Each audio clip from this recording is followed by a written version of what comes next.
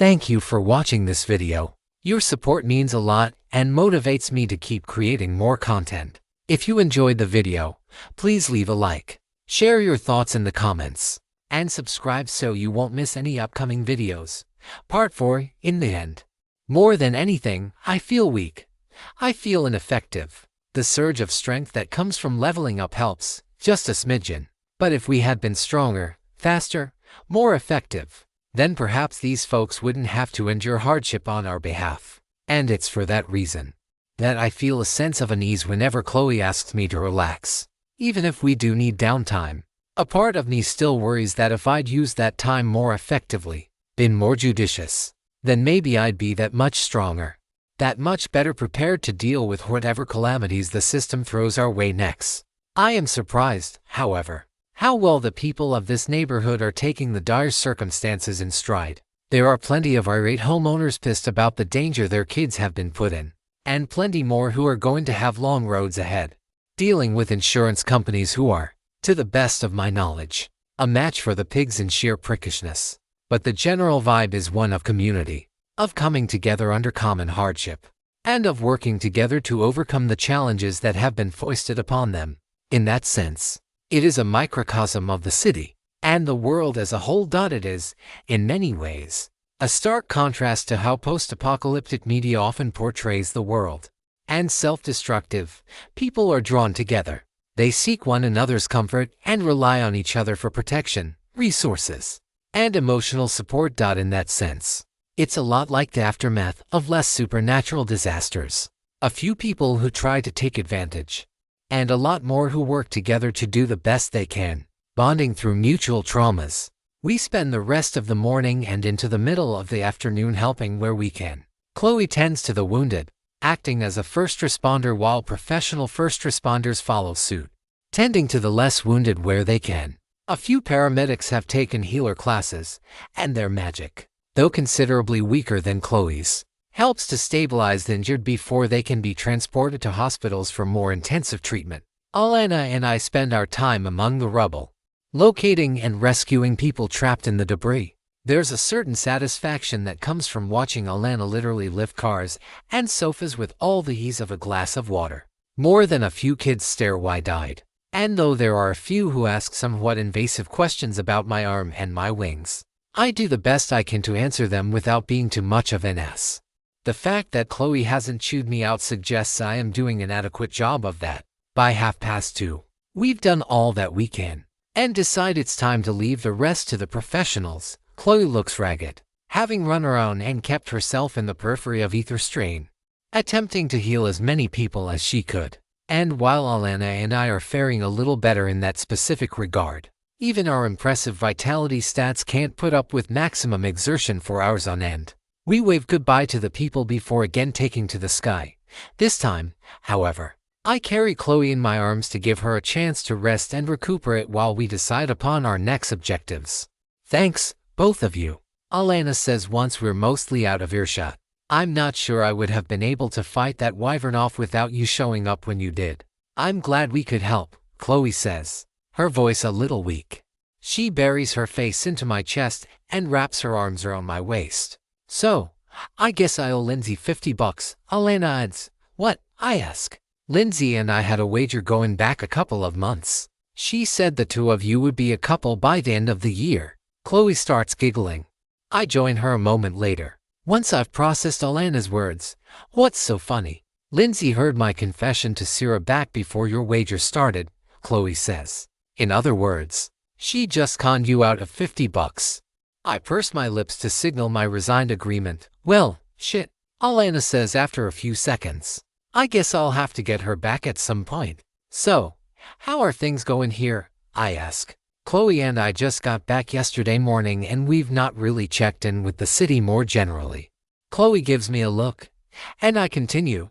In truth, the two of us are supposed to be taking a couple of days to rest and relax after everything we've dealt with recently. In fact, that damn wyvern interrupted our first date. Sorry about that, Alana says.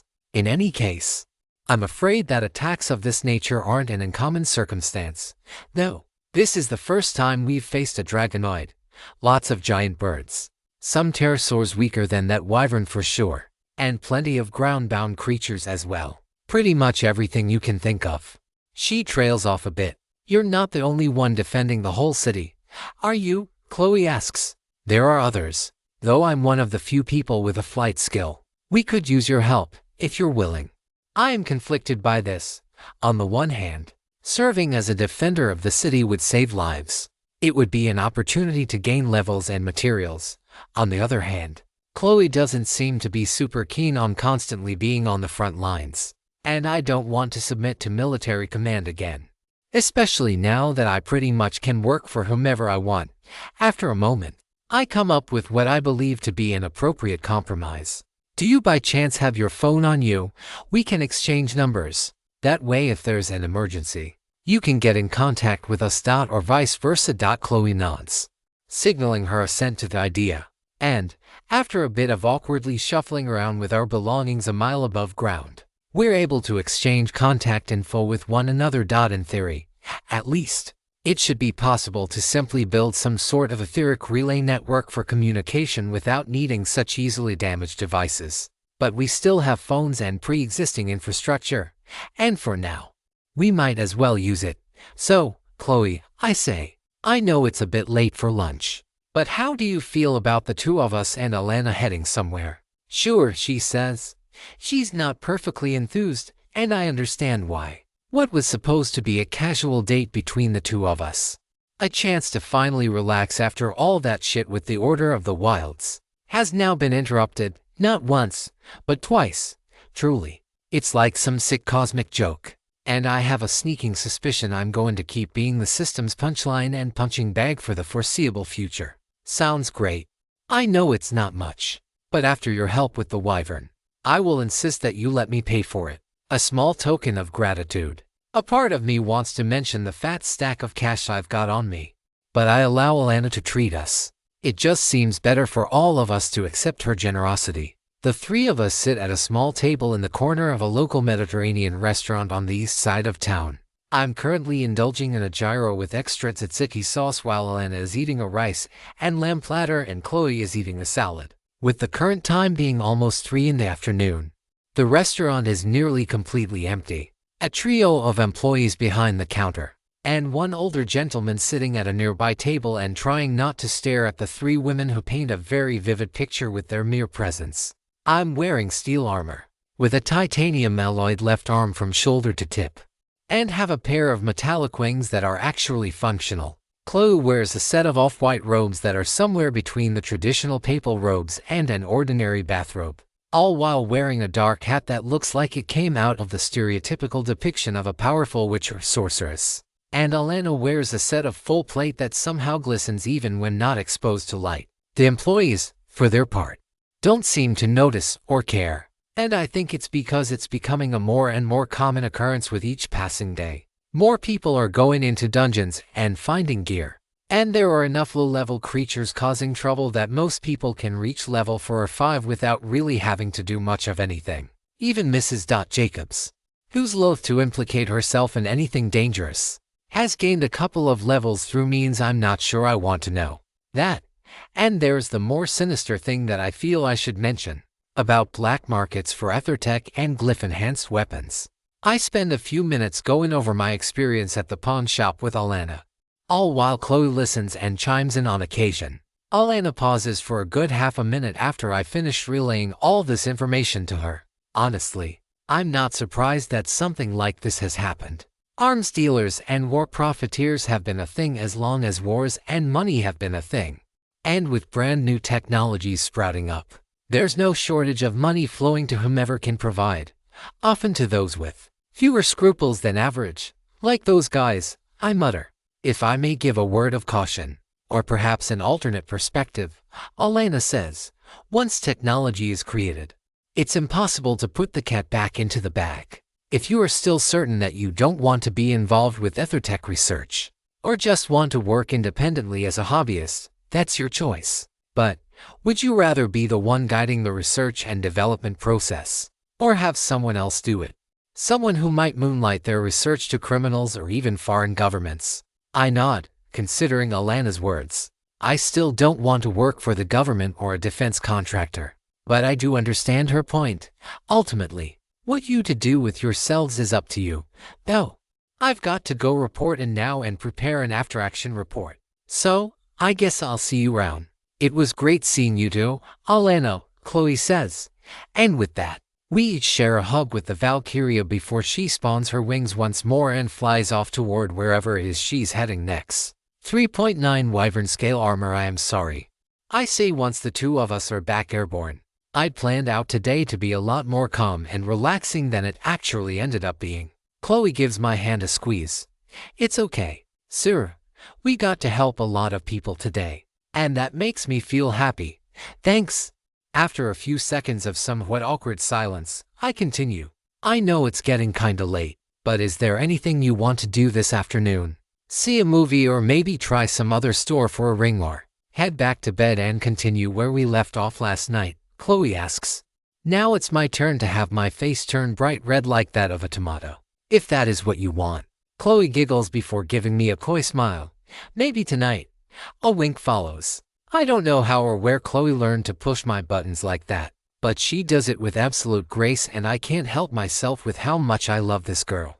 Actually, I have these wyvern scales now, I mention. I can't imagine they'll be bad crafting materials. And, I trail off for a second. I don't think Alana is wrong. If we're to keep up with what the system is going to throw at us next, we'll both need better equipment. Chloe gives an indignant look. You've got a pretty girl practically throwing herself at you. And you want to talk about dragon scales and crafting. I'm guessing you never noticed any of the guys at school hitting on you either. I shrug. I seem to be doing pretty well in that department. No complaints. Chloe grins. Good answer. We make our way back home in short order. And, unsurprisingly, the first thing we both do is take a bath. Not together, though, after dealing with the wyvern, and then running around in the hot summer sun for several hours, tending to the wounded and providing emergency aid. We're both stinky and trying to get clean, not get dirty again in a different way. Surprising me, however, is the fact that my earlier conjecture was correct. Despite the midday sun barreling down on both of us for several hours, neither of us has more than a light pink tint to our skin. I feel no pain beyond a warm sensation to the touch. I finish up in the shower and make my way back downstairs to the kitchen table. And honestly, I really do need a workshop of some sort. These wyvern scales are something. They don't weigh particularly much. I'd say their density is closer to that of my arm, and about half that of iron or steel. They are thin, a thickness maybe double that of my fingernail, and they are stupidly strong, even without the wyvern's vitality reinforcing it. It doesn't snap even when subjected to enough force to bend my simple buckler. Even more impressively, the scales have a natural resistance to ether, something I'll learn as I attempt to cut it with a thin blade formed of my intermediate ether manipulation skill. It does cut, but it's far more durable than I'd expected. Like trying to, actually. I can't come up with a good metaphor in this situation. In either case, I decide to test a few weak spells to see how the disc-shaped scale holds up to magic attacks more generally. Outside, on the driveway, where I hopefully won't set any part of the house or Mrs. Jacob's lawn on fire. It's not perfect. Of course, I'm pretty sure some of my spells can explode concrete, but it's the best place I have on short notice. First, I start with a fire spell. Just fire and straightness for right now. Choosing not to go any further than a simple ray of flame. I hold the spell for about 5 seconds. The concrete starts to glow a faint red due to black body incandescence.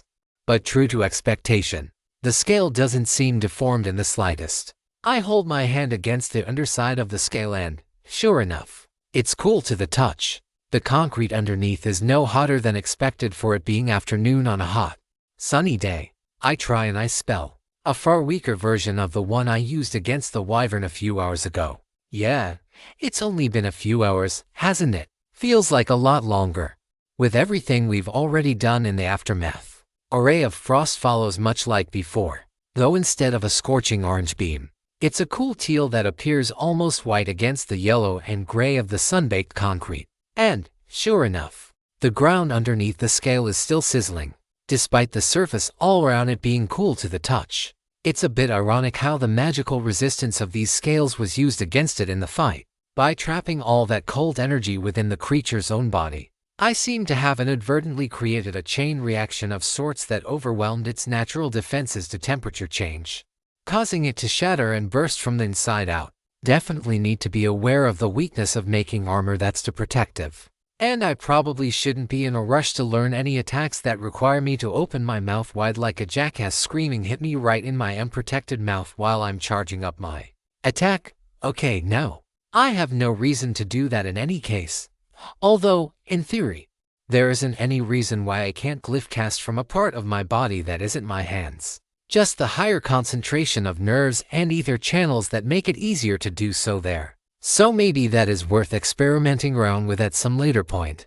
I don't have any good way to test the scale's resistivity against electrical attacks, although I can't imagine it's inferior in that respect. Instead, I try one last thing, channeling wine together with sharpness and linking the two glyphs together to form the shape of a rudimentary wind blade. Clutching the blade's hilt in my hand, I slam down the nearly invisible edge onto the outside edge of the scale.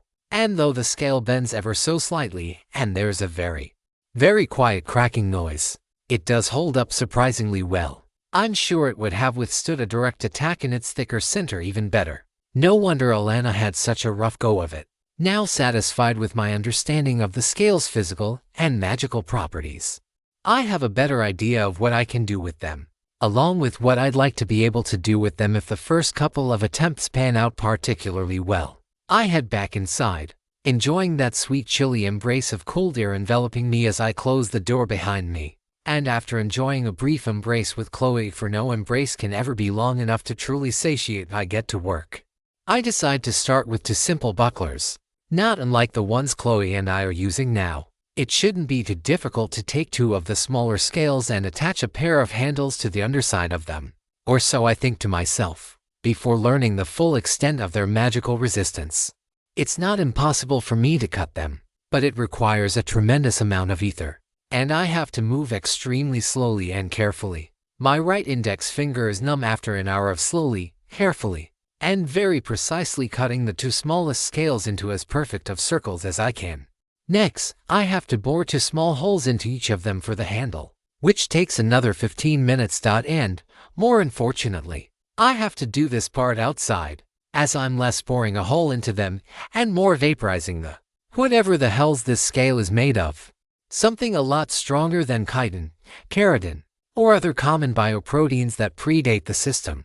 And the system seems to acknowledge the difficulty of working wyvern scales using nothing but a blade of concentrated ether. Your intermediate ether manipulation rank she has upgraded to intermediate ether manipulation rank 13. Now for the handles, which is its own can of worms. Steel would be the obvious go-to, but the metallic handle and screws needed to fasten it in place would defeat the whole heat resistivity benefit of such a shield. What's the sense of being able to resist heat and flame if I'm just going to succumb to conduction burns anyway?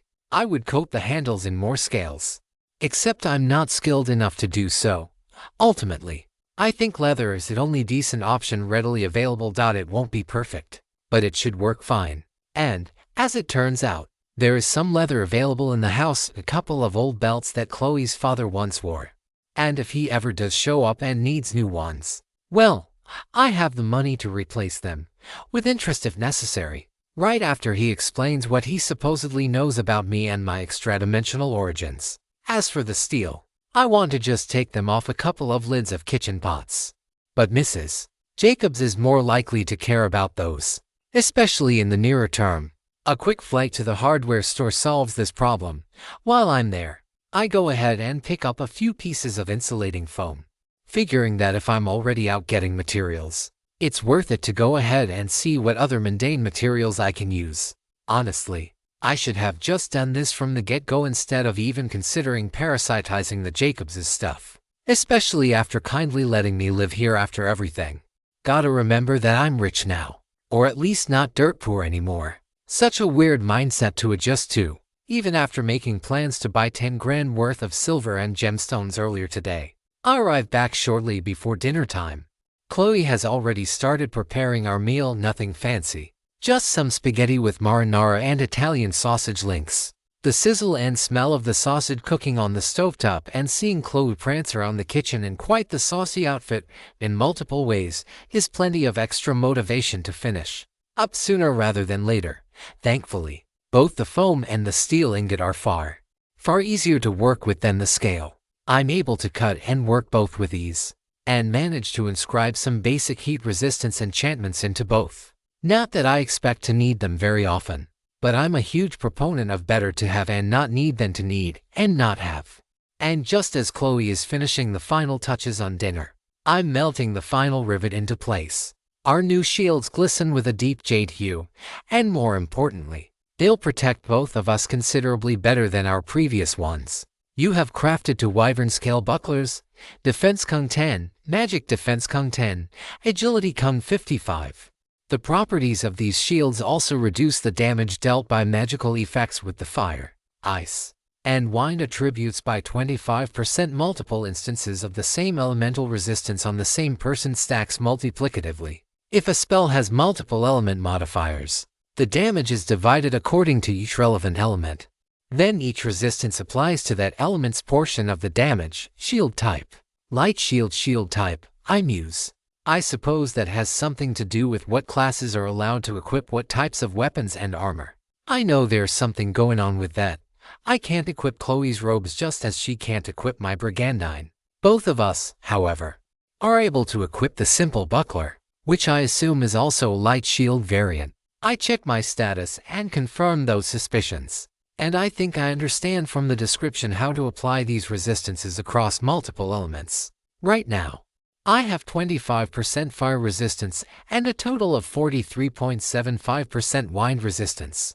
If I am dealt 100 points of damage, which is considered both fire and wind, the system will treat the spell as though it deals 50 points of fire damage and 50 of wind damage, causing me to take, doing the math here, a bit under 66 damage total. But why am I just getting this information now? Is this knowledge I'm gaining because I've reached the level 30 to class change? Or maybe because of my angelic insight skill? Or just because I've finally gotten a piece of armor with multiple elemental properties? Something to think about later. For now, however, it's time for dinner. I look down at the table and the mess I've made.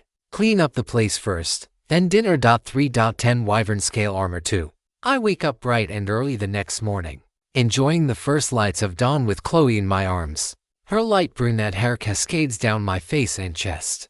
And like it always does, it smells so damn good.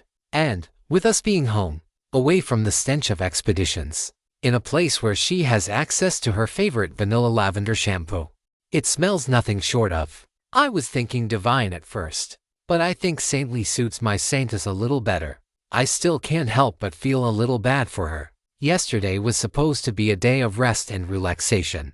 We were supposed to take it easy and actually relax for a day. Get away from the fighting, take it easy, have a nice, calm date, and spend some time together as a new couple. But then, a damn wyvern had to fly into town, reminding me exactly why I can't get nice things. We saved hundreds, if not thousands, of lives. But it's equally a reminder of the consequences of relaxing too much. As enjoyable as necessary, from time to time it is to step back and enjoy quieter moments like these. Danger still lurks just beyond our bedroom walls.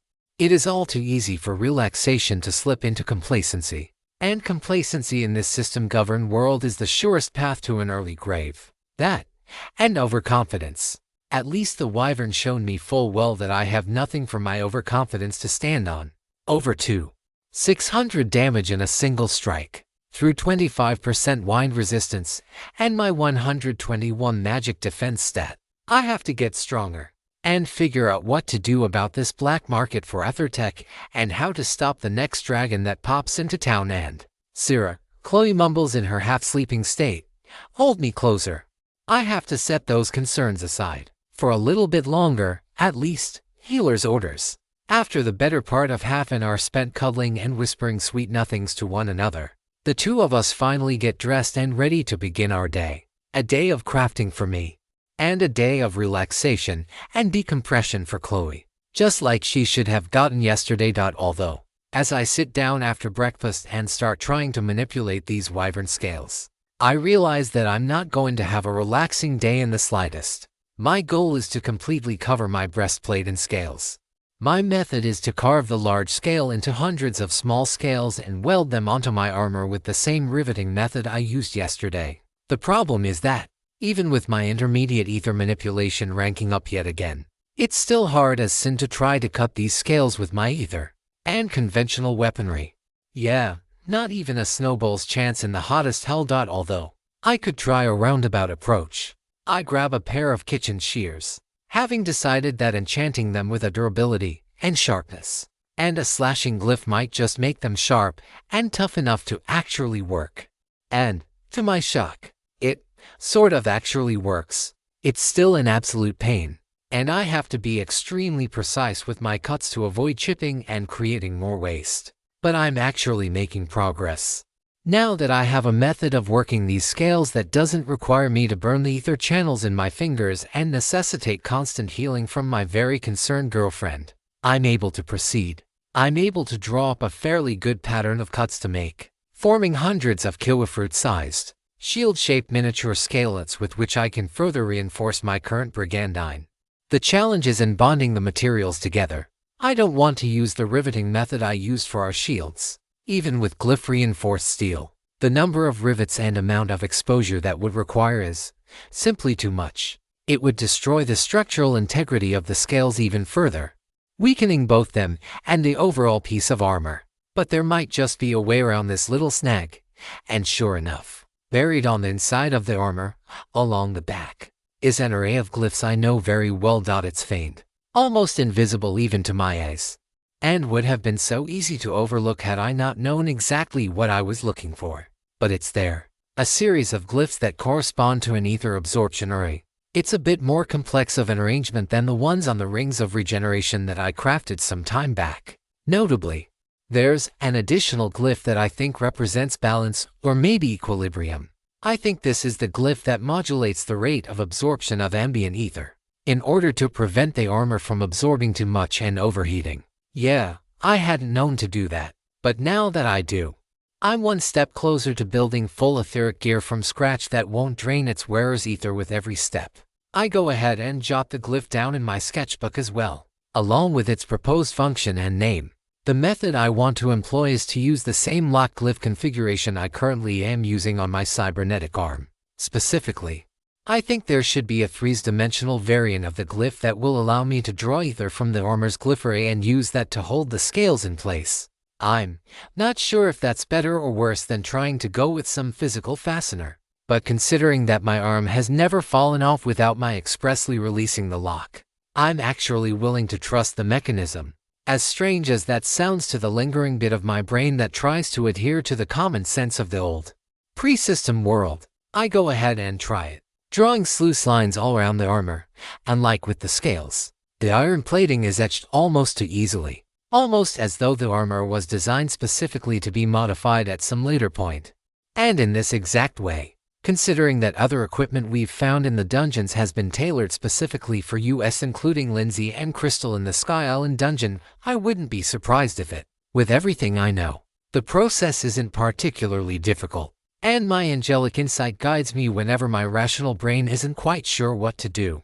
In fact, it's rather relaxing, sketching my vision for my new suit of armor, then undertaking the steps to effect that vision into reality, cutting scales and etching sluices, bonding and locking scales into place. I'm not able to make a three-dimensional locking as I'd hoped, however. Making two mirrored glyphs and then overlaying them upon one another ends up performing the same function. And the bond is strong. As in, strong enough that it's a real pain in the ass to try to adjust the scales once they've been properly slotted in place. I can do so by disrupting the sluices holding them together. But it'll be pretty difficult once the whole suit is properly formed and all of the armor is properly covered. Or at least, it would be the case. If not for the other problem I have. I simply don't have enough scales to coat the entire surface. I do, however, have just enough to cover my shoulders, my front, and my back. So, I do as much as I can. It does require that I reroute some of the sluice channels, though, to avoid the relatively more exposed areas on my sides and the inside of my arms. Not impossible. just a little time-consuming. It's 11:30 by the time I've finished sketching out the final design specification and etching the sluices into the project. All the while, Chloe has been sitting on the couch, alternating between asking me questions as my very cute rubber duck and scrolling through social media feeds, trawling the internet for the latest happenings throughout the world. And fortunately, it seems the sorts of attacks from wyverns and other dragonoids isn't as uncommon as I wish it would be. And not every city had theirs dealt with quite so easily. At least 2 Springfields across the country got ravaged really heavily over the past week, with economic damage from each attack currently estimated in the billions. At the same time, there are just as many reports of heroic adventurers who rose to the challenge and defended their hometowns from these vicious beasts. Lindsay and Stefan were featured prominently in one such article that Chloe showed me. I swear, for being a special operative and a former member of the Rangers, Lindsay sure has taken to the relative spotlight with poise and, well, I'm just glad I'm not in her position. I am, however, glad to see that the two of them are happy and seemingly happy together. I know it's not even been half a week yet, but I do desire to fly over and see how they're doing for myself. Even more interestingly, and I'm not sure if this is a good or a bad thing, I've become something of a celebrity in certain circles, mostly academic ones. The work I've done documenting glyphs and the basic principles on EtherTech has spread far and wide, which I actually think might be a good thing in the long run. That information was going to get out sooner or later, and I'd rather it be available to the general public than locked away in the hands of governments. That doesn't mean I feel no responsibility for what ne'er-do-wells like the folks from that pawn shop are trying to do with that technology. What I do worry about, though, is that EtherTech currently enhances, rather than mitigates, the divide between people. Even the best sword or most enhanced gun is nothing but a hunk of metal if its wielder lacks skill. It is, in a sense, the exact opposite of how ordinary guns functioned in pre-system society once they became more widespread. I think there was a marketing slogan to the effect of God made men, and guns made men equal or something along those lines. But the same isn't true for EtherTech, and that is a path full of unfortunate implications for how society and politics will develop going forward. At least, that was true for the first generation of EtherTech, devices that relied on a person's own ether reservoir to power themselves. Devices that only function for a person strong enough to wield them. But now, things are a lot different. EtherTech is about to be revolutionized and democratized, at least to an extent. I doubt many people will have armor made of wyvern scales or wings that allow them to soar through the skies under their own power. But now, in time, maybe they will. It's a brand new world awaiting us, and I think, after everything, it's right to go ahead and reveal this big revelation to the people more broadly. Right after I finish my new suit of armor. It's tedious, but not difficult, to lock all the hundreds of scales into place.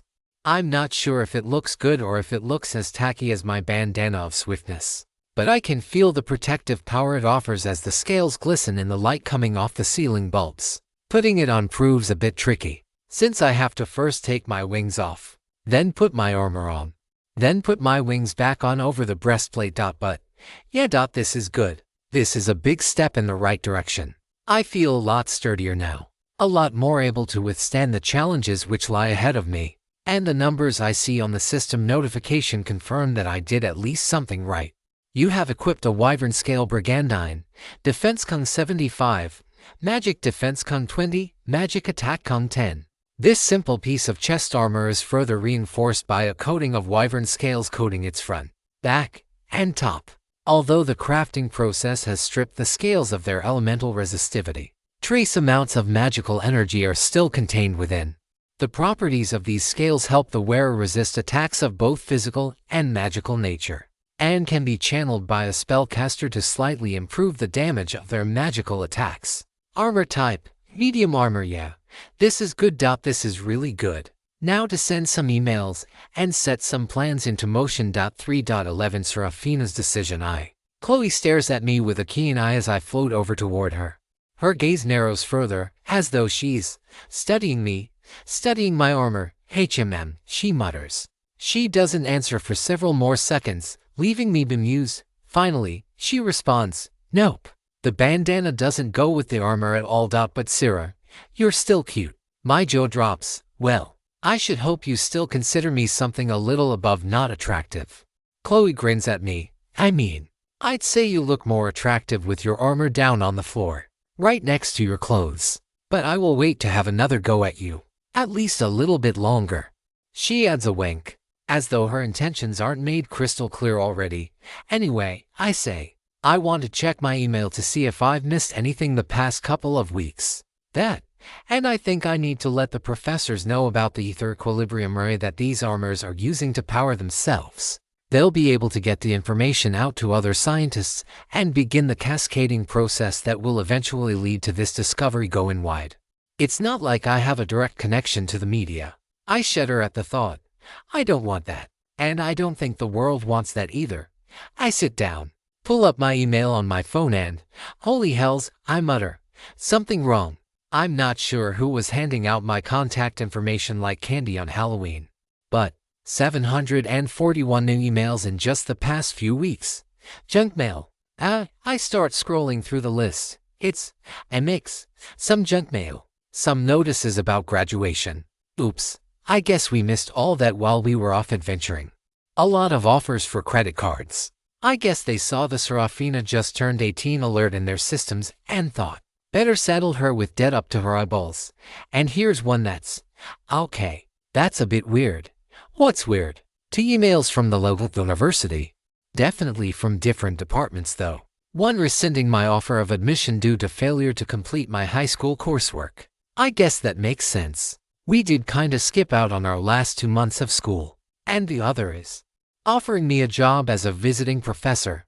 Apparently, that second one even addresses me as Dr. Seraphina Mortensen. Maybe they thought those treatises on glyphs and ethertech you wrote were a doctoral dissertation. I mean, I'm sure if we headed back and talked to Drive Winfield, he'd probably say it counted. I chuckle at the idea of little old me standing up in a lecture hall in front of students twice my age, trying to explain how magic works in an actual, professional academic setting.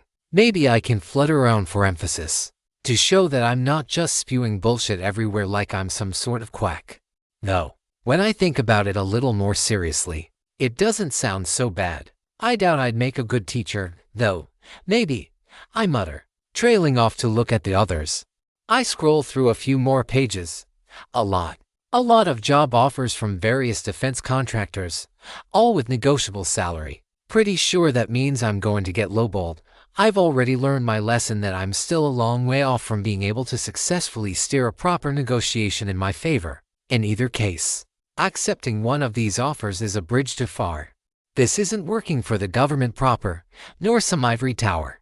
I don't mind the latter, and I was able to tolerate the former, even though I didn't necessarily like it. But this would working for actual war profiteers, merchants who profit upon the industry of death. I still need to be able to sleep at night, and there's no way I'd be able to do so working for any of these options. In truth, a lot of these offers are rather appealing. But there's one thing that keeps me from wanting to settle down and take one of these, admittedly lucrative opportunities.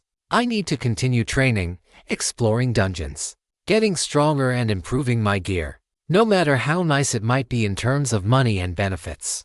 I'm not going to be able to fight the system if I stay comfortable working in an office behind the vanguard.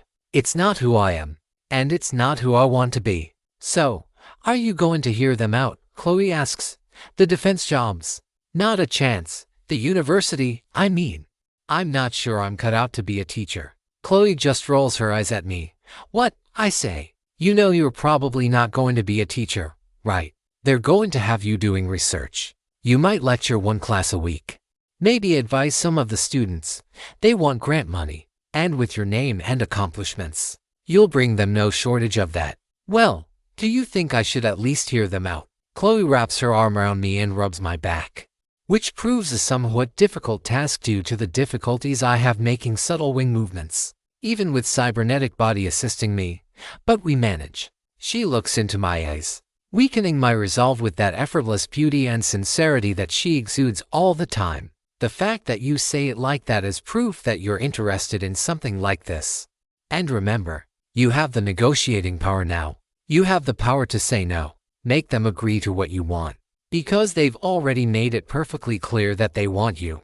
Wow, that glint in her eyes as her fingers trace underneath the back of my new armor. So full of mischief and passion and desire and so many other emotions that rile me up.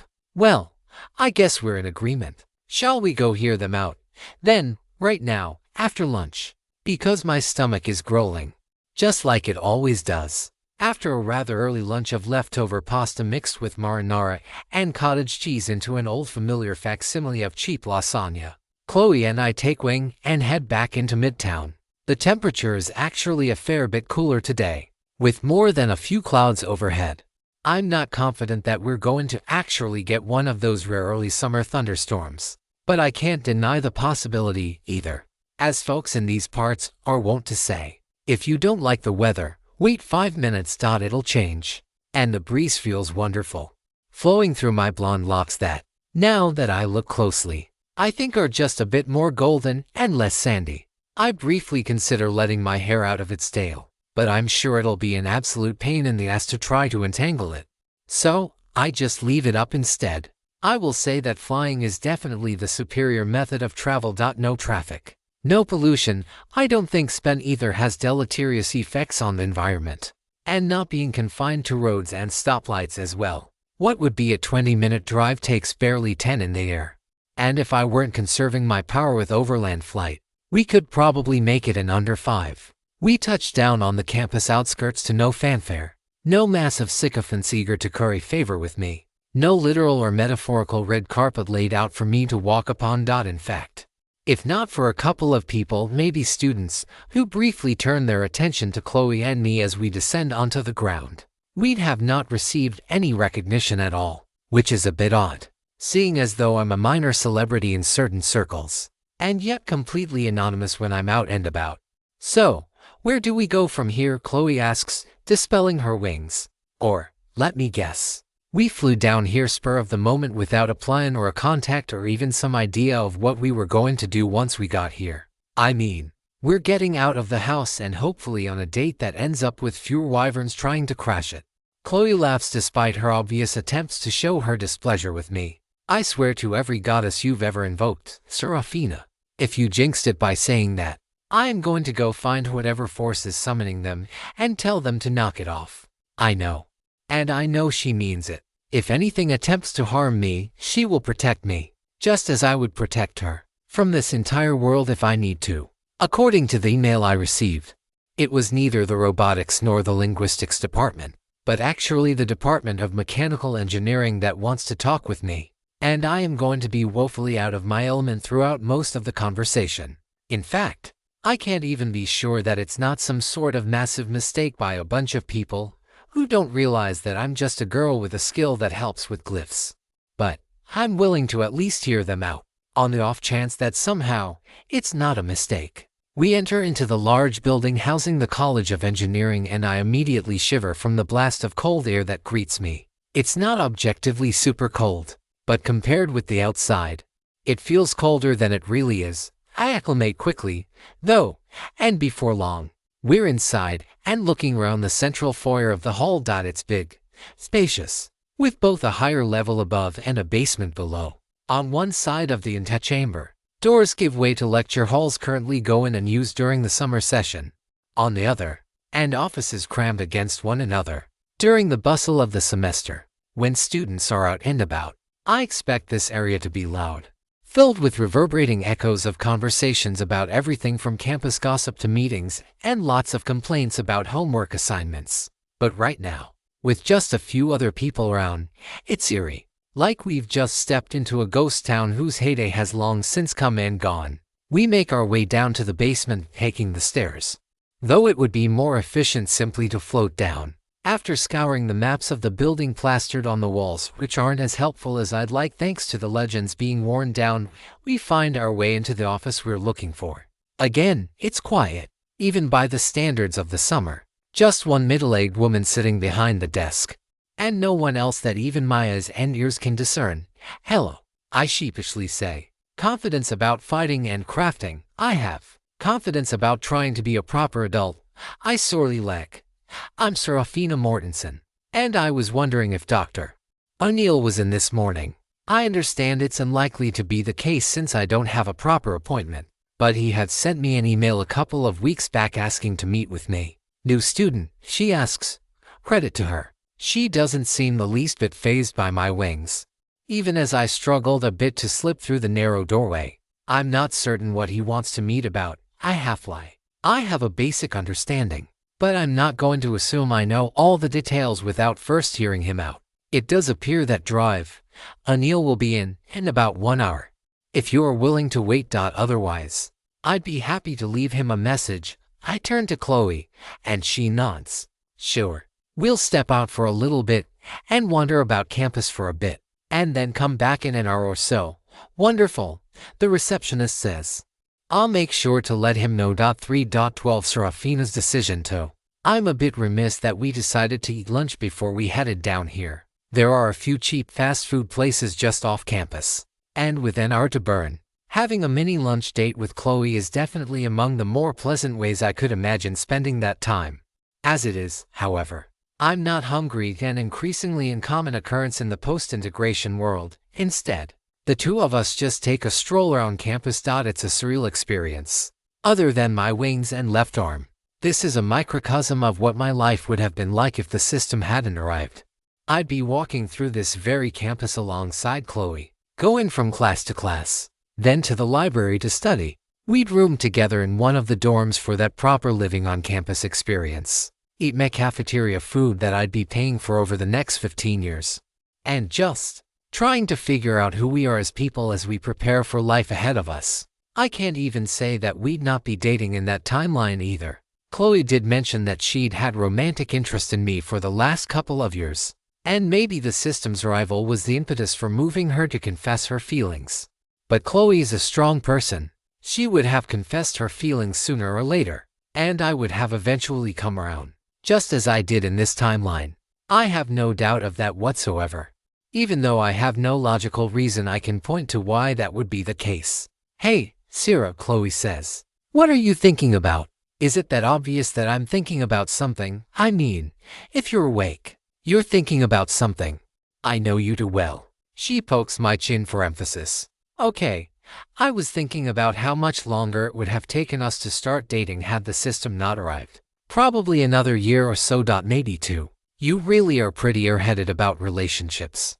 I'm sorry that I don't have a lot of experience with this sort of thing.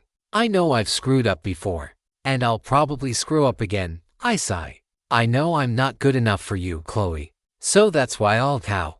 Chloe whacks me on the forehead. None of this not good enough for me crap, Seraphina. I chose you because I love you. Because you're the one I want by my side. Not because of some arbitrary good enough metric. Like I said, working on it. Chloe sighs and wraps her arm around me. As before, it's still a little difficult with my wings, but we're eventually able to get into a comfortable position. I wrap my wing around her as we walk, and I admit to myself but not to Chloe that I'm subtly pulling her in a little closer than might be completely comfortable for walking around like this. As we stroll around campus, we pass by a man and a woman, the students, I presume. Each looks only a year or two older than Chloe and me, both with fair skin and light brown hair.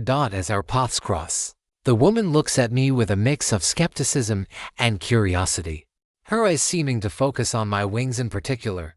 Are you two adventurers? She asks. I nod. I don't know if I'd call us professional adventurers, but yes, we've done adventuring work. In truth, I'm not sure how adventuring companies and such even work.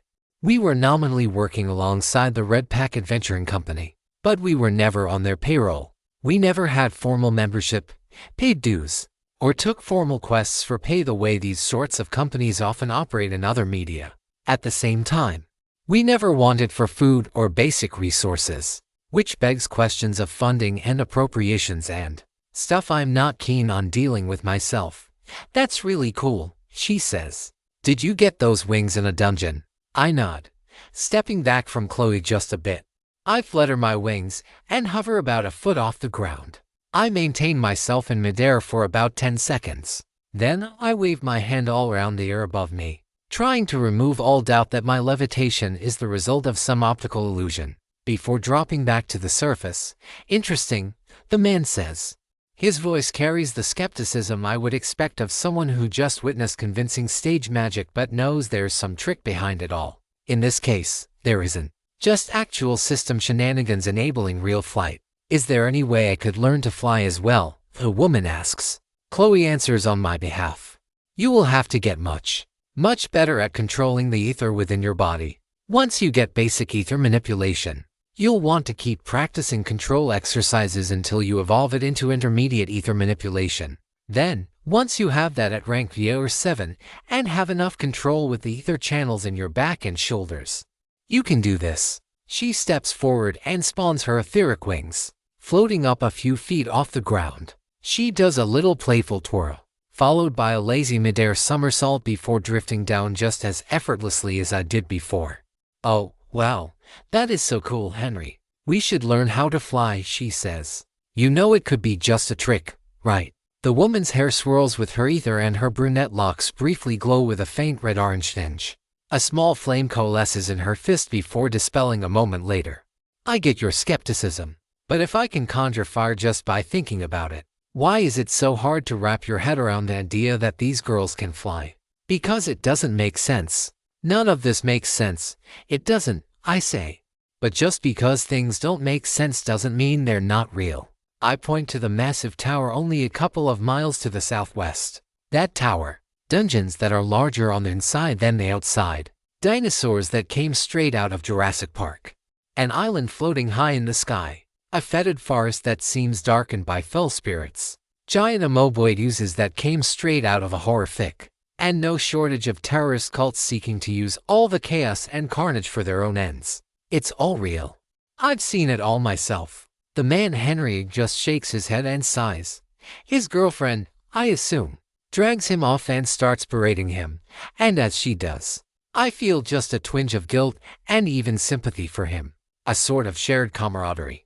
After how many times I've been in his shoes over the past couple of months, getting chewed out by Chloe for my risk-taking and general lack of a self-preservation instinct. I wouldn't give up Chloe or ask her to change one bit. No, not for all the gold I could carry. She slips back into the embrace of my right wing, her hand grasping my own as we continue walking for a bit longer. You're not mad at me, Chloe asks. Why would I be mad? For telling them the steps they'd need to take in order to learn how to fly. She nods sheepishly. No, I'm still not keen about handing out power to people like candy, nor building weapons for folks. But recent events have shown me that that ball is no longer in my court. You mean those black market arms dealers from yesterday? I nod. I don't like doing the same. But it's better that everyone has access to other tech than for it to be held exclusively in the hands of the government and those with the money and resources to procure them through shady means. Remember, Sir. Chloe trails off and looks around. You might feel like you have the weight of the world upon your shoulders, but you can't do it all alone. I feel like I do. Sometimes, I mumble. That's why I'm here, right? Chloe shakes her head. There might be things only you can do, but there are things that I can do, that all of your friends can do as well. She pauses for a moment. I get that you have a destiny, as the inheritor of the anomaly, but I'm scared for you. And scared that you're going to try to push me and everyone else away. I wrap her around into a hug, bringing my wings around the two of us. It might look a bit awkward, the two of us embracing behind a thin veil of magical steel, but Chloe's comfort is far more important than appearances. If anyone stares or looks at us funny, then screw him. I need you, Chloe. I whisper. We've only been dating 10 days now, but even so, we've been so close for so long before then. It's not that I can't imagine a world without her, but the thought is so revolting that I can't stomach doing so for more than a couple of moments. My mind briefly races, but my thoughts are grounded as the two of us embrace more tightly. Chloe is here. She's alive. She's by my side. She's well and uninjured, and the two of us are together and side by side. And whatever happens going forward, we'll find a way through together, just as we always have. And you, Sir. She whispers back. We continue our stroll through the campus grounds for a little longer. I try my best not to get wrapped up in all the anxiety of the upcoming meeting. It fails, of course, as trying hard not to think about something is the surest way to doom spiral around that very thing. but Chloe's presence and the quiet chat we have about, well, everything and nothing. That is a balm upon the soul that nothing else can quite match. I think I'm going to start telling people about the methods of Ethertech and glyphs more broadly. I whispered to Chloe. I didn't want to for a long time. I understand your hesitance, Sarah, but I am inclined to agree that, yeah, I think that's the right call. Whatever will happen afterwards, we'll deal with it together. Yeah, together sounds good. It feels like not all that much time has passed. But before I know it, Chloe alerts me that 50 minutes have passed. It's time to stroll back in the general direction of the opposite side of campus where our meeting is scheduled. And, as we get closer, I notice quite a few more cars starting to pull into the parking lot. Some sort of big faculty meeting going on here. I guess that's why Dr. O'Neill is planning to be in. With any luck, he'll be able to squeeze in a few moments with us before this big meeting. Or maybe it's just a coincidence, and likely. Coincidences of that sort do happen. But it's best not to assume coincidence in these sorts of scenarios, especially when there are so many potential negative outcomes. What if this is connected to the black market arms dealers? I shake my head. Just a bundle of nerves. I highly doubt a bunch of university professors are going to risk their tenures working with the seedier population. Not when they likely have best access to the spigot of grant money from. Well, I'm not sure who all would give these kinds of grants. And I suspect I'd rather not know every entity writing the checks. We make our way back, doing our best to slip through the crowd of about 3 dozen gathered faculty, only about a quarter of whom are women. Many are dressed professionally, including suits and ties on the men. The others are at least business casual, with collared shirts, dress slacks, and appropriate shoes. Of course, Chloe looks cute in her robes like the saintess she is.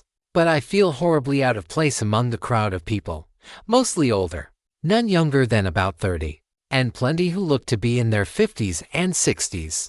Wouldn't be surprised if a few of them claim to be septuagenarians. A few people give me a glance, but more than that, people are glancing at my arm and wings. And from the whispers that are going about, people actually know about my arm. I guess communication and collaboration between the faculty of different universities is pretty commonplace. And then a really scary thought invades my mind. One which I dare not mention, lest I jinx myself.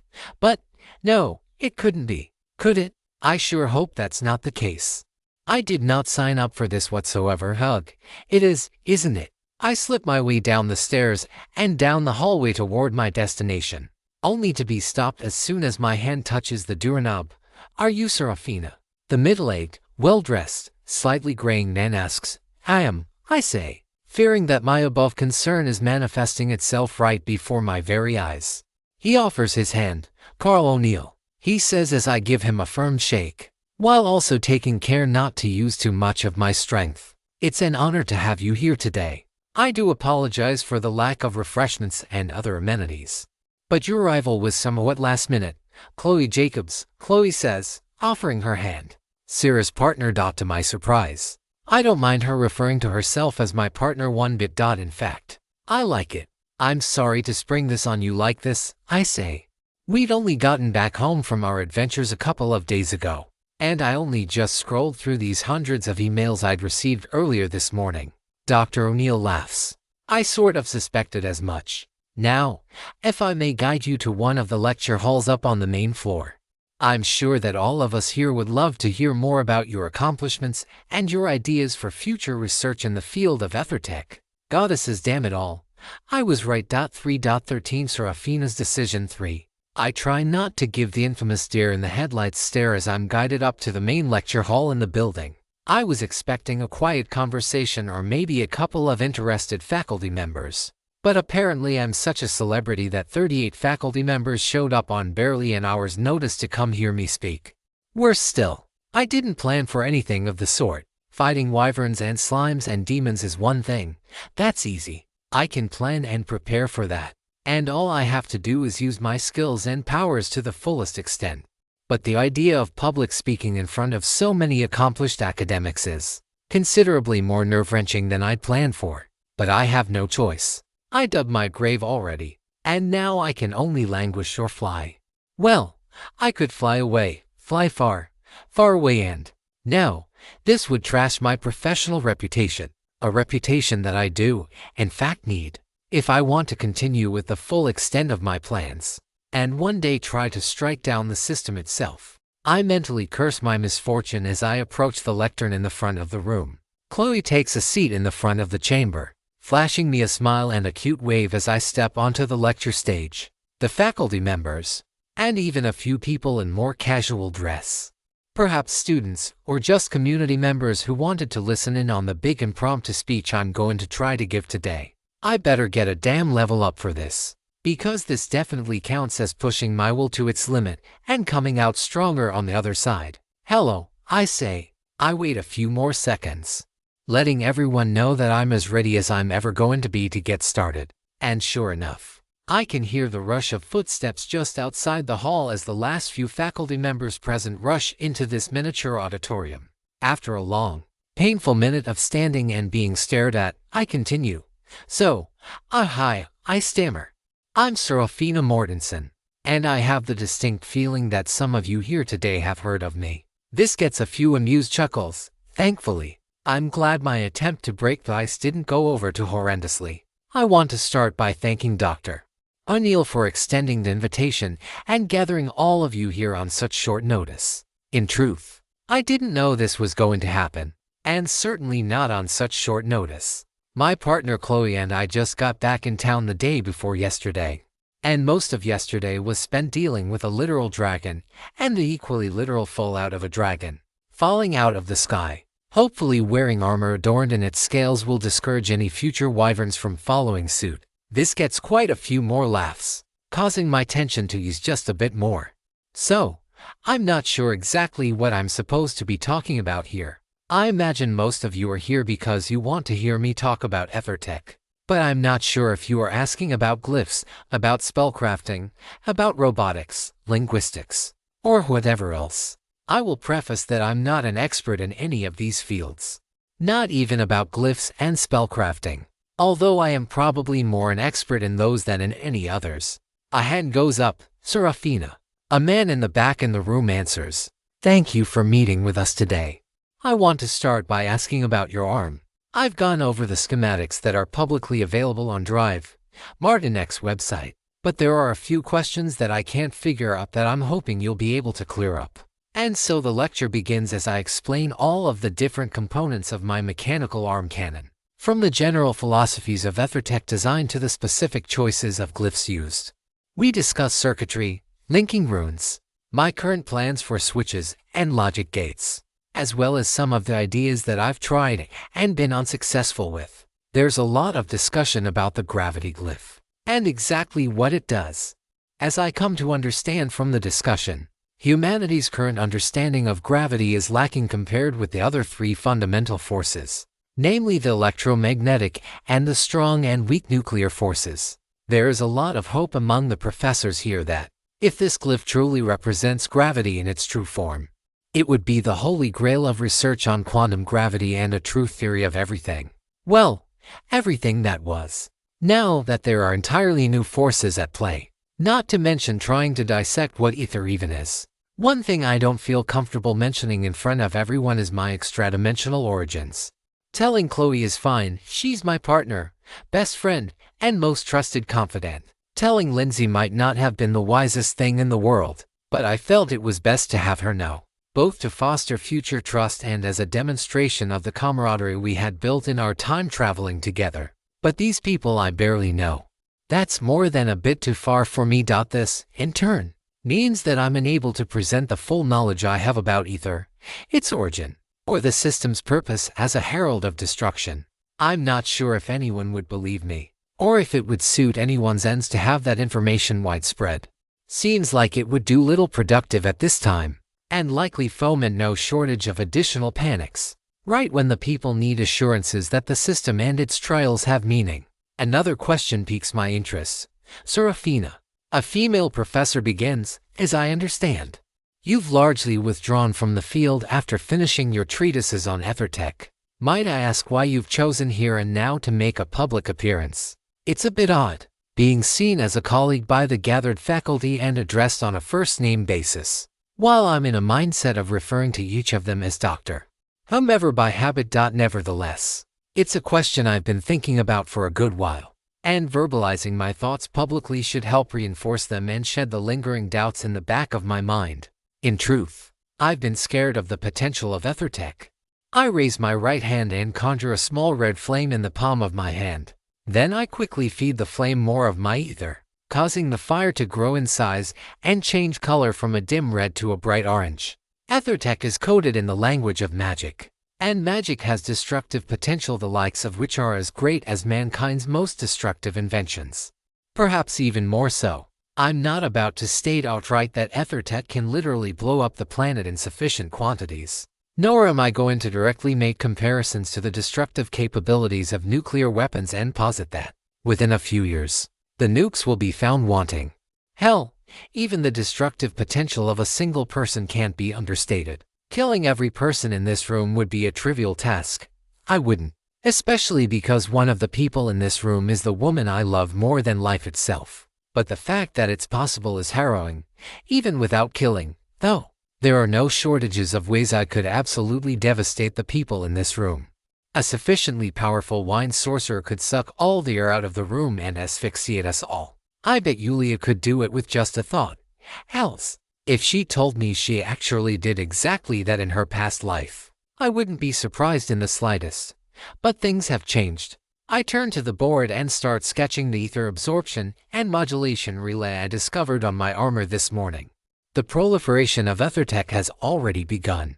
Weapons appearing in the black market, made by anonymous enchanters. They could be anyone, operating anywhere, maybe even one of you in this room.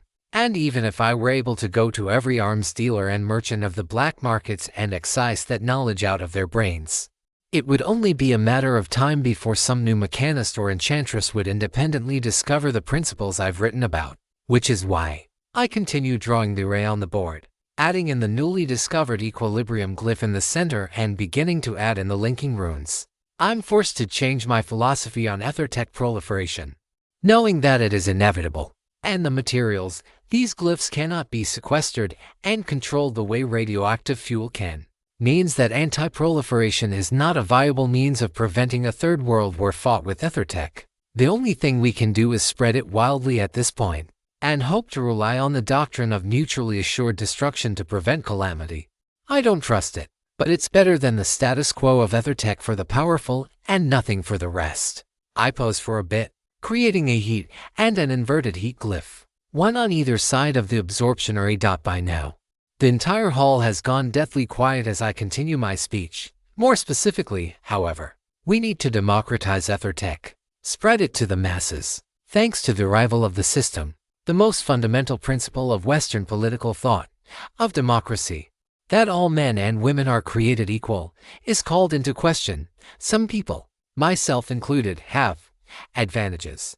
I choose to remain deliberately vague here about the nature of my rebirth, or my Seraphina over-limit trait, and fair ones that throw into question the idea that hard work and merit can make one successful. It's not like there weren't people with advantages before, people who came from money, people who had a teacher or a mentor take an interest in them from a young age, people who had parents who gave a damn. My advantages in the old world were few, but that's one big one I had over a lot of kids in our neighborhood. And ethertech in its original incarnation only exacerbated that divide. What good is having powerful weapons and armor if only the most powerful people, the ones with those advantages, can use it? It would invite tyranny of the worst degree. I pose for a moment, starting to craft all the linking runes and etching in the sluices on the whiteboard to a silent audience, many of whom have their phones out and recording.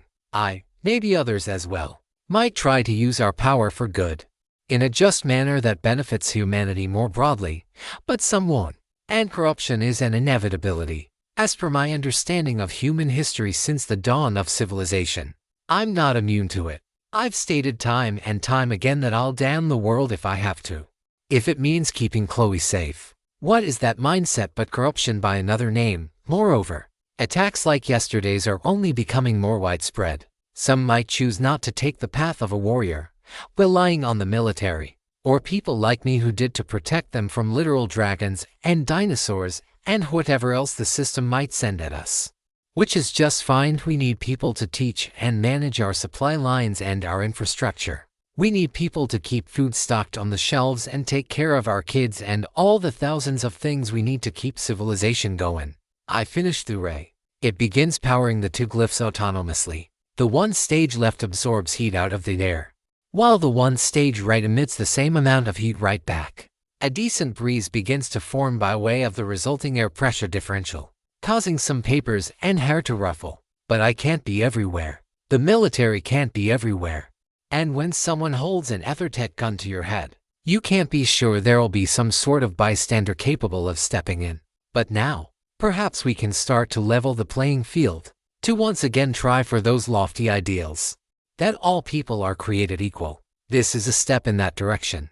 There's a lot of work ahead, and I don't know that I'm doing the right thing here. I have no shortage of doubts that I can't excise. All I can do now is hope that humanity isn't as short-sighted and self-destructive as it has proven itself capable of over the millennia. Any questions? Of course there are.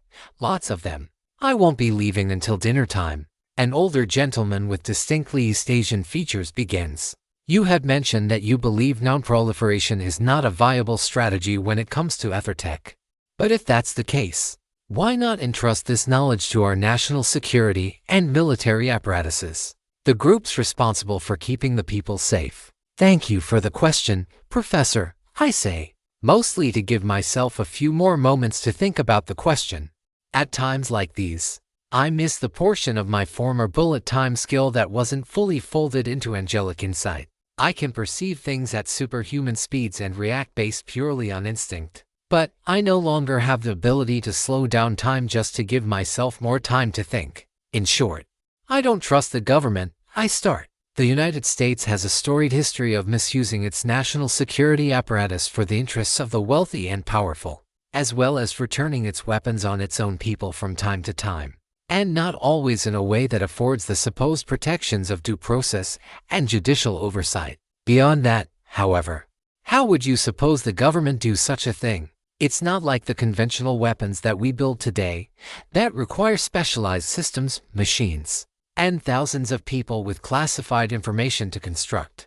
I just built a self-powering glyph array in a matter of minutes, with nothing but a marker and a whiteboard. I hold out my hand, manifesting a simple glyph casting ray of lightning and compression, creating something akin to a miniature Tesla coil. They'd seen me generate fire before, but demonstrating other elements helps prove my point that much better. And I don't even need that much if I want to cause problems. I say as I allow the gathered lightning to subside. In truth, I'm not sure if manifestation is an ability limited exclusively to me as the inheritor of the anomaly, or if others can do so as well. Glyph casting by drawing glyphs in midair with ether manipulation should work for anyone regardless, and still prove my point. If I can do this, it stands to reason that there are others who can as well. Chloe gives me a knowing look at this, understanding the point I'm making even though my logic is flawed. Thankfully, she nods slightly, almost imperceptibly. She more than anyone else in this room understands firsthand the dangers and potential that lies within EtherTech. And I'm glad I have her as a friend, lover, confidant, and moral compass. And so much more. The answer does seem to satisfy the professor, who nods with a conflicted expression on his face. Others are taking notes, and though I could read them, I do my best to maintain the faculty members' privacy. From time to time, I notice eyes that focus, staring blankly for a couple of seconds before returning to the conversation. I'm a bit surprised that people are getting the opportunities for new skills and higher skill ranks, but only a bit. I've gained a lot of my skills not on the battlefield, but in testing and experimentation of my current abilities. I've learned how glyphs and ether both work by using my own body as a laboratory, and in doing so, have taken abilities with only nominal effect on their own, and formed them into the core of my fighting style. It stands to reason that being taught the same principles I've learned autodidactically can also foment those abilities being realized as skills. Another hand goes up. This one from one of the few women in the audience, and a younger one to boot, likely in her early 30s, Seraphina. You just mentioned that you believe it isn't possible to regulate EtherTech, but for me and many others, Our highest priority is trying to figure out how we'll keep ourselves and our families safe. I've got a 2-year-old with my husband back at home, and I'm scared that if these sorts of weapons become more widespread, it's going to make it that much harder for me to keep him from harm. I close my eyes and pause for a moment to consider her words. I'm not good with trying to assuage emotions. Chloe knows that much. And it's hard for me to reconcile my mindset of not taking a risk is itself a risk with a mother's concern about eliminating all possible risks that might befall her child. I have no good answer, nor one that will properly alleviate the real concerns that she has. Ultimately, I have to give her an answer that will probably leave her and others in her situation very dissatisfied, and maybe even angry at me. And fortunately, the world is changing, and not in predictable ways. For a good while, I refused to work to build weapons for other people. I was afraid, just as you are, that people would use those weapons for ill. I was scared that our government would use those weapons against we the people. But I've been forced to reevaluate my stance on the matter in recent days. I pause for a moment for emphasis. The truth is, many of the things you have mentioned are already happening. Yesterday morning, while Chloe and I were out shopping, we were attacked by a group of armed guards with rudimentary ethertech installed into their handguns. I'm sure the incident isn't an isolated one, but had it been someone else, we might not have been so fortunate.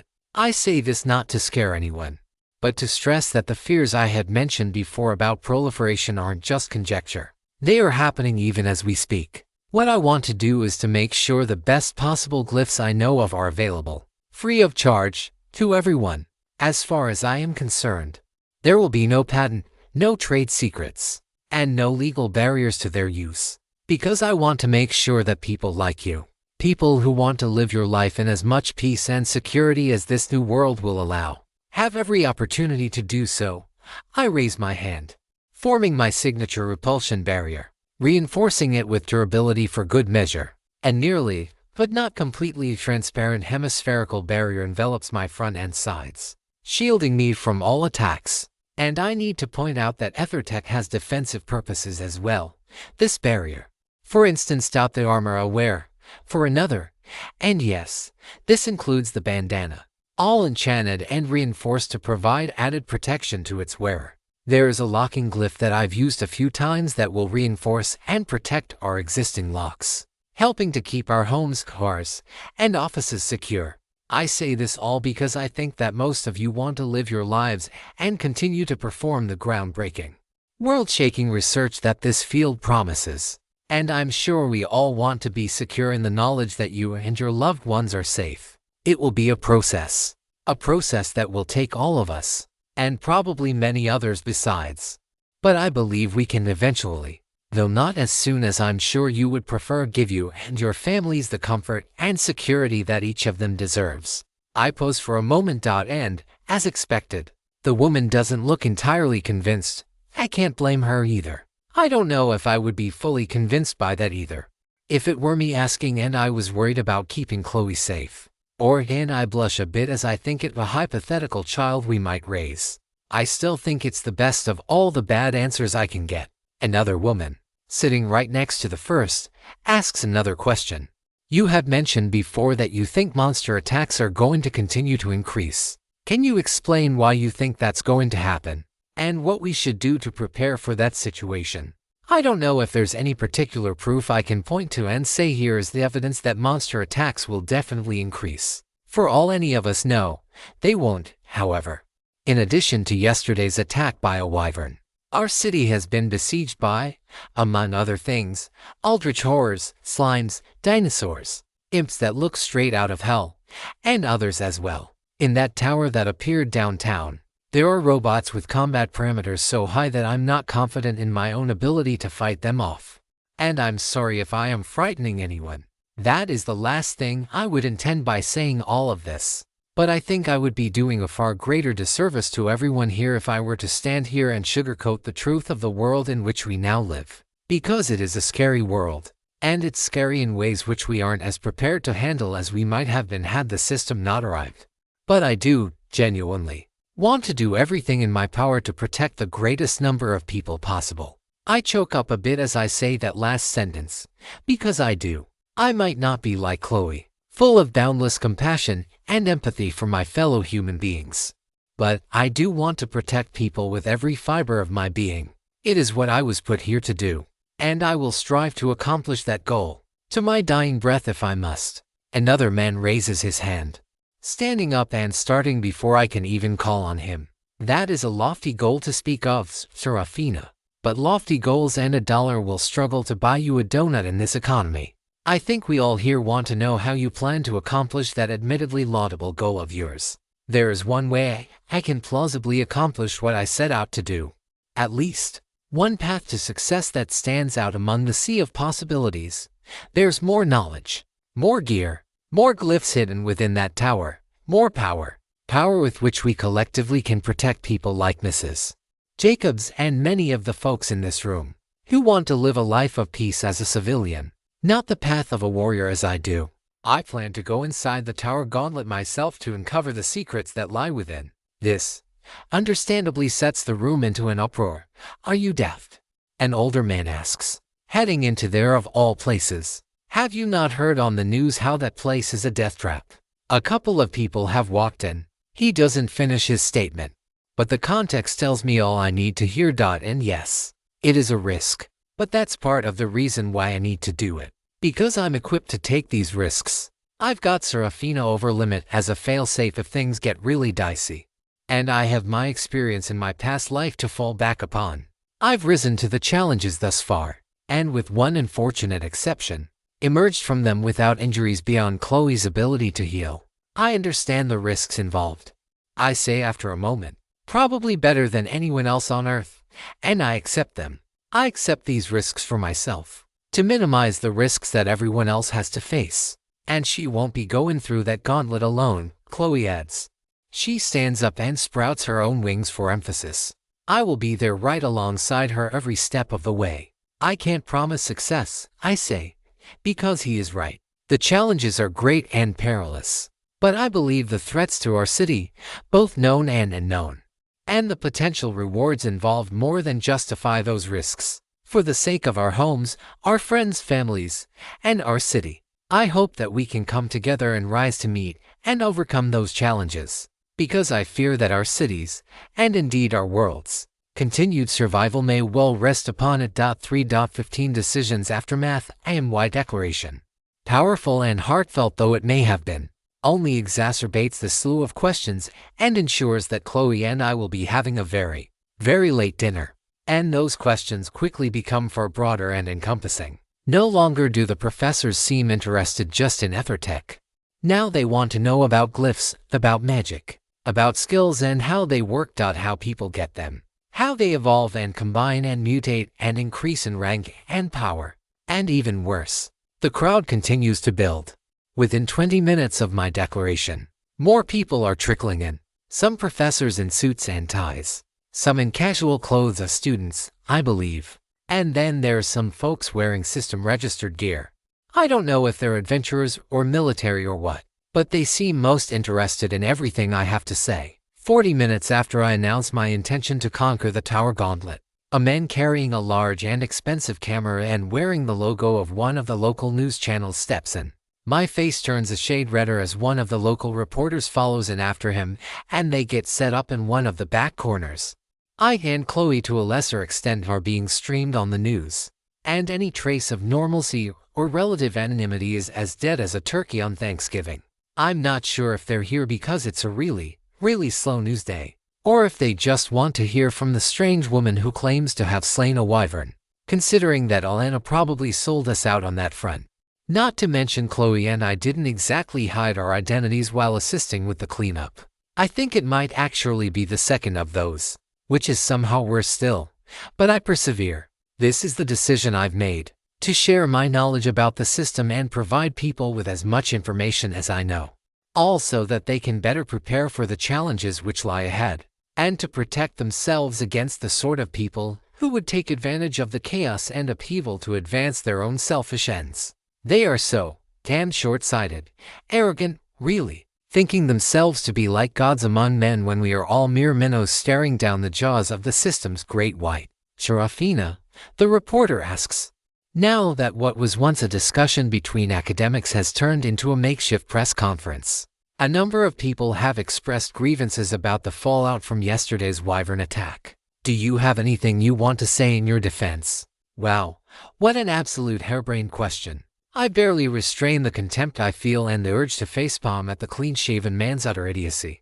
But I give him a sincere answer anyway. We dealt with a serious and imminent threat to life and property. In the midst of battle, we were more concerned with making sure that the creature was eliminated and that it couldn't cause more damage, or retreat and bring others of its kind back with it. Once we had defeated the creature, the three of us took what actions we could to mitigate the damage, to the best of our abilities with the limited time and ether still at our disposal. But could you not have? I've said my piece on the topic. If you or anyone else has any further questions on that matter, I would be glad to get you in contact with my attorney. I would hope that Good Samaritan laws would apply when we're defending the city from draconic invaders. But I'd rather not make an enforced legal error that could hurt my case. Yet more questions follow. The reporter keeps trying to push an agenda against what he is calling the perils of vigilantism, arguing that the appropriate thing to have done was to wait for the local police to get involved and attempt to negotiate with a being that was presumed, with no evidence of to be an intelligent being capable of communicating with humans. Not that appeasement and tribute have ever demonstrated themselves as suitable long-term solutions to these sorts of problems. What was the mayor going to do? Hand over a third of the city and declare that we have peace in our time or some bullshit? Most of the other comments and questions are far more interesting. A lot of people are asking questions about ether manipulation in particular. No doubt the result of the ether manipulation exercises I've spoken about previously, although it's a little bit different for each person and class. For me, I gained basic ether manipulation as a result of understanding my former flash of insight skill. Chloe gained hers by feeling the flow of ether moving through her body when casting a heal spell. People with physical combat classes, like sword fighters and martial artists, also have quasi-magical techniques that convert ether into supernatural effect. Lindsay's Arrow of Light and Alana's Valkyrie's Flight skills both fall into this category. It's here that I learn a little bit more about non-combatant classes, or professional classes, as they are called by many of those who hold them. As it turns out, there are ways for people with these classes to gain levels that don't require them to engage in actual combat, instead of focusing their willpower and growing stronger in trials by combat. People with professional classes improve themselves and their skills through the stress of performing their jobs under tight deadlines. The most notable example of this, as was pointed out to me by another audience member, was the task of restoring the nation's electrical grid following the system's myriad world modifications.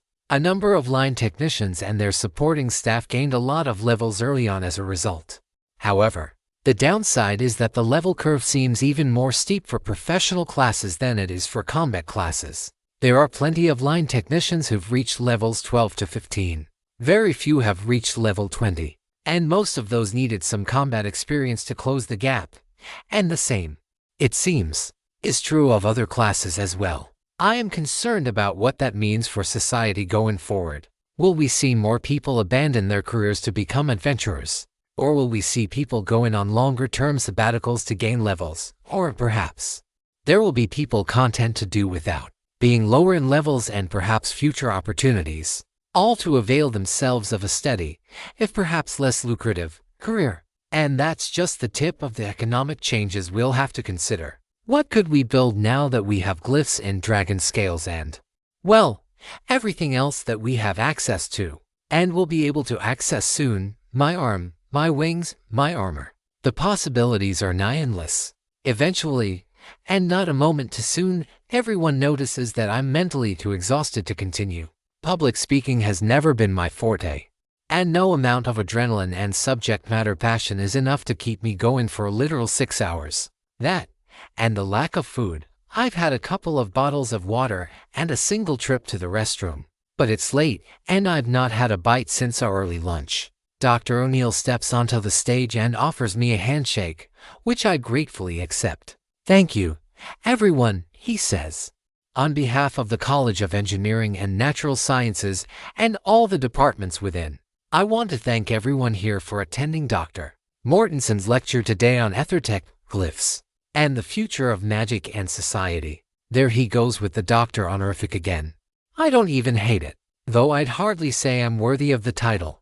I do, somewhere in the back of my mind, worry that I'm being buttered up for some request that still has yet to be revealed. Or maybe this is just a way of boosting my prestige, and by extension, that of himself and the college. I hope that everyone enjoyed the lively discussion, and I want to apologize for the lack of proper refreshments and other amenities for this lecture due to the extremely short notice on everyone's part. Although this could be directed toward me, he doesn't show any animosity in his eyes. I think he's admitting, in the brief moment our eyes meet, that he's admitting a bit of fault for throwing me to the wolves without more than a few moments to prepare myself. In that regard, however, it's not so different from combat.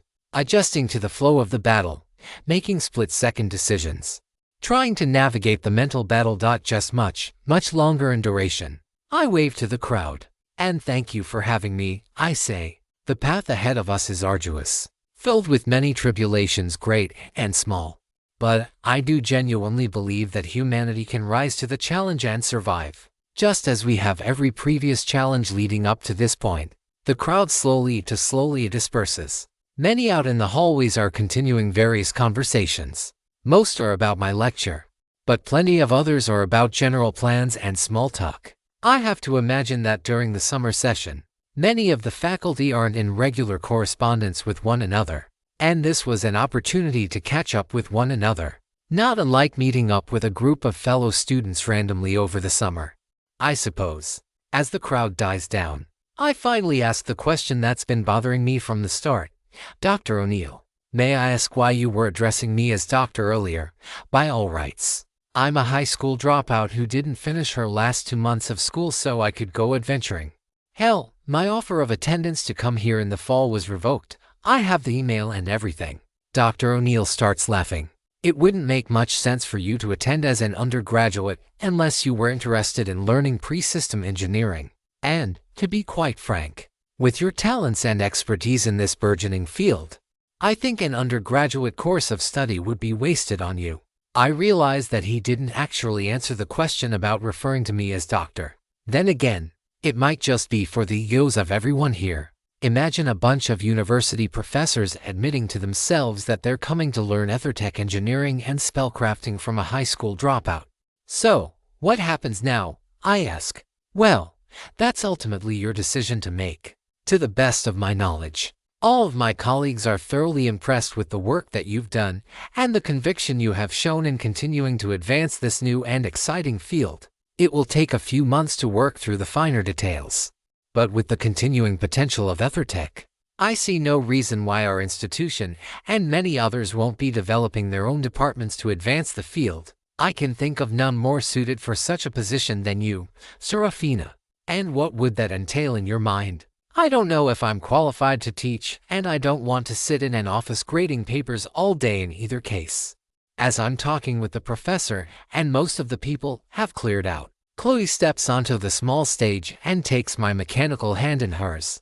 Well, we would ask you to lecture students and faculty members from time to time, and you would be expected to publish regularly, considering your advancements in the field already, and your intention to continue doing so. I'm sure there would be no shortage of faculty members willing to do most of the actual writing and handle the publication process on your behalf in exchange for a co-authorship. The offer seems a little too good. So I have to ask, why make such an offer? And more importantly, what's the catch? I'm sure I'm not the only person with a class and skills dedicated to glyph casting and ethertech creation. There are some people, yes. However, there are two problems we've tended to run into. First, there's not a lot of people interested in moving to this part of the country. Turns out most academics prefer to live in the Midwest or on either coast. And secondly, we can't hope to pay as well as the private sector. But your statements have suggested that you might not be dissuaded by that fact. In other words, I'm being taken advantage of due to my scruples on the matter of not working for Death Inc. Which, if it's all right with you, I don't want to make a decision about all this right now, on the spot. Of course. And I want to thank you and apologize about all of this being sprung on you on basically no notice. There were simply too many people who were interested in hearing from you. I figured it was something like that. I say, well, it was nice meeting you, but I think dinner awaits us. Goodbye, Dr. O'Neill, Chloe says, offering her hand. It was nice to meet you as well. And you too, Miss Jacobs. The professor returns Chloe's handshake. I hope to hear back from both of you soon. 3:16 Decisions Aftermath 2. Chloe and I step outside into the heat of the afternoon sun. Even though it's 6:30, there's still another 2 full hours of daylight, and the sky has yet to start its shift from blue to violet to the black of night. And it's hot outside, oppressively so, and the humidity streaming up from the Gulf is making the air heavy and hard to breathe in, even as Chloe and I take off. Soaring a few thousand feet into the air, the ugliness doesn't abate in the slightest. That is, until I weave a trickle of my ether into an inverted heat glyph to cool the air surrounding us. Sorry that took so long. I say once we're away from the hustle and bustle of the city noise far beneath us. I was expecting it to be an hour or two. I never would have imagined they'd keep me up there for a full 6 hours. I thought I was going to die. Chloe giggles. You're so melodramatic sometimes. Sir, she sighs. But I guess that's another of the many things I love about you, Chloe, I say, gently squeezing her hand. It was a lot of fun for me too, she says. There was a lot I didn't understand about all the details of glyphs and stuff. But seeing you up there, completely in your element, talking about something you were passionate about, you seemed so happy. I was terrified, Chloe. Maybe those two things are the same thing for you. But yeah, I guess she's right. The two things I like to do more than anything are fight monsters and study glyphs and, oh goddesses help me, I'm becoming a total adrenaline junkie now. How utterly and absolutely uncivilized of me. It's my turn to sigh. Yeah, maybe you're right. Maybe. Chloe gives me a wink and a coy smile. Yep, Chloe is right, as she usually is. Chloe's sly smile turns to that grin I love so much. So, what are you thinking for dinner? Well, I fear we might be a bit underdressed for somewhere fancy, since apparently the armor of a dragon isn't considered high class. I know. Chloe says, they have terrible taste, but, to be fair, the bandana is kinda goofy looking. I'm not taking it off, I say. Chloe's giggles break out into boisterous laughter and she starts cackling hard enough that I worry she might lose control of her flight. Maybe if you dyed your armor a different color, like teal, to match those eyes of yours. I should, wait, no, that's actually a good idea. Some research on glyphs I can do from the relative comfort and safety of home. Well, however safe home is when there are literal dragons flying about. Before I can give a proper response, Chloe's phone buzzes. Quietly enough that I don't think we'd be able to hear it over the gusts if not for our enhanced senses. She answers it quickly, though I'm not able to catch more than errant syllables out of the phone. Yeah, okay, like right now. Can it wait until tomorrow morning? Okay, I'll let her know. See you then. Chloe gives me a downtrodden look. That was Nicholas. He says he wants to have a talk with you as soon as possible. I'm sure, from the way Chloe says it, that it's nothing good, Chloe. I know I'm again asking too much of you, but do you mind if we just get this over and done with as soon as possible? I don't think I'll be able to sleep tonight with this hanging over my head. I was actually about to recommend the same thing, and with that agreement, the two of us shift course, breaking from south to west as we make our way to the fortress-like compound on the edge of the city. In addition to the giant physical monument to our new reality glowing brightly in the light of the slowly fading sky, I see more soldiers patrolling along the outskirts. They appear to be smaller teams of 4 or 5, fairly interspersed throughout the city perimeter, not more than a mile or two away from city limits. And like our patrol back then, which was designed to survey the wilds and get a better sense of the outside world, these are probably almost exclusively defensive in nature. And the soldiers probably go either home or back to base each evening. As we get closer, my eyes are drawn to a strange parabolic array in the center of the compound. It looks a bit like a satellite receiver antenna, only much, much larger. And in the center of that array is something that looks like a giant muzzle. Did Nicholas commission the creation of some sort of ether cannon while I was away? Damn him. We approach more slowly, taking care not to fly directly over the perimeter and instead touching down a short distance away from the entrance checkpoint. Should this be an unpleasant conversation that turns to blows, It seems best to not have that weapon firing down on us all the while. Playing along with the idea of a civilized discussion will buy at least a little time for me to think about how to deal with whatever the hell that really is. We make our way toward the checkpoint, and as we do, I tap Chloe on the shoulder and infuse my angel's grace into her. She gives me an odd look. What was that for? In case things get ugly in there. She takes a deep breath before turning to me with a resolute stare. She taps my shoulder with her own angelic blessing, which has now upgraded to Saintess's blessing. And then she follows up, protecting us both within her Saintess's cloister as well. Let's try not to start a fight. I rarely do. Just finish them. Chloe doesn't get a chance to give me a retort before we make our way into the small entryway. Just a pair of uniformed soldiers and a pair of metal detectors. As though metal detectors serve any purpose beyond base security theater. I'm expecting an entire rigmarole of being scanned and patted down in humiliating fashion. But instead, we're let through solely on our reconnaissance. Miss Mortensen, Miss Jacobs. It's good to see both of you again. A familiar voice says. Who is? No, I do recognize her. Although her hair is a little lighter than I remember. Private Tracy, is that you? It's Private First Class Tracy now. She stands before us, beaming at me in particular. It's good to see you again, Chloe says. I'm glad that you're well. Oh, Private First Class Tracy looks down. I'd love to stay and catch up, but I've heard the Major is already expecting you. With that, we take our leave and make our way to the command building in the center of the compound. We're not stopped the second time. Guards quickly move out of the way, with the exception of a pair of sentries who escort us directly into the back room. Scarcely a minute later, we're allowed into the back office, where we're again greeted with the face of a former comrade and, hopefully, not a future enemy. Good afternoon, Sarah, Chloe. Major Nicholas Richardson says in an authoritative tone. If you would like a seat, please take one. He gestures toward the pair of empty chairs on the near side of his rather expansive desk of mahogany. The one new feature I notice in the room is the pair of flags flanking him. One bearing the United States flag, and the other which I believe is related to the regiment he serves as vice commandant. Chloe sits down. I hover just off the ground, this being a bit more comfortable than trying to jostle my wings around the back of a chair. Plus, if the situation turns ugly, I'd rather not be sitting down. I hold repulsion at the forefront of my mind, not fully manifesting its effect into reality just yet, but ready to do so in an instant. Might we know the reason you've summoned us here? I ask. Your interview earlier this afternoon was quite something. Sort of figured that was the case. I'm sure the entire city, probably anyone who cares to search the internet, has heard of the crazy yet confident teenage girl promising a grand future for EtherTech while publicly announcing her intentions to conquer the local tower gauntlet.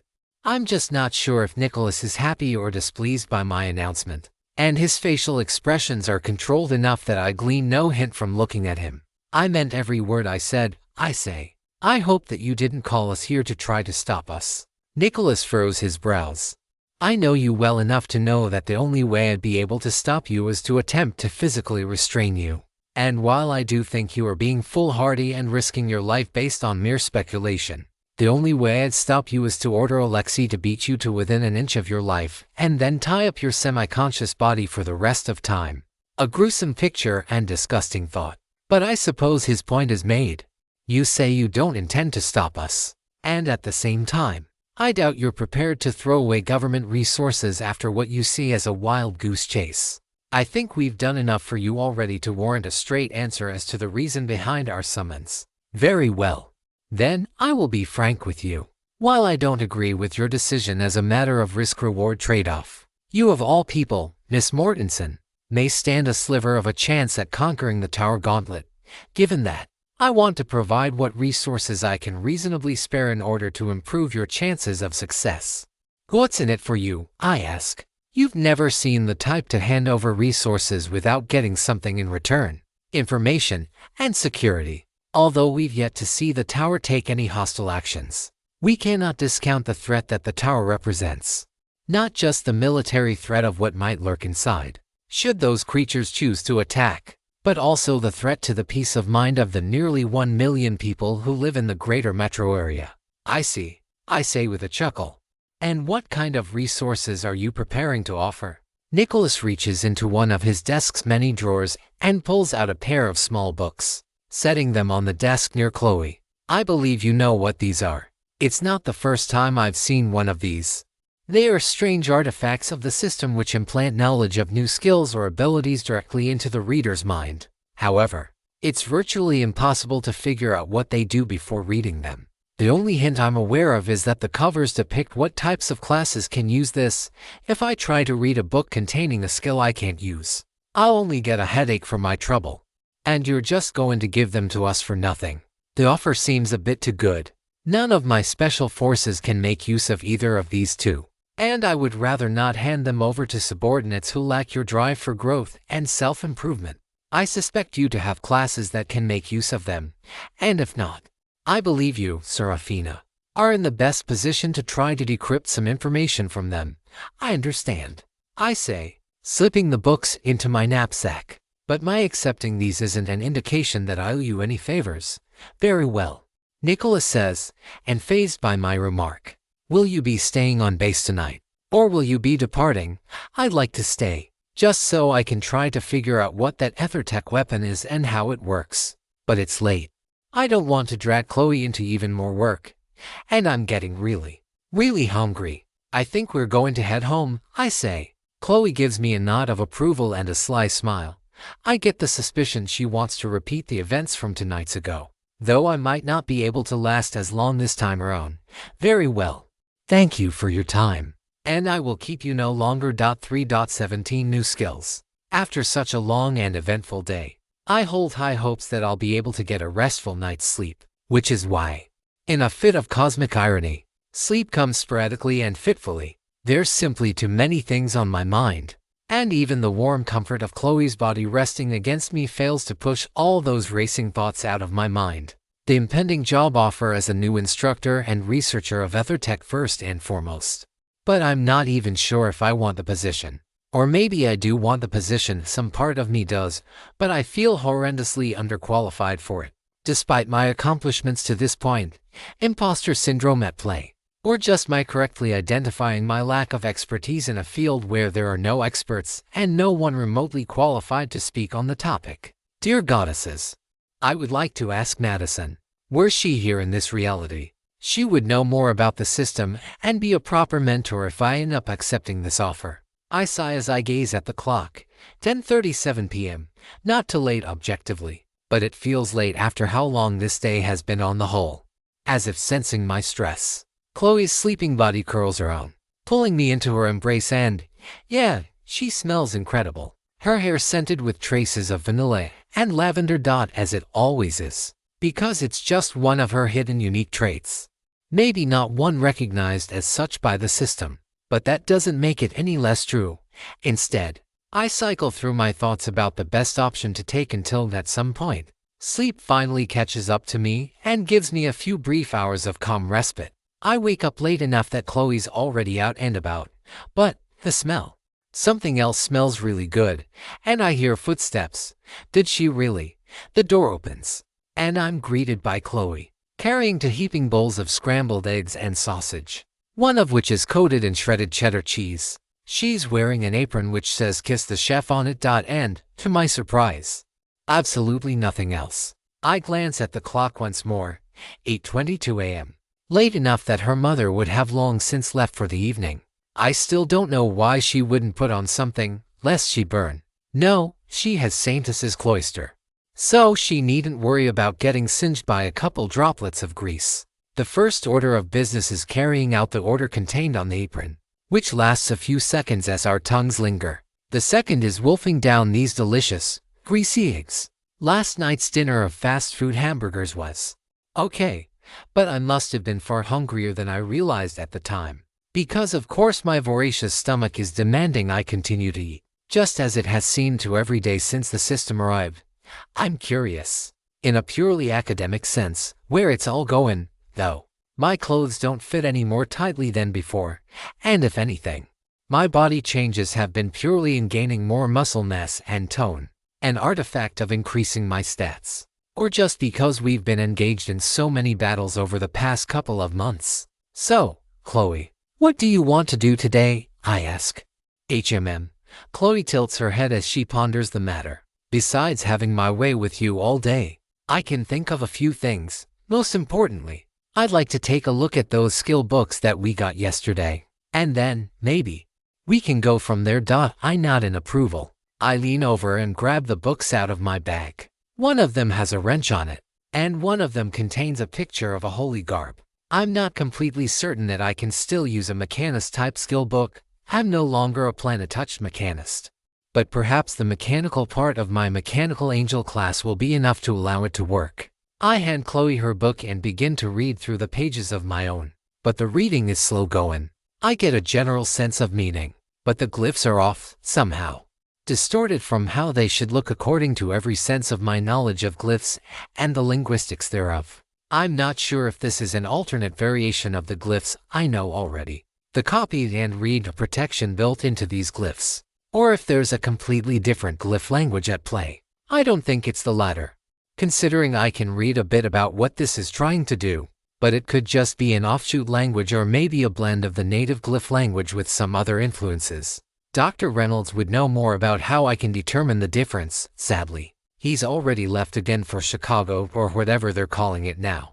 The glyphs begin to rearrange themselves, the ink pulling itself off the pages as it begins to glow the characteristic bright teal of ambient ether. The language bends and contorts, glyphs dancing around in midair around me. Chloe looks mesmerized as well, sitting in the bed beside me.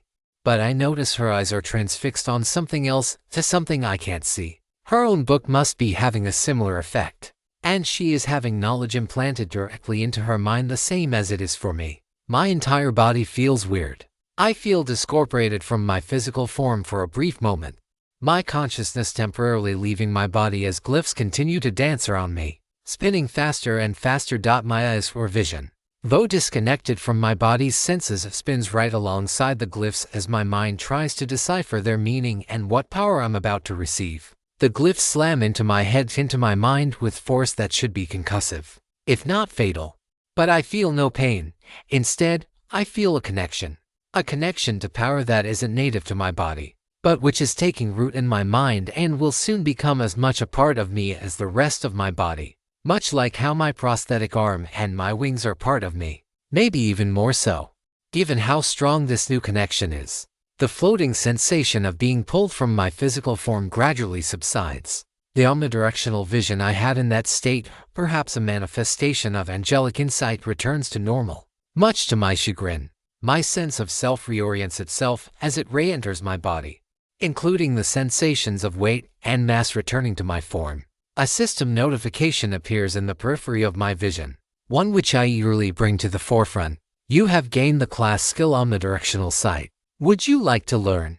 Before I can bring up the skill's effect and confirm that yes, I do want such an ability, the notification disappears, followed by more notifications replacing them. Insufficient class skill slots available to learn omnidirectional sight. Error. Omnidirectional sight partially conflicts with angelic insight. Attempting to resolve error by overriding angelic insight. Error in attempting to resolve error.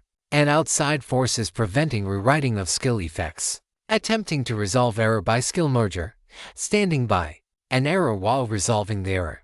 Is this some hidden effect of the anomaly manifesting itself here and trying to prevent the system from doing what it wants? Hopefully something good comes of whatever happens here. Class for user Seraphina Mortensen compatible with proposed merger. Level and mind stats sufficient for proposed merger. Standby. Merger successful. Angelic insight and omnidirectional sight have merged into Archangel's Gaze. You have gained Archangel's Gaze as a class skill. Archangel's Gaze. The eyes of the mechanical angel peer through the physical realm and enter the etheric realm as angelic insight, but with the following additional effect. As a free action usable at will, a mechanical angel can separate her vision from her physical eyes, seeing in all directions. This discorporated vision has a radius of level by 20 feet and can also see through the effects of glamours created by effects with a lower combined level combined than the wielder. Current value. Archangel's Gaze has been set to rank 4. I am a bit miffed that I've lost 2 of my hard-earned skill ranks without a chance to even protest the decision. But at the same time, gaining such an incredibly potent effect without even burning an extra skill slot is I'm not complaining too much about the end result, though I need to test it out to know exactly what I'm dealing with. I trigger the new impulse that's visible within my mind, letting my visual perception flow outside of my body. It's weird. It's more than a little jarring to see myself from the outside. Chloe's hand has slipped into mine, and I can see that right alongside the light streaming in from the bedroom window and the dresser in front of me and everywhere else around me, all with the same acuity as my full vision. My mind throbs briefly as it adjusts to all the new sensations, but I acclimate quickly and just stare in awe. I focus on Chloe, which doesn't do all that much.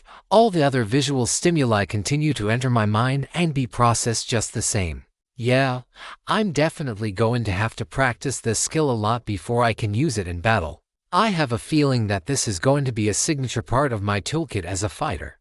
And no longer will I have to fear being stabbed in the back by a blindside attack. But goddesses help me, it's disorienting as shit. And so I disable the effect, returning my vision to that which my eyes see. Did you get something good? Chloe asks.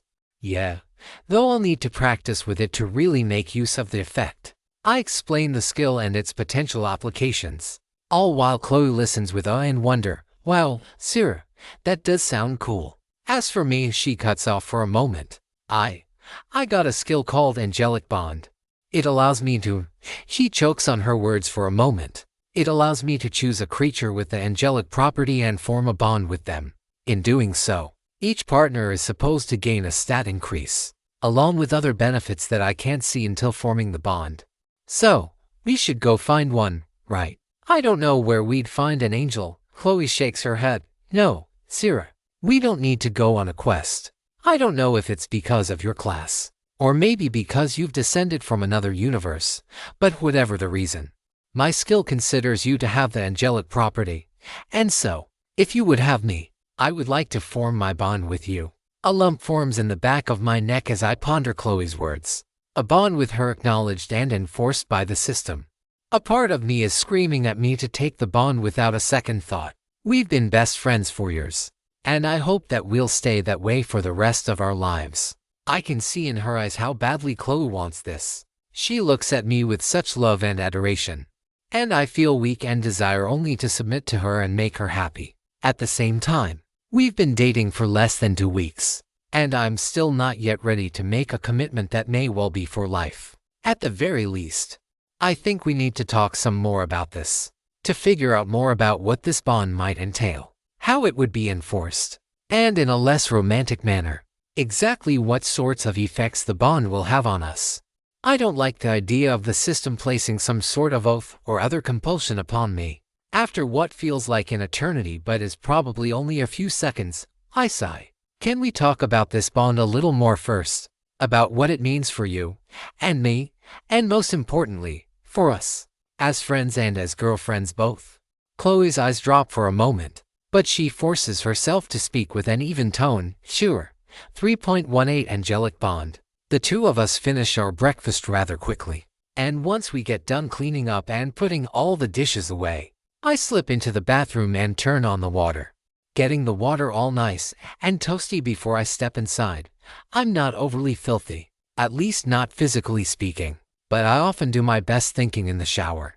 And though the system's arrival has changed much, some things are simply too ingrained to be altered by anything as trifling as the end of the world as we once knew it. And so, as I step into the shower and feel the cascading water droplets permeating my hair and warming my scalp, I close my eyes and reflect on the option before me. I want to be with Chloe, forever and always. That much is beyond any doubt. I love her. But that doesn't mean I'm anywhere near ready to marry her. Goddesses help me. I'm still only 18 and still trying to figure out who and what I even am. All while the world is changing around me and I've got an entire past life of experiences locked away in the back of my mind, inaccessible except for a few brief memories. No, I suppose I'm not about to literally marry Chloe and get the government and societal recognition and whatnot. But accepting this bond with her feels a little bit like marriage, for reasons I can't fully grasp but nevertheless instinctively know to be true. I don't know, but it feels like in my past life, I once held such a bond. I focus on that idea, trying to knock loose some memory of me and my bonded partner. But my memory doesn't avail me. I push a trace of ether through the ether channels in my brain as I did that one time back in Red Clay City, hoping to ignite those memories more forcefully, but that fails. I could push harder. But I don't want to risk damaging my body, or even worse, permanently and irreversibly changing my brain, my very sense of who I am. My hesitation isn't because I don't want this bond with Chloe. It's because of my fear of the system. My fear that forming a bond like this is, once again, going to permanently alter both of us in ways we won't be able to foresee. Though, when I think about it, isn't that the same for love more generally, just without the system?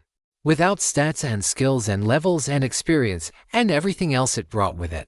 Yeah, when I think about it in that light, it's all so simple, and, yeah, I screwed up with Chloe, as I knew I would.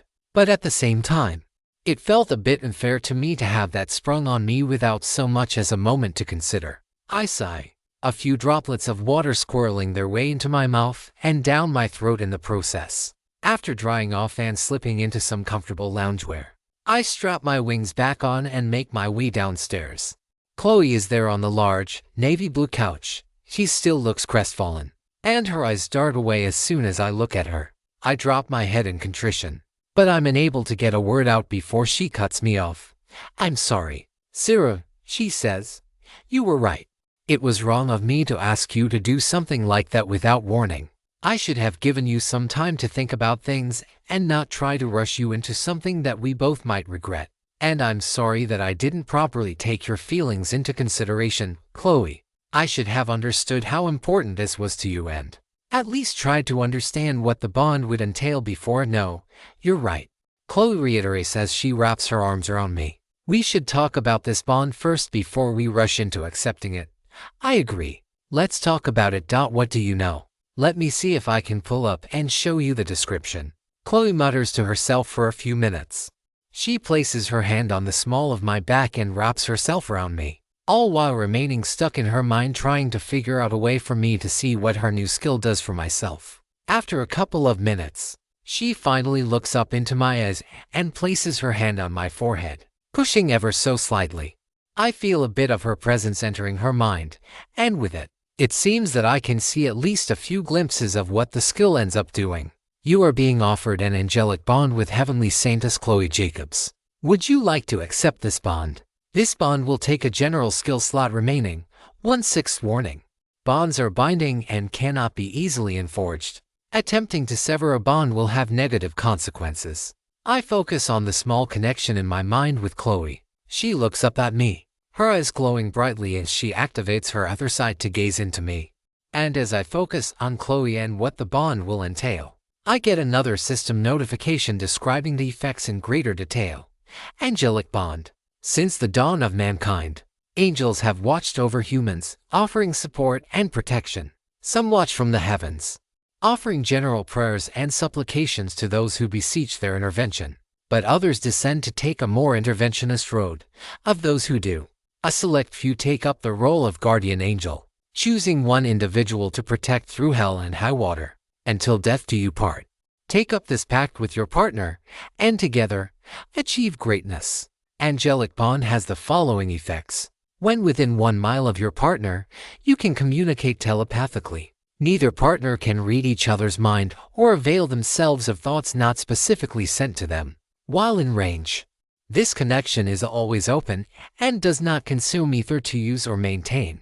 When within 1.0 miles of your partner, you gain a general sense of your partner's mood and status. This effect is always active while both partners are within range. Healing spells cast by either partner on the other heal double the normal amount of health. Buffing and protection shielding skills used by either partner on the other are twice as effective. This skill cannot be forgotten or overwritten through ordinary means. If either partner dies or the bond is forcibly severed, both partners will lose 3 levels. Honestly, it's not a bad deal at all. I'd be bound by the system to protect Chloe, just as she would be to me, with substantial penalties if we attempt to break our bond, or if, goddesses forbid, one of us dies. But the drawback isn't that bad. I've already sworn to myself that I'd protect Chloe to the best of my ability, to the death if I must. This skill will help in that. Having the ability to communicate telepathically will be incredibly useful for negotiating and discussing things that might be overheard or otherwise used against us. And I sure would love to be able to sense Chloe's mood a little better, considering how terrible I am with emotions. The effect says that I wouldn't be able to just rummage through her thoughts, nor would she be able to do the same to me. And that knowledge definitely assuages a big concern I have. Honestly, the skill seems fairly benign. It doesn't seem to come with any compulsion on either of us to do more than continue to protect and love one another as we have to this point. It's just a little committal. And I'm a bit cautious about that. Chloe, I say. She looks at me. And even without having formed the bond, I can see her mood in her eyes. A complex mix of so many emotions, hope for me, and for us as a couple mixed with the boundless love she's always shown, ever since she first confessed her feelings for me, and probably held back for far longer than that. But there are other emotions buried within her eyes. A fierce resolve and commitment, an iron will dot, and a bit deeper. Fear. I fear that I'll reject the bond, that I'll reject her one day. And that fear, hidden behind those beautiful glowing eyes of butterscotch, nearly moves me to tears. Chloe is so pure, so innocent, so wonderful to me and the world at large. And again, just the way she looks at me causes me to melt in her arms. Is this something you really, truly want? I ask. Remember, there are no take-backs. This is you and me stuck together, for life. Chloe answers instantly. Together forever, Sarah. I take a deep breath and wrap my arms around Chloe. Yeah, together forever. I accept angelic bond. The connection between Chloe and I, which was just a trickle before, now rushes open. The emotional flood rushes in. And for the first time, I can sense just how deep her love for me is. I clutch onto her even more tightly as I acclimate myself to this new sensation in the back of my mind. At the same time, I try to convey a sense of protectiveness. That I am reiterating the vow I made when the system arrived.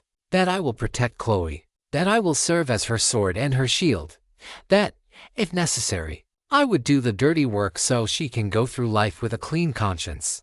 Because even this gritty world based around fighting and killing needs people with a certain sense of kindness and gentleness still in her soul.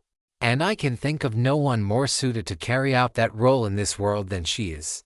The flood of emotion slows back down to a trickle, but it's still there, accessible with but a thought. I can sense that Chloe is happy, healthy, and not suffering from any deleterious effects. Moreover, I see a pair of glyphs manifesting themselves on the backs of each of our right hands. Hers, a pair of wings. Mine, a set of saintly robes. They glow with a rich golden glow before gradually fading back into the color of our skin. Though I sense I could make mine visible again with but a thought. One last thing to test. I focus my mind on Chloe, and on that connection that exists in the back of my mind. Can you hear me? I ask through our bond. Chloe looks up in surprise. I can, she says, eyes now full of wonder. She focuses for a moment. Can you hear me, Sarah? I can. And it looks like the bond was successful. I cast Angel's Grace upon Chloe. This should be stronger than usual. Can you tell me what the system says about it? That's even better than I'd thought. Not only is the stat increase twice as large as it normally would be, but the duration is doubled as well. Let me try now. Chloe taps my right hand, right in the center of where my bonding glyph now lies, and fills me with the power of Saintess's cloister. Sure enough, the effect is what I'd expect. You are now under the effect of Saintess's cloister. Angelic bond doubles the effectiveness of Saintess's cloister. The next 600 damage that would be dealt to you will be prevented. Remaining duration, 105. I hug Chloe tightly, holding back only enough to make sure that I don't inadvertently hurt her. Let's stay like this for a little longer. Chloe nods, her head buried in my chest. Let's, Sarah, long while longer. 3.19 Glitter and Gems. We spend the rest of the morning and into the early afternoon testing how our bond works. One of the first things I realize is that the telepathy abruptly cuts out at the 1 mile mark.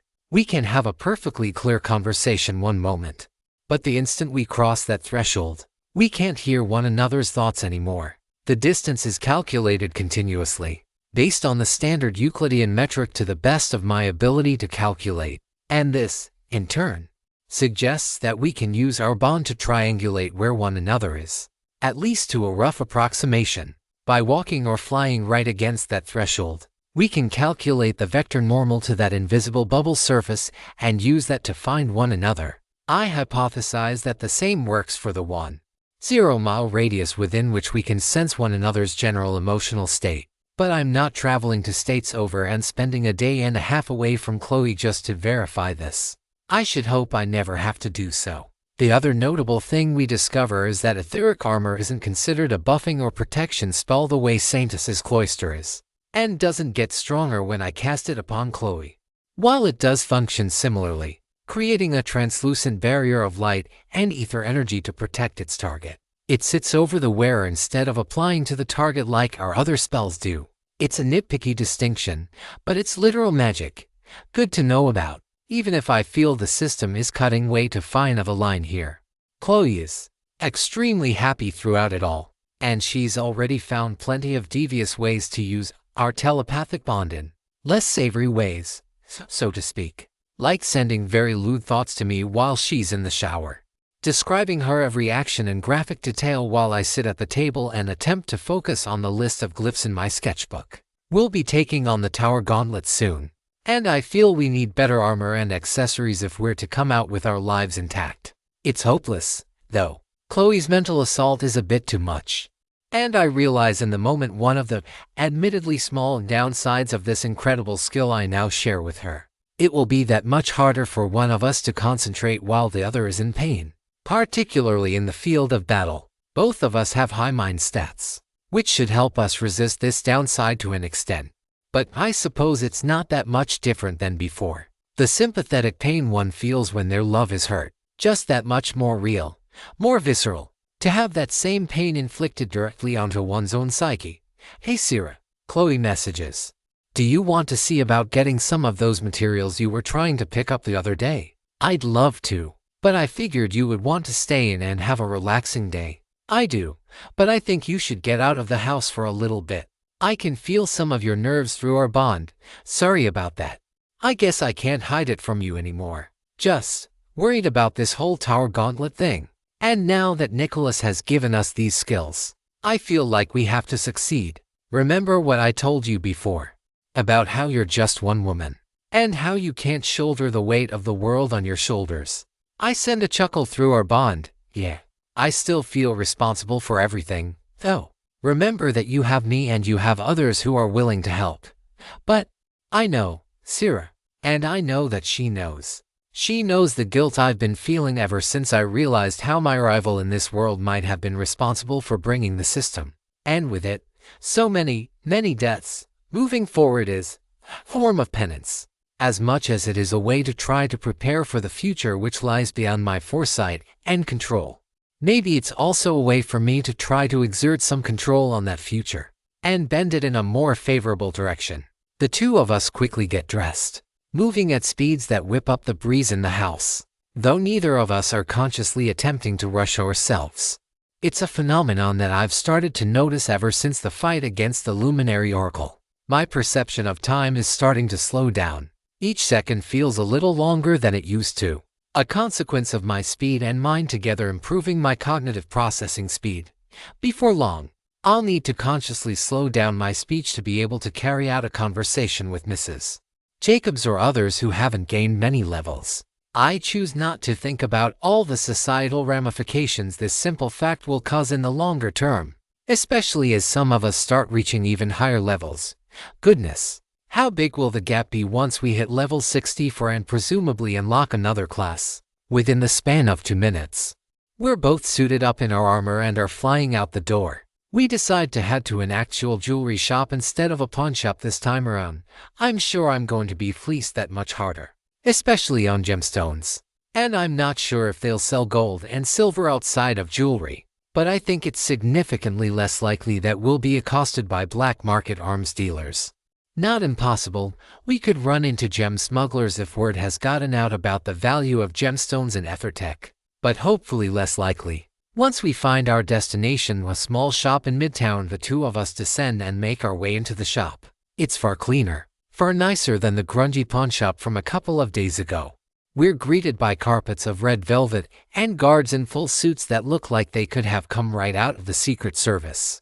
With my archangel's gaze, I distend my sight away from my eyes and look out at the large room, taking stock of both the offerings and the potential threats.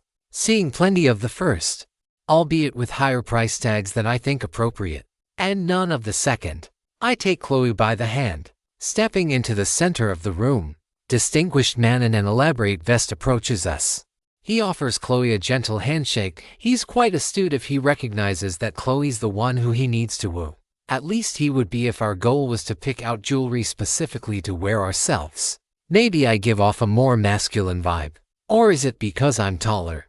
And what are you looking for today, ladies? He asks Chloe. If there's something that you want for yourself, let me know telepathically. She responds with a nonverbal assent. Can you show us any assorted gemstones you might have? Chloe asks. I know we've been looking at a few elsewhere, but I'm not really sure what you have on offer. Are you looking for one for any particular reason? The man asks. Completely professional and inflappable. Perhaps I can show you to our birthstone collection. Or are you looking at getting something for a certain special someone? Sarah here is a bit of a hobbyist craftswoman. She flashes her crude ring of regeneration and her bulwark ring at the gentleman.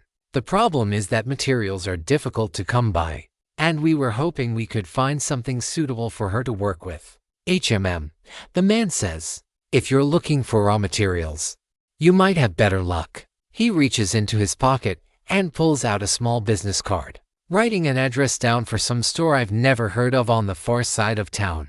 Tell them that Lawrence sent you. With that said, if I might interest you in anything here, we do end up getting a matching pair of emerald earrings before we depart, partially because I feel some obligation to purchase something from Lawrence for his time, and mostly because Chloe thought they looked good and matched my eyes and general aesthetic. And damn, does she look good with them on. I won't admit that it was the most efficient use of our money, but I think that's the poor girl talking. Used to scrimping and saving and never splurging. I have to remember that I've got literally $500,000 now, life-changing money. Really, but 18 years of deprivation makes for a hard mental habit to break. It only takes a few minutes to fly across town, and we step down in front of a small building that looks more like a fortress compound than an actual store. The windows have iron bars over them, and they appear to be heavily reinforced. More than that, however, is the characteristic glow of ether leaking out of the building. My first instinct is to assume this is a trap and prepare accordingly. Chloe and I cast all the abjurations we have on one another, and I further coat myself in etheric armor before we step into the compound. The moment we pass through the door, I activate Archangel's gaze and discorporate my vision, staring all around the complex, prepared to fight or flee at a moment's notice. To my surprise, however, there's no slate of armed guards to greet us. Just a middle-aged man wearing a simple shirt and pair of slacks. He's fairly muscular overall, though not without a bit of stomach pudge. And he's got a few scars from, I'm not sure I want to know where. But the most interesting part about the man is that he's quite a high level. I don't think he's quite reached the level 30 to class change, but he's probably in his high 20s, maybe 30. Seraphina, he asks. I'm sorry. I say, if we've met, I don't recognize you. No, I'm sorry. We haven't met before. Though I have to say that I'm extremely impressed with your work. Oh, sorry. I should introduce myself. Name Zachary, with a K, not an H. I'm a gemologist, both in terms of profession and class. Nice to meet you, Chloe says. How does that work? She follows up.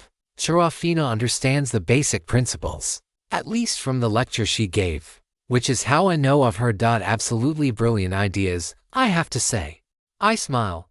The guy knows how to flatter, at the very least. Anyway, as I said, I'm a gemologist. I infuse gemstones with my power and can use them later on to cast the spells stored within them, which is why there's a lot of ether leakage in the room, as well as why there aren't any other guards around the place. I say, the entire facility is rigged to go boom if anyone tries anything. Zachary smiles. Anyway, welcome on in. I can't imagine you're here just to window shop. Though, if I may ask, how did you find out about this place? A man named Lawrence mentioned you. Oh, my uncle manages a jewelry store over South Side. Chloe nods. Yeah, I ended up following him into the business. He mostly prefers to do front office work in retail these days, while I prefer to be more hands-on with lapidary work in the back. Now, I run my own little boutique and end up selling a number of specialty works that don't have the same type of mass market appeal. So, what kind of gemstones do you have? I ask. My interest now fully piqued. Zachary gives me a full grin as he guides me toward the back. By all means, let me show you some jewels that I think are going to be just perfect for the goals you've outlined. 3.20 glitter and gems too. I can tell two things from the moment that Zachary guides me toward the back shelf where a collection of dazzling gemstones rests in an array of display cases. First, that I'm going to get absolutely fleeced of every penny in my pocket and most of the hefty balance in my bank account. And secondly, despite knowing I'm going to be ripped off by every objective measure, it's all going to be completely worth every penny I spend. The first gem I'm presented with is a brilliant pearl that glows. As in, it radiates light on its own. I can make out the light glyph traced very finely into the base of the pearl, but I don't see any glyphs that would match the effect of my ether absorption array, or, really, any other glyphs I recognize. There's something else etched within, but the specifics elude me. So, how does it work? I ask. I can see the light glyph, but nothing else. I'm afraid I don't have a general theory on glyphs the way you do. My skills do most of the heavy lifting. So how does that work? Are you limited to a certain collection of spells that you can infuse into your gemstones? More or less. My class is considered a spellcaster class, meaning I do have a slate of spells that I've learned as I gain in level. However, I believe they are somewhat general spells and weaker than a class that focuses on a single field of magic. So, you get some protection spells, a few various cantrips of different magic schools, and so on, instead of getting increasingly more powerful healing and protection spells like I do. Chloe interjects. Pretty much. I can see the appeal of his class, which is a bit like mine in a fashion, because he can store spells in his gemstones ahead of time. He has a massive amount of flexibility, assuming he properly prepares ahead of time. The main difference, of course, is that while I can craft more powerful weapons, armor, and accessories for myself, he can store massive amounts of different spells and unleash them all at once, overwhelming all but the sturdiest defenses. A part of me wonders if his class and the unknown glyphs his skills are inscribing on these gems might hold further insights into the nature of glyphs more generally. I know there were strange and unrecognizable glyphs in the skill books Chloe and I used earlier this morning. And if there are, in fact, multiple glyph languages, or at least dialects, that would be incredibly important information, especially if I can figure out why that's the case and take advantage of the different effects and purposes of these different glyph variations. I'm excited for the possibilities. So, how do these work? I ask. In a more practical sense, that is, I don't see any glyph arrangements that would be used for collecting ambient ether to power the remainder of the spell. Ah well, as you might have suspected, Zachary starts. These gems are single-use. Once the spell contained within them has expired, the gems fall inert. Of course, I can always recharge them for you. For a price, I presume, Chloe says. And there it is, the real sales pitch. It feels like a bit of a scam, getting these spells that I can only use once before having to recharge. I could probably learn to replicate the spells contained within, but my ether is slow to recharge. And in the midst of battle, having someone off spells can't be a bad idea. I've gotten to a high enough level where I can use my glyph casting more than once without completely draining myself. But it's still not nearly as efficient as system-created spells. With that said, I'm not convinced that I couldn't learn how to recharge the stones myself. If they already possess all the glyphs needed to represent the spell and it appears that this one does, then I might be able to do so just by infusing them with my intermediate ether. Manipulation. And how much would these cost? This one is a pretty weak spell. Just a simple light glyph to light your way in dark passageways. As for the cost, it'd be 200, plus tax of course, though. Most of the cost is in the actual gemstone material. Once you've bought the spell, I'll be able to recharge it for 40. I don't think this is particularly useful for us, Chloe messages. I can see in darkness just fine. And I think you still can as well. Yeah, my Archangel's gaze doesn't seem to be blocked by a lack of light. though it might be a useful focus for that piercing beam spell you used against the wyvern the other day. I'd like to see what else he has. And we do. His selection is already quite expansive. Rubies containing spells as rudimentary as a simple warmth and as grandiose as a wall of flame. A sapphire which can conjure a spear of ice. An emerald with the ability to cast silence. The silence spell seems particularly useful to us now that Chloe and I can use telepathy. And for 400, I'm resolving to always keep at least one of these charged up and ready to go. Chloe finds an interesting spell, an onyx containing the power of a darkness spell. And unlike the light spell in the pearl from before, this is actually useful to us. I'm not sure how many creatures rely on seeing with their eyes and lack some sort of ethersight or heat sensing or other form of perception that doesn't rely on the visible spectrum. More than anything, I expect darkness to be useful at dealing with human combatants in a less lethal manner. And for that reason, I prepare to shell out another 800 to buy 2 of them. We find several other spells that we're potentially interested in. There's an opal containing a limited invisibility spell. But if we're already getting a darkness gemstone, then there's not much use in having both, especially because the limited part of the spell sounds less than enticing. The last thing I want is to have to strip to use it effectively, or find out that I can't use it at all because my cybernetics aren't made invisible. Create Water is a spell that does exactly what it says on the tin. I can replicate the spell with my glyph casting, but it's useful enough that spending 300 on it is worthwhile. If I get incapacitated somewhere away from civilization, having access to the spell can buy Chloe that most crucial of resources. It's not until we get to the end of our tour of the shop that Zachary pulls out a pair of diamond brooches from a small lockbox behind the counter. Now I'm intrigued. What are these? Chloe asks. This is a new spell I just learned a couple of days ago.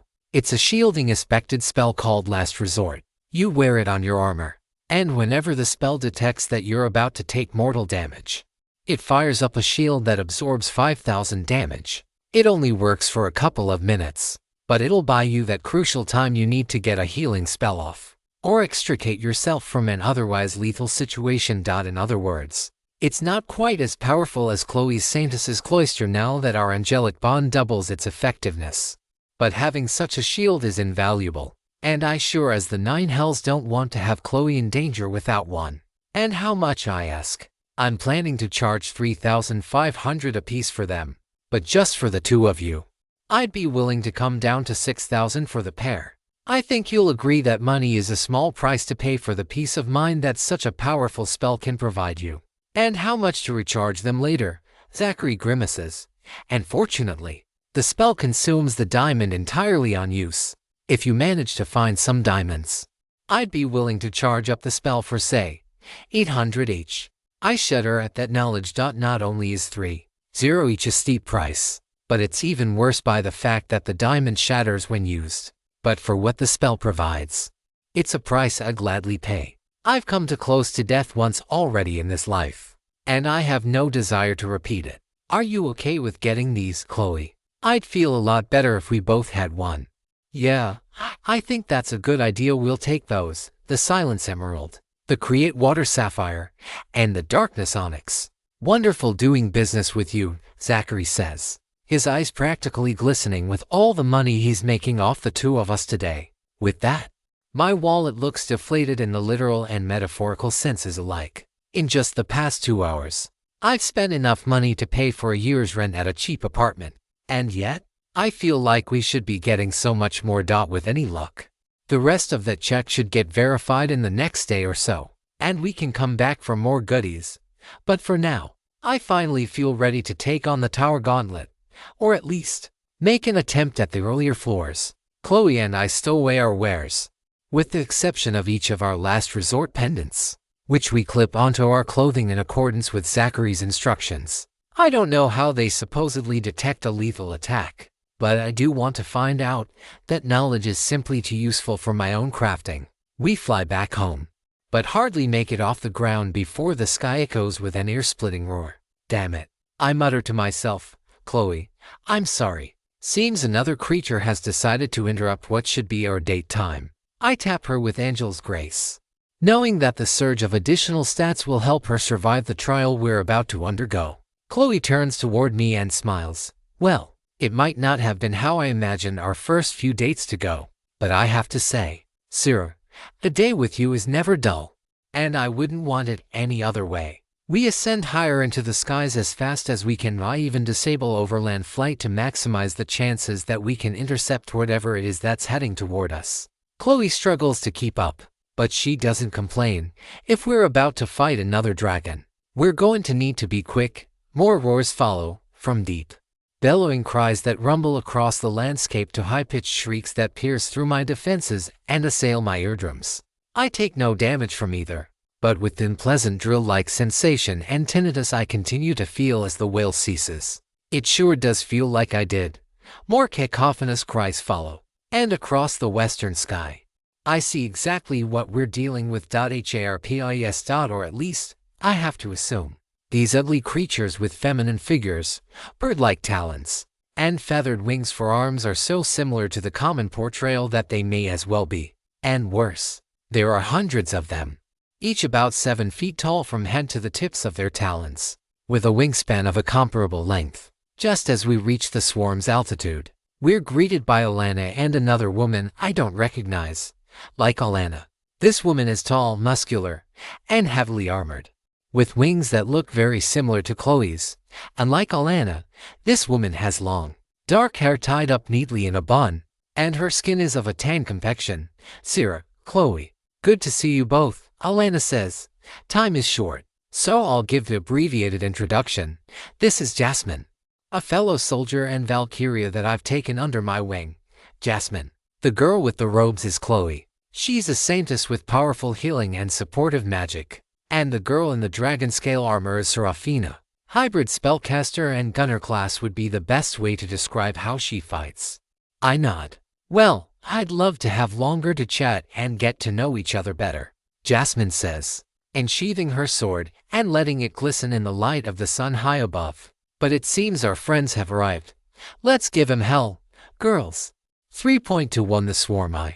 The blare of tornado sirens reverberates across the city down below as hundreds of grotesque harpies descend upon us. The sky is clear save for a few scattered clouds, but with any hope, the sirens will spur the people to action, either to take shelter in basements or other secure locations, or perhaps to take up arms in defense of the city for those few able to meaningfully contribute. Another ear-piercing shriek rings out over the city, and within the span of a second, hundreds of thousands of tiny black feathers fly down upon the city like needles piercing through the heavens. I raise my hands with my trusty repulsion barrier, forming a translucent shield around Chloe and me which shields us from the worst of the assault. A few errant feathers manage to slip through and around the hemispherical barrier, grazing the back of my calves in a few places. By and large, however, we emerge unscathed from the initial attack. More crucially, the barrier bought Chloe the crucial few seconds she needed to envelop us both within her saintess's cloister.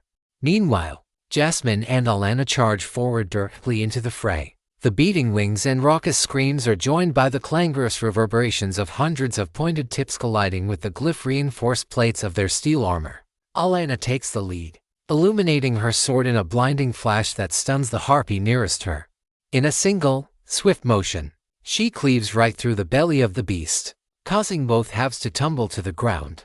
In what can only be described as a minor miracle, the two halves disintegrate after a second or two, preventing the lifeless bodies from falling down and destroying the homes below. I harbor a brief moment of regret that we were not able to do the same with the wyvern 2 days ago. Had we been a bit stronger, we could have prevented a great deal of destruction of homes and peace of mind. I shove the thought aside. Lamentation can wait. For now, it's time for action. I activate the gun mode on my mechanical arm cannon and get to work, blasting ether bullet barrages at every harpy that comes within 50 yards of me. The bullets each hit home, the concussive bursts adding to the cacophony as they tear sinuous flesh and feather from bone. Individually, each of these tens of thousands of harpies is weak. None needs more than a shot or two to go down. The issue is that there are so many of them. This is going to turn into a battle of attrition. And here in the air, where nearly all of my ether regeneration is being siphoned off to maintain my flight, winning a battle of attrition is easier said than done. More bullets fly out of my arm, as quickly as my body and skills can produce them. 1, 2, switch directions, rinse, repeat. The cloud of harpies grows yet thicker as more of them converge upon Chloe and me. It's a trial by fire for Archangel's gaze, which now lets me see my entire surroundings in perfect detail. Blind spot attacks are as good as useless against me, and when I'm unable to completely dodge the swarming attacks, I'm still able to twist my body around to make sure the vast majority bounce harmlessly off my armor. But with hundreds of attacks whirring by each second, a few land glancing blows against my arms and the backs of my legs. Saintus's Cloister effect activates. 17, 921, 3418, 17, 12 damage absorbed, remaining 6472, 6600, effect duration 104. Chloe is about to be struck right in the back. I consider sending her a telepathic message to dodge, but I'm not sure if I'll break her concentration by doing so. It hurts like few things can, but I choose to let the attack go through. Better she loses a bit of her cloister than that I throw her off her flow and get blindsided by an even more painful attack. I see a flicker of golden light briefly appear behind Chloe. The errant feather harmlessly bounces off it, falling toward the ground before flickering away into the ether. Relief washes over me for a fraction of a second before I force that and every other emotion down. There's still far too much work to do for me to give into a flight of mental fancy, and far too many of these goddess-damned harpies over my goddess-damned city. We continue to attack with everything we have. Chloe launches the single fireball her ruby-studded wand allows each hour, burning through a swath of about 20 more harpies. But that's not even a dent in the endless swarm. I stop using my mechanical arm cannon, choosing to conserve what ether I have remaining. Instead, I go directly for close quarters combat. A single punch from my left arm is enough to knock the wind out of the creature before me, and a second chop to the back of the neck causes it to crumple and lose consciousness. It feels amazing, but this too won't be an effective strategy in the long run. I sustained another 141 damage to my cloister, and there's no way I'll last for nearly long enough. I check my parameters. Current stats ether, 1896 3. No way we've come anywhere close to wiping a third of the horde out. There's but one strategy I can think of, and I don't like it. If I drop to the ground, I'll be able to restore my ether considerably more, letting me get that many more shots off before I hit 0 ether and collapse. But that will only exacerbate the danger that the townsfolk below are already facing. After a moment's hesitation and splattering another harpy's gray matter with an ether bullet, I decide this is the best course of action. The soldiers throughout the city can contribute, and there might be a few civilians like Zachary who are able to meaningfully contribute to the defense efforts as well. Chloe, I'm heading to ground. We're not going to last nearly long enough down here. I'm already down a third of my ether reserves, and I barely have any regeneration while I'm flying. Okay, I'll follow and we'll regroup on the surface. I dive down, and Chloe follows. In the corner of my spherical perception, right on the edge of my range, I catch a glimpse of Jasmine and Alana. You are still cleaving through the harpies like reapers claiming their harvest. The cries of the fell beasts grow angrier, but also more fearful, and I intend to show them that they're right to be afraid. Once I have a moment to properly set up a glyph casting array, I set up on the top of the largest tower on the south side of the city, a single massive spire that rivals the tallest human-made structures downtown. By now, the creatures have fully infested the city, and many of them are launching feathers and picking up stones and ripping up branches off trees and using them to tear apart whatever structures they can find. A few of them are even trying to break through the fiberglass window panes to do goddesses only know what to the people still inside. Hopefully they've all sought shelter. With my ether starting to trickle up at an all too slow pace, I'm ready to continue my assault. A few of the harpies have gotten wise to the limitations of my fighting style, staying just out of the maximum effective range of my ether bullet barrage.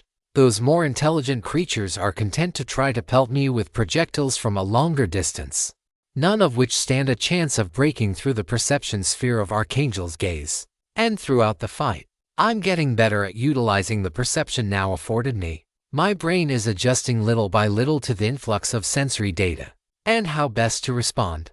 I effortlessly tilt my neck to the side to dodge a trio of feathers blasted from behind me. All the while my sights are constantly picking up and eliminating any of the winged beasts that screw up and get too close. With inhuman precision, I'm able to twist and contort my left arm's joints in ways that these creatures probably can't anticipate. And they certainly aren't able to break their instincts of trying to rely on blindside attacks that don't work on me anymore. A swoosh as one of the harpies attempts to grab me from behind, just as its talons are about to find purchase on my shoulders. I reach behind my back and grab it by its lower leg. One motion yanks it out of its flight, another punches it in the gut. A shriek as the monster cries out in pain. One deftly silenced as I blast it to ribbons. And all the while, I'm enjoying this far too much. Not the death, not the fact that so many lives are being ruined, and that some will undoubtedly be cut to short despite our best efforts, but the rush of battle. The surge of blood pumping through me, the adrenaline spikes. All the while my mind stays perfectly calm, teetering on the edge as I dispatch monster after monster with the efficiency of a machine. I am too acclimated to this already, and not in a way I can fully attribute to the experiences of my past life. My flow is interrupted by a surge of fear and discomfort assailing me through my angelic bond with Chloe. She's been fighting off monsters with her piercing beams to the best of her abilities, but she's starting to get overwhelmed. And with her Saintess's cloister only half as effective when cast upon herself as compared to me, it's about to expire. I reach into my pouch and pull out the Onyx of Darkness, activating it with a brief impulse of ether as Zachary had described. An inky black haze surrounds us, gradually forming into a bubble of night that spreads out to a range of about 100 feet. As expected, my Archangel's gaze can peer past this darkness, but not without encountering a bit of resistance. I suspect there are even more potent forms of the spell that can block even skill-enhanced sight, and we'll need to devise countermeasures for when we have such an effect used against us. For now, however, Chloe uses the brief respite to catch her breath. She has only a few scrapes, her health hovering around 90%, but her vitality and speed stats are a bit lower than my own, as is her body's pre-system baseline. I think she's starting to sense it as well. There are simply too many of these creatures for us to hope to overcome them through raw power. We'll have to chip away at the forces bit by bit, and hope that not too many lives are lost in the process. Shouldn't we go back out there? She silently asks. I want to use this opportunity to ready a new glyph casting ray, and you need a chance to recover your stamina. You're already nearing exhaustion. I pause for a moment, knowing her mood was made dour by my remark. But you're doing great out there. You've told me before that you don't want me to take too many risks and end up getting hurt, and I don't want you to follow me down that path. You are such a hypocrite. There's no hostility in her tone, though, if anything, she seems to be laughing as she catches her breath. Thank you, Sera. As you like to tell me, you're just one girl, and there's only so much each of us can do on our own. Chloe nods. We'll try to wipe out this whole horde. But if we can't do that, we'll just thin their ranks out as much as we can before we fall back and regroup like this. And if we can't do that safely, we'll just try to ride out the storm from back home. And if we can't do that, we'll fall back out of the city and retake it when we're stronger. Chloe nods. I'm with you all the way, Sera. I give her a quick kiss on the cheek. And I'm with you, Chloe. All the way. 3.2 to the swarm too. The darkness spell gradually abates after a few all too brief minutes. Neither Chloe nor I are completely fresh, and I'll still need quite a bit of time before I'm close to maximum ether. But Chloe's not constantly panting, and I've had a chance to get out of that terrifying mindset that finds cold comfort within the slaughter and rush of battle. No, despite their vaguely humanoid appearances, these aren't human, and with their vicious talons and their obvious disregard for human life, their lives ought to be forfeit in the throes of combat. If they are going to swarm us and try to kill us, then I'll do whatever I can to make sure that they fail. And should I fall, I'll drag as many of them to the 9 hells as possible before I go. And I realized this first while fighting the members of Order of the Wilds. This mindset is a knife's edge from doing the same against human beings, or other sapients we may one day encounter, capable of integrating peacefully among human society. I know that Chloe wouldn't want me to wallow in bloodlust. And I know even more deep down that the mechanical angel is supposed to be a protector, not a brutal butcher. I force myself out of that mindset and recenter myself on my logical thoughts. There are still thousands of harpies in the sky, and of them, hundreds at least have descended down into the streets, damaging property and rending the flesh of humans and any other creatures unfortunate enough to get caught in their raking talons. A few of them are fighting back, though, and some of them, to my surprise and relief, are holding their own. Only a handful are actually winning their battles, and of those, most find themselves outnumbered in short order. But they are injuring the winged beasts, and more importantly, they're buying time for those less capable. Alana and Jasmine are continuing to cleave through the harpies like a hot knife through butter. I have to imagine that they are getting insane experience from the fight, even if each one is only worth a couple dozen points. With tens of thousands flying around, that will certainly add up. Chloe envelops me in her buffing spell. As gentle warmth and Chloe's love suffuse my body, I feel strong, focused, and more powerful than I've ever been before. My muscles surge with vitality. My ether channels seem to widen, allowing my power to flow throughout my body that much more easily. And my eyes nearly pop out of their sockets as I stare at the accompanying system notification. You are now under the effect of Saintess's blessing. Angelic bond doubles the effectiveness of Saintess's blessing. All stats come 66% for 66 minutes. Remaining 105 current stats. Strength 6338, speed 6338, vitality 12877, mind 190 for 117. My mental acuity and willpower, in particular, have skyrocketed. Glyphs that were previously easy to envision and manifest in the forefront of my mind now come with nary a bit of conscious effort. Difficult glyphs now come with a simple flex of my willpower. And manifesting glyphs that before were impossible now it seems doable. I feel I can call upon the power of gravity thanks to Chloe's spell. And I believe that within that glyph lies the key to crushing this entire horde in one fell swoop. I take a deep breath, dispelling the effect of Archangel's gaze and returning my vision to normal. Chloe, I have a plan, but I need you to cover me while I cast my spell. Plan. Thanks to your spell, I think I can call upon the power of gravity that has thus far eluded me. With any luck, I can crush the whole swarm at once. Is that dangerous? Probably, right. Not doing anything while harpies are raining feathers down on us is also dangerous. And as you like to say, not taking a risk is itself a risk. Just promise me that you'll be careful. I don't like to see you hurting, you know. I know. And I know your magic and your presence and your love will protect me. The entire conversation takes place in the span of a couple of seconds. Our superhuman mind, buffed further by each other's spells, allows us to think and communicate with preternatural quickness. And with our telepathic bond negating the need to slow down to the limitations of our throats and mouths, we truly can communicate entire conversations in the span of a single breath. I close my eyes and begin gathering ether in the palm of my hand, and as I channel my power outward, bringing it to the surface and constructing my glyph casting ray, I can feel more ether rushing into my core to replace it, my regeneration having spiked as a result of Saintess's blessing. This too joins the raging tempests contained just within my body. The outside world goes quiet as I focus the whole of my being on the spell I'm about to generate. My trust in Chloe is absolute. I feel her warmth, her power, and her resolve all through our bond. I send back a message of trust, of confidence, and of unwavering determination as I begin to trace out the glyph formation in front of me. First, the gravity glyph. It's still not easy to bring its effect into being. The intricate labyrinthine patterns within the center of the multifaceted, spiraling glyph defy any sense of reason or attempt to analyze through human intuition. But thanks to my work thus far with studying glyphs themselves, combined with my skills and other class abilities, I can summon it forth. Placing the complex structure in the center of the spell circle, I then add in an expansion and an attraction glyph, really an inverted repulsion glyph on either side of the massive circle.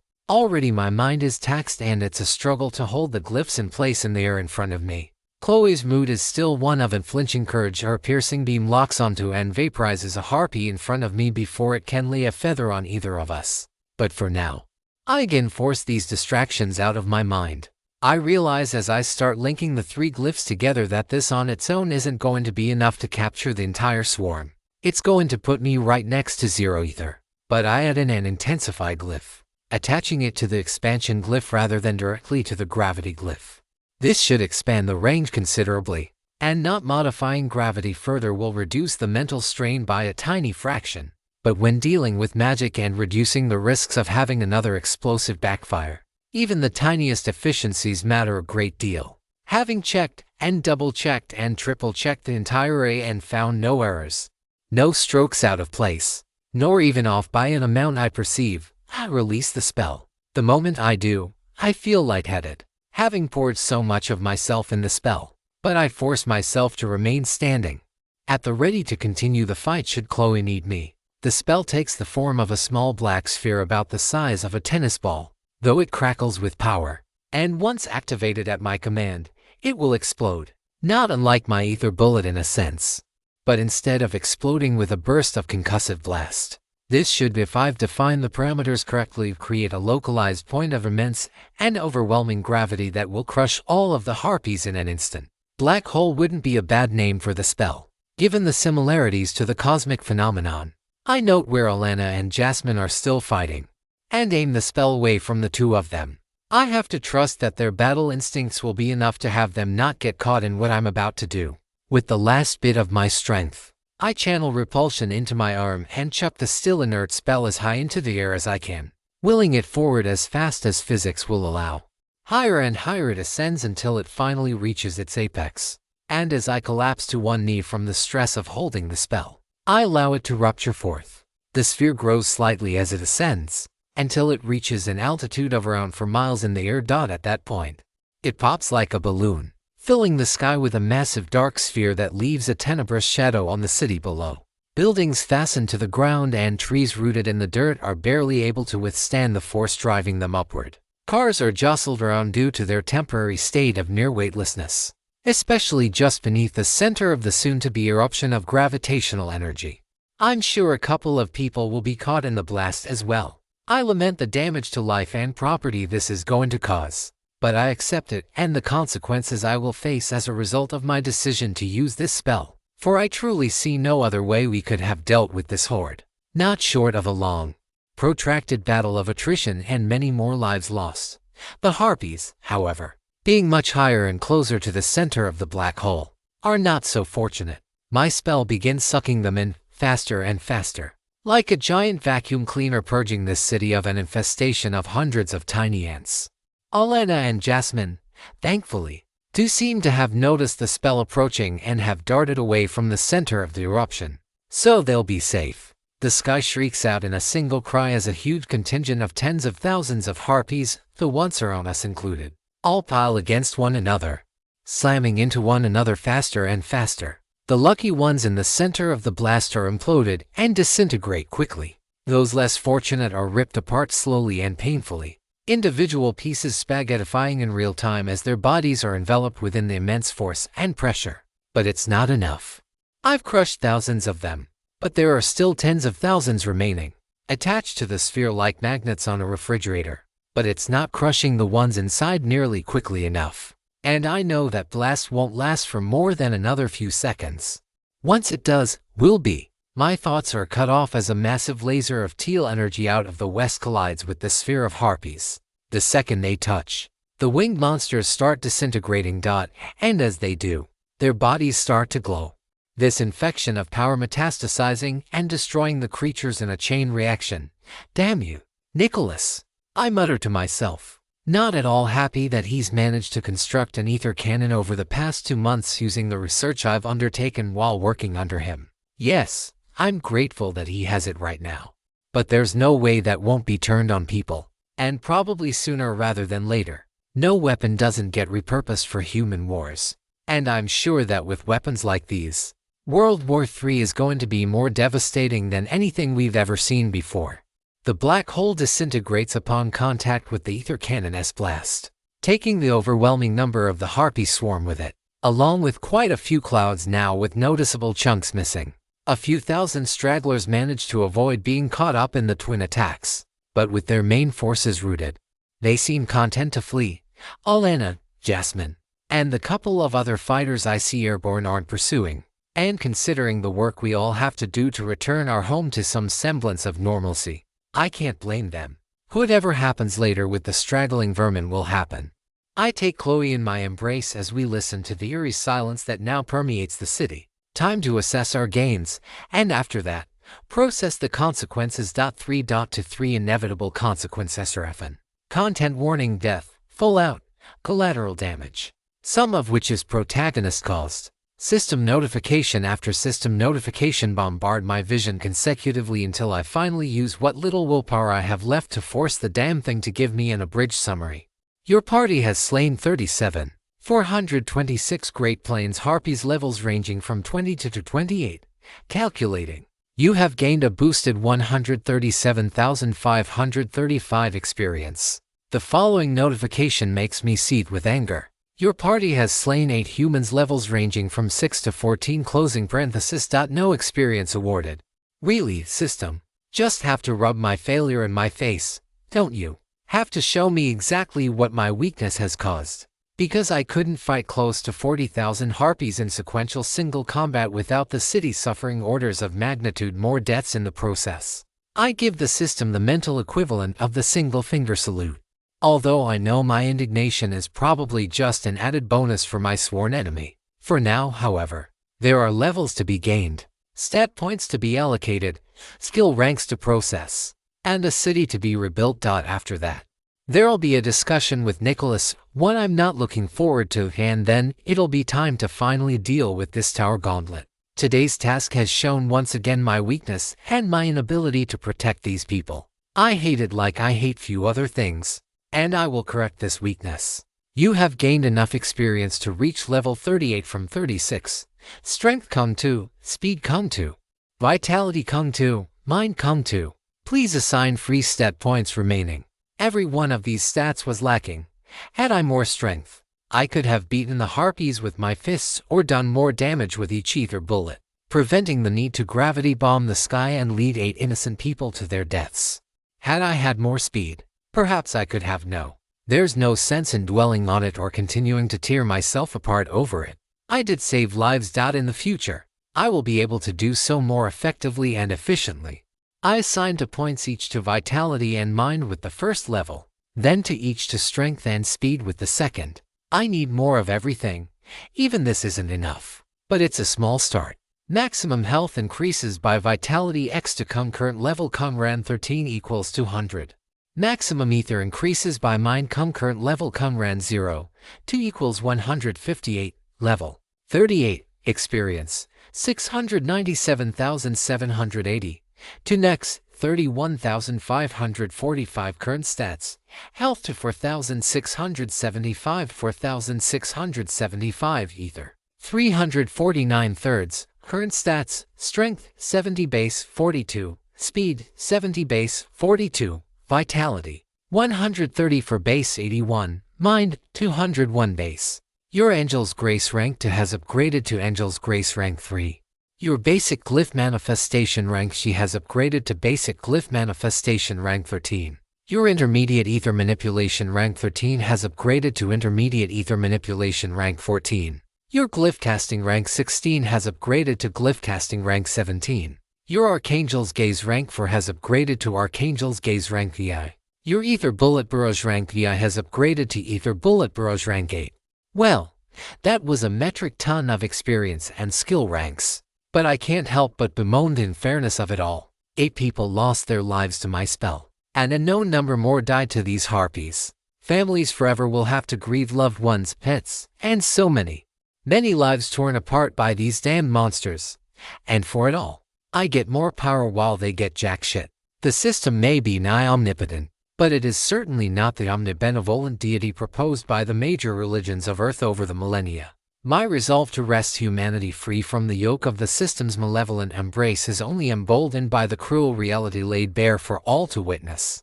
1 week has passed since the harpies invaded. I remain a bit remiss that my plans for delving into the tower gauntlet have been postponed for so long. Indeed, every day without the power contained therein is a day I feel at ease. Only the system knows when the next calamity will come to wipe us all out. One which, if I were stronger, better equipped, and more experienced, I might be able to better withstand, and with less collateral damage, but right now, the people need our help to rebuild. And Chloe needs to be there, offering what healing she can to the wounded, healing of body and mind alike. Given her spells also imbue their target with a gentle sense of warmth and comfort, not unlike being wrapped up in the embrace of a loved one. I am woefully inadequate for that particular task. I lack Chloe's emotional intelligence, and have never considered myself particularly adept at providing comfort to those in mourning. But I can at least provide some material assistance in helping to handle the physical fallout. So many broken trees and pieces of homes and cars strewn about. A lot of it was caused either by the harpies, or those who tried with various degrees of success to fight them off. But just as much, and even more near the hypocenter, was damage that I myself caused with Black Hole, helping the people of my hometown to rebuild after the cruel devastation the harpies caused is a form of penance, I suppose. It won't bring back the lives of the 57 people killed in their attack, including the 8 that the system attributed to my final attack. It won't make up for or replace the estimated 400 million in property damage, of which some fraction is my own doing. It won't undo the profound unfairness that, once again, the Jacobs residence emerged with but a few dented shingles, giving Chloe and me a warm place to sleep each night, but it will at least provide some comfort in everyone's hour of need. How are you holding up, Chloe? I ask. Late in the afternoon on the 6th full day since the attack. She's a few blocks away at one of the 3 local hospitals, working with the medical staff, not all of whom have healing-related classes, to tend to the hundreds of still injured patients. Meanwhile, I've been helping with logistical work, hauling building materials around the city and occasionally rushing critically injured rescuees to there as I am right now. Tired. So many people to tend to, but also extremely fulfilled. I sense the same from her. Are you about ready to head out for the day?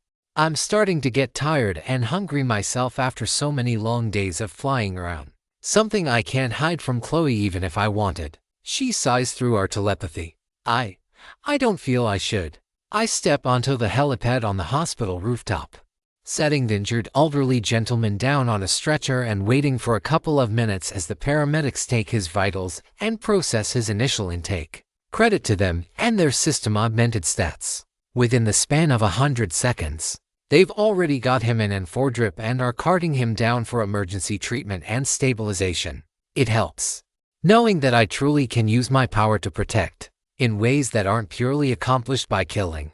It's helping me center myself after tapping into the penumbra of madness last week. The work is long, hard, and sometimes painful to witness, but it's good for my soul, in ways I might not be able to fully express in words.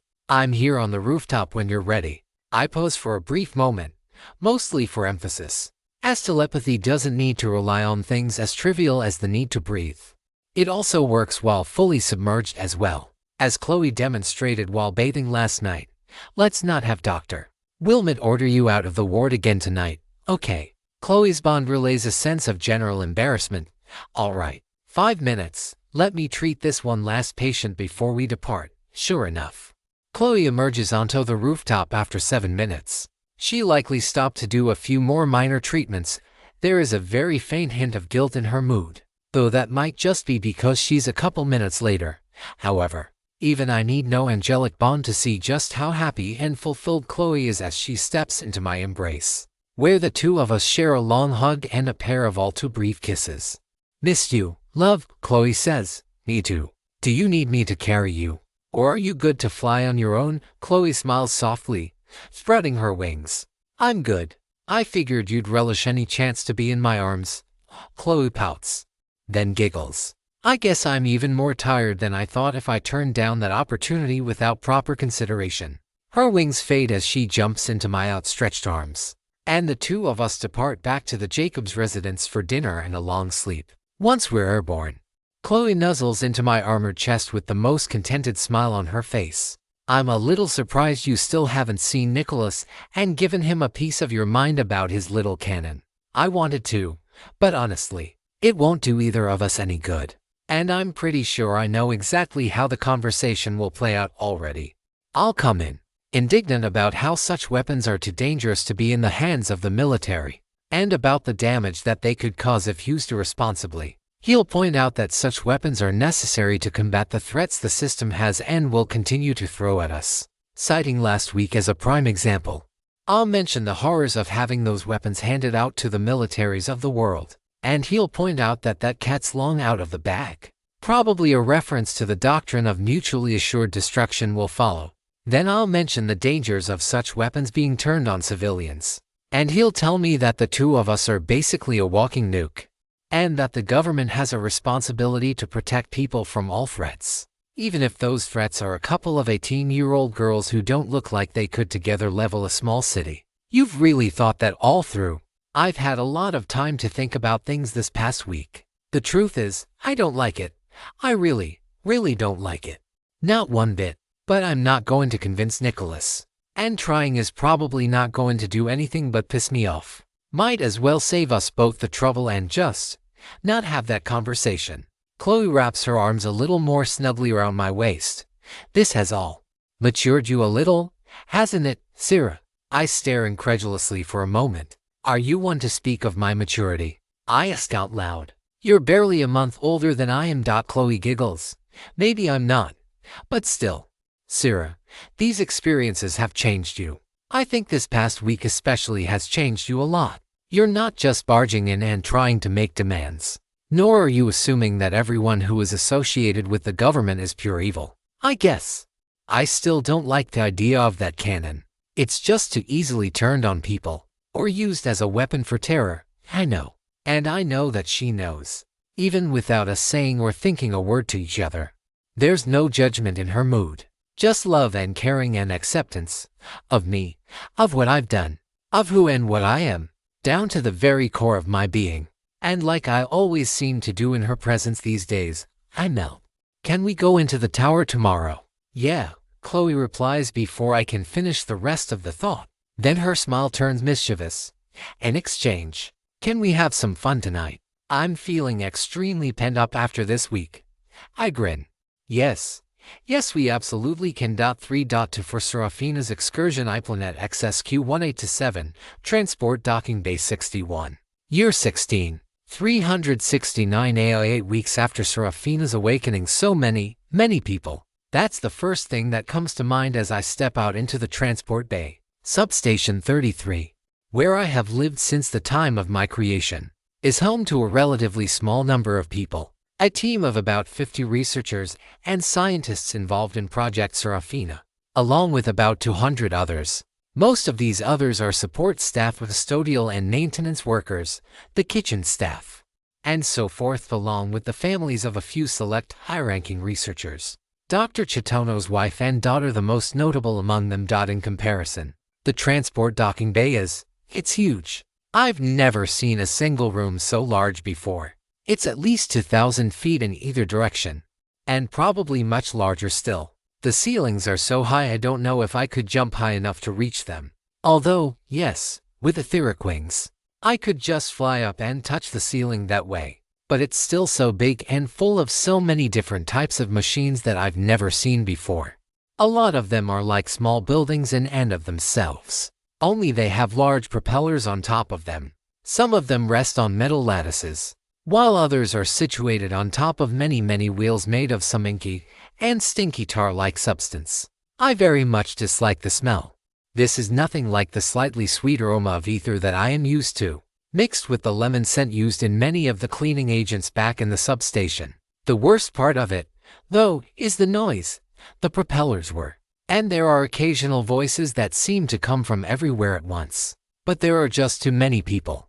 Within the span of a blink, one count 547, and I'm sure there are more behind these moving buildings and the various supply crates throughout the room.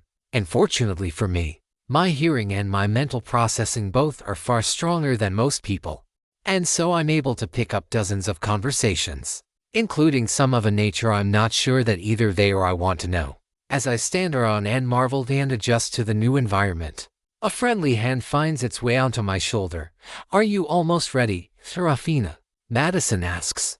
Her scarlet hair is tied up into a tight bun, and I notice that instead of the energy sword she typically uses during training, she has an actual physical blade sheathed at her side, a long, thick blade.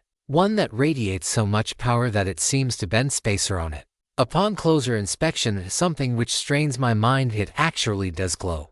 Though nearly all of that glow is blocked by the ivory-colored sheath in which it lies. I can't help but notice that in her outfit, a form-fitting white jumpsuit with thousands of tiny glyphs etched into every fiber, Madison looks absolutely gorgeous. As in, the sort of casual beauty that, if the stories are to be believed, might cause a man to launch 1,000 ships to covet. I gulp, both from Madison's radiance and the raw pressure she exerts with her presence. The two researchers on either side of her seem unfazed, but I do notice that several of the crewmates throughout the compound turn toward her. Even though she doesn't seem to notice or has perhaps acclimated to it, the people throughout the facility adjust their movements, taking care not to turn their backs to her if they can at all help it. I don't know if I'm ready, but I'm anxious to get going. I say, don't worry too much about it, Seraphina. This is your first time going to one of these towers. So, I will make sure to stand ready and intercede should anything unfortunate happen. I shudder, thinking about the time I got stabbed in the back by that dinosaur. Even now, I can still feel the pain lingering there. As much reality as it is in my head, a thought escapes me. But I will not gain as much experience if you are there. Does that not defeat the point of this? You are correct. But at the same time, dying would not serve either of our interests. I nod, yes. I would like to not die, as should be the case.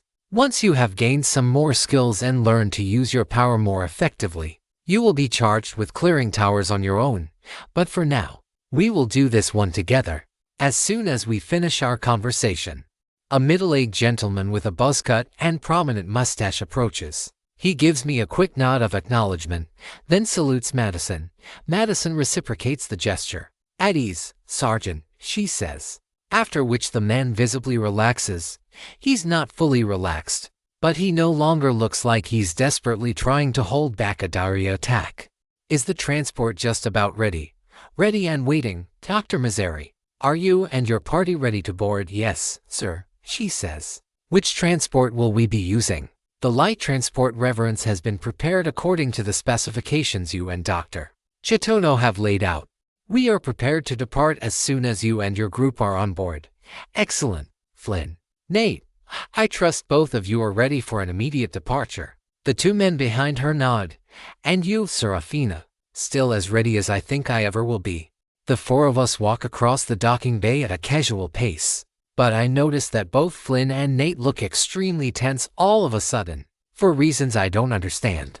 Nothing in the room has changed. I sense no threats. And Madison still walks with the ease of someone who is in complete control in every way.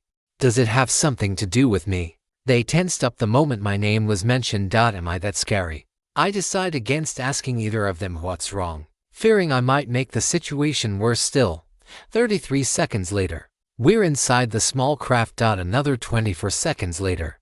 And I'm strapped into the harness. Flynn and Nate follow suit, strapping themselves in, while Madison doesn't bother. Honestly, I think she'll not move from her seat until the instant she chooses to do so regardless. And anything so petty as the laws of physics won't make her. Greetings, Dr. Misery. The pilot says, I'm Major Reishi, and I'll be your pilot this morning. Just to confirm, no change in plans.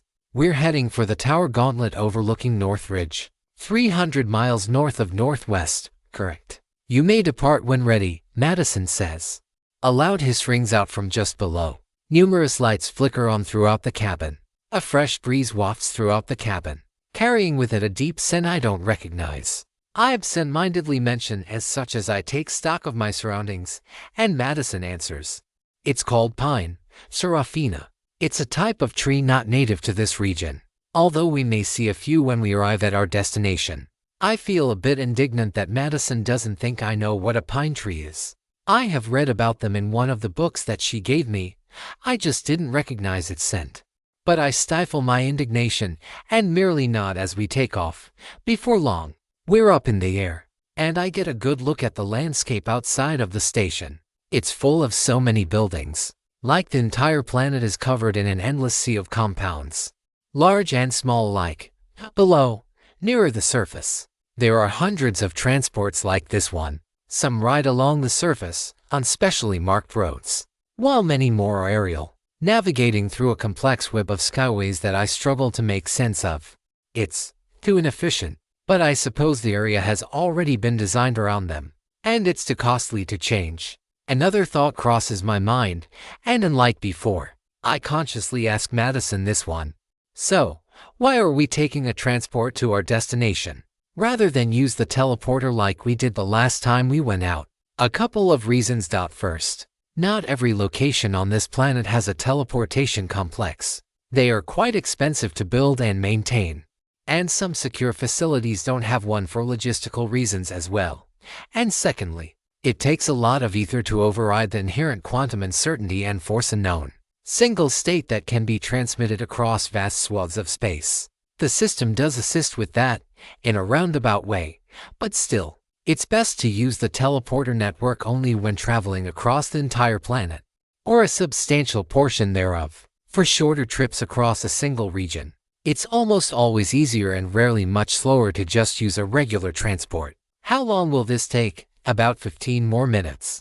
Oh, that's not long at all.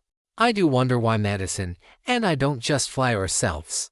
I'm guessing there are rules about people flying around under their own power.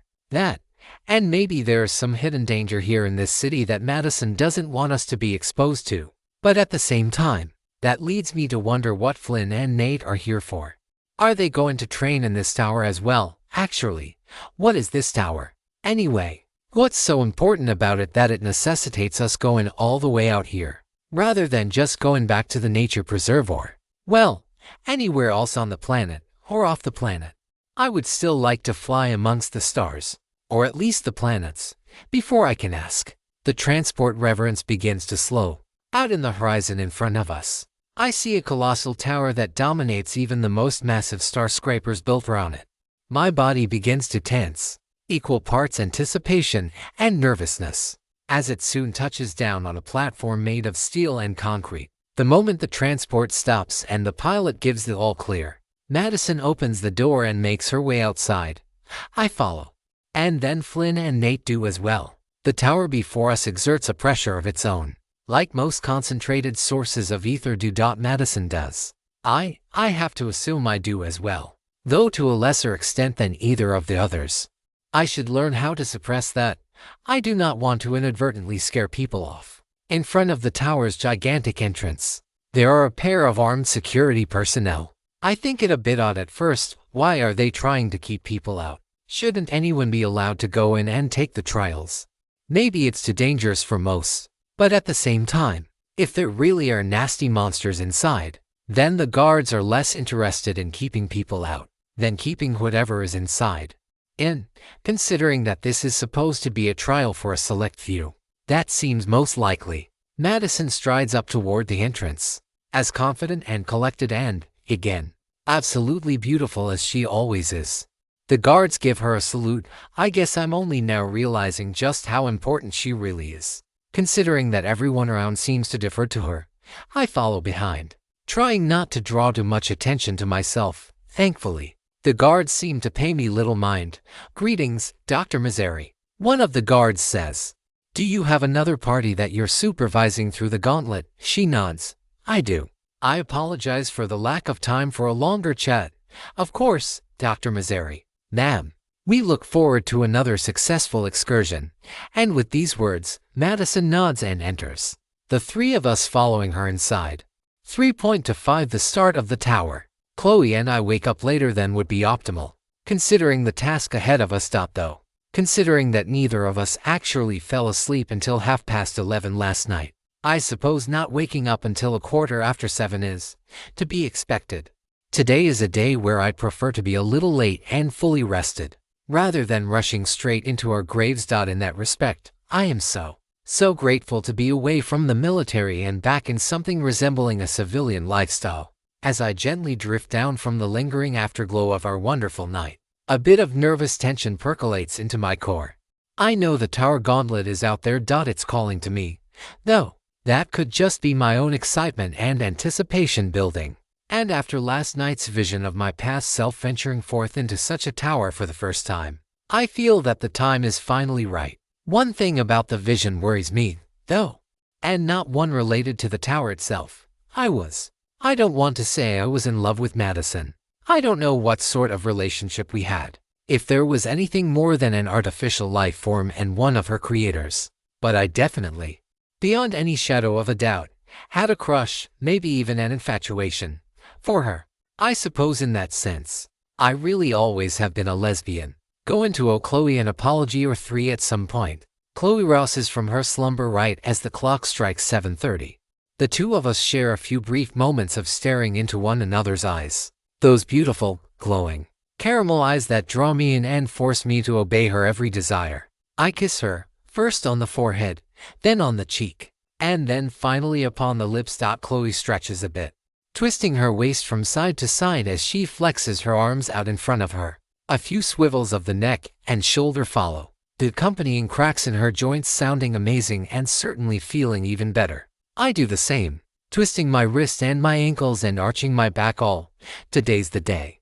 Chloe messages, "Are we ready?" I don't think we can be prepared for the unknown. But, as my past self said in my dream last night, I don't know if I'm ready, but I'm anxious to get going. I feel the same. She takes my hand. But we will get through this, together. Mrs. Jacobs shouts her goodbyes from downstairs as she heads off to work. And, with her gone and the time now 7:35, we go ahead and get suited up and ready to leave as well. In addition to our gear and the gemstones from Zachary, including the darkness stone I had recharged, we also packed plenty of snacks and bottles of water. I can't be sure how easily we'll be able to get out of the tower. And I don't want us to be without food or water if the gauntlet is truly as protracted and grueling as its name suggests. We don't, however, fix breakfast before we leave. Instead, I make the decision to stop at a local convenience store along the way and pick up a pair of sausage rolls. One for each of us.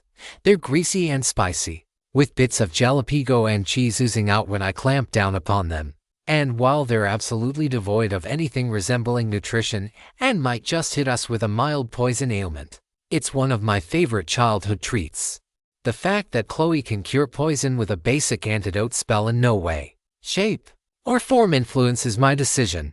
A short 5-minute flight across the city, and we land in front of the Tower Gauntlet's entrance. There's still a police presence surrounding the tower. Mostly just a line of police tape and a pair of patrolmen conducting a leisurely stroll around the tower's perimeter. But, unlike our first trip here, we don't bother with any subterfuge or distractions to finagle our way inside. Instead, I channel Madison's confidence and walk right up to the front door. "Halt," one of the officers says. "This is a restricted space. By order of the mayor, no one is allowed into the tower until we have completed a survey of the inside and confirmed its safety for civilians. Has there already been a survey conducted? I'm sorry, but that's protected police information. If you don't have a writ from the mayor's office." Halfway through his speech, I glance over at Chloe, unconcerned with the officer's instructions. "Chloe, do you want to take a detour to the mayor and get formal permission? Or just head in?" The officer is probably level 10 or so. I doubt he could harm either of us unless we wanted him to for some reason. Chloe smiles. "Thanks for being considerate." She gives my right hand a gentle squeeze. I'm not sure how long it'll take to get such a writ from the mayor, or if they're even allowing people in at all. Let's just go in. You've changed. I figured you'd be all about the law and being a good and responsible citizen, and all that stuff. After those harpies. She trails off for a moment. We have our own responsibilities as citizens, things that only we can do. And right now, we should be using our time either to help people directly, or get stronger so we can do so more effectively in the future. I couldn't agree more. And damn, do I love this woman. I don't message as much, but I can see from her warm smile that she senses it through our bond all the same. Now, I'm going to need both of you to leave this place, or I'm going to place you under arrest. The officer finally finishes his diatribe. Chloe shrugs her shoulders, and the two of us walk right by, hand in hand, completely uncaring as to the officer's demands. I switch to the omnidirectional side of Archangel's gaze just as he pulls out his gun and threatens to shoot. "I wouldn't do that if I were you," I say, twisting my mechanical arm cannon around and exposing the analog of its palm to him. "The moment you start pulling the trigger, I'm going to activate a repulsion barrier that will cause your bullet to ricochet off in some direction I won't be able to fully control." Let the mayor know that the caster of Black Hole and her partner want to go in the tower gauntlet, and that we will take full responsibility for our safety and well-being while inside. Surprisingly, the officer doesn't escalate further. Instead, he clicks the safety of his handgun back on, holsters it away, and turns around. "Godspeed to you both," he mutters before returning to his patrol. I pull the door open.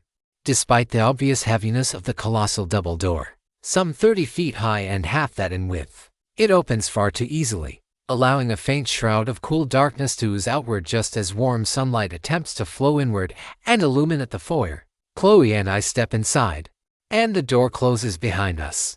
I attempt to reopen it from the inside, and I find that I'm capable of doing so. Chloe can as well. The tower gauntlet doesn't seem keen to immediately trap us inside and force us to confront every challenge at once. And there's no monsters or any other signs of life for that matter, biological or artificial alike. No, I sense some sort of presence. I can't tell if it's the same sort of pressure that I experienced when my past self first entered the tower, or if this is something more concrete. More eminently ominous. A dim light switches on, revealing a single antechamber. One too small for the size of the tower. Then again, a tower this massive would need to devote a large proportion of its lower floors to structural support. That is, at least if the laws of physics from before the system were the only factor at play. As it is, there could be hidden passageways, and those could be formed of illusions even Chloe's ethersight and my archangel's gaze are unable to pierce. The most notable thing about the chamber is a massive staircase, leading to a shimmering haze at the top. A portal, I surmise, recalling how similar it looks to the one we used to get to the Temple of Greed a fortnight ago. I expect it leads somewhere else in the tower, and, though I have no proof of this, I suspect that once we pass through that portal, we won't be able to easily leave. To my side is a strange structure, shaped roughly like a cylinder, perhaps 6 feet in diameter and 10 feet high, large enough that Chloe and I could both comfortably fit inside, and maybe a couple of others, should we choose to later explore with Alana or Lindsay or whomever else we might bring with us at that time. I don't notice anything else that immediately strikes out at me. Chloe takes my hand, and together, we take the first steps up the staircase. The air is chilled, stale, and completely scentless. It's also unnaturally quiet. The tapping that our footsteps should make damp by some phenomenon I don't understand. Once we get right up to the portal's shimmering haze, a series of glyphs lights up. They twist and bend a bit, and though I don't understand every glyph's meaning, I can read the inscription as easily as if it were written in plain English. Chloe narrows her eyes as well. It seems that she too can read them, a phenomenon that suggests that these particular glyphs want to be read. Welcome, aspirants one and all, to Tower Gauntlet 361-1 and 9600W, Planet E3 to 971, Sector 147. Within this tower are a series of increasingly stronger monsters and other perils designed to push your bodies and minds to their breaking point, ones which will vary from floor to floor. Though the challenges that await are great, so too are the rewards for those who brave these floors and emerge alive. The further you delve, the greater the treasure that lies inside. Recommended level for entering. Recommended level for completing tower. Beware. Once you have entered the gauntlet, you will not be able to easily leave. I note what it says, especially that last line. I also note what the last line doesn't say. It doesn't say that we will have to clear the gauntlet in its entirety. Are we still doing this? Chloe asks. She speaks the words out loud, breaking the eerie silence that permeates the chamber. Do you want to turn back? I ask. Chloe hesitates for a few seconds. Then she answers with resolve in her voice. No, I don't want any more tragedies to happen. I want to be stronger, so I can better protect and heal people, you, and anyone else who might need it. Yeah, I feel the exact same way, though. That last line does worry me. What do you think about not being able to easily leave? I don't know. My vision of my past life only showed me entering the gauntlet, not anything about what was inside. But, if I had to guess, there's only certain places where we can exit the dungeon. Perhaps that device on the side is a teleporter that will bring us back here when we're ready to leave. A teleporter. They existed in the world where my past self lived. I wouldn't even begin to know how to craft one, though. Apparently they work by connecting directly to our system data and somehow freeze quantum uncertainty in a way that turns our data into energy. And then, yeah, I don't really even fully understand how they work either. Chloe laughs. Well, I'm glad to know there are some things that even you don't know about the world. She leans her head against my shoulder and wraps me into a brief side hug. It means there's things we can explore and learn together, with conviction in our hearts. We pass through the portal and up to the second floor.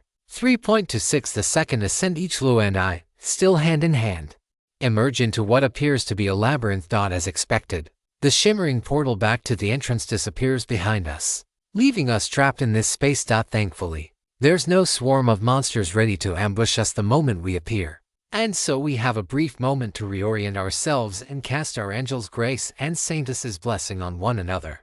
And fortunately, as soon as I finish my cast and feel the small draining sensation away from my ether core, I remember the whole half of normal ether regeneration while in dungeon's condition. I wonder if the other half is used to power the obvious spatial modifications made to the place.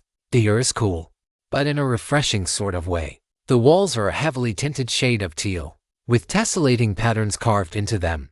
I see no glyphs on the walls, and while they glow brightly enough to see without difficulty, there are no windows or skylights or other sources of natural light anywhere that I can see. There are branching pathways just ahead on either side of us, along with another path that leads straight ahead.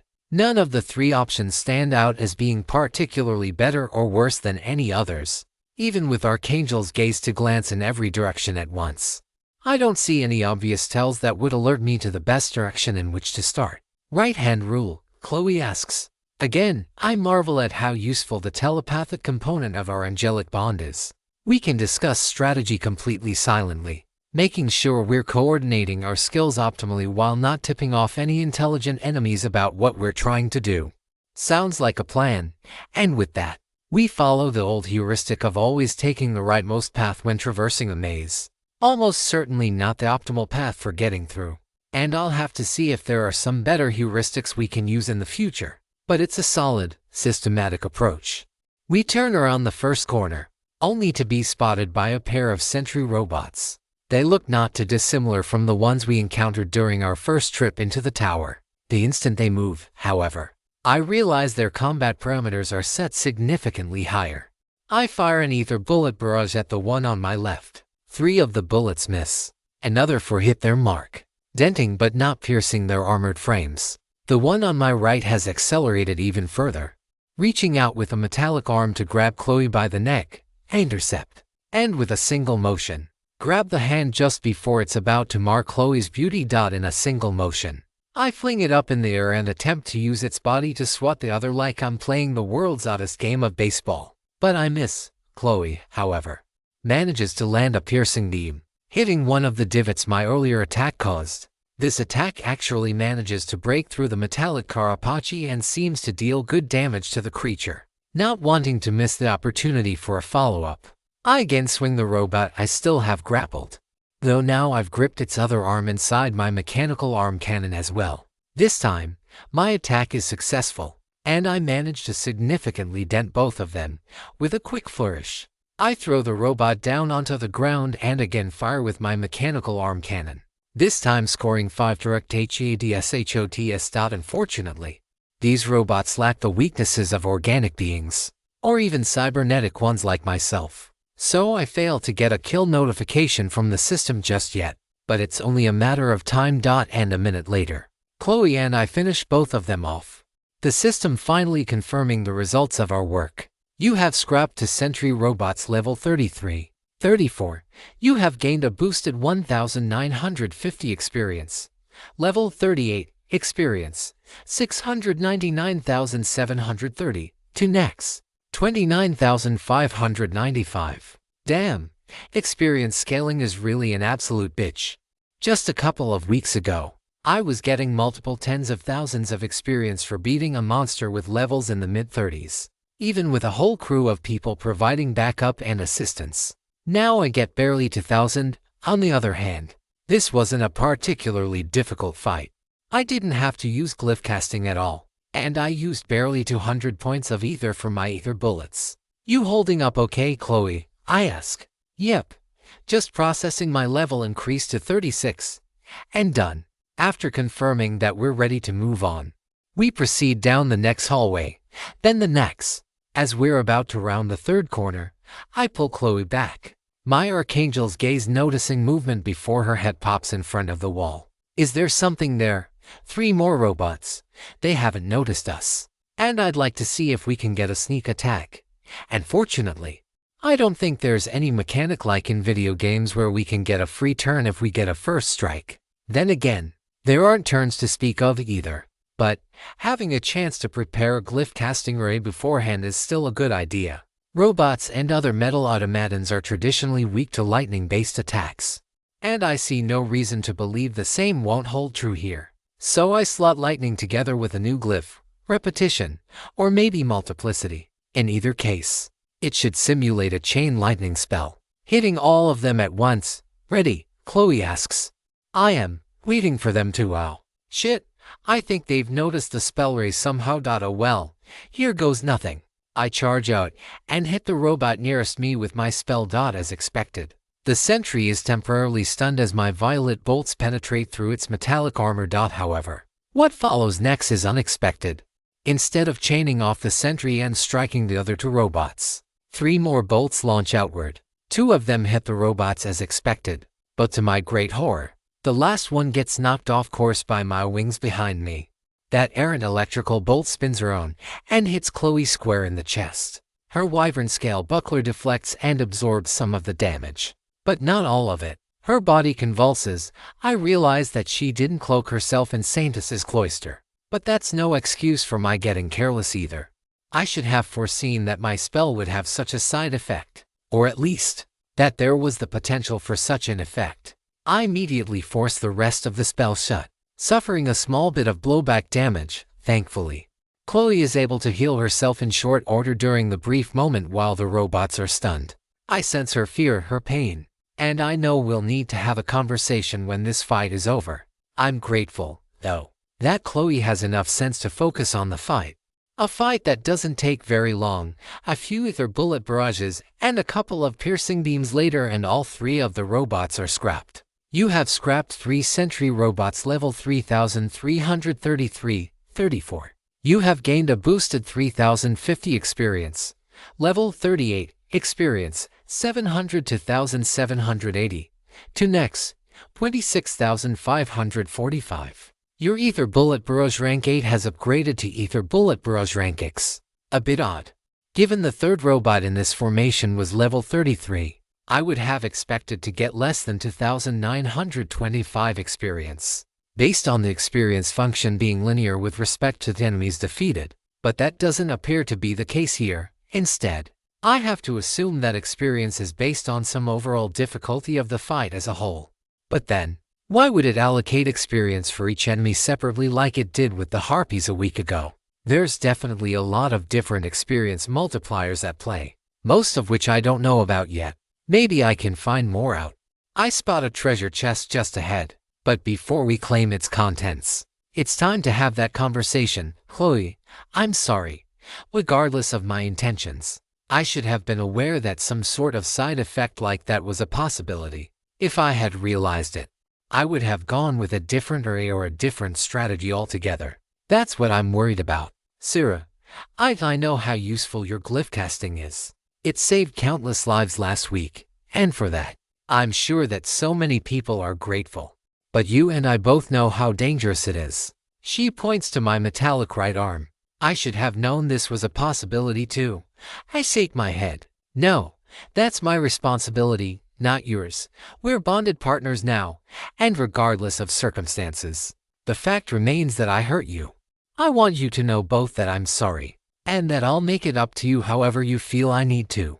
Chloe closes her eyes and thinks. She's still hurt, but I still sense her deep love through our bond.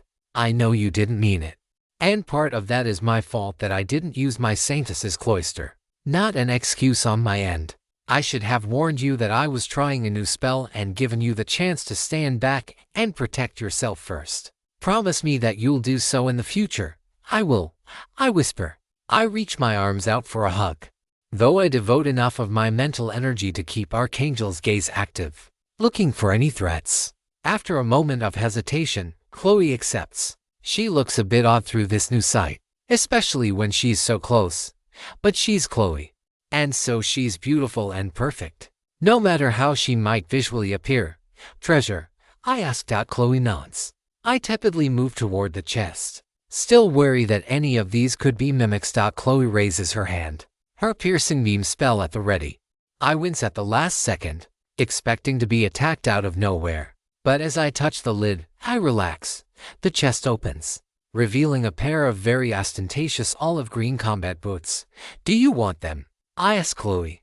I would gladly give them to her if she does and her class will allow her to wear them. She reaches for them before setting them down and shaking her head. Just got a system notification warning me that they're not compatible with my class. I pick them up, and after receiving no such warning, I remove my boots of impulse and set them back in the chest, slipping on the bulwark boots in their place.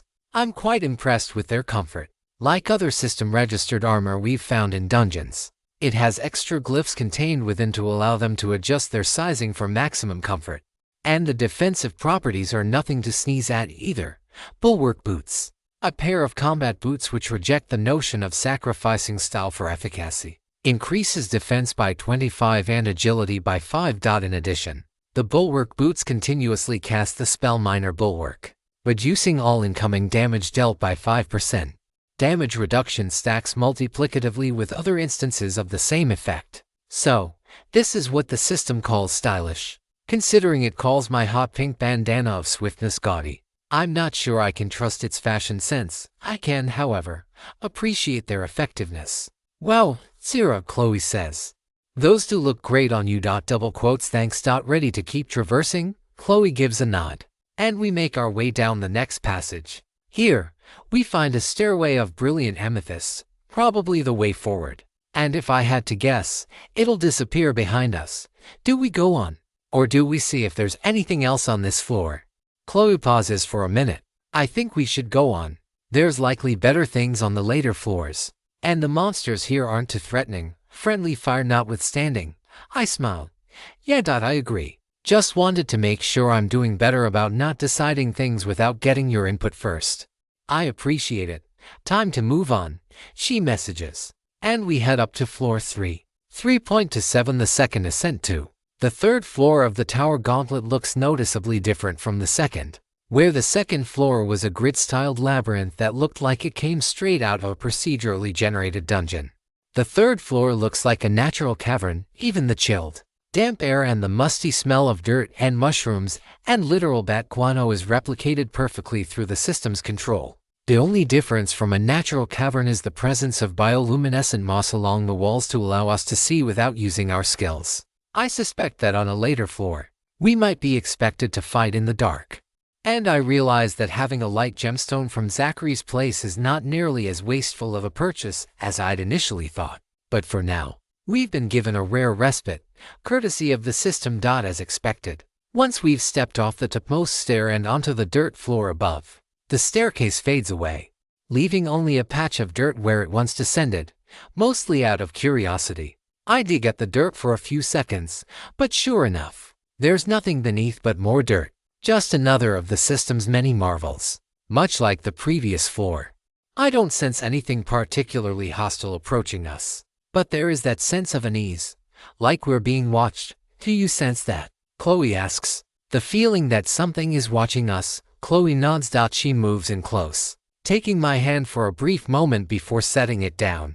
I'd love to hold her hand as well, but if we're going to be attacked at a moment's notice, best to be fully prepared for battle at a moment's notice. I switch my mechanical arm cannon back to firing mode for the same reason. We progress as quietly as we can, even going so far as to try to quiet our breathing as we wander the massive cavern before us. Despite the temptation, neither of us even mentions the possibility of splitting up. We're far stronger as a team than as two individuals thanks to angelic bond. Even without that, though, I can't imagine that splitting the party would ever work out well. A droplet of water lands on my right shoulder. I had turned off the omnidirectional side of Archangel's gaze to conserve ether, so the sudden sensation startles me. I immediately turn it back on and ready my cannon to fire, expecting that I'm under attack. But no. It's just an ordinary stalactite dropping an ordinary droplet of water. There's no ether signature alerting me to the presence of a sentient creature looming. It's okay, sir. I'm here, Chloe messages. No doubt feeling my sudden fear through our bond. I try to send a vibe of reassurance. Just a droplet of water. Got scared we were under attack. Chloe tries and fails to suppress a giggle. I never expected to see you so jumpy, sir. Honestly, it's pretty cute. I blush and stammer in my head. I'm sure my mortified embarrassment isn't lost on Chloe, considering she's looking away and mere moments from breaking out into boisterous laughter. Let's not lower our guards. We are likely still being watched. Tapping sounds emerge from ahead of us. Chloe and I stop in our tracks. The sounds continue, now joined by the rattling of metal armor. Chloe takes a half step back, and I flare out my wings, prepared to intercept whatever approaches. To my surprise, the creature is humanoid in appearance, though it's entirely covered in thick full plate, including matching gauntlets, greaves, and a helmet of radiant silver. It also carries with it a gleaming sword in its right arm. I take a cautious step forward, my gun arm at the ready. But I'm taken aback when the figure in front of us takes off its helmet, revealing Alana's face. Do you think it's a trap? I ask. It definitely could be, although if it is, it looks just like her through my other side. But I don't want to shoot first and ask questions later, either. Just in case it really is her. I send a nonverbal agreement back through our bond. Alana, or the creature masquerading as her, walks closer, smiling slightly as she approaches. The smile seems genuine. No disdainful smirk that suggests deception. But any creature capable of deception powerful enough to fool Chloe's and my perception skills isn't going to give such an obvious tell. Hey you two, Alana says. It's good to see you again. How've you been? Chloe gives me a glance. We're well, I say. Decided it was about time to go through the gauntlet for ourselves. At least the first few floors. It was the same for me, Alana responds. I know I'm not strong enough to deal with another swarm of harpies. And heaven forbid there's a massive clutch of dragons heading our way in the near future. Love, Chloe interjects as Alana is speaking. Can you ask her if she knows the way out of this floor? I give Chloe a nonverbal assent before nodding to Alana. Have you managed to find the way up to the next floor? Yes. Come along. I'll show you the way. Fake, Chloe says. Agreed. No way the real Alana could have known we were coming, right? That would be the only reason to stay behind after finding the exit. And she certainly wouldn't beeline for the start of the floor.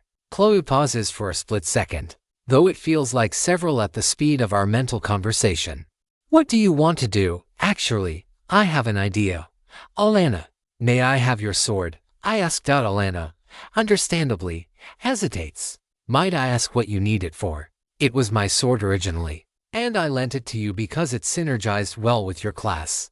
But I believe a blessed sword is a weapon even more suitable for a mechanical angel than a shining Valkyria. Please return my weapon to me. Alana pauses for several moments. Finally, she unsheathes her weapon.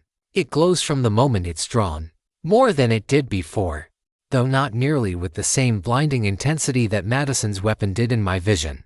It makes me wonder what kind of a monster Madison truly was when she went all out, or how strong I was at the peak of my old life. Not strong enough is all I know for sure. Be careful. I expect her to try to stab me in the back while my defenses are lowered. I respond. Already happened to me twice. Not really keen on making a hat trick of it. Wait, twice. Past life vision. Right while I was bleeding out during the final battle against the Order. Alana and I walk toward one another, with Chloe following a few paces behind me. Even without my omnidirectional archangel's gaze active, I can sense that she's already charging up some sort of spell. Although I'm not sure if it's an attacking spell or some sort of defensive abjuration. It makes me feel a lot better knowing she has my back. Even better knowing that our bond will prevent these sorts of shenanigans between us. I think, stop, I say. Once we're about 10 paces from one another, drop the weapon on the ground. Then back away with your hands in the air where I can see them. Alana, or Alana's doppelganger. As I'm increasingly convinced, continues to obey. She thrusts her sword into the ground before her, then backs away slowly. Once she's 20 paces behind the sword, I step forward and take it with my left arm, examining the blade, its weight, the glyphs carved into it, and most notably, the system registration as I move to equip it. Shining Blade, a weapon forged in the light of purest diamond, designed to repel all the denizens of the darkness. The brilliance of the edge further disorients enemies. Agility Kung 10, attacks deal light elemental damage. 20% resistance to darkness attacks. Warning: you are attempting to equip a second weapon. Conflict with equipped weapon. Mechanical arm cannon, cybernetic body activates. Some functions of weapon mechanical arm cannon will be disabled while using Shining Blade. Interesting information from the secondary notification, but not imminently relevant. The first notification, however, seems like pretty convincing proof to me. But I do have one final question. Where did you get this weapon? I ask. You gave it to me, Alana's fake answers. Isn't that what you said? This isn't the weapon I gave you, I say. Which means you aren't Alana. The creature bellows forth a discordant laugh I can only describe as a natural. It gurgles. And then its body contorts. Flesh twists and sinew snaps in unnatural ways as the creature dissolves its body, removing itself from its armor and reconstituting into an unnatural facsimile of me. It even manages to mimic my mechanical arm cannon and my wings. Although the creatures ripple and contort with the frailty of flesh rather than the stability of metal, the creature offers no dialogue. Its wings vibrate and thrum like a hummingbird's as it flies forward. With my new Shining Blade in hand, I launch a single upward thrust right as Chloe fires her piercing beam directly at the monster's torso. Both of our attacks connect, sending the mass of flesh crumpling to the ground. But there's been no system notification, and this fight has been too easy. Sure enough, the creature's body reconstitutes itself, this time taking the form of Chloe. And unlike before, the creature laughs with a sick imitation of my girlfriend's giggles. Surely, you won't harm your lover, now would you? Not after what happened earlier. Shield yourself, Chloe, I message. I bet this thing is only vulnerable to magic. Got it. You're right. I wouldn't intentionally harm her, but the thing is, I'm a screw-up. I make mistakes. I try to treat her well, and sometimes, I fail. Earlier today was a big failure, but the first thing I can do to set things right is to avoid compounding my earlier failure. Chloe has already cast Saintus's cloister upon herself, and I've already had a chance to reformulate my glyph ray while I've been stalling for time. This time, I add in a straightness glyph to prevent any problematic redirection caused by my wings. It's a bit more taxing on my ether supply, itself sitting around 2/3 of my maximum, but it's a small sacrifice and well worth tipping a bit more into my reserves. And there's one other factor at play, I say. The fake Chloe smirks. Oh, and what's that? You're about to die. I'll humor your final words. I doubt your flesh is as resistant to lightning as it is to physical attacks. I launch my new ray. 4 bolts of blue-violet lightning flow from my right hand, each flying outward with a crackle of pure power and at the speed of a flash. The creature tries to dissolve its body to parry the attack, but it's too slow, especially because the attempt was laughably easy to anticipate, and easy to correct for by adjusting my aim closer to its abdomen than its torso. The creature screams. It tries to mimic Chloe's cries of pain from earlier. This, in turn, causes anger to flow through my bond with the real Chloe in both directions. I'm pissed that this creature is trying to use Chloe, defacing her beauty with this wretched facsimile. And Chloe is even angrier, though not at me. She's angry at how her form is being used in this fashion. She doesn't like watching it, and I don't blame her. As my lightning fades away, Chloe steps in front of me with gritted teeth and narrowed eyes. She raises both hands to her sides. Spell circles glow upon each of her palms, and as she brings them together, I notice that the glyphs within each of them shift slightly as they're brought together. The 2 spell circles seem to repel one another, but Chloe simply grimaces further and forces them together through sheer willpower and determination. The blast of light that follows is a grade above her original piercing beam spell, where my attack left the creature's gelatinous form dazed and convulsing.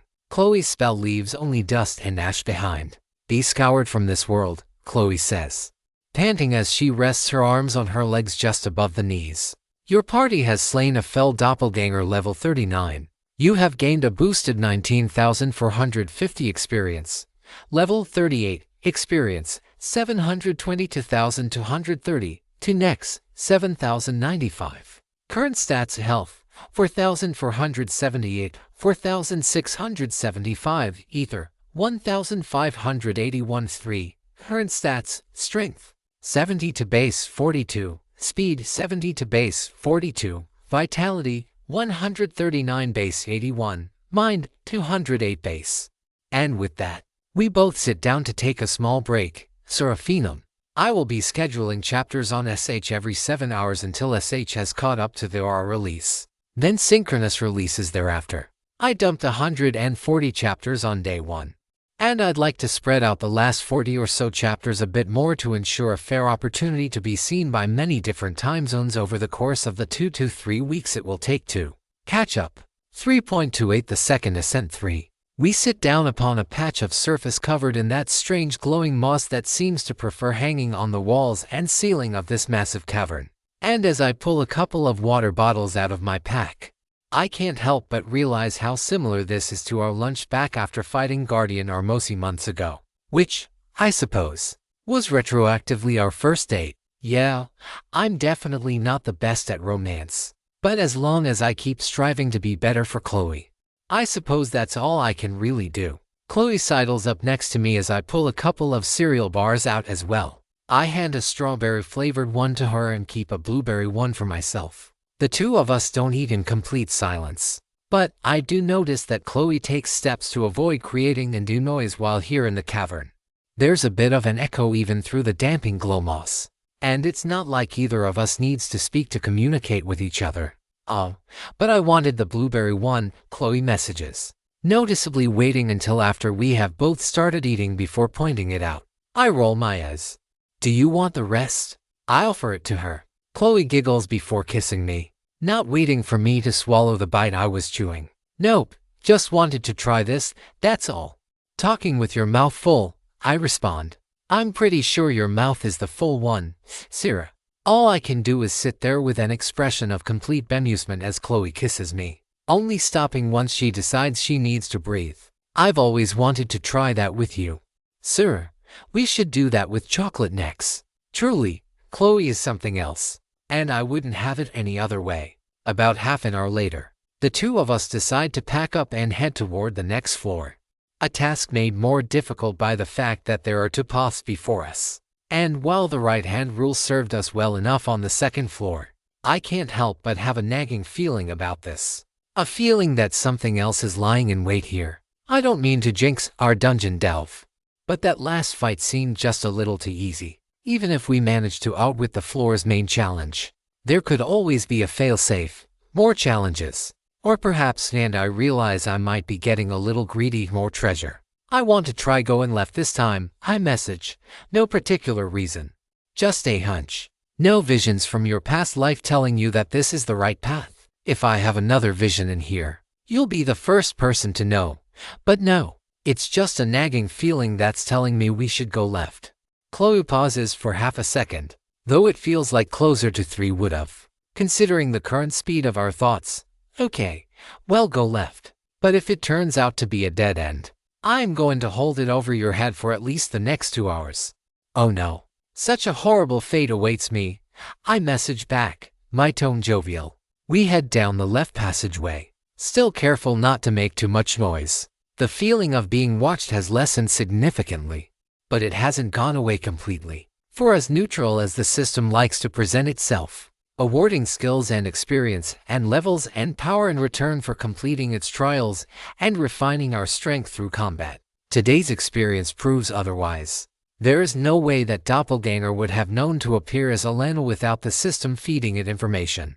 My visions of my past life are more than sufficient proof for me, of course, and for Chloe as well, and perhaps a select group of other close confidants.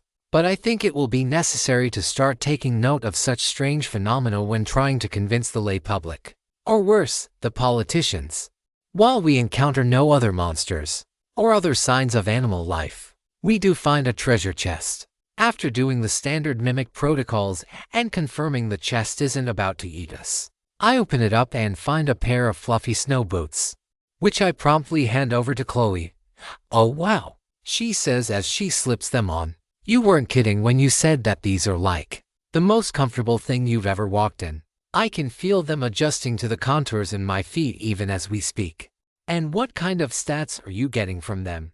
Looks like Kung 20 defense, Kung 5 agility, Kung 5 magic defense, and 33% fire resistance. So you should have 50% fire resistance now, I ask. Assuming that stacks with her wyvern scale buckler the way I think it does. That should be right, yeah. Looks like you were right on the money with that one. That fills me with an odd sense of relief, in that I'm at least capable of understanding the basic system mechanics. Although it's strange that, wait, I should be able to pull this up as well. I mentally focus on my status, asking it to bring up detailed information about my elemental affinities, and sure enough, after a second or two, I see a new status window, elemental affinities. Attacks with currently equipped weapon are light elemental. Defenses, fire 25% resistance, water ice 25% resistance, earth 0% resistance, wind 43.75% resistance, 25% resistance, 25% resistance, light 0% resistance, darkness 20% resistance, lighting 6.25% resistance, 25% resistance, 25% vulnerability. I am a little perturbed that I have a lightning vulnerability. Then again, I shouldn't exactly be surprised by it, with the whole being a mechanical angel with metal wings protruding out of my back like a pair of lightning rods screaming, please drop the lightning of the gods on me. I wish that the class, or the equipment, or whatever else had told me about the vulnerability. Though, I admit that knowing about it probably wouldn't have changed my decision in the slightest. This class, and these wings, are too much a part of who I am and what path I want to continue along. One thing bothers me as we reach the semi-expected dead end and return back to the previous fork in the road. Where are the other monsters on this floor? Was the doppelganger supposed to summon them? Or maybe create them out of its own flesh? I would have expected at least something. Or maybe I'm just projecting the fact that I want something to fight, in order to cut through the low-level tension that permeates the entirety of the caverns. But nothing comes. And after 1,964 steps through nondescript cavern walls without a single semi-intelligent life, we find a stairway leading upward. A stairway made of stone and hardened dirt. It's like the system is trying to maintain the aesthetic of the natural cavern, but the stairs just dip it into the uncanny valley. Time to leave, I ask. How's your ether situation? Chloe immediately rebuts. Looks like 2,478. So about 80%. Give or take. Let's wait a few more minutes. And we do. A few minutes of silence pass. But then we hear footsteps. And the clanging of metal. The hairs on the back of my neck immediately stand on end. And my palms break out into a cold sweat. Waves of pressure follow. So intense that they threaten to knock me unconscious. Chloe shivers, pulling her arms inward. We need to go. Now, I force through our bond. I don't know what is coming. But I know we're as good as dead if it finds us. In truth, it's only by the grace of the goddesses, the system. I don't know what to give thanks to, but for whatever reason, that thing is content to saunter along, being loud and obnoxious and making it abundantly clear that we are in capital D danger. I suspect that this creature's purpose is to prevent challengers from spending too much time on any given floor, camping out and casually restoring their health and ether to maximum, and it's working. With no objection from Chloe, we make our way up the stairs and up to the following floor. Or is it a floor at all? It takes a moment to adjust my eyes to the bright blue sky present on the 4th floor of the gauntlet. There's even a facsimile of a sun hovering high overhead, nurturing a lush field of verdant grassland before a warm wind blows, carrying with it the scent of the grassy plains. Even the pollen is seamlessly replicated, something I realize the moment I sneeze and feel my eyes start to water. Bless you, Chloe messages. Ugh, I wish I'd known to pack some antihistamines this morning. This gets Chloe to laugh out loud. Yeah. I guess even you can't prepare for every eventuality. She steps in close, draping one of my wings around her. At least whatever that presence is gone now. And I suspect that it won't be coming back for at least a few hours. Which is good, because this grassland seems to stretch out to infinity. Do you want to fly up and take a look? Chloe asks. Why don't you? I ask. I could use a little longer to regenerate my ether. If you see anything that looks suspicious, we can drop down and head over there on foot. I don't immediately see anything too threatening that might attack her if she goes airborne for a few moments. Chloe tilts her head, sending a small wave of befuddlement. You trust me, with my life. As I've done every day since the system arrived. No, I mean, I thought you'd be all it's too dangerous. I'll do it instead. Part of me wants to, but I think this is better for both of us. And you. Go on. I need to remember that you're not weak, Chloe. You're strong. Stronger of heart than I am, with a brave and unflinching will and moral compass. And you're growing stronger of body and magic with each passing day. She leans in to kiss me. Good girl. She messages before sprouting her etheric wings and taking to the air. And yes, I do steal a glance at her from behind as she launches herself into the air. She launches up about 1,000 feet, circling around me a few times as she stares out toward the horizon in every direction. Do you see anything? No. Oh yes, I see a castle. 5 miles. In that direction. Chloe drops down to the surface. Looks like it's just below the horizon from the surface. I leap up 12 feet in the air, and sure enough, I can see a couple of crenellated battlements streaking over the endless green of the horizon, with no other leads on how we might get through this floor. The two of us make our way at a light jog, or at least, it feels like a light jog. But it's clearly far faster than pre-system sprinters could ever maintain, as we arrive within the span of 6 minutes. Sure enough, as Chloe insinuated, it's pretty much the bog-standard European-style castle straight out of medieval times. A large stone wall, with round towers upon each of the perimeters for corners, a large keep in the center, and all the various bells and whistles and defenses one would expect of such a structure, including the large, imposing main gate, a moat filled with some sort of acrid, swampy sludge, and hundreds of soldiers manning the walls. I don't suppose we're going to receive a warm welcome, Chloe says. Not if a warm welcome doesn't consist of hundreds of fire-tipped arrows raining down upon us, I respond. Just as the first volley is loosed down upon us, I in turn raise a repulsion barrier over Chloe and myself, causing the first shots that would have hit us to instead fall harmlessly to the ground, their flame dispelled from contact with my shield. Well, Chloe, I say, tapping her with the light of Angel's grace. Shall we get to work? Let's, she responds. 3.29 The second ascent for. The thousands of archers and sword fighters defending these castle grounds are every bit as loud as a swarm of locusts and every bit as pleasant as a cloud of mosquitoes. They aren't individually powerful levels all in the mid to high 20s, but they are numerous, and numbers make for a certain power that's not so easily overcome. Which is not to say that we aren't making progress. Thanks to a hidden effect of cybernetic body, I can swiftly alternate between the use of my mechanical arm cannon and my new shining sword in the midst of battle. When using my blade, I'm able to further conserve ether and deliver cleaving blows that deliver incredible damage. And I can quickly drop it in the dirt at my feet, switching to my gun mode to fire ether bullet barrages with deadly precision toward the fighters trying to range us with arrows, throwing spears, and magic alike. The battle is quick, and my breath grows heavy. But the surge of adrenaline keeps me focused. And Chloe, after expending the one fireball her ruby-studded wand has stored, she starts casting her own spells to supplement my damage output. Her piercing beam, now upgraded and called Scouring Light, tears through these creatures with ruthless efficiency. I can sense her frustration.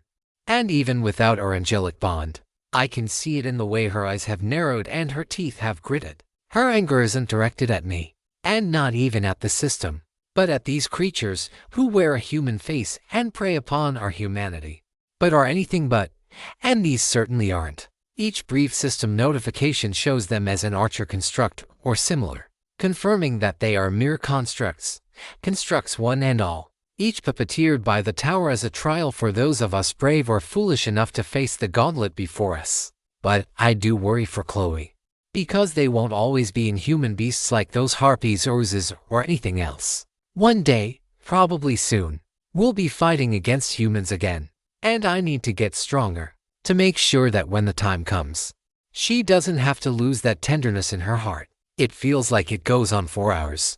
Bodies would be piling up all around us if they weren't being disintegrated, either by the system as I slay them, or Chloe's scouring light purging out the reality of their existence. My ether reserves are running dangerously low by the time the torrent of enemy soldiers fade down to a trickle. More than that, though, I'm tired.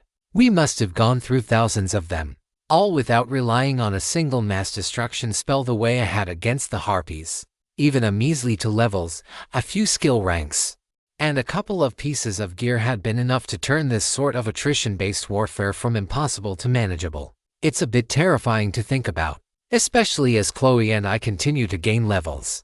I've talked a big game about wanting people to approach some ideal of everyone being equal, and wanting people to gain levels, offering my insights about EtherTech to that effect.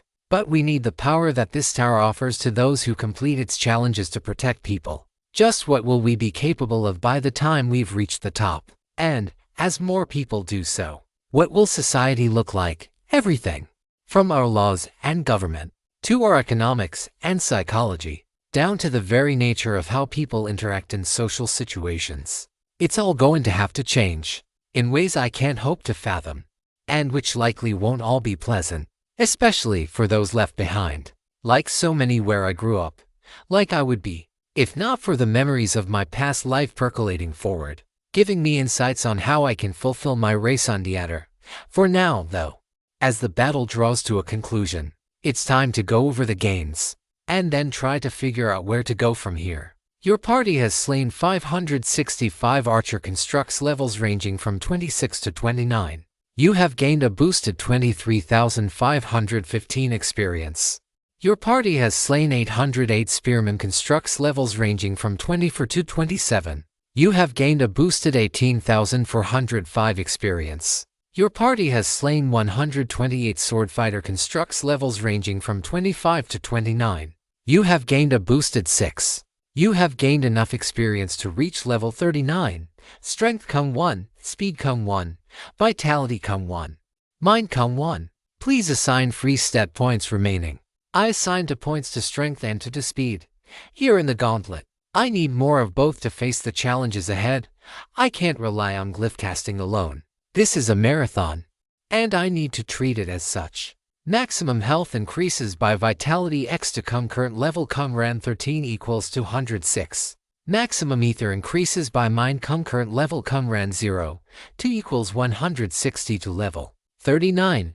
Experience 770,600. To next 41,055. Current stats health 1,849. 4,881 ether 457 thirds. Current stats strength 77 base 45, speed 77 base 45, vitality 141 base 82, mind 210 base. Your Ether Bullet Barrage rank X has upgraded to Ether Bullet Barrage rank X. Your Archangel's Gaze rank VI has upgraded to Archangel's Gaze rank 7. Something's on your mind, isn't it? Chloe asks just as I finish allocating my stat points. Yeah, just. What is our role supposed to be in this new society? How are we supposed to fit within it? Are you dissatisfied with this path? Not at all. But, Chloe, have you not thought about how society is going to change in the coming months and years? By the time we clear this gauntlet, we're going to have enough power to rule the entire city with an iron fist. Not that either of us are interested in that, of course, but there will be others challenging other gauntlets, and they might want this power to rule their own little fiefdom.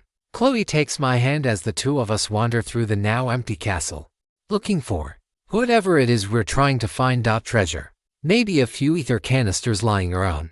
Haven't seen one of those in a while. I could definitely go for one right about now. Even ether strain immunity only goes so far, and I'd like to be able to drop the skill at some point for something a little more useful. Yeah, it's something I was thinking about in the back of my mind as the battle was winding down. What will end up happening? Will those of us who reach level 64 or 96 or 128 rule as Shadow Kings and Queens, exerting our influence on politicians? Or maybe we'll form some sort of cooperative council to make sure no one gets any ideas. Then who keeps the council in line? Chloe finishes my thought. Yeah, it's a lot to think about. And most of it isn't pretty. We stumble upon a treasure chest containing one large ether canister and 4 regular ones. While we have ample food and water for a couple of days, That thing from the third floor will probably show up eventually. I'm confident against many things. The only thing I'm confident in should we face that creature is a quick and hopefully reasonably painless death. And so, after talking it over with Chloe, I decide to absorb the contents of 2 of the 4 regular canisters, leaving the large one back for when it's most needed. This also gives me an opportunity to practice with my ether manipulation some more, something that I have neglected over the past few days. As I open the canister, I tug on my ether channels, something that causes me to temporarily groan in discomfort at how empty they are. But as the rush of ether flows in, I feel power. Raw, crackling power flowing into me, tiny mists at first, before crescendoing into a fierce fog that I suck up and pull into my core. Intermediate ether manipulation increases the effectiveness of ether canister. 514 ether restored. Intermediate ether manipulation increases the effectiveness of ether canister. 490 ether restored.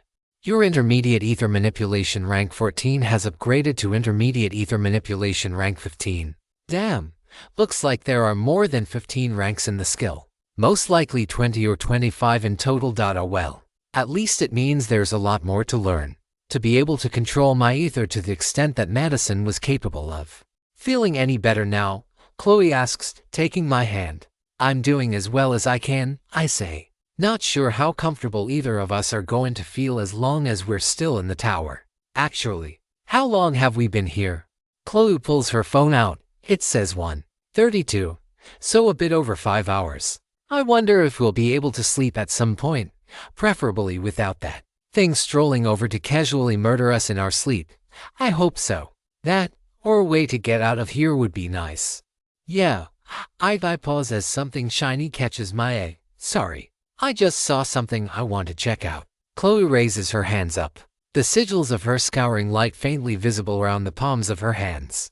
I walk toward the glint of golden light slowly, keeping my archangel's gaze active, anticipating something to reach out and attack us while our guard is lowered. No, the only thing I can do is remain calm, careful, never yield an inch, lest the creatures lurking within this gauntlet take a mile and our lives.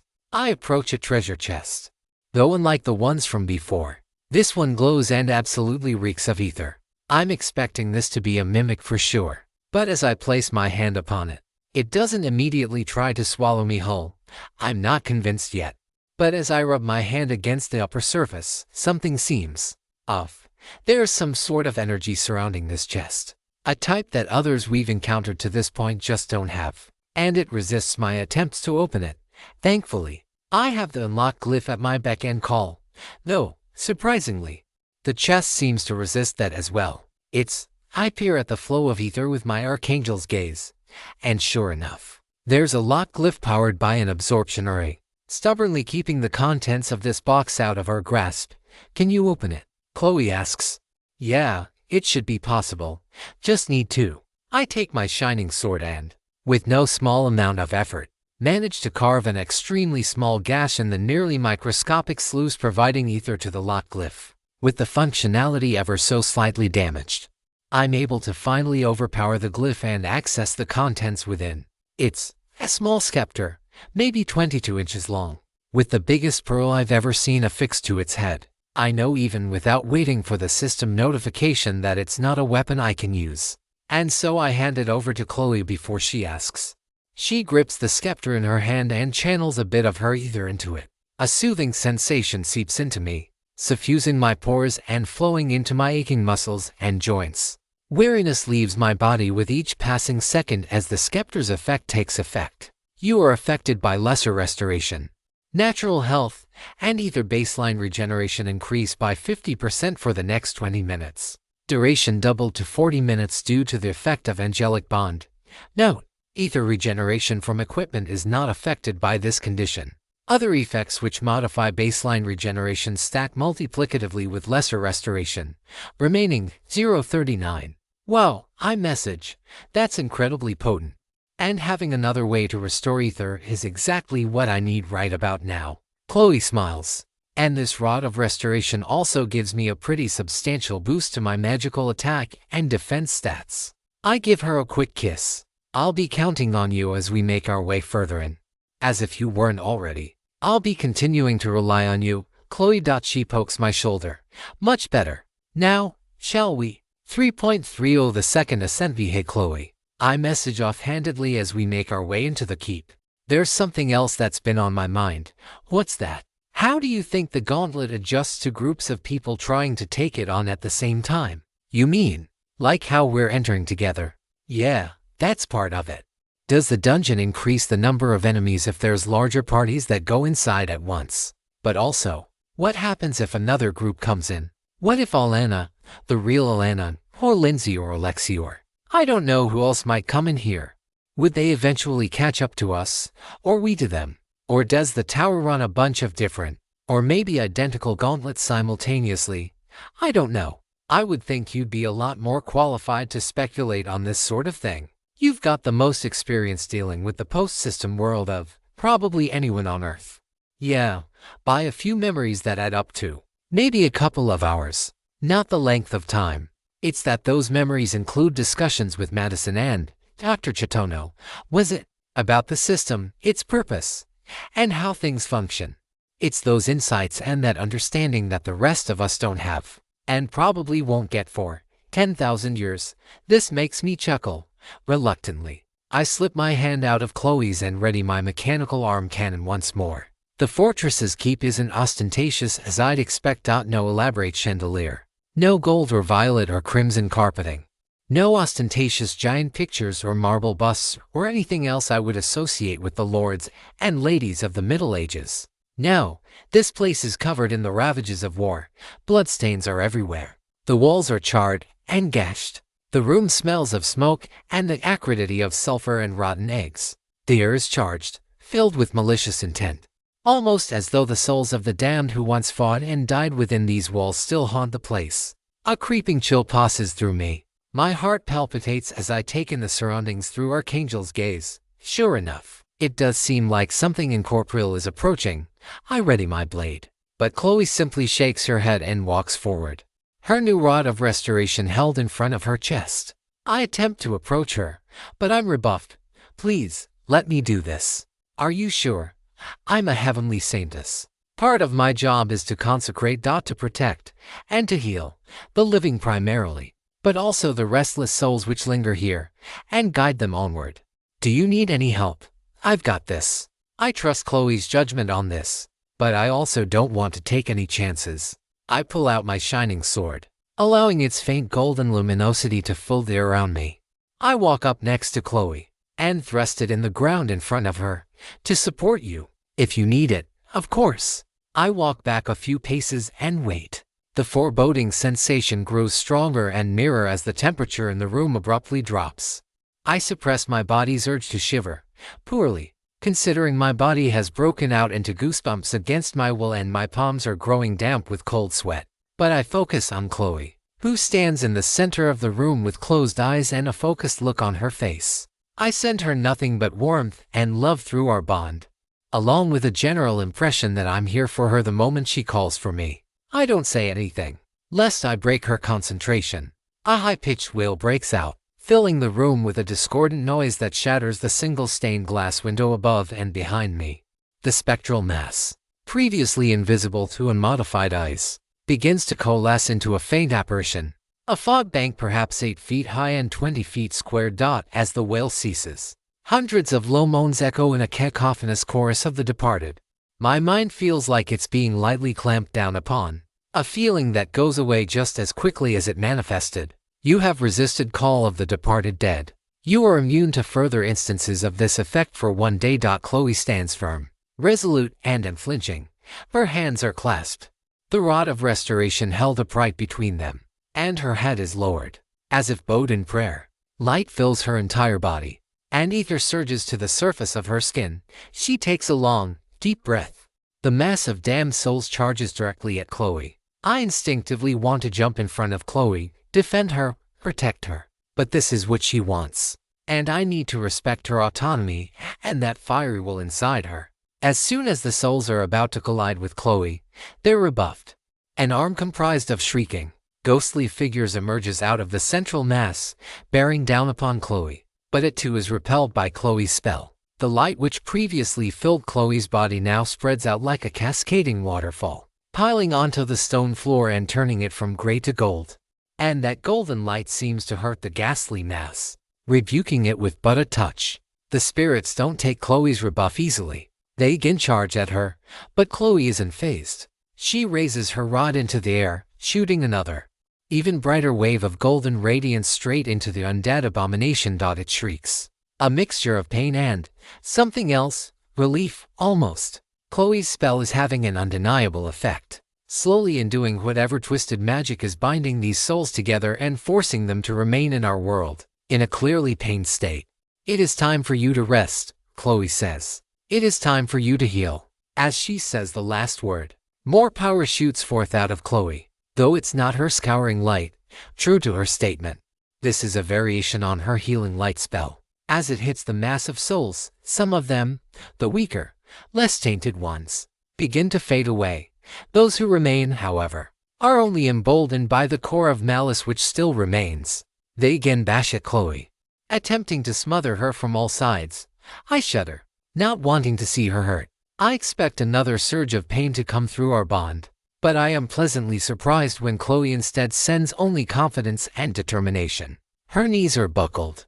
Her right knee is but an inch from the ground. So low has she been brought from the spectral assault, but she remains poised and flappable, triumphant. Another wave of light streams out from her. My own internal wounds are healing as well from the intensity of the healing magic all around. My health ticking up at a pace now twice accelerated, and the mass of souls is disintegrating at a quickened pace as well. No, the ghastly composite is changing, focusing, concentrating itself and attempting to lash out at Chloe, but Chloe closes her eyes. I fear, and I am upset at myself that I'm afraid and allowing that fear to leak through to her. I try and fail to force myself to remain as resolute as Chloe is. Her resolve of powering through our bond helps with that a lot. The mass charges one final time, thousands of wails of grief and pain bellowing out. But Chloe doesn't try to rebuff it this time. Instead, she stands with arms open, eyes closed, head high, almost as though she's about to wrap the specter into an embrace. And then she does exactly that. Her arms wrap around the creature, which is now growing smaller and smaller as her spell continues to heal it. Each ghost wails as it disintegrates. But these wails aren't wails of agony or malice anymore. Now they are comfort. Relief. Of being healed of spirit and mind, ready to move on. Untoward wherever it is the departed go when their time has come. Heaven, or the Elysian fields, or Valhalla, or maybe just disintegrating into nothing. Every religion has proposed their own afterlife. But the truth remains one of those scientifically unknowable things. Your party has purged a spectral abomination level 40. You have gained a boosted 1500 experience. Level 39. Experience 772,100. To next 39,555.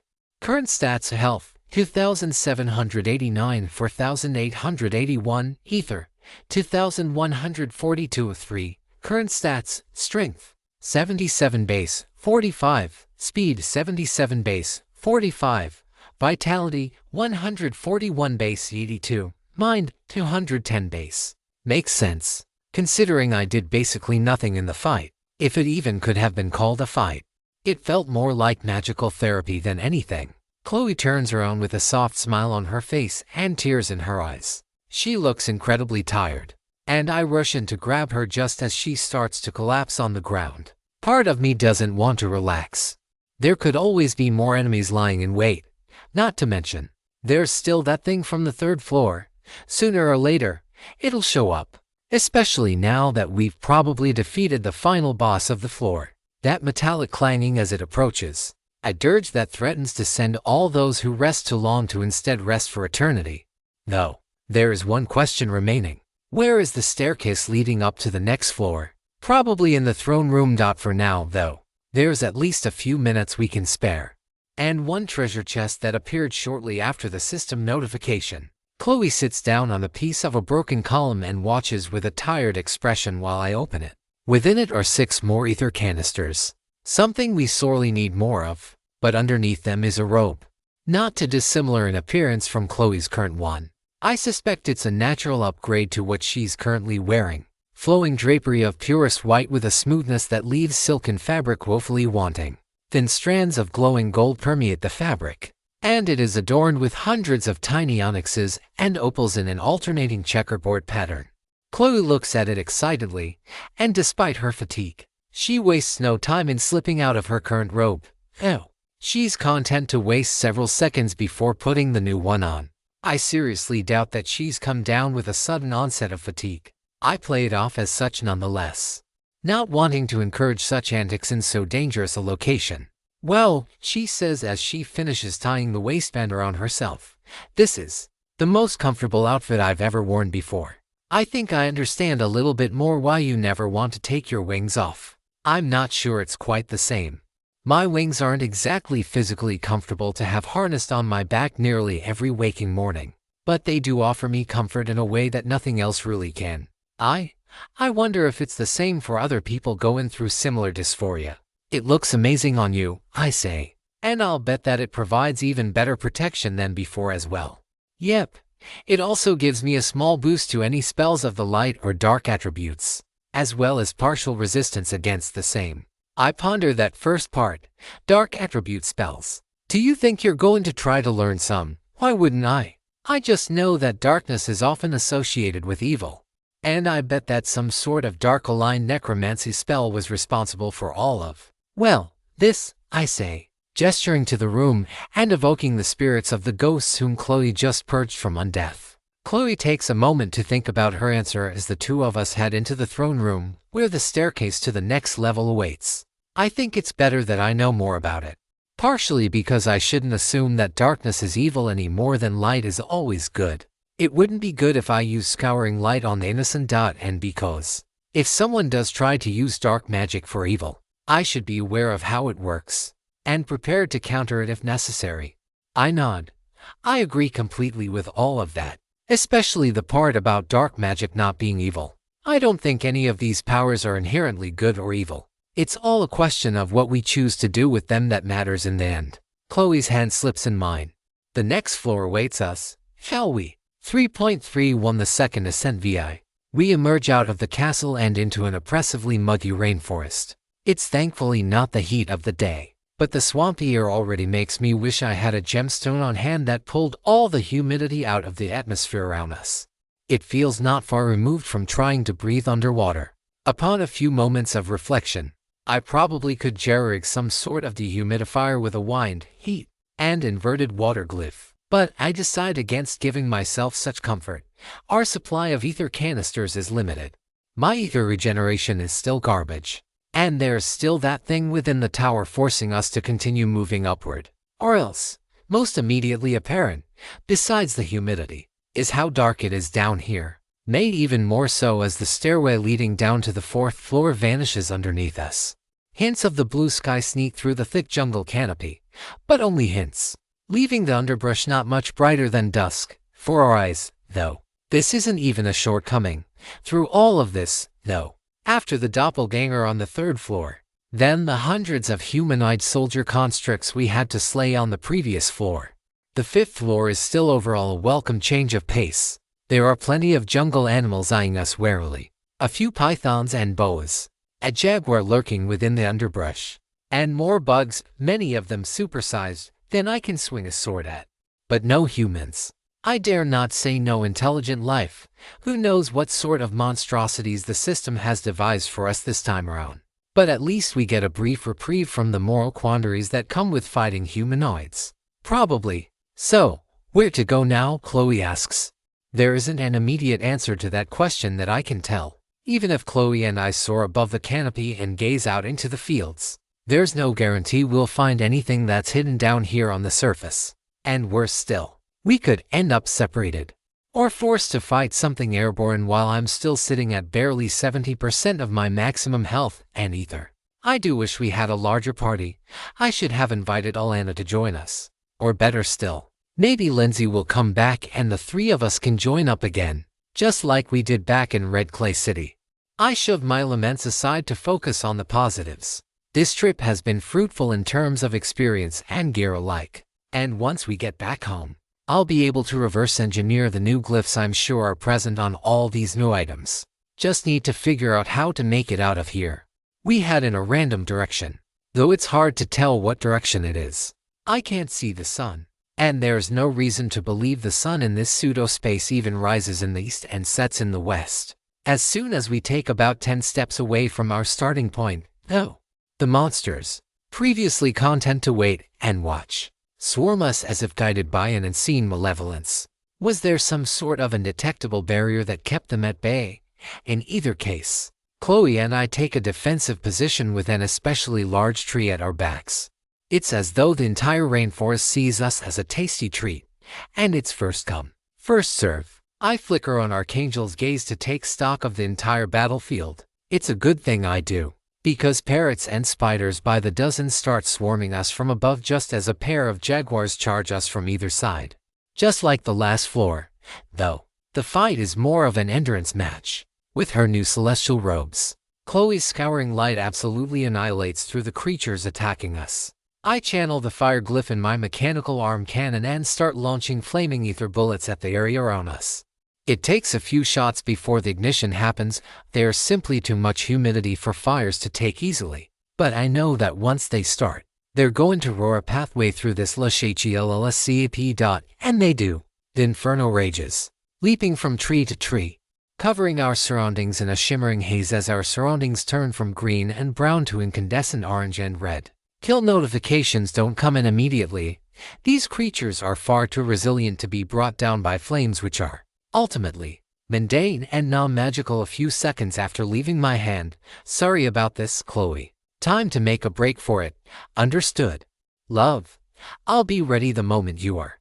I reach into my pouch, grabbing the shining deep blue sapphire, holding it aloft. I channel a single point of ether into the gemstone, activating the glyphs and triggering a chain reaction which causes several gallons of water to appear, dousing Chloe and I both in a cool, refreshing embrace.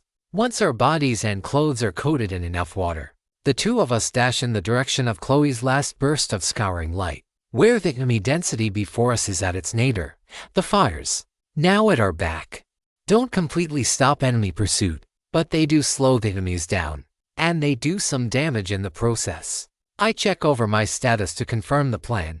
I still have 37 minutes left on my Saintess's blessing, meaning Chloe should have about 41 minutes left on her angel's grace. The two of us can run plenty fast for quite a long time thanks to one another's buffs sending our speed and vitality both to dizzying heights, and without needing to continuously burn ether for an active skill. Buying ourselves a minute or 3 will work to our advantage. Wait, Sarah.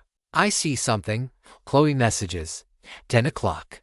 I turn a bit to my left, following after Chloe. I'm not currently seeing anything. My Archangel's gaze currently inactive as I draw upon one of the ether canisters from the previous floor and force the contents into my body with all the metaphysical pull I can exert. Intermediate ether manipulation synergizes with ether canister. 527 ether restored. Oof. I grimace as the last bit of ether enters my body. My entire body aches all of a sudden. I glance down at my health and see that I've taken nearly 400 damage. But there are no wounds on my body. I don't think it's a curse of some sort. But then it hits me. I must have somehow pulled so hard with my ether channels that I ended up straining one of them. I didn't even know such a thing was possible, especially since I'm supposed to have ether strain immunity. But I suppose it's good to know now that using canisters in this fashion isn't riskless. I shrug off the pain. Though I should probably have Chloe look at this and try to make a diagnosis once we have a spare moment. We continue sprinting through the jungle toward what Chloe had seen earlier. After a minute, we find what looks to be a small shrine, with jungle animals still chasing after us and the roaring flames still at our backs. We make our way inside, only sparing the briefest of glances around the entryway for any signs of ether-infused traps. There are none that my eyes can see. What there is, however, is a giant winged serpent, probably 4 feet in diameter and 60 feet long. Not a dragon, thankfully, nor even a wyvern. More akin to a snake, but with the wings of an eagle about a third of the way down its body. It wastes no time. Instead, lunging directly at Chloe, I intercept, launching a trio of lightning-infused ether bullets into the creature's maw. It is wholly unfazed, biting down upon me. I step back at the last moment, avoiding its fangs, tipped green with some sort of nasty venom. But I still get rammed by its snout, which pushes me back into the wall behind me. My health falls by another 600 points, leaving me at a touch over 2. Warm light fills my body as Chloe's healing light takes effect. The system notification that accompanies it is less than ideal. You have recovered a reduced 720 health. Angelic Bond doubles health restoration. Health restored by 1. You are affected by ether channel rupture. All healing effects reduced by 33% until restored. Duration, 71 to 59. That pretty much confirms it. My ether channels aren't working right, meaning I can't rely on my glyph casting for another 3 days. Best case scenario if I do is that more channels rupture and I'm going to worsen my condition. Worst case scenario, I lose another part of my body from trying to force it further, or my life. My martial skills still work fine. I'm able to use my shining sword and my mechanical arm cannon just fine. The latter, while consuming a small bit of ether with each shot, doesn't seem affected either. Trying to manifest glyphs, however, is right out. The surge of fire through my veins alerting me damn well that trying to force the issue would be a really bad idea. I relay all this information to Chloe during the momentary lull in the fight after her scouring light hits home. Acknowledged. We'll be as cautious as can be and get out of here the first chance we get. The part about neither of us knowing how far we need to go is left unstated, though it looms over both of us as we continue the fight. Chloe envelops me in Saintus's cloister just before I get batted away by the snake's wings. I'm able to use my own wings to reorient myself in midair, landing on the wall behind me feet first, and then, with the spring-like energy stored in my bent knees, I fly forward at full force, drawing my sword and stabbing our enemy's left thigh. It shrieks and attempts to blast me with a splashing spray of venom, but it's far too slow. I suffer a few superficial wounds and a weak poison status from inhaling the fumes. But Archangel's gaze is an absolutely ludicrous ability, one which allows me to sense the danger approaching the moment ether begins building in the serpent's mouth, and contort my body to avoid almost all of it. While the creature is momentarily dazed, I take an opportunity to gouge out its other eye as well. I don't know how well it will work. These creatures often rely on heat-sensing organs, so I switch to the inverted heat glyph on my mechanical arm cannon and aim for the small divot just above its tiny nostrils. 10 shots. None of them do much damage, but the frosted bullets do encase the eagle-winged Ophidion's upper jaw and forehead in a sheet of ice a few inches thick. Almost instantly, its movement becomes more erratic, more dangerous, perhaps, but more easily exploitable, though it'll be difficult for me to properly exploit it given my condition. Chloe holds back, charging an even larger scouring light for the right moment. Meanwhile, I fight defensively, blocking each time the creature charges toward me and delivering small counterstrikes where I can. Fatigue is setting in. It's been 2 minutes, though it feels like it's been 10 as compressed as time seems to be in the midst of battle. My shoulders are aching, and that pain in my chest isn't getting any better. I don't think it's getting worse, though that could just be the adrenaline dulling my pain. 30 seconds later, I'm forced to reevaluate, as my left arm grows erratic, an effect of the poison still coursing through me. I'm forced to use my offhand to fight. I can do so, quickly snapping my wyvern scale buckler on my left, and doing what I can. Still I continue through it all. I absolutely won't die. Not here. And certainly not to this thing. I fight and fight. My head grows light. My body feels like it's floating. It's hard to concentrate now. But as Chloe's massive scouring light disintegrates the boss of the floor and the system notification confirms the kill, I slot all for free stat points into vitality to try to repair my damaged internals, and then promptly pass out. You have slain 1,692 assorted jungle animals levels ranging from 18 to 32. You have gained a boosted 14,505 experience. You have slain a Cutesco level 43. You have gained a boosted 61,000 experience. Experience boosted for defeating a dungeon boss. You have gained enough experience to reach level 40. Strength come 1, Speed come 1, Vitality come 1, Mind come 1. Please assign free stat points remaining. Maximum health increases by Vitality X to come current level come ran 13 equals 216. Maximum ether increases by mind current level Kunran 0 to equals 163 level. 40. Experience 847,605 to next 43,605 current stats health 2,211 5,097 ether 895 1,826 3 current stats strength 77 base 46 speed 77 base 46 vitality 141 base 87 mind 110 base 3.3 to the second ascent 7. I wake up with my head on Chloe's thighs. And as she gazes down, a relieved smile on her face and tears in her eyes, I reach up to caress her, secure in the knowledge that I've got to be one of the luckiest girls in the world. I feel her love and her relief even without either of us needing to say a word. The pain of rupturing an ether channel is still there, but it's gone from an unpleasant searing flame through my veins to a minor ache. I know that the only real cure for this is rest and avoiding the use of my abilities, and I suspect without proof that there will be yet more challenges ahead of me, challenges which I will have to overcome despite my current crippled state.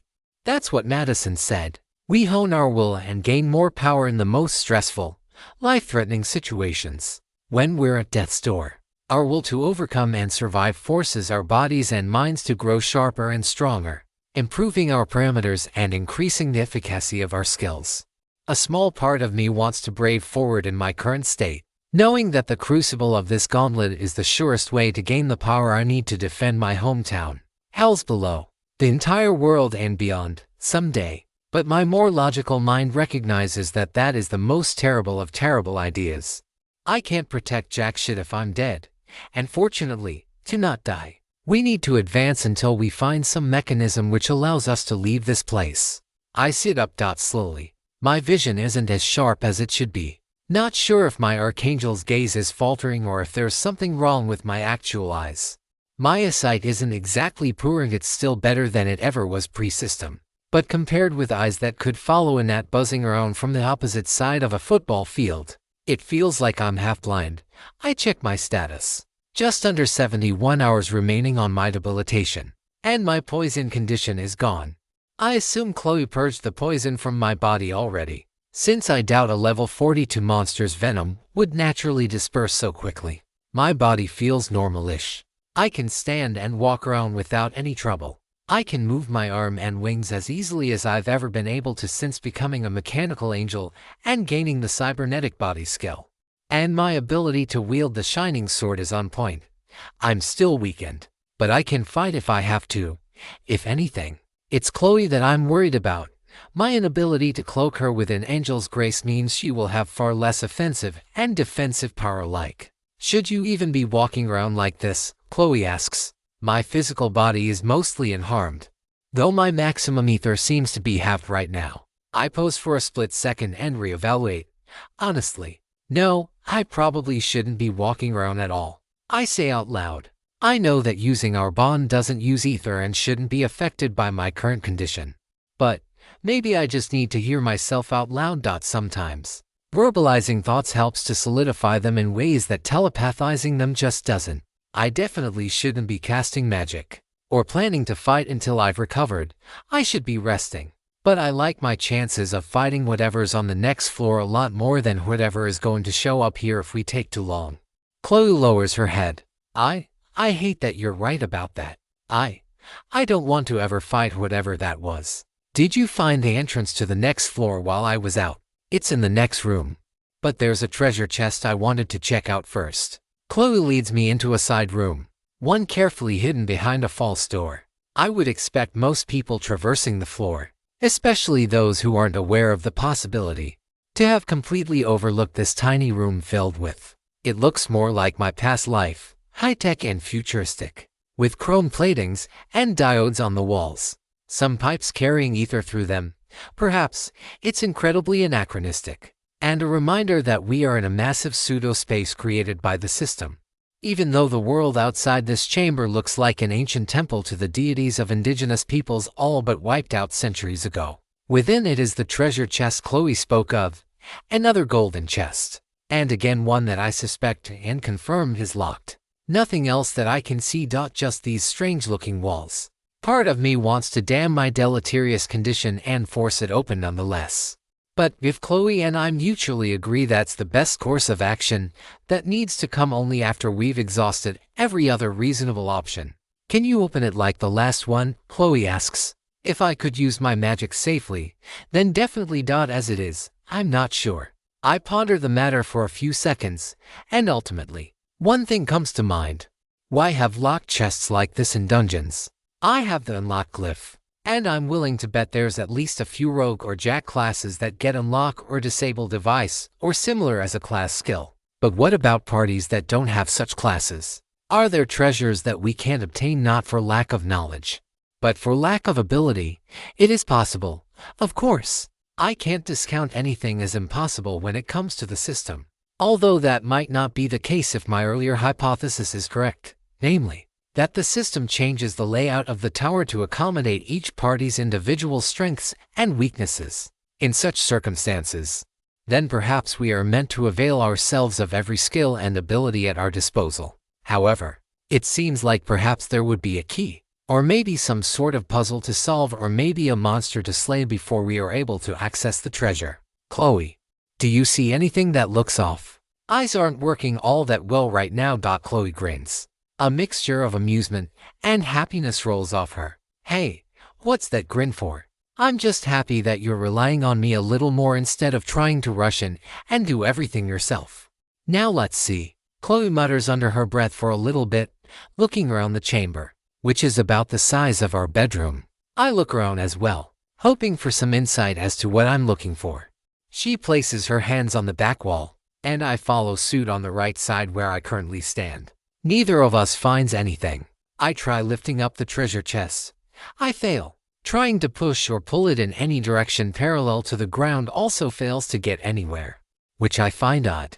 It doesn't seem bolted or glued or otherwise fastened to the ground beneath me. It's almost as though, no, there's a seam between the chest and the door. So, it's not a part of the room in that sense. Some sort of powerful vacuum-based suction glyph on the underside. A mass-altering glyph which makes it impossible to budge.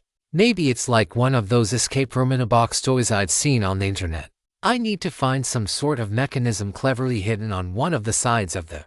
I find a small indentation near the bottom, back left corner. Sure enough, this causes something else to shift. A brief click echoing through the room, and fortunately, it was so brief and so quiet that I couldn't get a chance to pinpoint where it was. Although I suspect it wasn't actually on the treasure chest itself. Before I can get up to look around for it, Chloe presses something.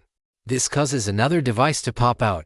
I twist that lever. Then we have to push another knob, flick a switch, and then pull a rod out of a small opening that appears. Once we do that, the flow of ether throughout the room abruptly shifts. Whatever advanced circuitry was maintaining the lock must have been disabled, which I confirm when the chest slides right open. Inside are 2 apples. At least. They look like apples, smell like apples, and feel like apples. Do we eat them? Chloe asks. I have absolutely no idea, I say. I can't imagine it's particularly hygienic. Then again, I can't imagine another way we'd be expected to use an apple. Let's wait until we get back out of the tower before we even think about eating these.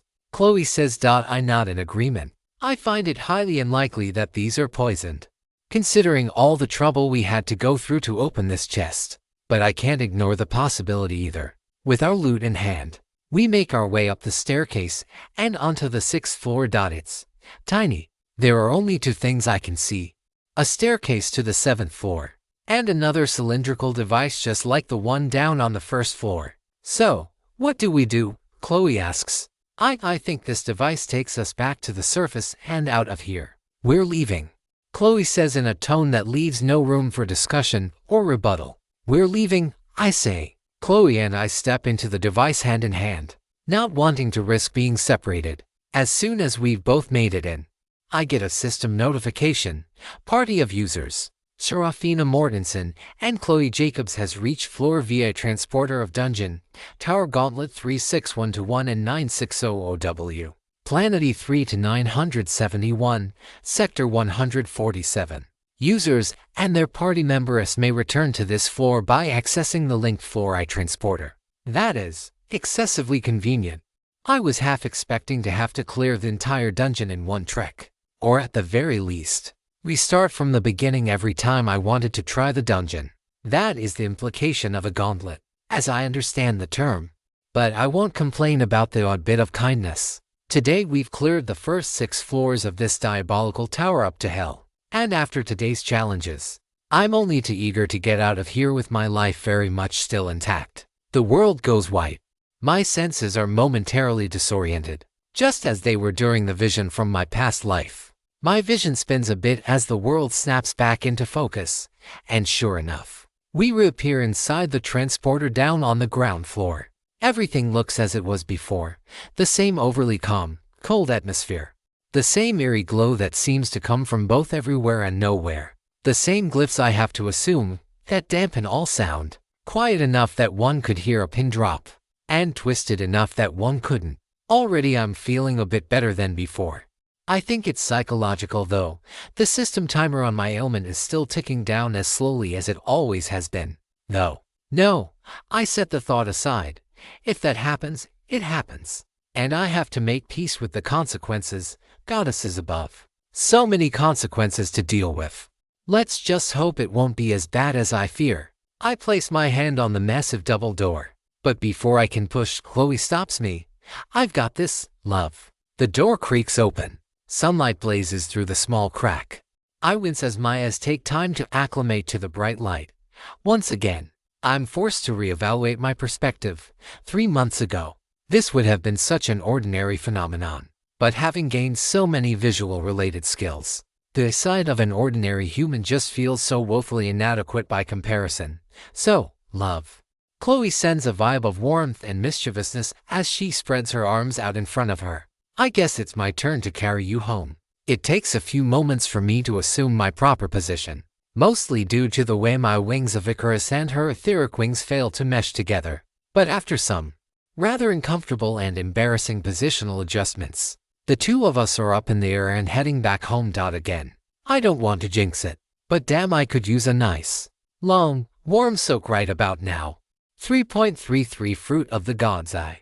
I sit down in the bathtub, closing my eyes and enjoying the brief respite of peace after a long day of fighting for my life. It's odd, in a sense. The day the system arrived, I don't know if I was happy, but I was certainly excited at the possibilities.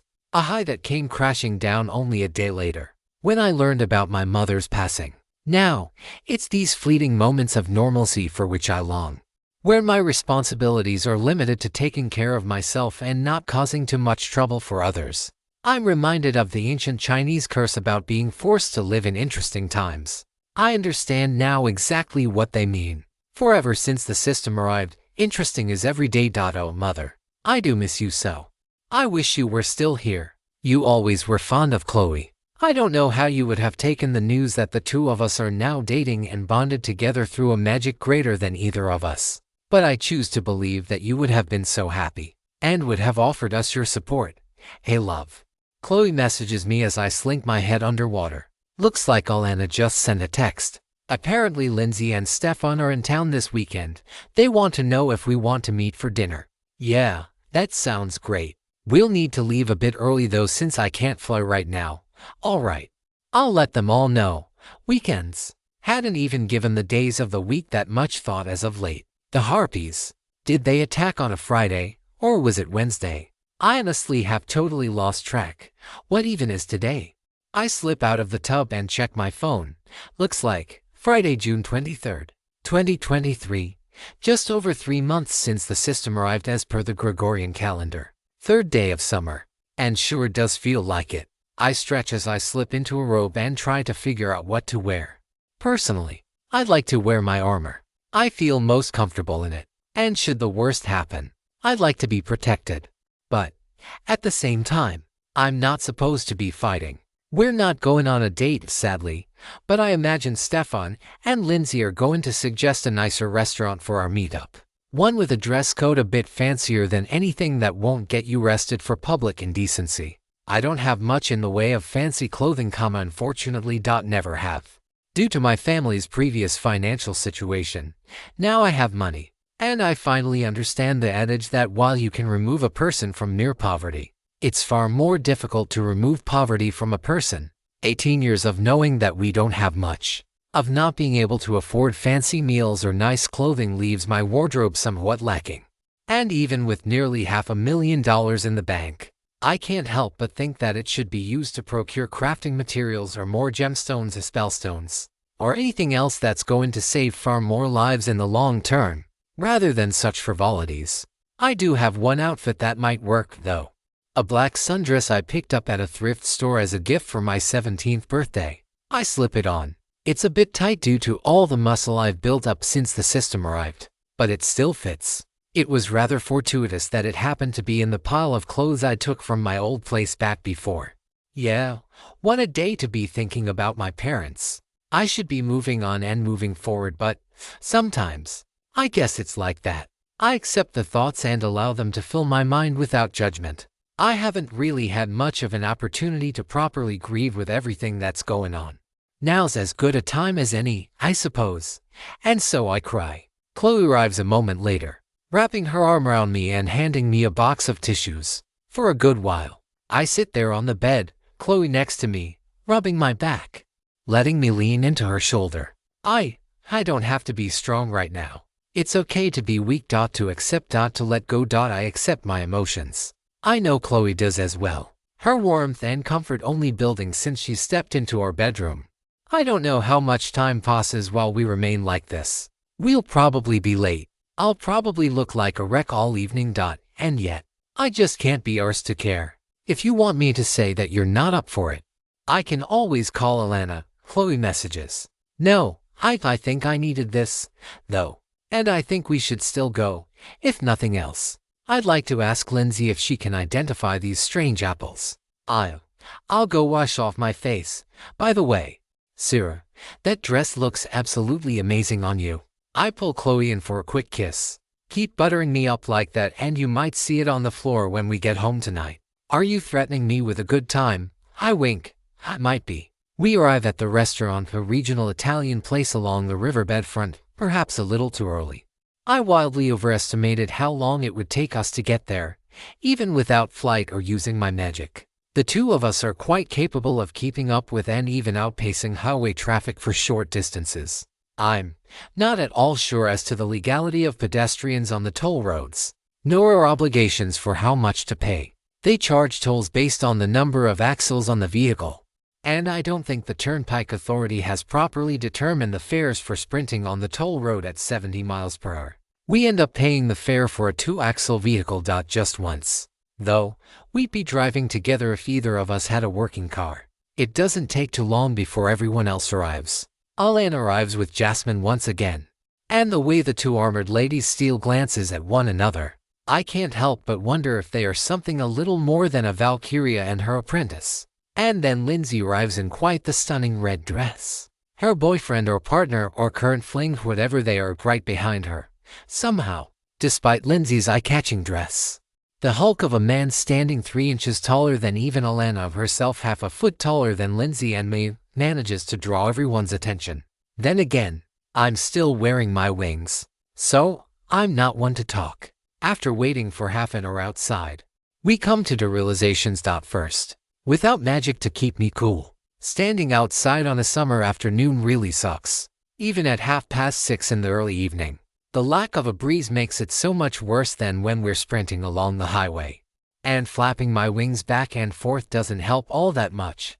And second, that Stefan feels incredibly inadequate about being the only one of the 6 of us who doesn't have a flight ability. Now that Lindsay has Wind Walk, I picture Lindsay flying around, carrying the hulking behemoth of a man standing right beside her. It's endearing, but it's also incredibly funny to imagine. I try not to chuckle too much, but I'm sure a bit of a giggle escapes me.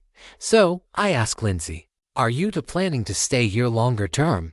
Or is this just a short visit, a long weekend? I might not be officially enlisted in the forces anymore, but I still wanted to check in with my friends and family.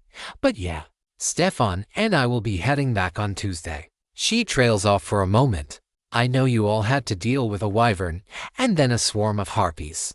We've had some similar attacks. A giant flock of winged monkeys actually. Like, straight out of The Wizard of Oz. Oh goodness, Chloe says. How did you all deal with it? With a lot of casualties, Stefan answers, as I understand. Between your spell and Nicholas's ether cannon, I think the final death toll was 62. Over in Red Clay City, we lost nearly 3,000. It was horrific fighting through the streets. Hundreds of us whittling down the swarm for what felt like hours.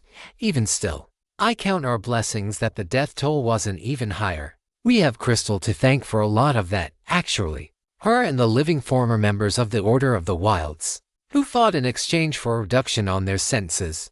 That's, Chloe says. I feel a twisted relief setting in my stomach. It doesn't completely absolve me of the lives lost as a result of Black Hole, but knowing the counterfactual was thousands more deaths makes me more confident that the decision I made was probably a net benefit for protecting human life, even if I really didn't have the right, legally or ethically, at least, to make that decision. Wait, I ask, how are people being kept as prisoners, Lindsay? I thought you had implied that it wouldn't be possible to do so. Most of them are genuinely penitent. The fact that there are folks like me willing and able to put down any who don't accept their sentence does provide the stick. But then, that just begs the question. Who puts down someone like Lindsay? What about me? I'm pretty confident there's no one on Earth right now capable of fighting against me if I use Seraphina over limit. Sure, I've only got a minute and 18 seconds with it, but 78 seconds is more than enough time to wipe out a small army. That's a sobering thought. It really does add appeal to the idea of having some sort of grand council of high-level fighters coordinating behind the scenes to keep society more or less running as it has been. Then again, that's about a step removed from a shadow world government, and would mean that ordinary people have exactly as much agency as this council allows, and not one bit more. Dinner comes amidst a variety of idle chit-chat and catching up. I decided on a shrimp scampi dish, while Chloe went with some gnocchi smothered in meat sauce. I didn't even know she liked the strange mini dumplings. But I suppose we all continue to learn more about ourselves and each other with each passing day. All in all, it's fun. Just getting to enjoy something akin to a triple date without having to focus on life-threatening or world-shattering problems. Just the fact that I put a few too many red pepper flakes on my meal and got to enjoy the sensation of capsaicin burn all evening. It's not until the end of the meal while we're all chatting around the mostly empty table that I reach into my pouch and grab one of the 2 apples we found back into the dungeon and present it to Lindsay. She looks at it with an incredulous stare. What is this? She asks. That's what Chloe and I wanted to ask you, I say. I lower my voice to the barest whisper, knowing full well that Lindsay can both hear me and read my lips. We found 2 of them in the tower gauntlet, in a hidden room. We don't know what they are or if they're poison or safe to eat or what, and we were hoping you'd be willing to identify them for us. Lindsay looks at it and her eyes immediately go wide. What the foo? She mouths. She reaches around to her back and frantically starts scribbling something down on a sheet of paper.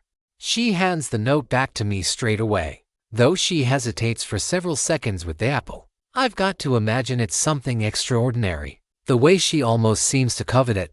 Finally, though, she relents and hands the apple back to me. She gives me 2 words of advice. First, that knowledge of these apples better not get out in the open, lest all-out pandemonium occur on a global level. The way she says it suggests that she won't hesitate to do whatever must be done if information about the fruit leaks out. And second, that she and Stefan will be postponing their return to Red Clay City for on Tuesday. Once my ether channels have healed, all 4 of us will be going into the tower gauntlet again. As I read her note, I immediately understand why on both accounts. Level apple 64, an extremely rare and delicious fruit formed at the confluence of vast cosmic energies. Eating this fruit raises a being's level by 1 to a maximum level of 64, experience set to the threshold of the consumer's next level. 3.3 for fruit of the gods to level apple. Chloe mutters through our bond once we're back home and behind closed doors.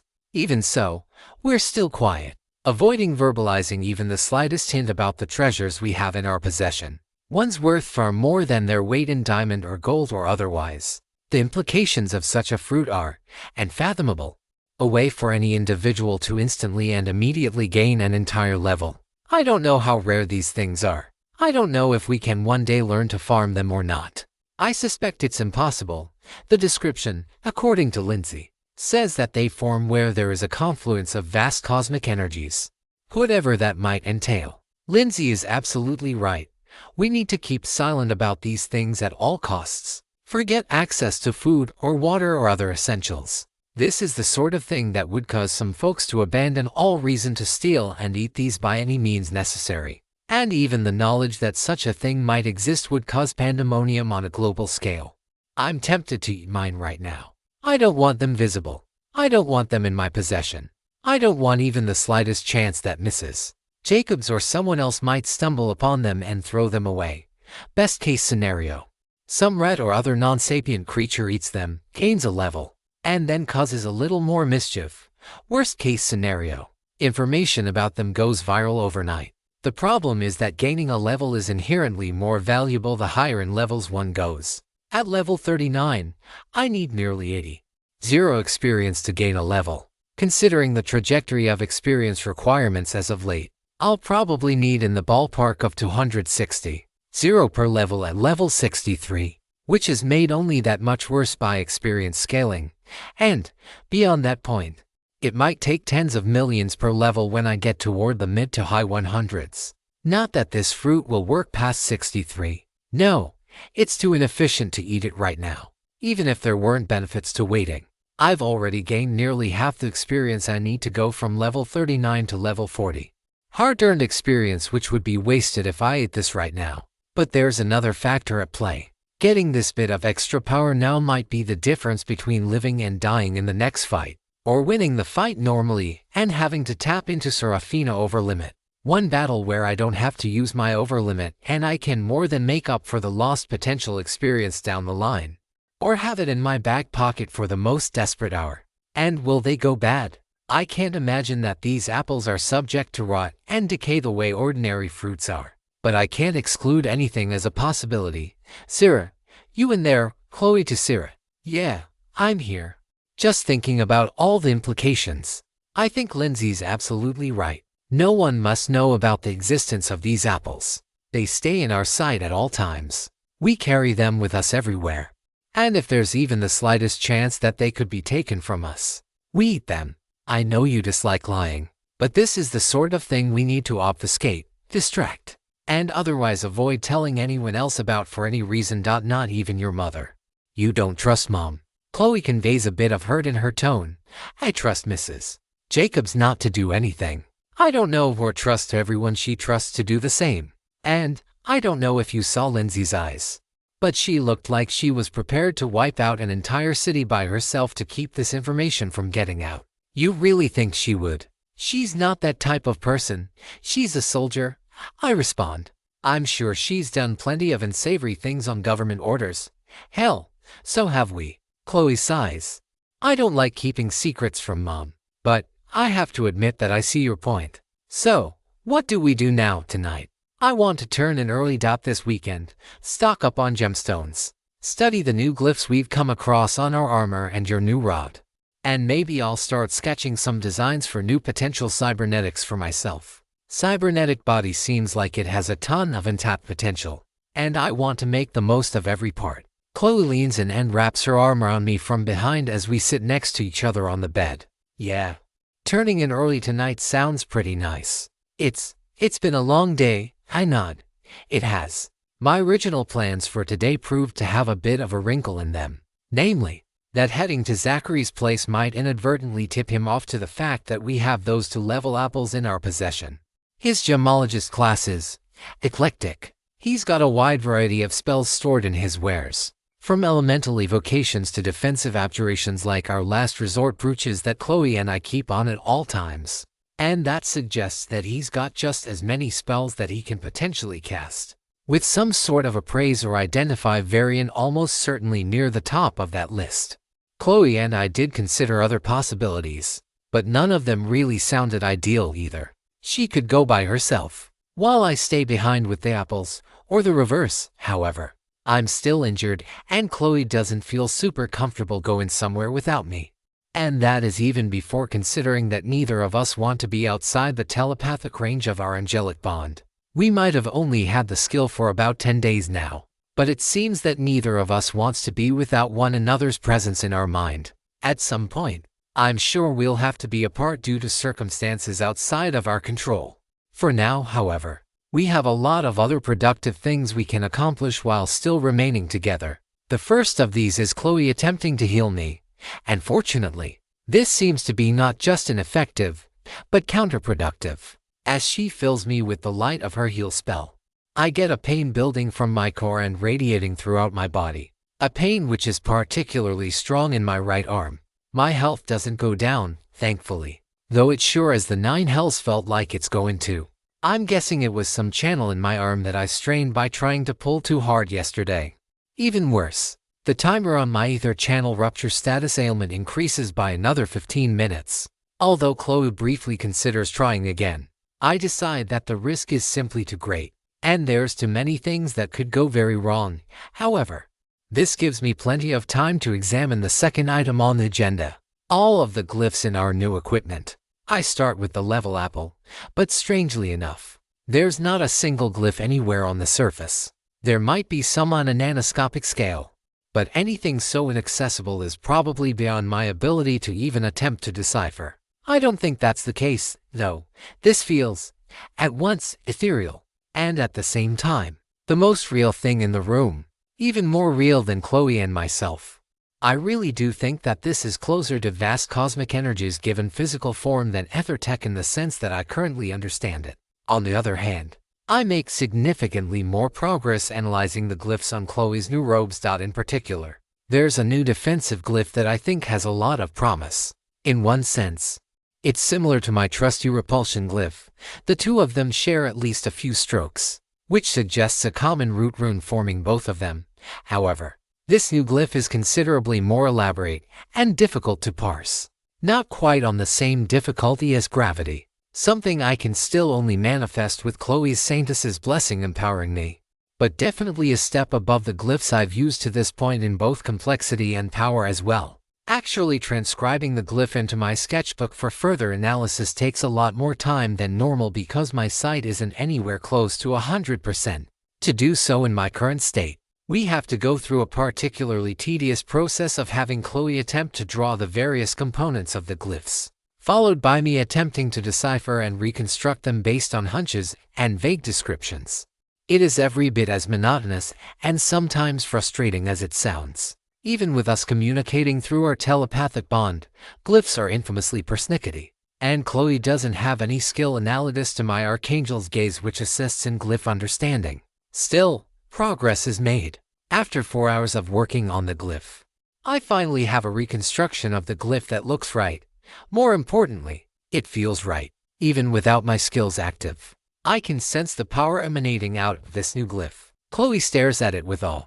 It's an incredible shape, and not unlike gravity. I get the impression that this is merely a projection of the true glyph, which exists in a higher dimensional space, one I can vaguely sense but cannot interact with directly. I want to test it out right away. I'm stopped, of course. But Chloe's next words startle me. May I try? She asks. I pause for a moment. The glyph looks right. It feels right. Chloe should have a high enough rank in her intermediate ether manipulation to be able to activate it, and a high enough mind stat to control it. She doesn't have basic glyph manipulation, let alone my manifestation variant, but that shouldn't matter with the glyph drawn out already. She shouldn't be trying to modify the glyphs on the fly the way I do when manifesting spell circles in my mind. And, while perhaps not ideal, it's not like she'll get a glyph casting variant without experience doing the same first. Just be careful. Okay, this feels like a defensive glyph, not an offensive one, but that doesn't mean we should go outside, shouldn't we? Yes. We step into a small basketball setup in the middle of the neighborhood park. It manages to be even hotter than yesterday and the day before. But we shouldn't be out here too long. Chloe steps forward, facing the field before her, my sketchbook in her hand. She places her hand on the center of the glyph, channeling her ether into it. And as she does, a barrier of shining golden light appears before her. It's so familiar. I think this is an abjuration very similar to Chloe's Saintess's cloister. Possibly even the central glyph in the overall formation. You feel it too, don't you? Chloe asks. Yeah, this is powerful. It'll keep us both safe in the challenges ahead. Chloe dismisses the spell. She turns to me, looking a bit winded, but full of smiles upon her lips and eyes alike. It worked. Yep, it worked. And with that, we quickly head inside. Out of the heat of the day, I label my new glyph as Luminous Barrier. The first in what I'm dubbing as compound glyphs.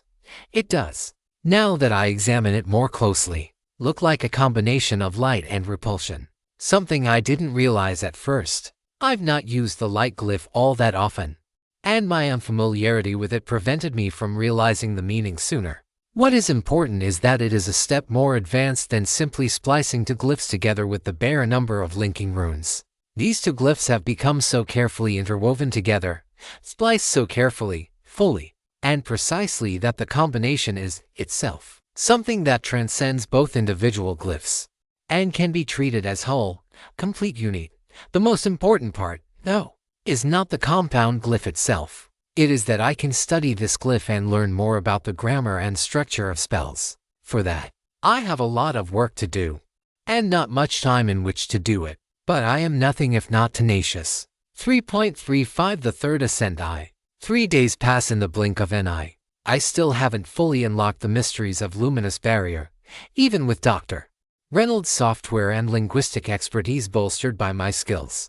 I doubt I could ever hope to unravel all the mysteries contained within just this one glyph. My original assessment that the glyph is a combination of light and repulsion seems accurate. Upon closer inspection, I can see both of them contained within the ray and opposite quadrants of the roughly circular glyph.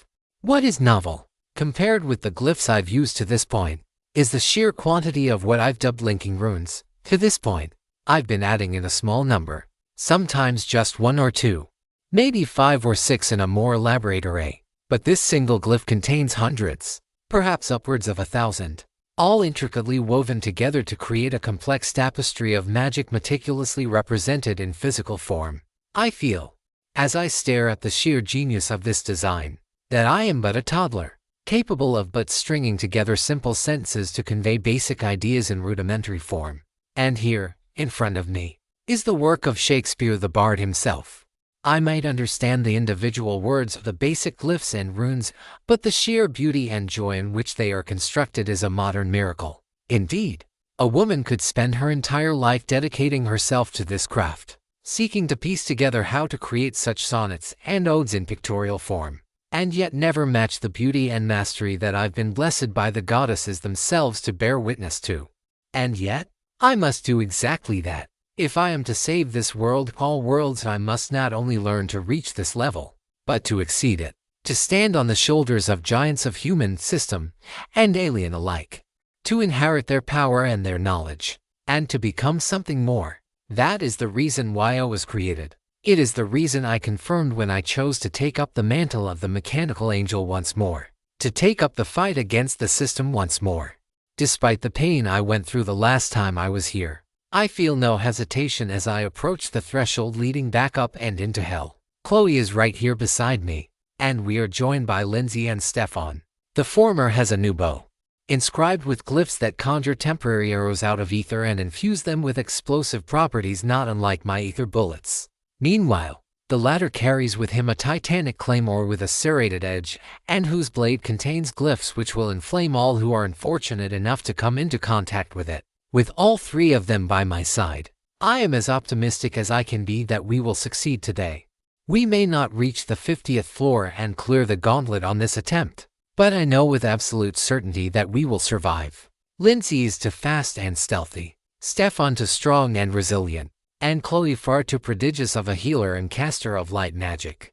And then there is me, who possesses valuable insight into the nature of the system and these towers from my past life. Even though most of those memories are still inaccessible, my soul, or whatever part of me could bridge the divide between universes, still remembers.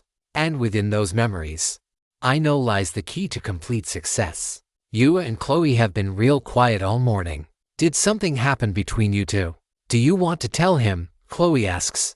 I know you're not big on sharing your skills with others, And I'm not sure I want people to know exactly what it does either. Feels a little too personal to be shared wildly. Lindsay can probably see some of it, even if she doesn't see exactly what it does. We can probably tell him that we have a telepathic bond between us and leave it at that. I'm okay with that as long as you are. We each have a skill that allows us to communicate telepathically with each other. I answer. We've become accustomed to it, and often it's more inconvenient to actually form the words rather than just sharing thoughts. I can see how it would be convenient, Stefan says, and also potentially embarrassing. I wouldn't want all my innermost thoughts just slipping out without a chance to filter them first. At this, Lindsay gives him a bit of a side-eye. I decide against correcting Stefan's misconception about how our angelic bond works. It's not enough simply to think a thought and have it transferred to Chloe. I hear exactly the thoughts Chloe wants to send me, and it's always a conscious effort for me to send my thoughts her way. We slip inside the gargantuan gate and back into the main room. Ahead of us is the stairwell that leads to the portal to the second floor. Just as large and imposing as it was the first time we entered this chamber. But this time around, there's no need for such elaborate ceremony. We head into the teleporter, Stefan and Lindsay first, then Chloe and I following hand in hand behind them. Once all four of us are in the chamber, I receive the familiar system notification, asking me if I'd like to transport directly to a higher floor. I mentally select yes. As expected, the 6th floor transporter is the only one available to us. I suspect there are more. Every 5 to 10 floors, each of which will only be accessible once we've made it up the long way. Chloe turns to Stefan and Lindsay. I turn to Chloe. We all share a nod. The transport sequence is initiated, and I experience a brief moment of incorporeality as our spirits and everything else vanish and then quickly reappear. As it was last time, there's a momentary disorientation and dizzy sensation muddling my eyes and my mind, one which briefly goes away as both adjust to the new sensations. With no reason to dawdle on the 6th floor, we head up to the 7th. Before us is another giant tower surrounded by an idyllic landscape on all sides. This tower isn't nearly so large as the one before, but it's still competing with the engineering marvels humanity has developed over the past 100-odd years. Lindsay gasps as she looks up. This shouldn't be possible, but it exists. Impossible or not, Stefan says, taking Lindsay's hand. I feel like this is the sort of thing where it's best not to dwell on the how too long. That path leads only to madness. Sarah probably already has half a dozen conjectures on the topic, Lindsay retorts. Thinking about this sort of thing is pretty much her hobby and pastime now. Yes, and she's a little bit mad, Lindsay. You are making my point for me. I'm not sure how I feel about being called mad in this way. On the one hand, madness is commonly reviled among the general populace. On the other, madness and genius are rarely far removed, and many thought the former in life are rehabilitated posthumously as the latter.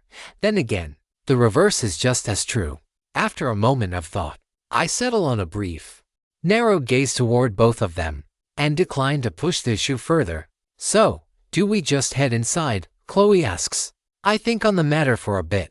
Our goal is probably to get to the top of the tower, just as it is with the broader tower we're inside, or connected to, or however it works. But there's absolutely no reason why we need to go inside and deal with all the traps and monsters. Sure, we'll lose some experience, but we're going to find better gear, more potent treasures, more useful glyphs, and tougher challenges on the later floors. Besides, we've got 43 more floors to go. I'd rather not waste a whole afternoon on floor 7. Agreed, Lindsay says. Time waits for no one, not even in these twisted spaces. Stefan has a momentary look of discomfort as he stares at the two of us. Then, it melts into one of resignation. Lindsay extends her arms, and Stefan begrudgingly allows himself to be pulled into a princess carry. And it is every bit as adorable and humorous as I had expected it to be. Lindsay is no dwarf of a woman, being an inch taller than I am, 5 feet, 9 inches, but with her boyfriend having a good 9 inches and 100 pounds of muscle on her, the visual is something. Lindsay doesn't look the least bit strained by carrying him, though her strength among us is second only to the man she's carrying. With a brief huff, Lindsay jumps into the air and keeps jumping. Her wind walk isn't quite the same as Chloe's or my flight ability. Rather, it seems to be something akin to having an infinite jump code sheet enabled. She leaps several feet up with each bound, and then, with practiced ease, she jumps up, leaping on what looks and feels like a platform of solid air briefly made physical, one which dissolves as soon as she's done with it. Damn, with a skill like that, her maneuverability must be incredible. I certainly don't like my odds if we were to spar again. My extra levels be damned. Chloe and I turn to one another and fly up just behind the two of them. As we do, I see a couple of monsters through one of the side panel windows. It gives me a look, but I can't tell if it's anger that we're ignoring it or bemusement or maybe gratitude that it doesn't have to fight and die. I do briefly wonder how much intelligence or even sentience each of these creatures are. Are they even alive? Or are they merely constructs of ether? Ones created simply to test and train prospective challengers. Am I, by growing stronger, by attempting to overthrow and crash the system, merely doing its bidding and hastening the universe's annihilation? As we step onto the roof, we see two things. First, the stairway to the 8th floor. Though it is blocked off by some magical force, shining rays of golden ether mimicking a portcullis, depriving us of the right to move onward. And secondly, a giant eagle, easily 30 feet tall, with a wingspan that easily outstrips that. Another flying enemy, Stefan says. I guess I'm not going to be of much use on the offense. Guess it's up to you three. We drop down onto the rooftop, but not before Stefan uses his rally cry upon us. Chloe taps me with Saintess's blessing, and I follow suit with my angel's grace upon her. As both effects take, each bolstering the effects of the other, I realize that together, I've become an absolute monster in combat. Level 40, experience, 847,605, to next, 43,605. Current stats, health to 5,607 to 5,097, ether, 4,018 to 3. Current stats, strength, 87 base, 46, heed, 87 base, 46, vitality, 165 base, 87, mind, 233 base. It makes me wonder as I engage in combat, a battle which feels so effortless compared with so many of the trials we've faced to this point. Just what sort of power did Madison possess? What sort of power did I have at my peak? And just what kind of monsters, for anyone, man, machine, or otherwise, who has such power is certainly a monster, were able to overcome us in that past life. The battle barely lasts a minute. With all four of us together, it barely even counts as a battle. Simply a choreographed dance of blades and arrows. Lindsay managed to pierce one of the major nerves controlling the muscles in the creature's right wing, preventing it from getting off the ground. After that, it was simply an end in and of itself. The gate blocking the entrance to the 8th floor vanishes just as the system notification for the monster's defeat flickers in the corner of my vision. You have slain an eagle of the tower, level 42. You have gained a boosted 18,400 experience. Level 40, experience, 866,005, to next, 25,205. It's repulsive. Knowing how effortless all of this is, and yet, knowing what lies ahead, knowing how many lives are at stake.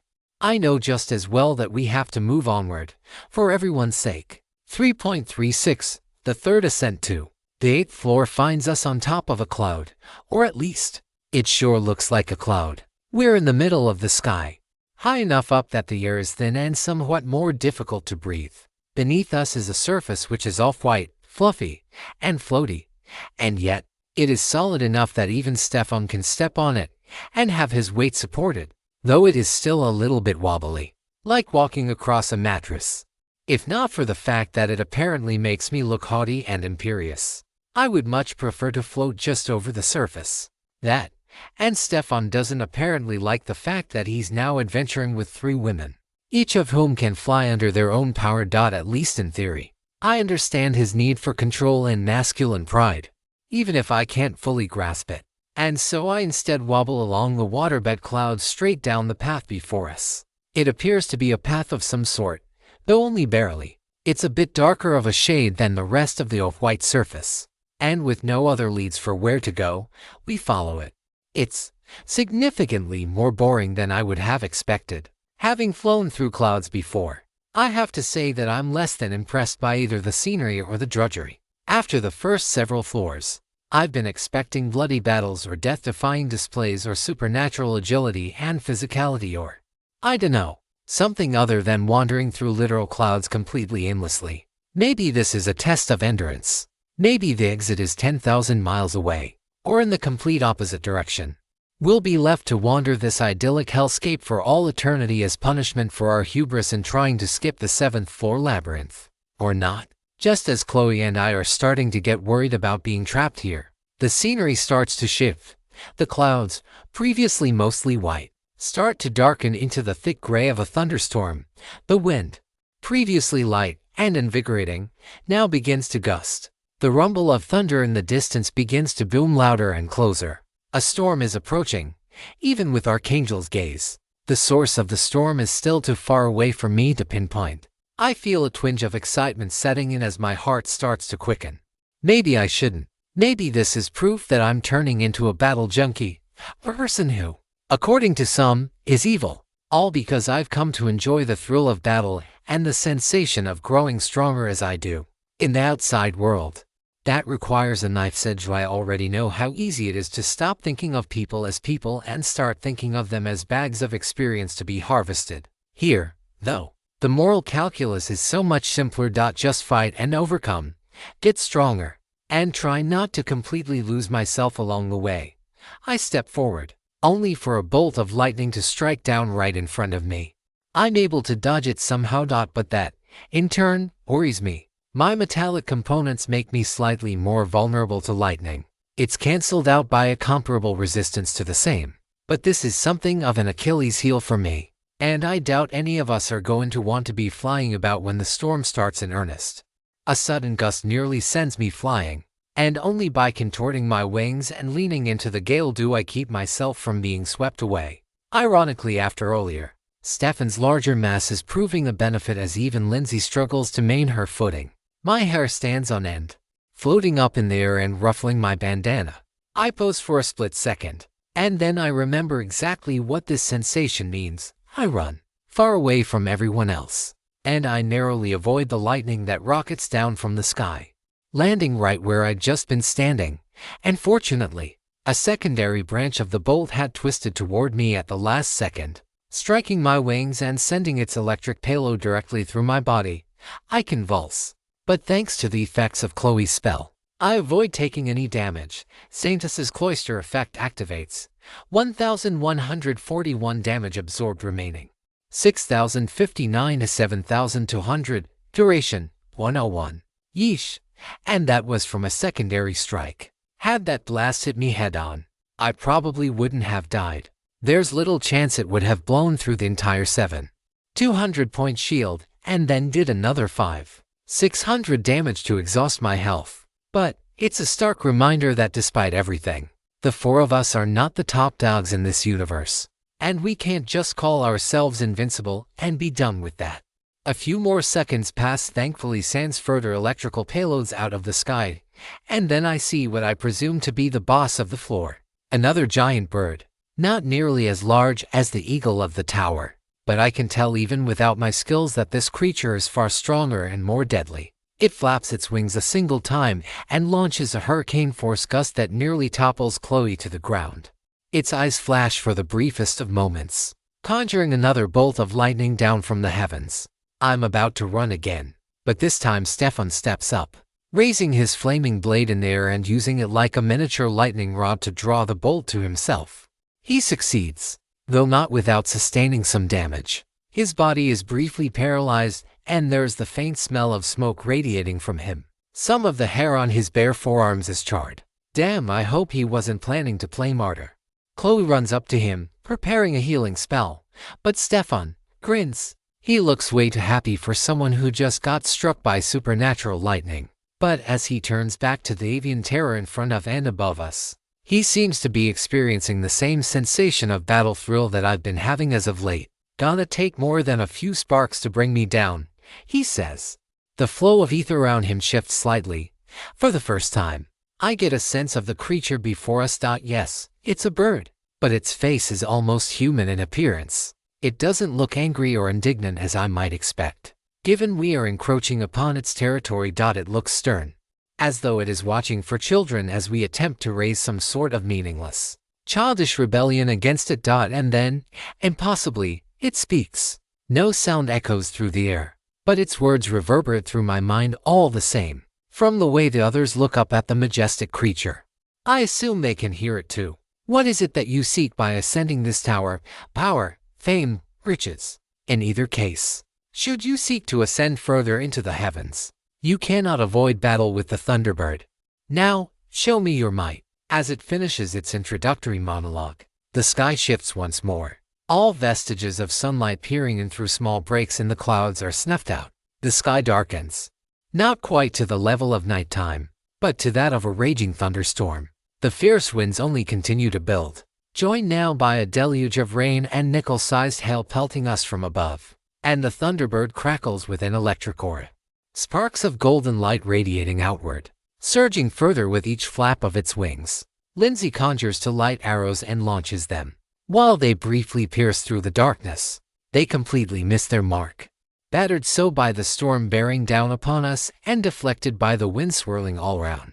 And deterred, she fires 3 more, this time adjusting their trajectory slightly upward in an attempt to compensate. These strike closer to the majestic beast, but are batted aside at the last second, their luminosity snuffed out by the fierce winds and rains a moment later. We're never going to beat this thing as long as we remain ground-bound, Chloe exclaims through our bond. We're going to have to take to the air. What about Stefan? And, remember, I'll be vulnerable to the lightning strikes. My metal components, they don't do so well against electricity. I took almost 200 damage from that first bolt, even after dodging most of it. It got through my cloister that easily. No, sorry. That's how much damage the cloister said it absorbed. I've still got just over 6,000 points remaining, but that's not going to be good for more than 2 or 3 direct hits before I start losing health. Fast? Okay, love. We'll stick close. My Saintess's cloister doesn't have a cooldown, and it's gotten some good ranks, so I can pretty easily cast it 4 or 5 times in a fight. You do what you've gotta do, and I'll keep you safe. You be careful as well. If your ether falls below a quarter, let me know and we'll fall back and figure out a different strategy. Chloe sends a nonverbal assent. She spawns her wings, which unlike Lindsay's arrows, are not so easily snuffed out by the fierce storm raging around us. And together, we take to the air. Each foot we fly, we're pushed back several inches. The raging gusts themselves given life to slow our approach, but still, we persist. Hand in hand. Lindsay joins us, and though she grunts with each step, trying to force the air to obey her wine walk skill, she doesn't show any sign of hesitation, nor of being slowed in the slightest. Stefan remains on the ground, but with volleys of flame launched upward, burning through the rain and hail below, he still finds a way to contribute to our assault. The Thunderbird's electric aura flares out. It banks slightly, turning to face me. Its eyes narrow as lightning gathers near its chest. But I will not be so easily caught off guard, not a second time. Nor am I as vulnerable as it may think me to be after its first attack. Chloe, break off. I'm about to try to deflect that blast with my own lightning, and I don't want you to get caught in the crossfire. But she cuts her thought off. Be safe, Sarah. I will. Lindsay launches 2 more light arrows, followed by another attack which I can barely see. The pinprick-size attack pierces through the gusts, seemingly unfazed by the roaring tempests assailing all 4 of us. But when it hits us somehow, it does hit rails the Thunderbird right at the base of its left wing. Not enough to ground it, although it is injured and angered. But it's the first clean hit any of us have gotten today. I can't celebrate. The attack is nearly charged up, and it's aimed squarely at me. At this distance, I'm not going to be able to dodge. This has to work. First, I coat myself in etheric armor. The damage reduction it provides might be able to save my life if this backfires somehow. Then, I recall the luminous barrier glyph from before, tracing out the nearly 1800 strokes within my mind in the blink of an eye. Now for the tricky part. I pull out the light base and now slot lightning in its place. This is difficult, to say the least, and if not for having over 200 effective mind to accelerate the spellcrafting, I'd be a burnt crisp well before this etheric construct is fixed. especially because I have to change a few linking runes and modify a couple of other shapes along the way. The somewhat smaller shape of the light glyph not fully accommodating the more jagged lightning. But I have it ready just in time. Lightning surges outward in a massive, blinding flash just as I finalize and release lightning barrier. My lightning, a violet orb surrounding my body, clashes with the white lightning caused by the Thunderbird before me. And as we clash, I feel its presence in my mind. I ask again, what is it that you seek? Freedom. Freedom from the system. Freedom from the specter of annihilation that looms over all of us. Strength alone is necessary but insufficient for that goal. I know. It's going to take all of us. I never would have gotten this far if not for all the help I've received along the way.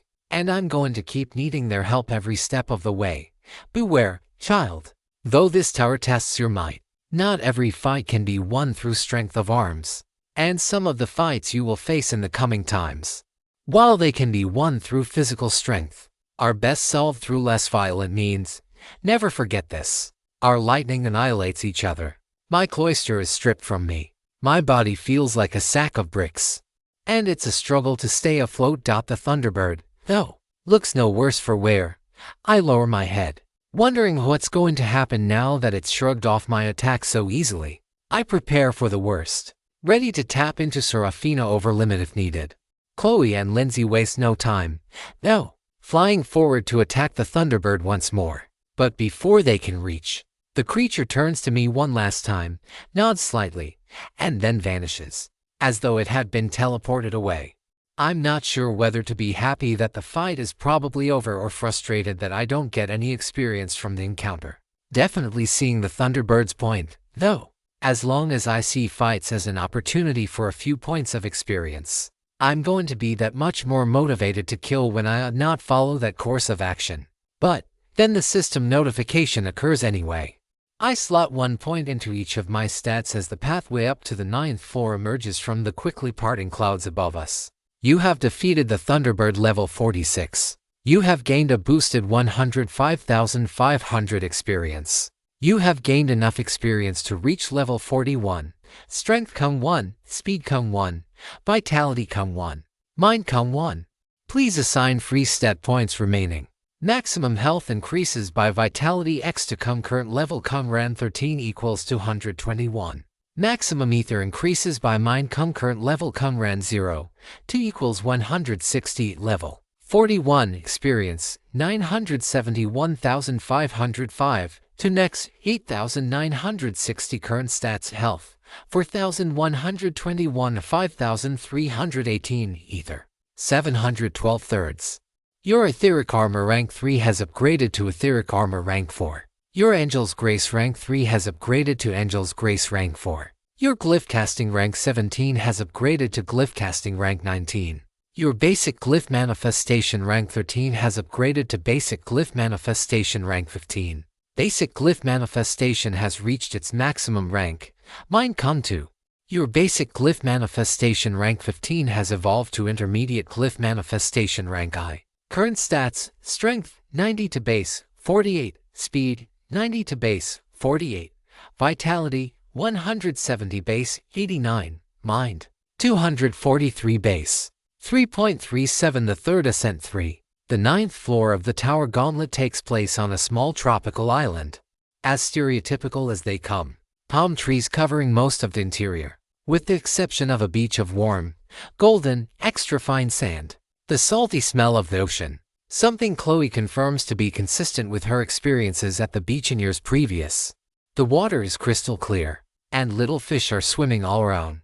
The objective, as far as any of us can tell, is hidden within the volcano in the dead center of the island. Again, pretty stereotypical as far as depictions of tropical islands are concerned.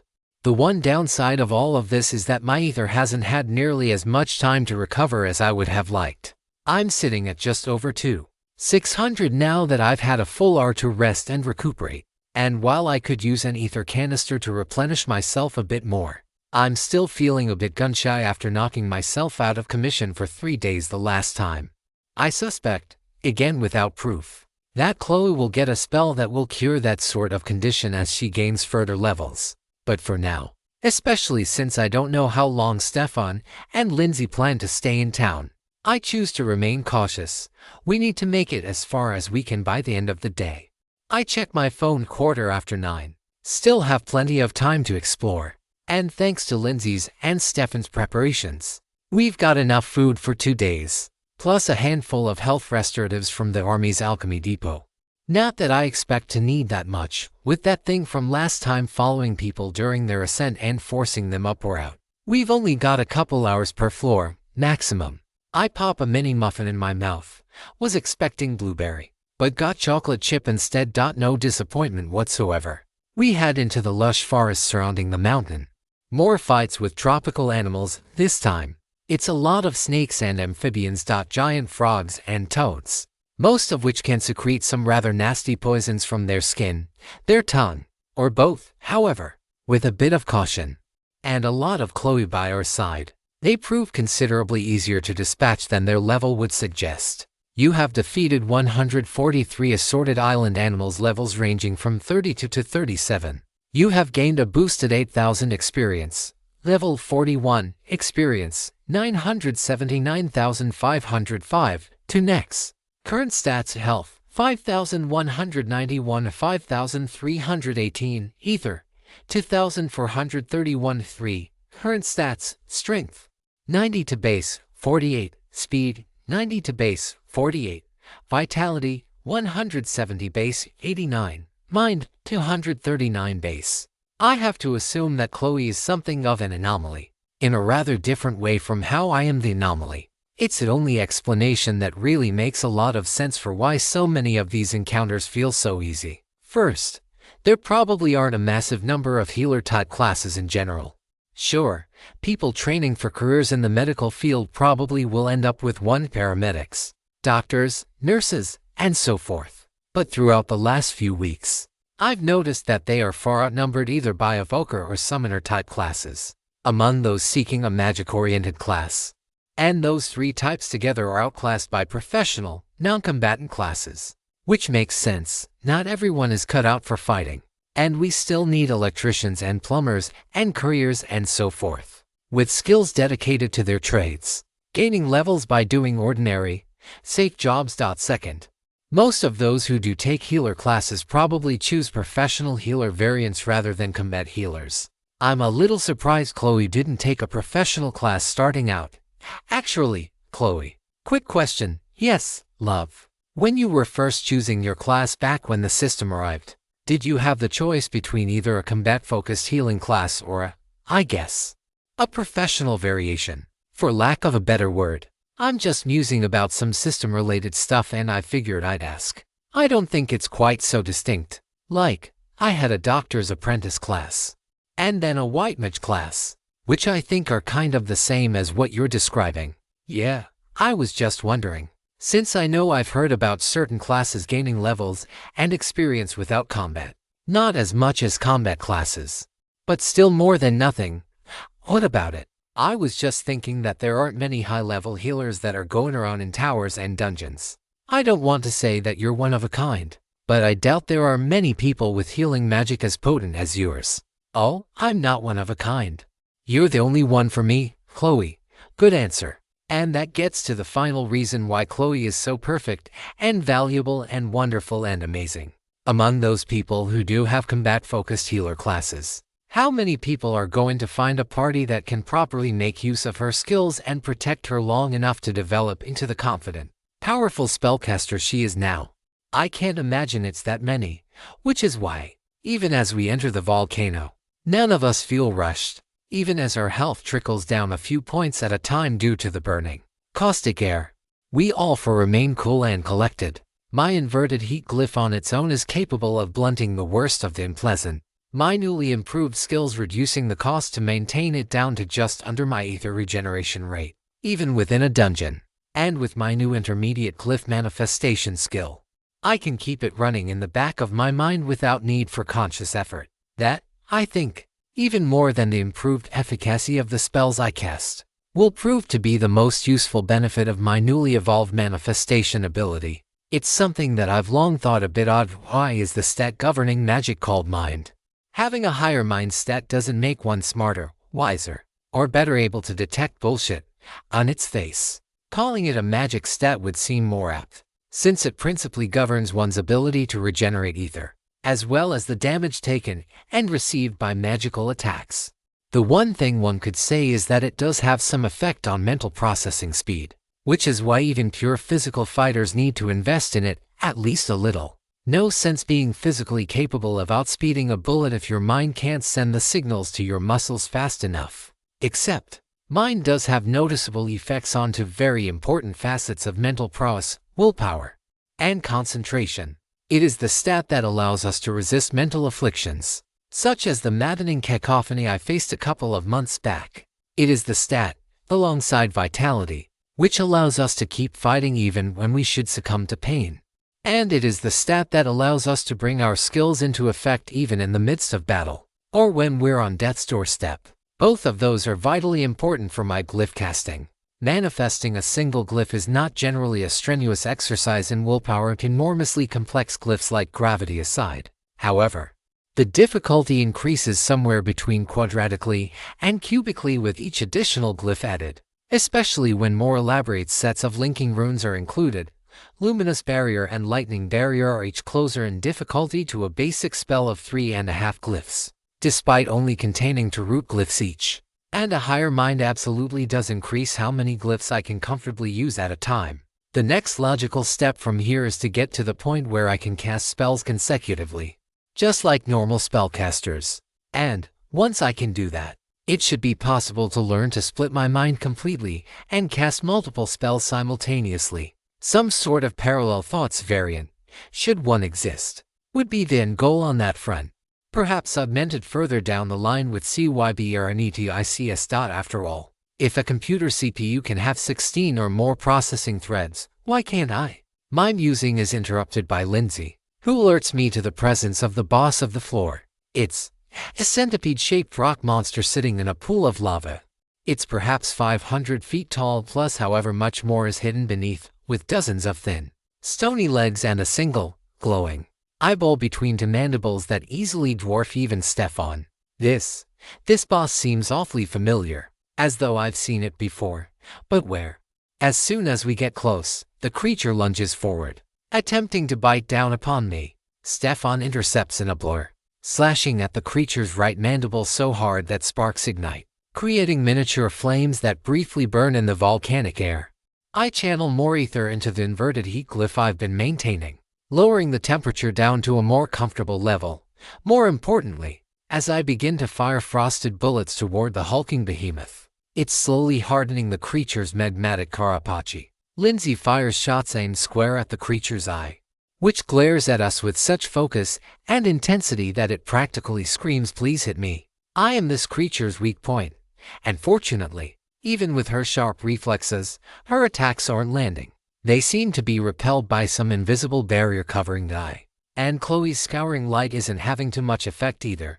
I've got an idea, Stefan says as he launches another slash to beat back an attack aimed square at Chloe. But it'll require you and Lindsay to be able to defend yourselves and Chloe for several seconds. Go ahead, I say, using my own shining sword to try the same thing. And fortunately, even with my buffs, my strength is still eclipsed by the titan of a man. And that's before his massive frame and skills are factored in. I'm pushed back, briefly knocked down to 1 knee, my wings pressing into the ground to give me that bit of extra stability to buttress against the attack. Magic might be magic, but the man's martial prowess is superhuman all the same. If you can launch me, I bet I can break through whatever barrier is guarding its eye. But you can't fly, I say. And if I miss, or it dodges, you're heading right in the drink. You underestimate yourself, you know. And you really underestimate me. I doubt a little dip would be enough to put me 6 feet under. Besides, I know your partner will patch me right up if I need any healing. Chloe, prepare your strongest healing spell. Stefan might need it. Wait, what? She asks, before I can respond.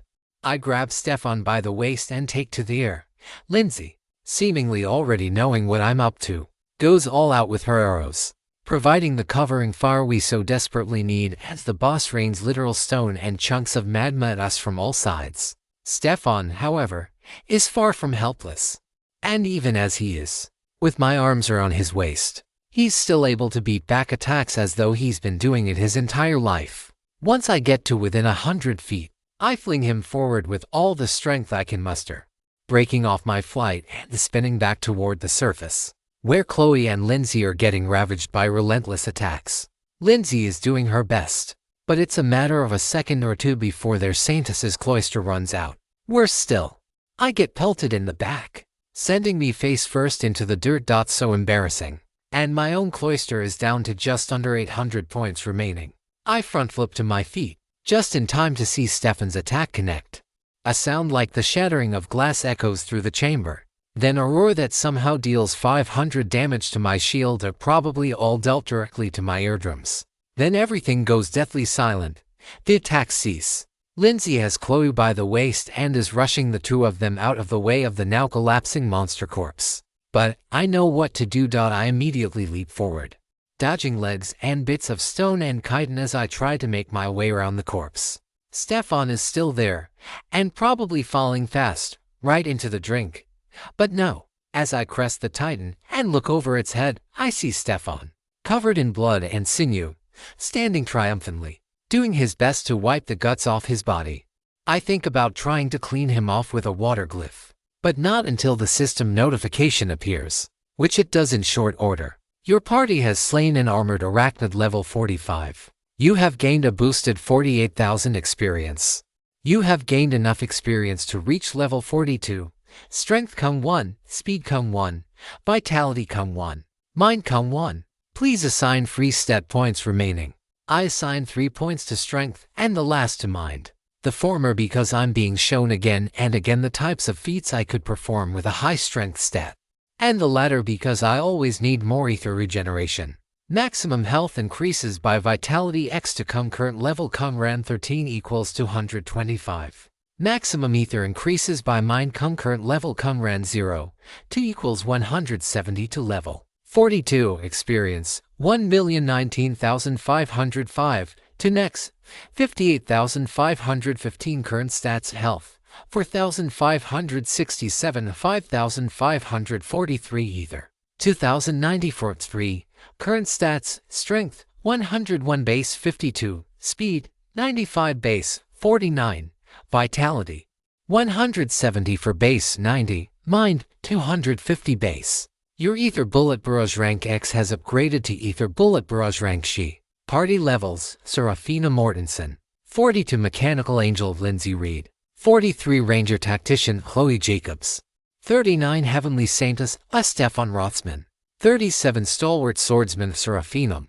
I try not to hawk it too much, but I do have a Discord server: ttps://discord.gg/mxssxb948tm. Also, a word of thanks to everyone who has been reading the story so far. I appreciate the mostly positive reception. 3.38 The third ascent. 4. The treasure chest that accompanies the fight is unexpected, but certainly not unwelcome. It contains a skill book, and while I would love to peruse its contents, Stefan claims it for himself, considering how, despite his appearance, he's actually the lowest leveled of the four of us at 37. No one raises any serious objections to his doing so. Apparently, his new skill allows him to build something akin to charge as he lands blows, then release all that charge later to devastating effect. However, what does come as quite the shock is when not one, but two paths open to us. Once again, it falls to me to read the glyphs on each of the two options, though for some reason, these actually want to be read. Their meaning as easily understood if it had been written in plain English. I definitely need to figure out how they do that. Some sort of universal translation glyph baked into the array. Or maybe they really are different languages. There are only 6 words between the two signs. On the left, it reads to 10th floor, and on the right, to 14th floor. After relaying this information to the others, we stand around the rapidly cooling magma chamber, trying to figure out what the best course of action is. So, the trade-off seems pretty simple to me, Lindsay says. We lose out on 5 floors worth of treasure and experience, and in return, we get a chance to get even better treasure and more potent sources of experience on the higher floors. With that much more danger, Chloe says, More importantly, we don't know where the next path out of here is. If the next transporter is on the 13th floor, then we might not be able to get out of here until the 20th. Maybe even the 25th. I think we should go slower. But slower means that we might not gain enough levels to stop whatever attacks our homes next, Stefan says. And Lindsay and I can't stay here forever. Another day or two, maybe. But we need to head back to defend our hometown, just as you have been working to defend your own. Are there no others who could take up the mantle in your stead? I ask. There are a few, Lindsay says. But I would say the number of people who are actively fighting and have made it to level 32 are. There's some of the former members of the Order of the Wilds. Crystal hit 32 a couple days ago. And there's some smaller companies that might have a few. But the two of us, she takes Stefan's hand in her own, are probably the two highest leveled people in the city, especially after today. If I might bring up a point, Stefan says. Is there a reason why we shouldn't press further with gusto? After all, Seraphina isn't even using her real power. If she stopped holding back, I can't. I interject. I mean, technically, I could. But we should proceed as though I can't. I don't want to share all the details or drawbacks of that ability, but I will say only that it's an absolute last resort for when the other option is dying right then and there. Not even for using it as a crutch to move further in the tower. So, your vote is for going to the 10th floor? Stefan asks. I didn't say that, necessarily. Just that the decision shouldn't be made on the basis of that particular skill. I lie slightly in that Seraphina Overlimit is registered as a trait and not a skill, for whatever that means. But the gist of the statement is still accurate.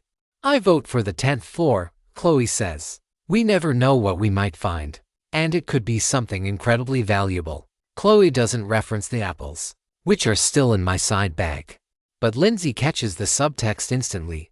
Sera, Lindsay asks, you know more about these towers than I do.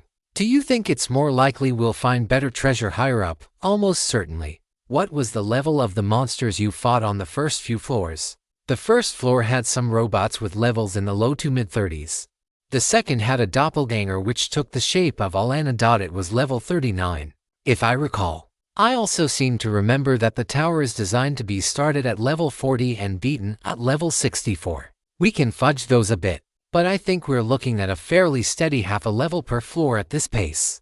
So, we'll be fighting things about 3 levels higher. Lindsay closes her eyes for a moment. That Thunderbird, and then the armored arachnid.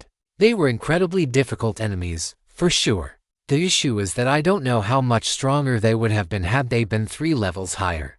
Could we have still beaten them? I'd like to think that we could have. But I just don't know, for what it's worth. I've gained 2 levels as well since the Thunderbird fight. 1 on that fight. 1 on this one. Damn, Lindsay mutters. The system must have credited you with a shit ton of work on that Thunderbird fight. How much experience did you get? 80,000? More. She shakes her head. Never mind, considering that. I think we should go to the 14th floor. Chloe, I ask, noticing a bit of hesitance in her facial expression. I don't like it. But if you think it's the best choice, I'll go along with it.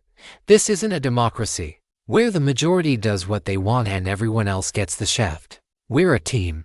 And we're going to make our decision as a team, with consensus. And if that thing I briefly shudder shows up again before we make our decision, we'll go to the 10th floor. Thanks, Sera. I offer her a slight smile and a warm vibe through our angelic bond. Here's my concern, Chloe says, sounding a bit more confident than before after our brief mental conversation.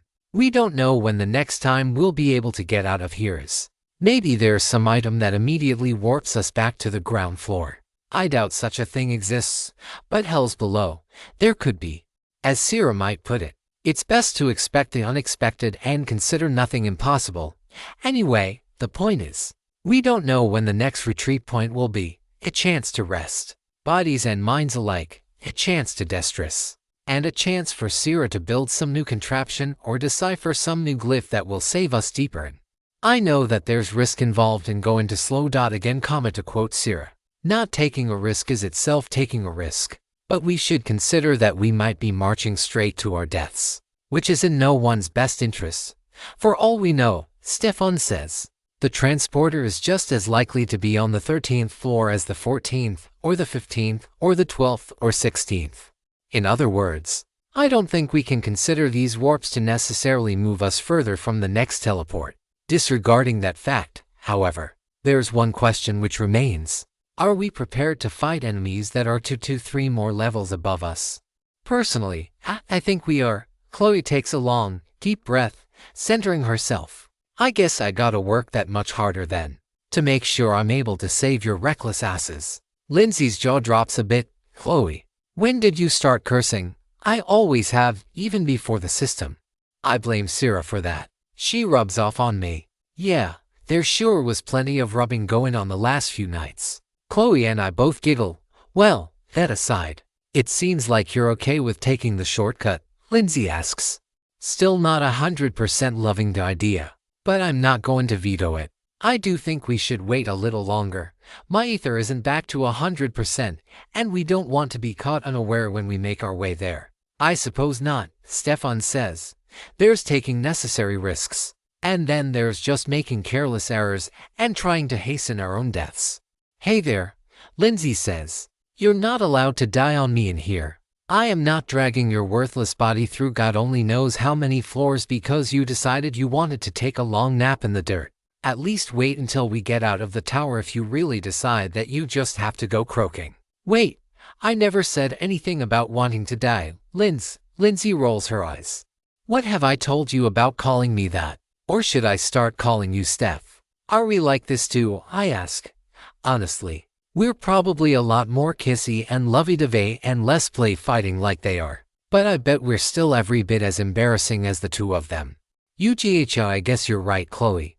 Of course I'm right. Sarah, I might not have your mastery of ethertech and glyphs. I know you are. Chloe, I lower my head slightly. And I wouldn't have it any other way. Lindsay claps once, snapping Chloe and I out of the brief lull in our conversation. Vaguely, I recall that the two had been continuing their conversation at superhuman speeds. But, having been conversing with Chloe just as quickly, though far more silently, I can't seem to remember any of the details. Well, I think we're all in agreement, Lindsay says. Yep, we're just going to sit here and wait, I say, reaching for a bottle of water and downing a couple of glugfuls. Hurry up and wait.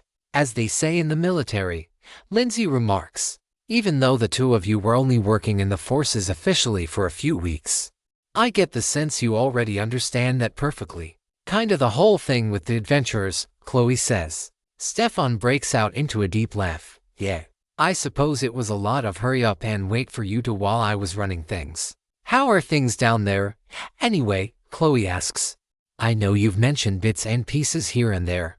Honestly, it's about the same as here and in most of the large and mid-sized cities across the states. Stefan says. Occasional attacks. Headlined by the one big attack back close to 2 weeks ago. It was coordinated. Different cities got different creatures. If the reports are to believe, up in Chicago, the Chicago River turned green and tens of thousands of 4-foot-tall leprechauns swam out to cause terror in the city. Almost like AST. Patty's Day Parade gimmick gone horrifically wrong. I can't help but laugh at that. Chloe barely holds back a smirk, the absurdity of the encounter outweighing the horrific tragedy that undoubtedly befell the millions who lived there. Sorry, I say. No, I get it, Stefan says. But yeah, the system has been pretty quiet lately. It's almost as though it's watching and seeing how we react before deciding what to throw at us next. I think it is, I say, if my conjectures are correct. The system is guiding us to get stronger. It wants to keep pushing us all to our limits, and then to break through those limits over and over again. But it understands that we also need to rest and train, as well as be pushed through its trials.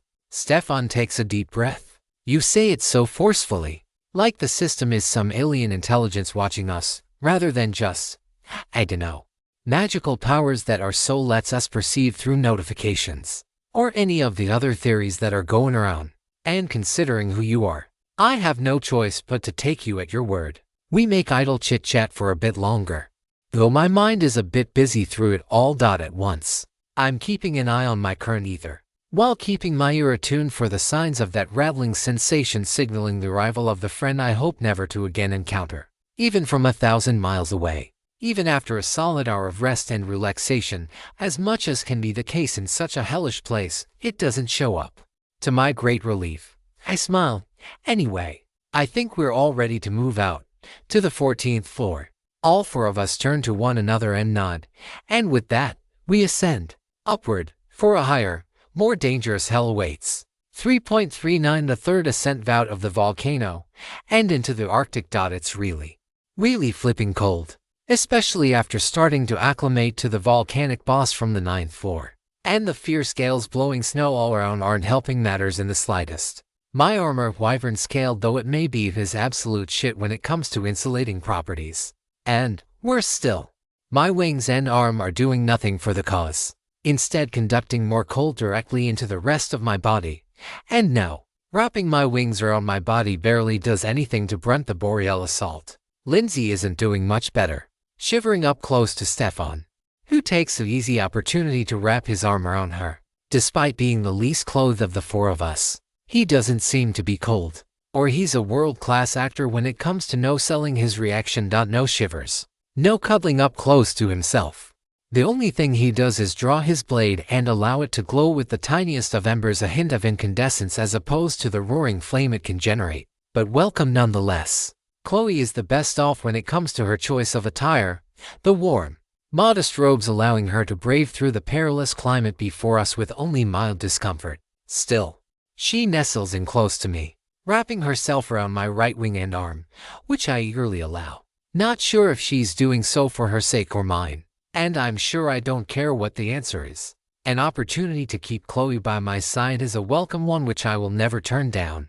So, where do we go from here? Stefan asks. I don't have any sensory skills. I can't see for jack out in this blizzard. I nod, closing my eyes as I switch to the omnidirectional form of my archangel's gaze. It's still difficult to see. The individual snowflakes dotting the landscape and the air around me are visible in crisp detail. Each of them blows with the gusts, and yet, in this state, they move so slowly that they appear to stand still. But there are so many of them, millions, if not billions, flying all about, and even more outside the range of my skill. And there is nothing that immediately points toward a specific direction to go. No path, no beacon of light, no waypoint that I can see, nothing at all. And yet, there is one direction that seems imminently more likely to be the right one. I point directly into the headwind. This way, I say. Did you see something? Chloe asks out loud. Nope. Just snow so thick that even my skills struggle to pierce the blizzard. But think about it. If this storm is another test by the system, then that makes sense, Stefan says. Absent any better ideas, I think we have our plan of action. No objections come.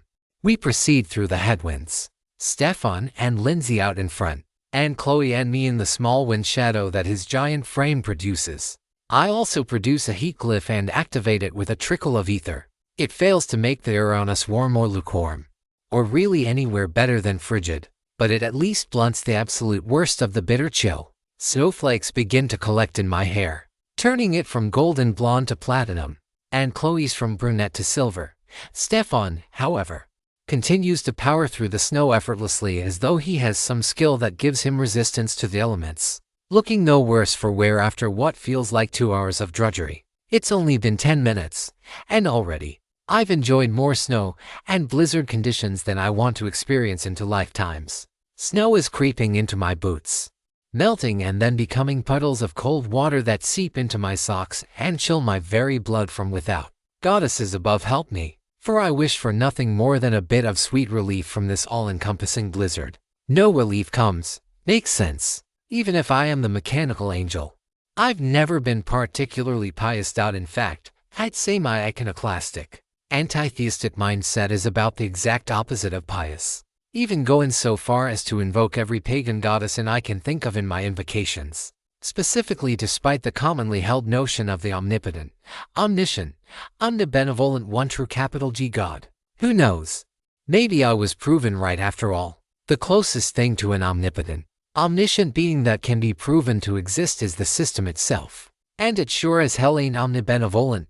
10 more minutes pass. My heightened mind stat making it feel closer to 30.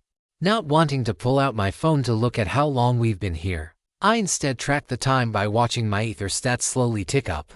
With a mind stat of 250 thanks to my own investment, Chloe's Saintess's blessing boosted through angelic bond, and a sprinkling of Stefan's rally cry, I'm now gaining ether at a rate of 2,500 per hour. This, in turn, is bolstered by a further 720 per hour due to my flawed ring of regeneration, which is admittedly starting to lose its usefulness. Altogether, this adds up to just under a point per second, 9 points in 10 seconds. If my math is correct, this amount is halved by the effect of the tower, and with my heat glyph eating just over half that remaining regeneration, it comes out to about 1 points per 5 seconds net. Are you sure this is the right way? Chloe asks. It's been too damn long and even I'm starting to feel the Arctic bite. It feels like it should be, but I have no way of knowing for sure. There's still no signs that we're making any progress. Just more ice and more snow and more wind. Not even a few systems sent monsters to actually give us an excuse to let loose, enjoy the heat of battle, and vent some of the anger that's been slowly building within me ever since we started this floor. Wait, Lindsay says. Do you hear that? None of us answer in the affirmative. Still, Lindsay draws her dagger and takes a position in the vanguard of our formation, her eyes constantly darting around, looking for the source of whatever it was that she heard. I hear something 24 seconds later, a low, deep rumble that shakes the air, as though a war horn sounding. Yes, this sounds exactly like a horn used to rally forces and lead them into battle. And the addition of further cries crescendoing through the howling gales only exacerbate the sense of foreboding. Lindsay was right, as she usually is. I draw my blade and take my position on Stefan's right, keeping Chloe in the back where she'll be relatively safer. She's already closed her eyes and begun chanting, readying her sanctuary once more. I'm not sure exactly how it differs from Saintess's blessing, but it does seem to have other, often eclectic benefits when cast. All in exchange for having an often prohibitive casting time, but in a defensive fight against an unknown number of incoming creatures, where we have a couple minutes to prepare, this is absolutely the right time and place to cast such a spell. As it begins to take effect, the air calms, then starts to warm. The flow of ether around us changes, Chloe's will affecting it and imposing a protective will upon it. Golden light fills Chloe's body, slowly radiating outward. The ground above us begins to shimmer with a golden, auroral aura, like translucent golden drapery surrounding and protecting us out to a radius of about 200 feet. Just as the spell finishes activating, the first of these creatures appears, some sort of bipedal, white-furred snow beast. Yet comma perhaps. It picks up a clump of snow off the ground, which rapidly grows in size, then shrinks. Some skill allowing it to nearly instantly compact the snow into a dangerous softball-sized projectile, one which it throws with startling accuracy and power. I sidestep the attack, though the whistle of the air at my side suggests the snowball was thrown at a speed approaching the sound barrier. I get the distinct feeling from this that we're going to have a less than pleasant time once all the others show up. Deciding it'd be best not to wait for the entire party to arrive, I switch my mechanical arm cannon to blaster mode and begin firing flaming bullets as quickly as I dare. Finally, I'm getting a chance to cut loose, and just as before, I'm enjoying myself a bit more than is entirely healthy. The winds are still blowing outside the sanctuary, but they are nothing compared to those which the Thunderbird conjured a couple of hours earlier. They prove completely ineffective at diverting my attacks, each of which strikes directly at the snow beast's torso. And fortunately, while I'm able to singe the fur and even cause some of their white visage to turn black, there's simply too much wind and cold and snow to get that flame to stick. Even a barrage of 8 shots fails to cause an ignition. Stefan's sword, on the other hand, is far more capable. With a single downward arc, a beam of fiery energy forms, and then launches forward, briefly taking on the shape of a firebird screaming toward its target. It collides with the snow beast, somehow delivering enough concussive force to knock it flat on its ass. For a brief moment, I stop to celebrate. I expect Lindsay to steal a furtive glance from her boyfriend, but, being a true professional, her guard doesn't drop even for an instant. The moment our friend starts trying to climb back to its feet, she's already in motion, launching an explosive arrow that again knocks it back to the ground. It's definitely injured. It staggers as it tries to force itself up, but it's also definitely alive. and it'll be getting back to the fight soon enough. Such is the health and vitality of these creatures, each of which has levels and stats comparable to our own. Part of me wants to rush out and just finish the creature off. Who knows if one of these monsters has a healing ability, or some other effect I don't want to have to deal with. But I know that leaving the effect of Sanctuary is an absolutely horrific idea. So I'll leap into the air, taking advantage of my aerial mobility, especially compared with the creatures which seem ground-bound, and continue pelting it with flaming bullets. Each incendiary strike hits home, and a strike aimed at the beast's throat scores a vital blow. It's bleeding out, death should be imminent. Though I still don't let my guard down. I fire 2 more bullets and finally get the system notification. Your party has slain a Boreal Snowbeast level 41. You have gained a boosted 9,000 experience. Level 42. Experience 1,028,505. To next. 49,515 current stats. Health 5,117, 5,543, Ether 3,475, 3. Current stats, Strength 100 to base 52, Speed 96 base 49, Vitality 176 base 90, Mind 253 base. 2 more of them appear. I launch an Ether bullet barrage upon the one to my left as Stefan launches another plume of flame to the other one. Lindsay follows up. 2 explosive arrows upon each of them, compounding the damage dealt. I throw up a simple array of fire and compression, conjuring a basketball-sized fireball that I throw at my previous target. It hits home. And unlike our previous attacks, my spell deals enough damage and create enough flame to cause a noticeable burn on our adversary. But though we have the upper hand, something seems very, very wrong. There should be many, many more. And why aren't they attacking us as a group, it feels like? Wait, why wouldn't they? Unless this isn't their main force. These 3, they're not the vanguard. They're the decoy. I drop back to the surface and scan the area. Oh shit.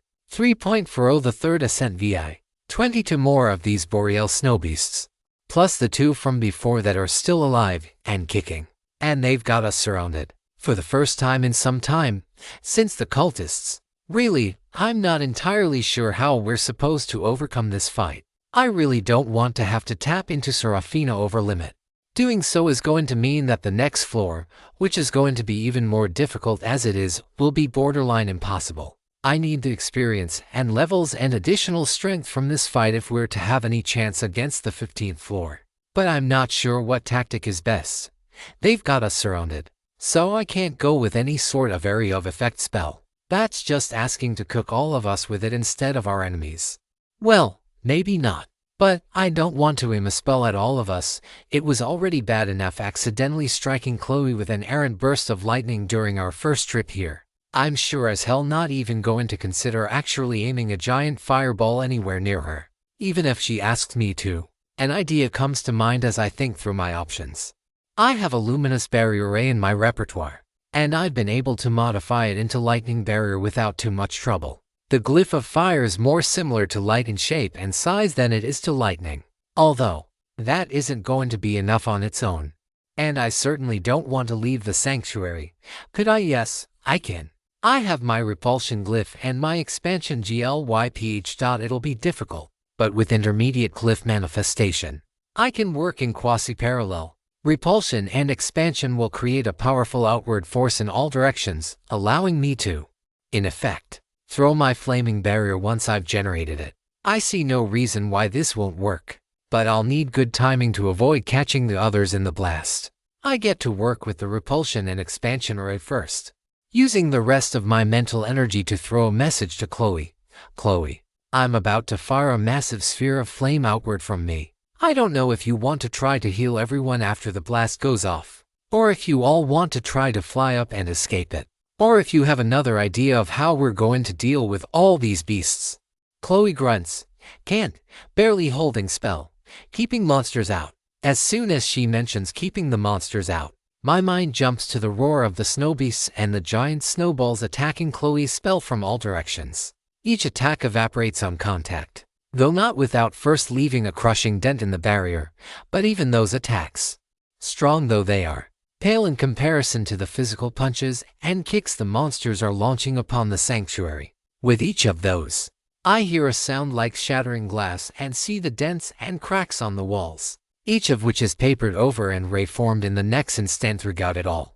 I feel Chloe's pain, how she winces and grunts and strains her mind and body alike to maintain this protective shield around us, how she pleads for mercy and protection, offering what she can to give us these precious seconds to plan and prepare ourselves for a counterattack. That's who she is on the deepest, most fundamental level.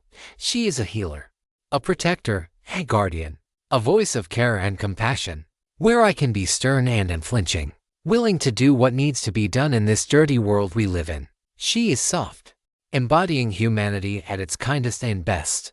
And though she is a healer and a protector herself, that does not mean she does not need someone to protect her, especially because her desire to do so often reaches the point of being self-sacrificial. I will do that for her, especially because it wasn't her desire to rush through here.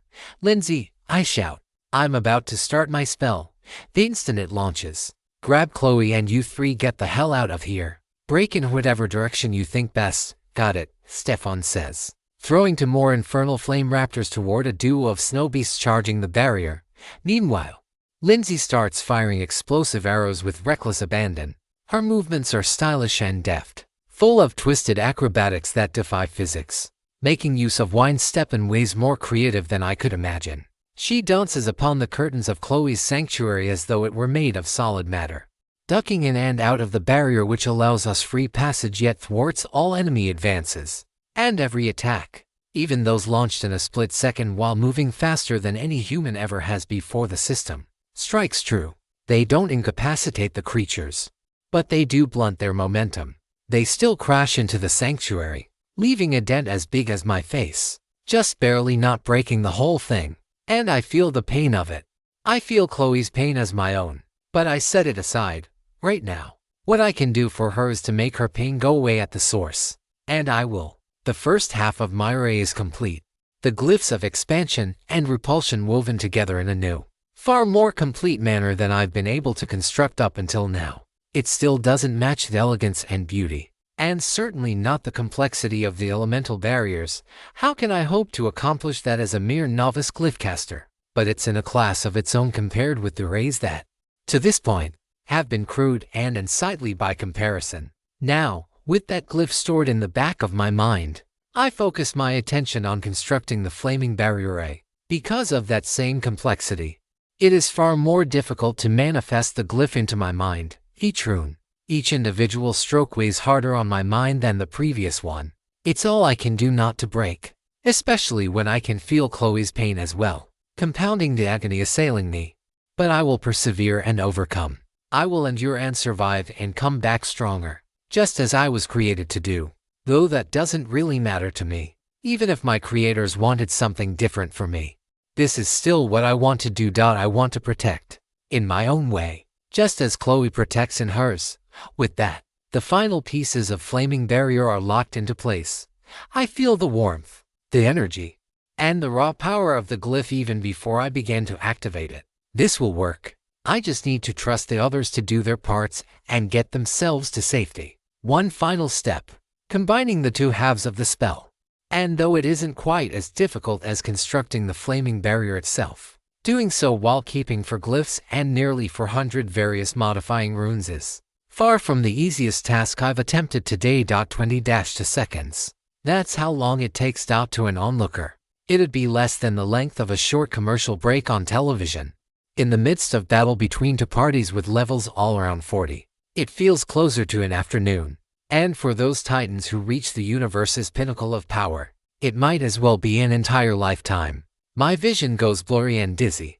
My archangel's gaze deactivates itself. The strain on my mind too much to maintain it. The roar of the battle feels like drills in my eardrums. I want it all to just stop. I want these monsters to just die already. I scrunch inward, gathering power at my core. My body is wreathed in flames that burn everything except for me, my cybernetics, and the possessions directly on my person. The light is so intense that it outshines the sanctuary, which is now rapidly fading. The damned creatures sound so proud, Their bellowing war cries only further inflaming me. They might be intelligent, like an animal, but in the end, they're just constructs. Just a goddess damn trial to overcome. I will win. I let out my own war cry, releasing all of the pain and anger, and more importantly, letting Stefan and Lindsay know that it's time to make a bed out of hell. The snow at my feet melts, then evaporates. My wings keep me aloft through sheer willpower alone. I have one chance. I release the spell. Every bit of myself launches outward in a hemisphere of roaring inferno. The snow beasts, previously laughing and proudly boasting about their next meal, are caught in the blaze. It doesn't just burn their fur or cook their insides, it utterly incinerates them, one and all. All the while the snow around me vaporizes with a sizzle of flame. For a single second, and over 200 yards, the sphere of magnetic energy flares out, before finally starting to dissipate. At my feet is rocky, earth and soil, dry soil, and ash, and bits of bone that litter the once frozen land. Soon enough, the cold will return, and it will do so with a vengeance. But for now, I drop to a knee, completely spent. I should wait for the system notification, confirm the kills. But even if there is one still around, I haven't the mental strength to move, much less try to fight. I'll have to rely on the others, where I didn't. No, I feel Chloe's presence. Our bond is still active, though she's every bit as exhausted and inactive as I am. And if she's alive, that means Lindsay must have grabbed her and gotten her and Stefan to safety. I breathe a sigh of relief, even if one of those damn things escaped my blast and manages to land a cheap shot on me. I trust that Lindsay and Stefan will see Chloe safe and sound. A distant roar echoes through the floor, then only silence. It wasn't the sound of a human, which means that one of those monsters was still alive, but no longer. It's been put out of our misery for good. And finally, that long-awaited system notification sets in. Your party has slain 20 for boreal snow beasts, levels ranging from 40 to 42. You have gained a boosted 218,595 experience. You have gained enough experience to reach level 44 from 42. Strength come 2, speed come 2, vitality come 2, mind come 2. Please assign free stat points remaining. I add 3 points to mind and a point to vitality, then 2 points each to strength and speed. I might be moving more into an offensive magic class, but I do still need a good mix of the other stats, as still recent events have shown. Maximum health increases by vitality X to current level ran 13 equals 229. Maximum ether increases by mind current level ran 0, 2 equals 177, level 44.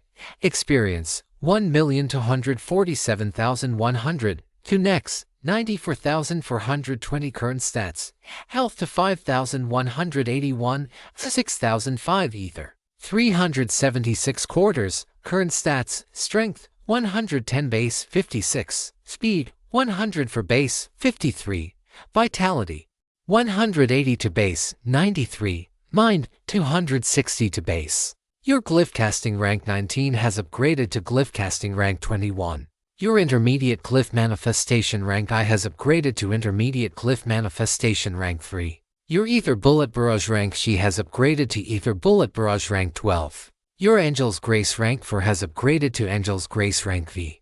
Your intermediate ether manipulation rank 15 has upgraded to intermediate ether manipulation rank 16. I struggle back to my feet, looking around in my desperation.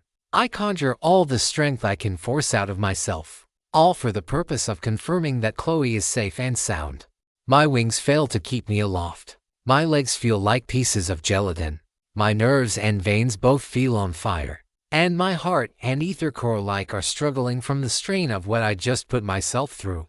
But when I hear the sound of a huff, and turn around to see a nodding Stefan and a grinning Lindsay carrying a sleeping, but mostly an injured Chloe, I feel as though I'm on the peak of the highest heaven. I take her in my own arms before sitting on the dirt, letting her rest in my lap. We survived. We won. And for the next little bit, at least, we can enjoy the respite that follows a battle triumphant. 3 point for 1 the third ascent 7. I'm roused from my idle meditations by the cutest moan I've ever heard. Were it not for the fact that we're still on the 14th floor of a tower leading up to hell itself, and that Lindsay would never hear the end of it.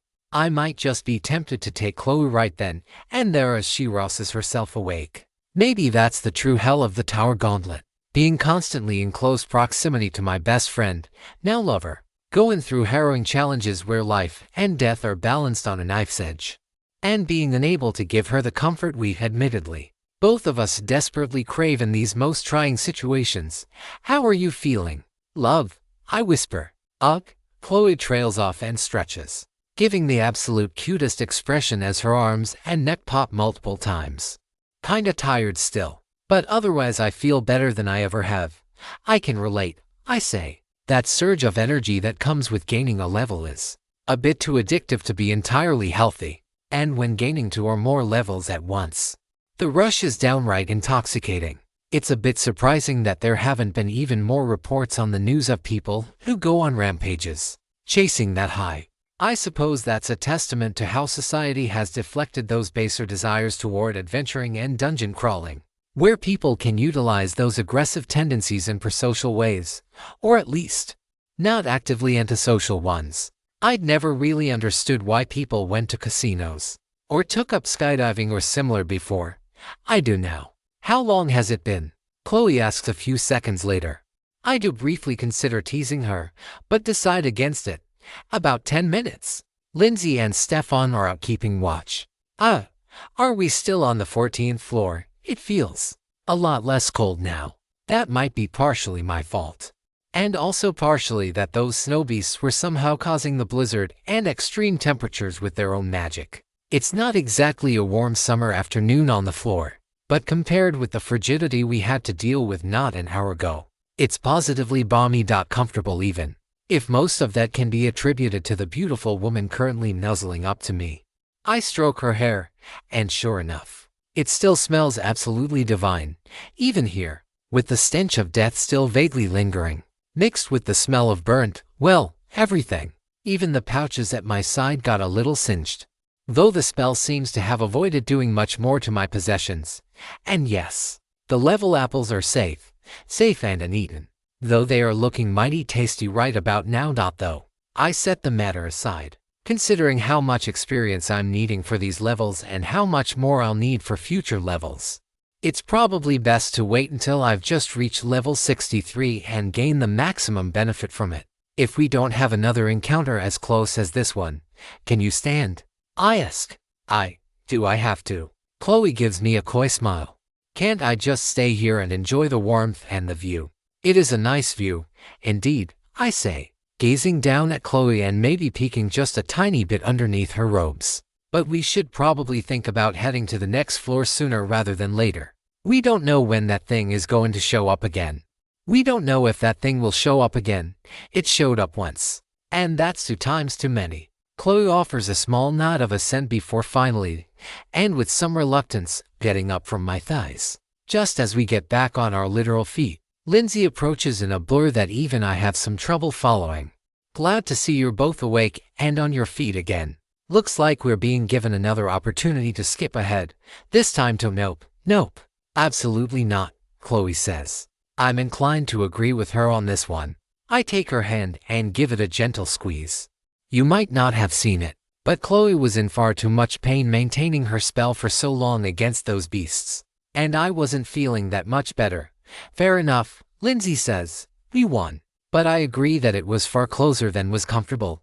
However, I feel it pertinent to mention that the experience was absolutely not worth nearly getting ourselves killed over it, Chloe exclaims. Or have you forgotten that none of us are going to be able to protect anyone if we're dead? She makes a fantastic point, I say. I've got plans for the rest of the week, and a brush with death isn't on the agenda. Oh please, Seraphina, Lindsay says with rolled eyes. You brush with death seemingly every day. No one who comes into this hellhole doesn't. Just because you don't fancy a trip down the river Styx doesn't mean you two aren't constantly flirting with the Reaper. I sigh, knowing she's right. So, the next 2 questions are, where is Stefan, and where's the staircase? Lindsay points to my right. Sure enough, there he is, probably half a mile away, and there's the faint shimmer of something next to him. It's hard to tell for certain, being outside of the range of Archangel's gaze, but it looks like a translucent staircase up to the 15th floor, You ready? I asked Chloe, giving her hand a gentle squeeze. As you might say, no, but I'm as ready as we're ever going to be. Hand in hand. The two of us follow Lindsay as she leads us over to where Stefan is standing, looking around and, admittedly, looking incredibly bored. But at times like this, after fighting for our lives and emerging victorious, yeah, I understand that no news can be very, very good news indeed. Glad to see both of you are alive and kicking after that, Stefan says. His words are sincere, but his tone feels a bit off, a bit depressed, dare I say. I wonder if he's just feeling a bit powerless after the last fight, given that Chloe and I did so much of the work.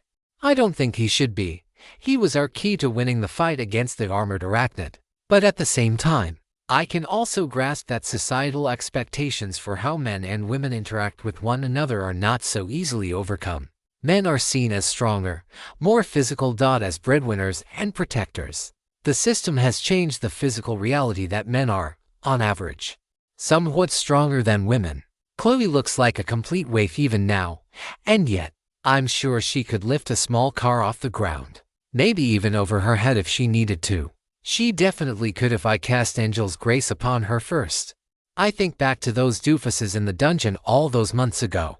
They got superpowers just the same as everyone else, and never once thought that Chloe and I would have gotten them too, or learned how to use them. Oh well. Lindsay just rolls her eyes and takes Stefan's hands. I told you.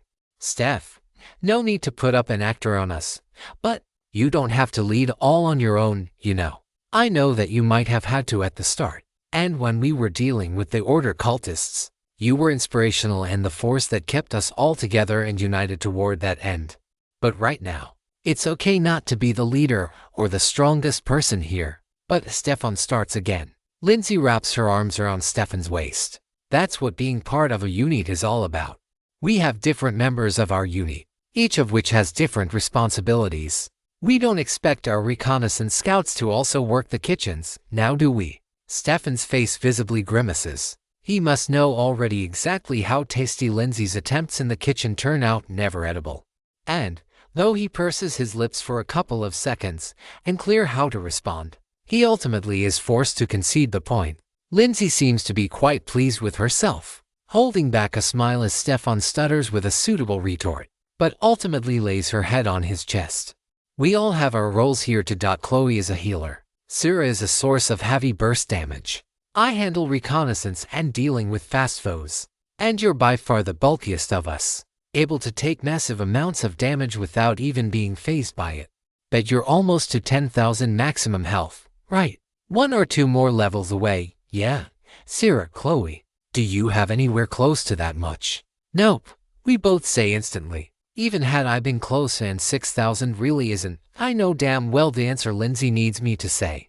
I saw how valiantly you fought back then, Lindsay says to Stefan, and how you continue to do so every day. But I am proud of you no matter what you do or don't accomplish on the battlefield. You've shown dedication to protecting people. And that's a lot more attractive to me than your admittedly very nice muscles or how hard you can punch something. I'm not sure how much of Lindsay's blatant flirting is sincere interest and how much is just trying to smooth over Stefan's ruffled ego. But in either sense, it seems to be working. It is interesting. I mentioned to Chloe telepathically how much different this Lindsay is from the one I've come to know and respect as a friend and quasi-mentor. Then again, I'm sure I'm a different person around Chloe than I am when I'm not. Not that I've ever really been without Chloe for very long, ever since the system arrived. We've been all but attached at the hip, and quite frankly, I can't imagine things any other way. After a couple more minutes of quiet conversation, the three of us head up to the 15th floor. And to our shock and delight in equal measure, it's a teleporter floor. No one says a word. There is no discussion. After making it through the hell of the 14th floor and into the sanctuary of the 15th, we all march directly into the transporter. The system sends its familiar message, letting the 4 of us know that we've made it to the 15th floor, and registering our information so that we can return here from the entryway. And after that's addressed, we return. The brief dizziness of the teleport lingering longer than the last time, probably due to our fatigue and the fact that none of us are anywhere close to our maximum ether capacity. Lindsay and Stefan exit the portal first. Meanwhile, Chloe still looks half asleep, resting her head on my shoulder. I can't blame her. Having experienced her thoughts and hurt through our bond, even the surge of strength from gaining to levels isn't going to so easily overcome all of the pain and strain, mental and physical, that she experienced over the past hour or so. I'd carry her if she wants me to, but she rejects my offer, wanting instead to walk out of the tower under her own power. Another few seconds of adjustment follows as we open the tower's main entrance, letting sunlight fill the otherwise dark chamber. We step outside, feeling the heat and mugginess of the sweltering summer day, something that, for a few brief moments, actually feels decent after the blizzard. A momentary comfort which quickly subsides, replaced by the familiar unpleasantness I'm accustomed to during this time of the year. So, what now? I ask Lindsay and Stefan. Are you to go in to stick around, or head back? Lindsay takes a few seconds to think on the question. I think we'll come back in a week to do this again, so the two of us have a chance. What do you think? A week sounds good, Stefan says. I could stand to do some more training and practice with my skills between now and then. I agree, Chloe says. I need some time away from all this after that last battle. I nod. And I could use the time to craft and study glyphs some more. I think that settles it, Lindsay says, waving her goodbye before taking Stefan into her arms. Our reasons are each our own, but it seems like we're all in agreement. I look forward to seeing you all next week. You to take care too, Chloe says. And with that, they're off. And so are we. A few seconds later. A hot meal and a hotter shower both sound way too good right now. Announcement. Author here. For those of you not in the loop with the news involving Steam and itch.io, Fox Christian right-wing agitators are pressuring credit card companies and other payment processors to not work with companies dealing in content they consider problematic. As a trans content creator and writer, including some R18 content, this is potentially hazardous for my ability to publish my work and potentially turn my writing into a career path. Even if I immediately stop posting any further R18 content, it is not hard to see the slippery slope to where all LGBTQ content, or content produced by LGBTQ creators, is censored and effectively banned from the marketplace by the payment processors and those who would manipulate them to such ends. The slope might start with depictions of Sci and CSA, but history shows it won't end there. You are encouraged to contact your local political representatives and call Visa, MasterCard, and the other companies involved. It is highly encouraged to use snail mail, in-person visits, or calling these emails, which are easily forwarded to non-monitored mailboxes and disappeared. This is an issue worldwide, in all jurisdictions in which major credit card companies do business, not just in the US, which is just about all of them.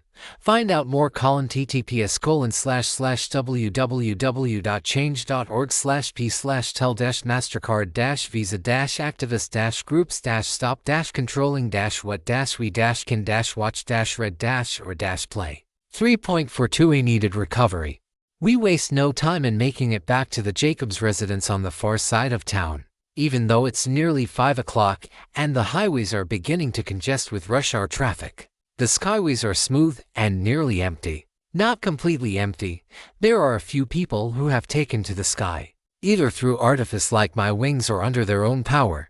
Interestingly enough, there's such a wide variety in how people are able to fly. Some use wings like either Chloe or me, and there are people with both etheric and artificial wings. Others are like Yulia, able to control the wind and air currents directly. One individual, the girl who can't be any older than I am, seems to have the ability to disperse herself into a cloud like fog and travel aerially in that insubstantial form. And finally, higher up in the sky than I am, there's someone dressed in green holding herself aloft on a quartet of wings that look like pink rose petals. Though, when I look at this creature more closely, I realize that it doesn't look human. The eyes are too rich of a deep amethyst that seems almost soulless, and it's not just the being's shirt that's green. Its skin and hair are also green, plant-like. I don't know who or what that being is, but though I sense a deep malice buried within it, it doesn't seem actively hostile, at least not to Chloe and me. And as we head home, the creature fails to pursue. Still, that being, it isn't natural. You're worried about that person watching us, right? Chloe asks. Yeah, I don't know what it wants. And I don't know if we can stop it if it tries to attack. Chloe takes my hand.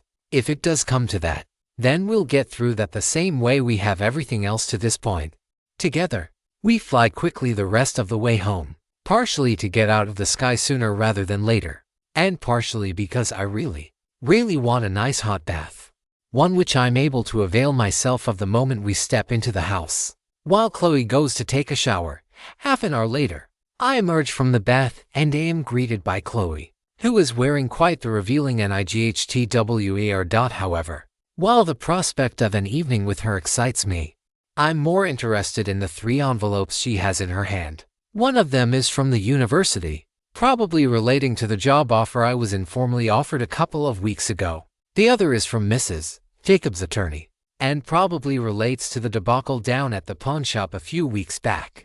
The other isn't marked. Not even a return address, addressed to me specifically, my name in printed, blocky, all capital letters.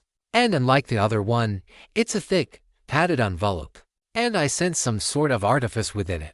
I decide to start with the one from the university, which is pretty much as expected.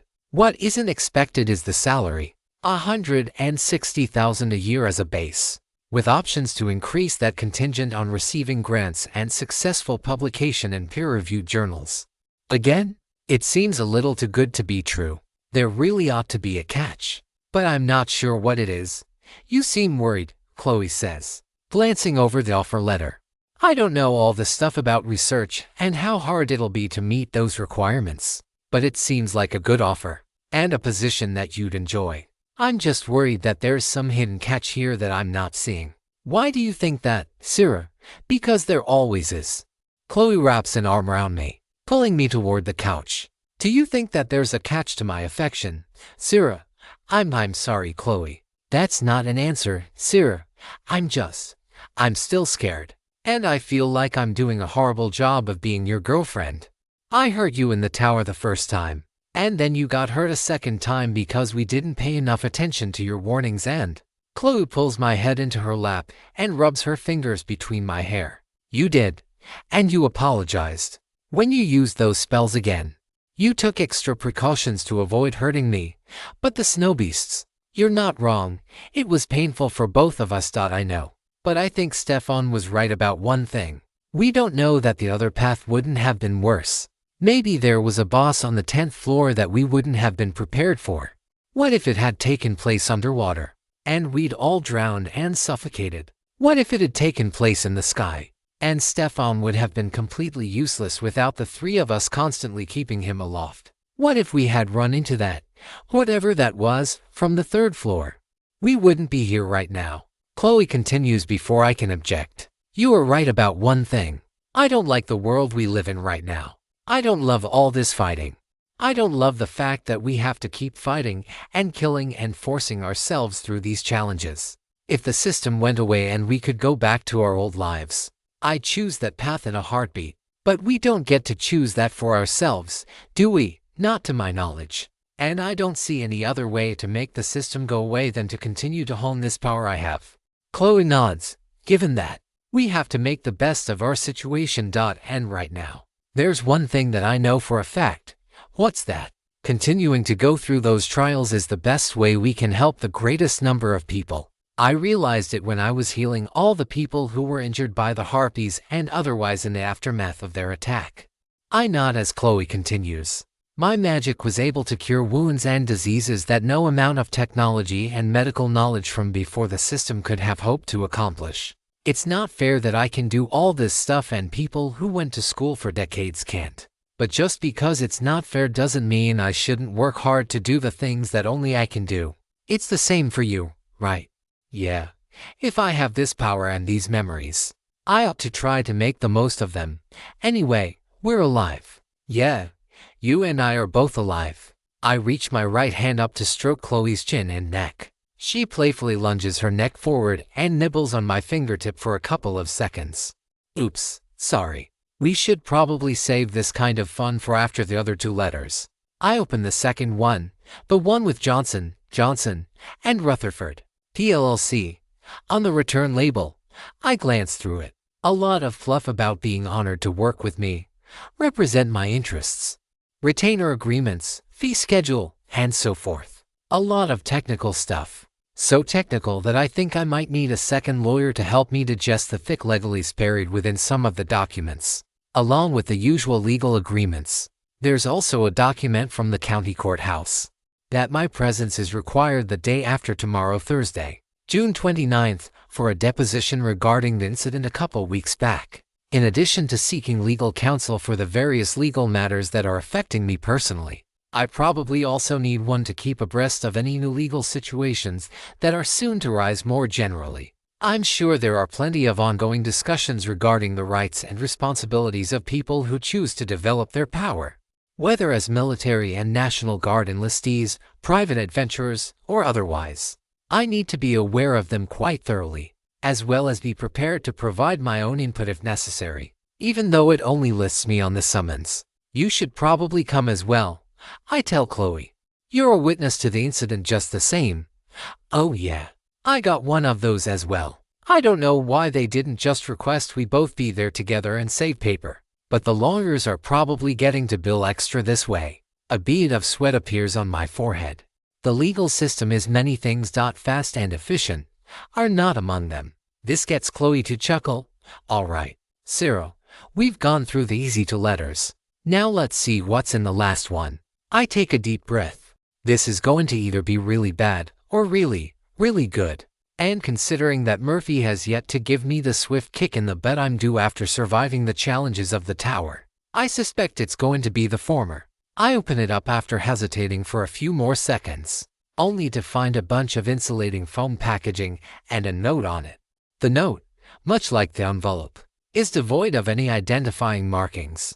On it is a letter that looks like it was typed on an actual typewriter from years gone by.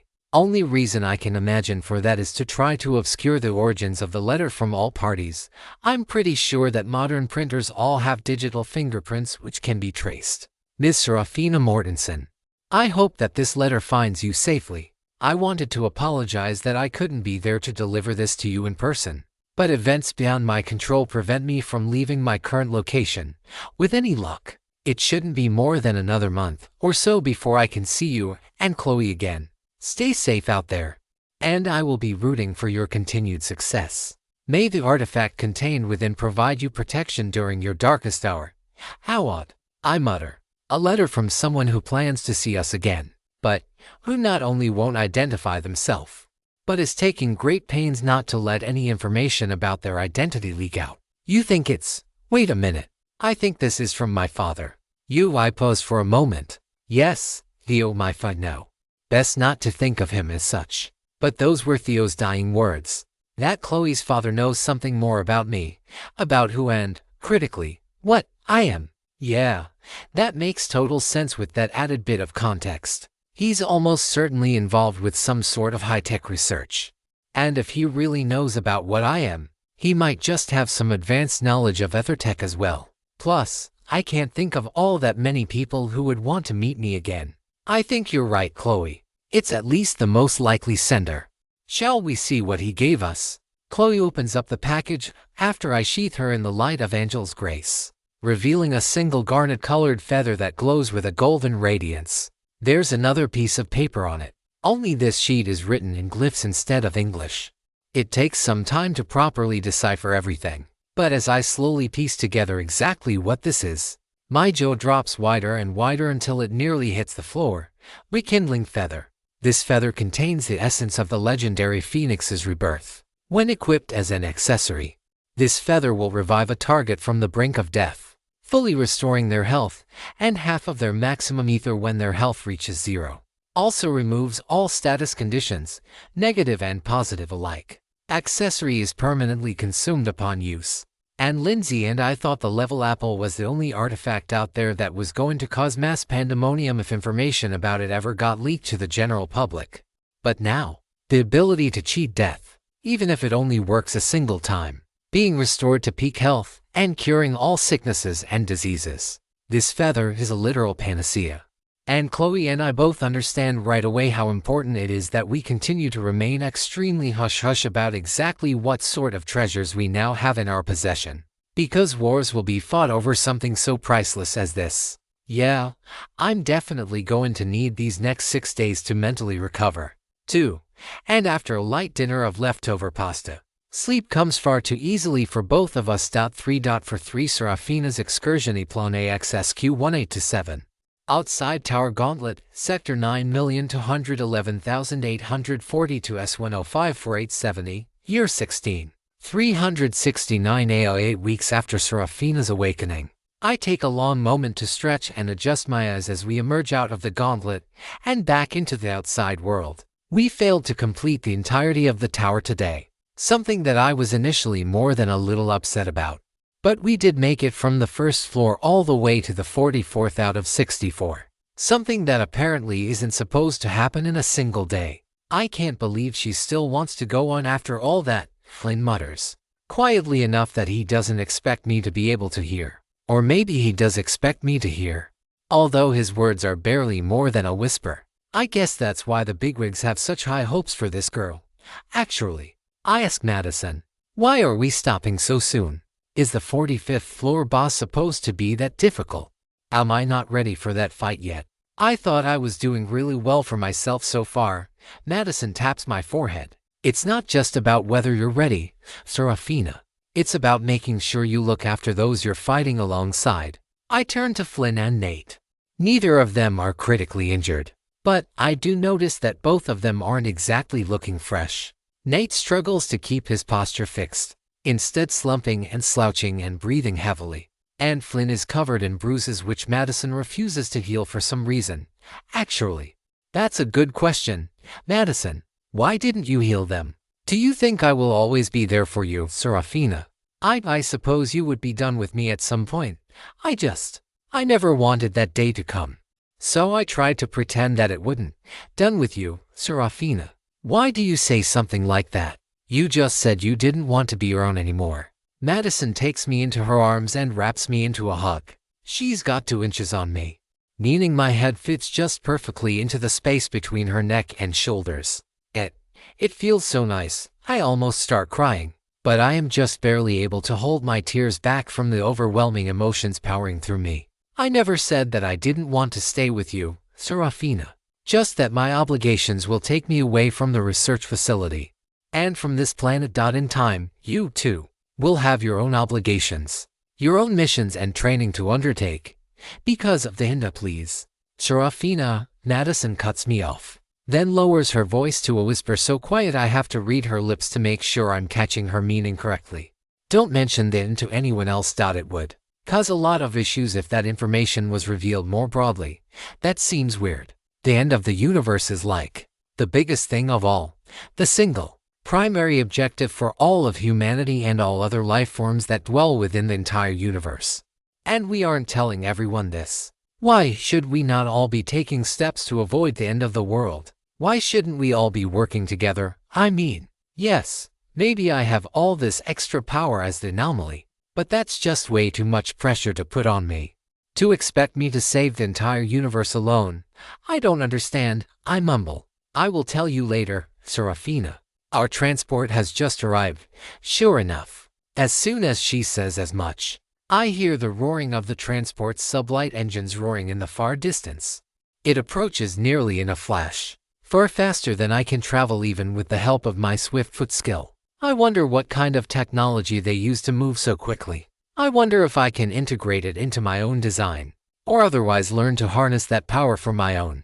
It would be such a step up from this basic skill I have. The transport touches down on the landing station a few hundred feet away from the entrance. Once the door to the transport opens and the pilot emerges, both Flynn and Nate head inside and sit down.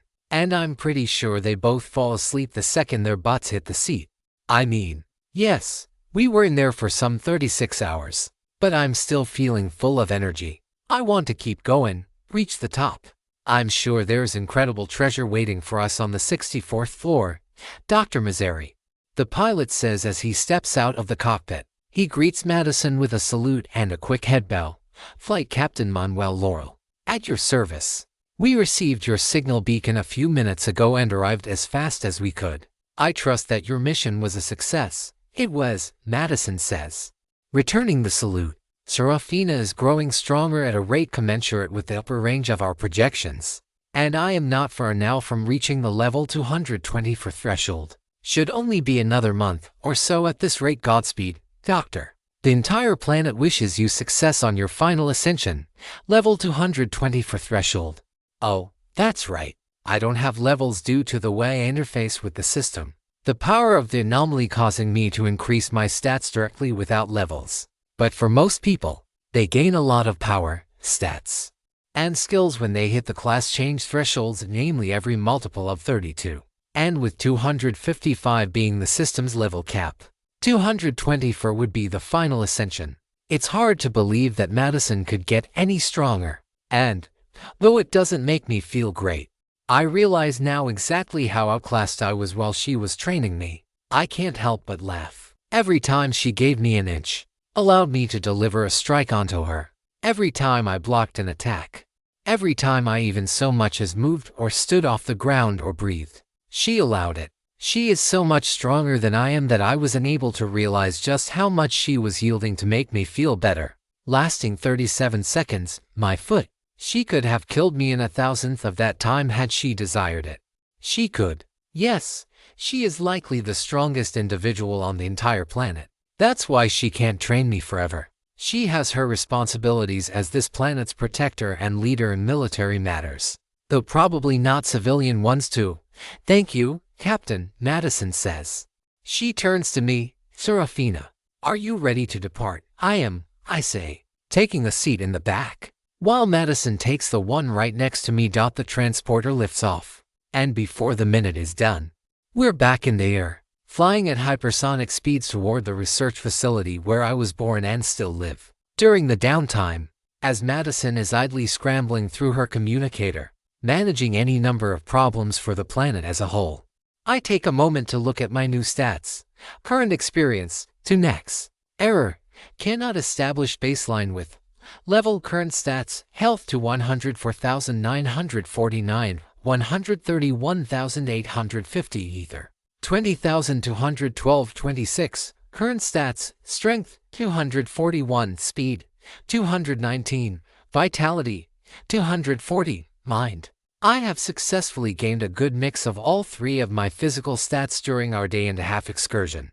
And fortunately, my mind continues to trail behind my other 3 primary attributes. This, I think, is due to the type of monsters I fought in the tower. A lot of large, bulky monsters with plenty of strong physical attacks. Had I fought faster monsters and those who used more magical attacks, I probably would have progressed accordingly.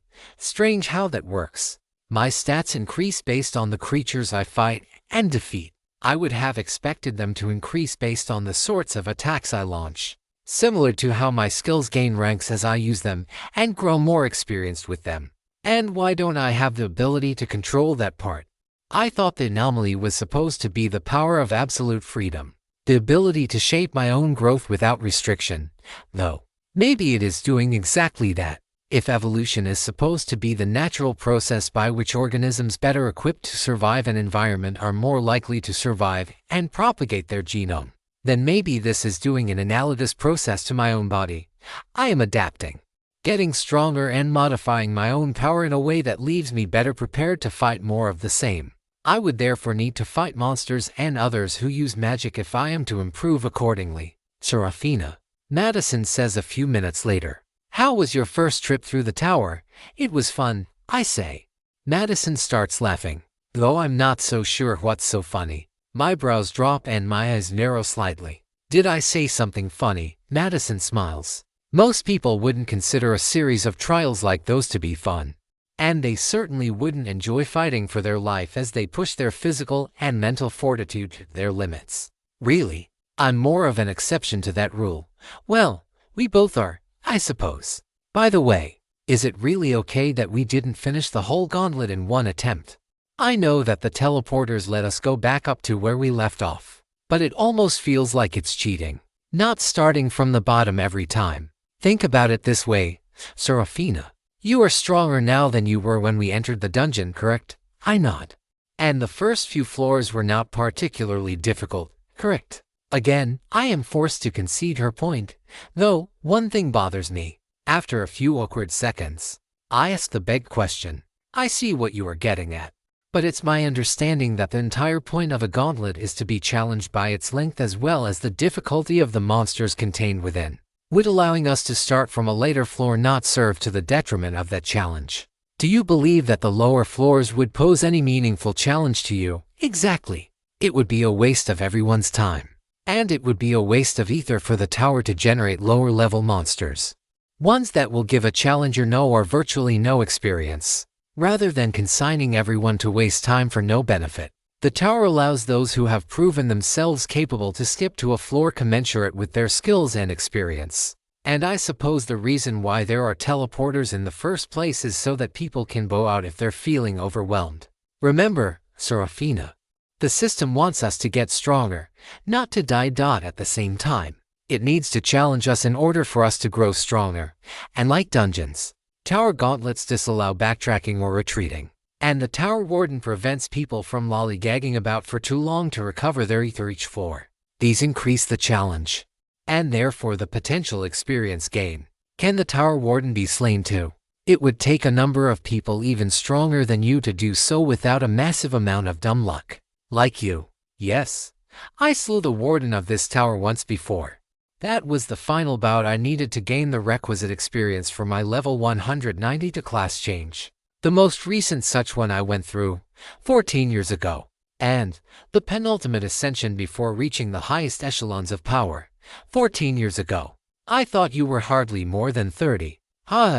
You are too kind, Seraphina. As a person gains levels and vitality, they are able to remain young for longer and longer, and my primary class, whose full name is Saintess of the Heavenly Immortal Blade, grants agelessness as one of its skills. In other words, I will never grow old. No, die from natural causes. So, how old are you? It's impolite to ask a woman her age, Seraphina. Madison pauses, letting me squirm. Don't tell anyone this. But I'm actually nearing 160 years old. Madison grips her weapon, Divine Blade Luminaria, and wills it to disappear into her inventory. And just as she does, the transport lands back in the docking station. Time for some more adventuring through the time cut off by a long yawn. Seems sleep is finally coming to claim me as well after a long trial mostly completed. 3.4 for the deposition Iser of analytical procedurals in my LitRPG. It's more likely than you think. Okay, just 2 chapters of it. Planet Earth, Year 1 June 2023 CE. 14 weeks after system integration. Ugh, I mutter under my breath as I get changed and otherwise ready to head downtown for the deposition. I was awake later than I probably should have been last night, going over some research materials that Mr. Rutherford included in his address about what sorts of questions I should expect, along with some general guidelines on how I could address them. He'll be there at the deposition as well to offer further guidance. But the last thing I want is to bring legal jeopardy upon myself. This turned out to be extremely good motivation to have studied my ass off all day yesterday. A part of me is telling me that I should dress in a more formal sense. I think there's a pantsuit in Chloe's closet that could fit me, more or less. Would be a bit uncomfortable, but I could pull it off. However, even knowing what the social expectations are, I still feel far more comfortable wearing my armor instead, especially after yesterday. I just can't help but worry that something horrible is going to happen. Like I'm going to need to spring into action to protect something. I'm not sure why. I don't want to say that I trust the lawyers, but if they try anything nefarious, it'll be of a legal sort. Bury me in paperwork. Attempt to bring the hammer of the law down on me. Try to arrest me. Maybe not that the state really has the means to affect that outcome if it wanted to try, but there's that feeling in the back of my mind that keeps me from taking the perhaps more professional option. If this really is a black market smuggling operation that we're dealing with, then there's no shortage of individuals with potentially powerful weapons who might try to silence me. Lie and consequences be damned. Not to mention I might be requested to demonstrate some of my techniques. If so, my armor and other equipment will be necessary. And of course, there hasn't been an attack on the city courtesy of the system in the past couple of weeks. Wouldn't be surprised if it happened today. With this in mind, I suit up into my armor. Chloe seems to have had the same idea. choosing her robes instead of an outfit which might have been considered appropriate for a business meeting in the before times. Hard to believe that the system arrived a mere 14 weeks ago. Already Chloe's and my life have changed so drastically that there's hardly any relation left to the paths we were on back then. That life of going to school, attending classes, preparing for college and eventually careers and maybe families of our own. Well, that last part might still be happening right before my eyes, I muse, taking Chloe's hand in my own as she plants a kiss on my cheek. The two of us slip our arms around one another and stand there in the middle of the sitting room for about half a minute, silently enjoying one another's company until Mrs. Jacobs calls up to us, "Chloe, Sarah, I'm taking off now. Call me if you need anything," she says, followed by the sound of a door opening and the grating of metal against metal as the garage door slowly raises. "I guess we should get going soon as well," I say. Chloe nuzzles into my chest, completely uncaring that her hair and face are getting scratched by the scaled plating of my armor. "A couple more minutes, please," I smile, rubbing my fingers through her hair absent-mindedly. For her, I can deny nothing. And so we stay there for nearly 3 minutes. I suspect we would remain like that even longer if not for the fact that my stomach takes the worst opportunity to growl and demand further satiation. We oblige it, taking a quick breakfast of cereal and oranges, and before long, we're off in the air and heading downtown, you know. Love, there is one thing we can celebrate. And what's that, Chloe? We won't have to worry about paying for parking. This gets a laugh out of me. Not having to pay for parking. Not having to drive downtown with all those goddess-forsaken one-way streets. No overpriced car garages and no having to try how in holiest of hells to parallel park. And no getting lost circling around the streets, either. For all the downsides that have come with the system, being able to fly is total upside. Plus, it's better for the environment to boot. We arrive scarcely 8 minutes later, meaning we've definitely beaten Mrs. Jacobs here, even after she drove and had a 10-minute head start. Finding the building wasn't too difficult, either, a lot easier than I'd expected given a lack of outdoor signage. Right on the north side of 4th Street, a couple blocks east of Main, an older building in the Art Deco style, as are many others downtown. We enter the rather small lobby, my wings nearly getting clipped by a pair of well-dressed young professionals trying to exit at the same time we're walking in. It takes a few moments for the receptionist to greet us, the young, dark-haired woman getting into quite the heated discussion on the phone, but she does, with a smile I know is faked and practiced, and that makes me feel awful, knowing that she has to do so every day, even though her own world might be collapsing just as the world around her is. "What can I do for you?" she asks. "I'm scheduled for a deposition at 8 o'clock, I say, handing the receptionist the letter. I know we're a few minutes early. Not sure if we need to wait in the lobby or outside or... Looks like Murdoch Rutherford is already here. I've just let him know that you've arrived, and he should be right out." The two of us end up standing just outside the lobby of the expensive leather waiting chairs not compatible with my metal wings for about 5 minutes before we're greeted by my attorney. Today, however, instead of business casual, he's dressed in a full business suit. I'm not sure if the blazer and pants are made of silk or some exotic fabric, but they look glossy, chic, and expensive as all hells. As in, it probably costs a month's salary even if I do take this new teaching job. He gives us a handshake, and we exchange some brief pleasantries before he guides the both of us to a rather spacious office on the 2nd floor. He sits down not behind the dark, mahogany desk, but instead on a comfortable-looking chair in front. Legal pad in hand. He offers us a seat on the love seat a few feet away. Chloe sits, but I again remain standing, pointing out my wings. To his record. Mr. Rutherford is completely unfazed by them.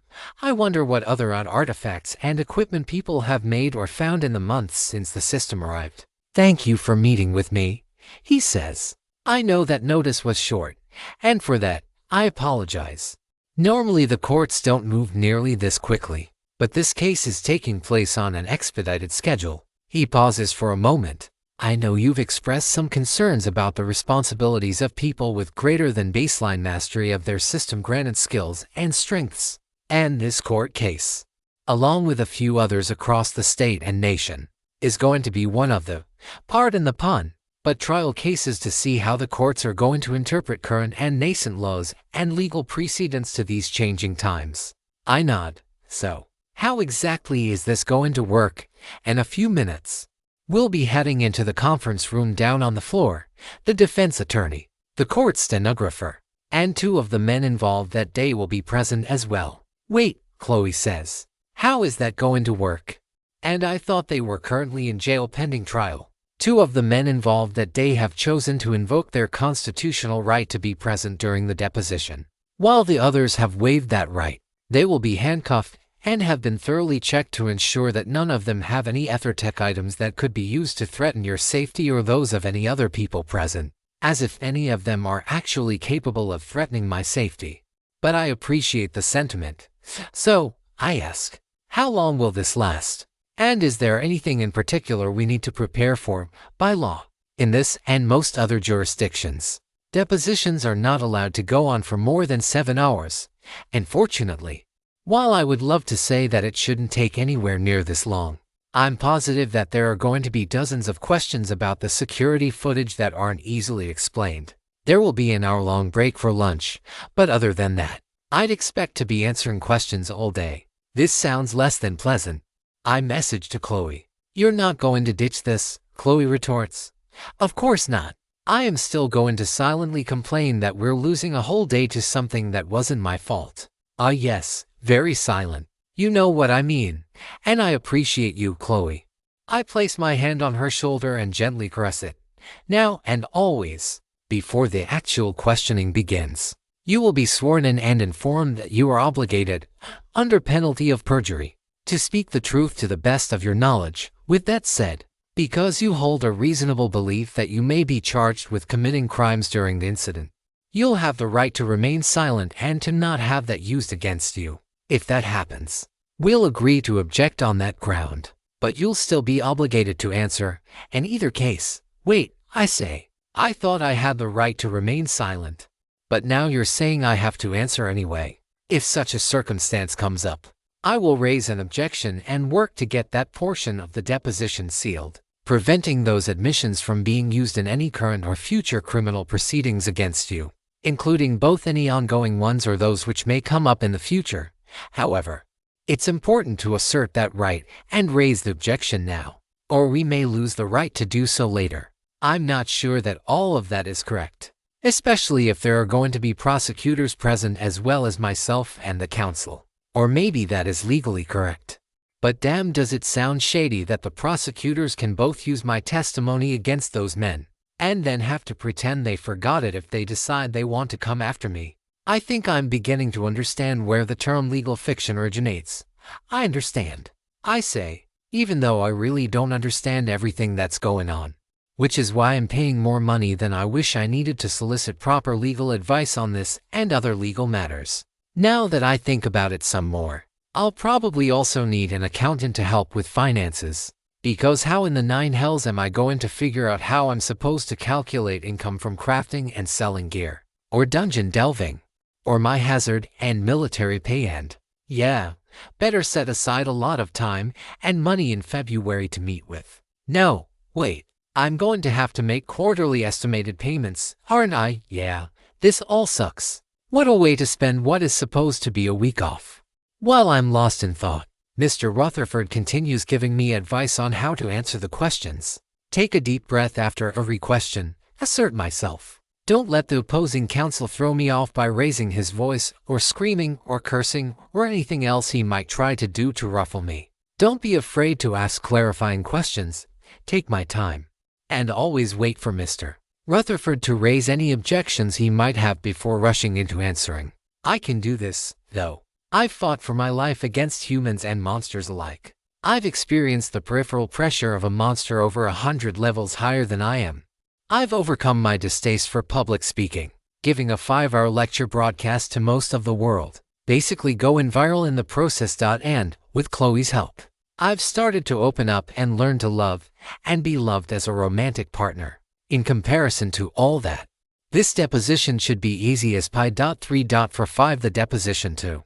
I make my way across the large conference room. Though not without some difficulties, I take my seat. The one nearest the back wall of the large, elliptically shaped table. Chloe takes a seat beside me to my right, gripping my hand underneath the large ovoid table that takes up most of the center of the room. Meanwhile, Mr. Rutherford sits to my left, alongside a small lapel-sized microphone leading into what I have to imagine is a recording device. My seat, and like all the others, seems to have had its back modified and armrests removed specifically to accommodate my wings.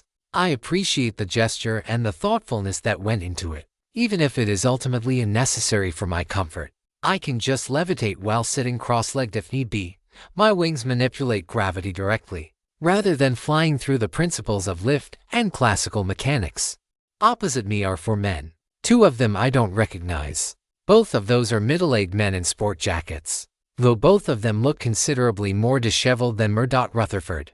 I have to assume they are opposing counsel, although referring to them as opposing counsel is a bit misleading. The pawnbroker sitting next to his lawyer, as well as his accomplices, are criminal defendants, meaning that technically the state is prosecuting them and I'm just a witness. Speaking of the former pawnbroker and his associate, they both immediately recognize me, and Chloe to a lesser extent. Their faces have each tensed. They've each broken out into a cold sweat, and I can almost hear their quickened breathing and heartbeats. Even from the opposite side of the room, the man who wasn't the pawnbroker offers me the single-fingered salute, but I just grin and nod right back at him. They aren't worth getting upset over, and I figure the best way to irritate them further is to simply enjoy myself and not let them get under my skin. Finally, to my left, seated in between both groups, is a middle-aged woman dressed in a smooth, black blouse and matching dress pants.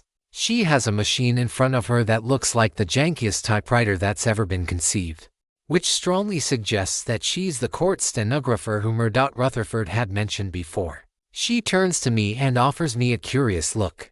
I take no offense to it. My wings are hardly commonplace, even if a small number of other people can fly as well. She's the one who speaks first. "All right, Mr. Rutherford, Mr. Greenfield. Are both of your parties fully assembled and ready to begin the deposition of Ms. Seraphina Mortensen?" Both give their assent. "Now, Ms. Mortensen," she says, turning her attention to me. I nod. "Yes, ma'am. My name is Juliet, and I'm the court reporter for the deposition of Seraphina Mortensen in the matter of the state of Oklahoma versus Donahue and 5 other related cases. In just a moment, the attorneys will formally swear you in. I ask that you please speak clearly and make sure that all of your answers are properly verbalized. This interview will be recorded and transcribed, but only the words spoken aloud will make it onto the official record. Are these instructions clear?"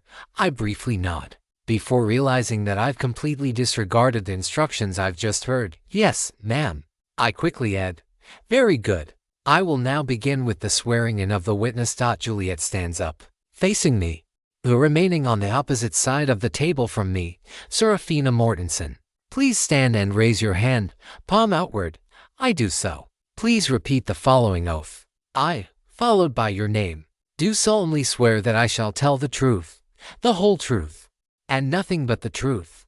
So help me God." I nod. "I, Seraphina Mortensen, do solemnly swear that I shall tell the truth, the whole truth, and nothing but the truth. In the name of the goddesses, this I swear." She and Mr. Greenfield give me a funny look, but I remain unfazed, matching opposing counsel's glare bit for bit.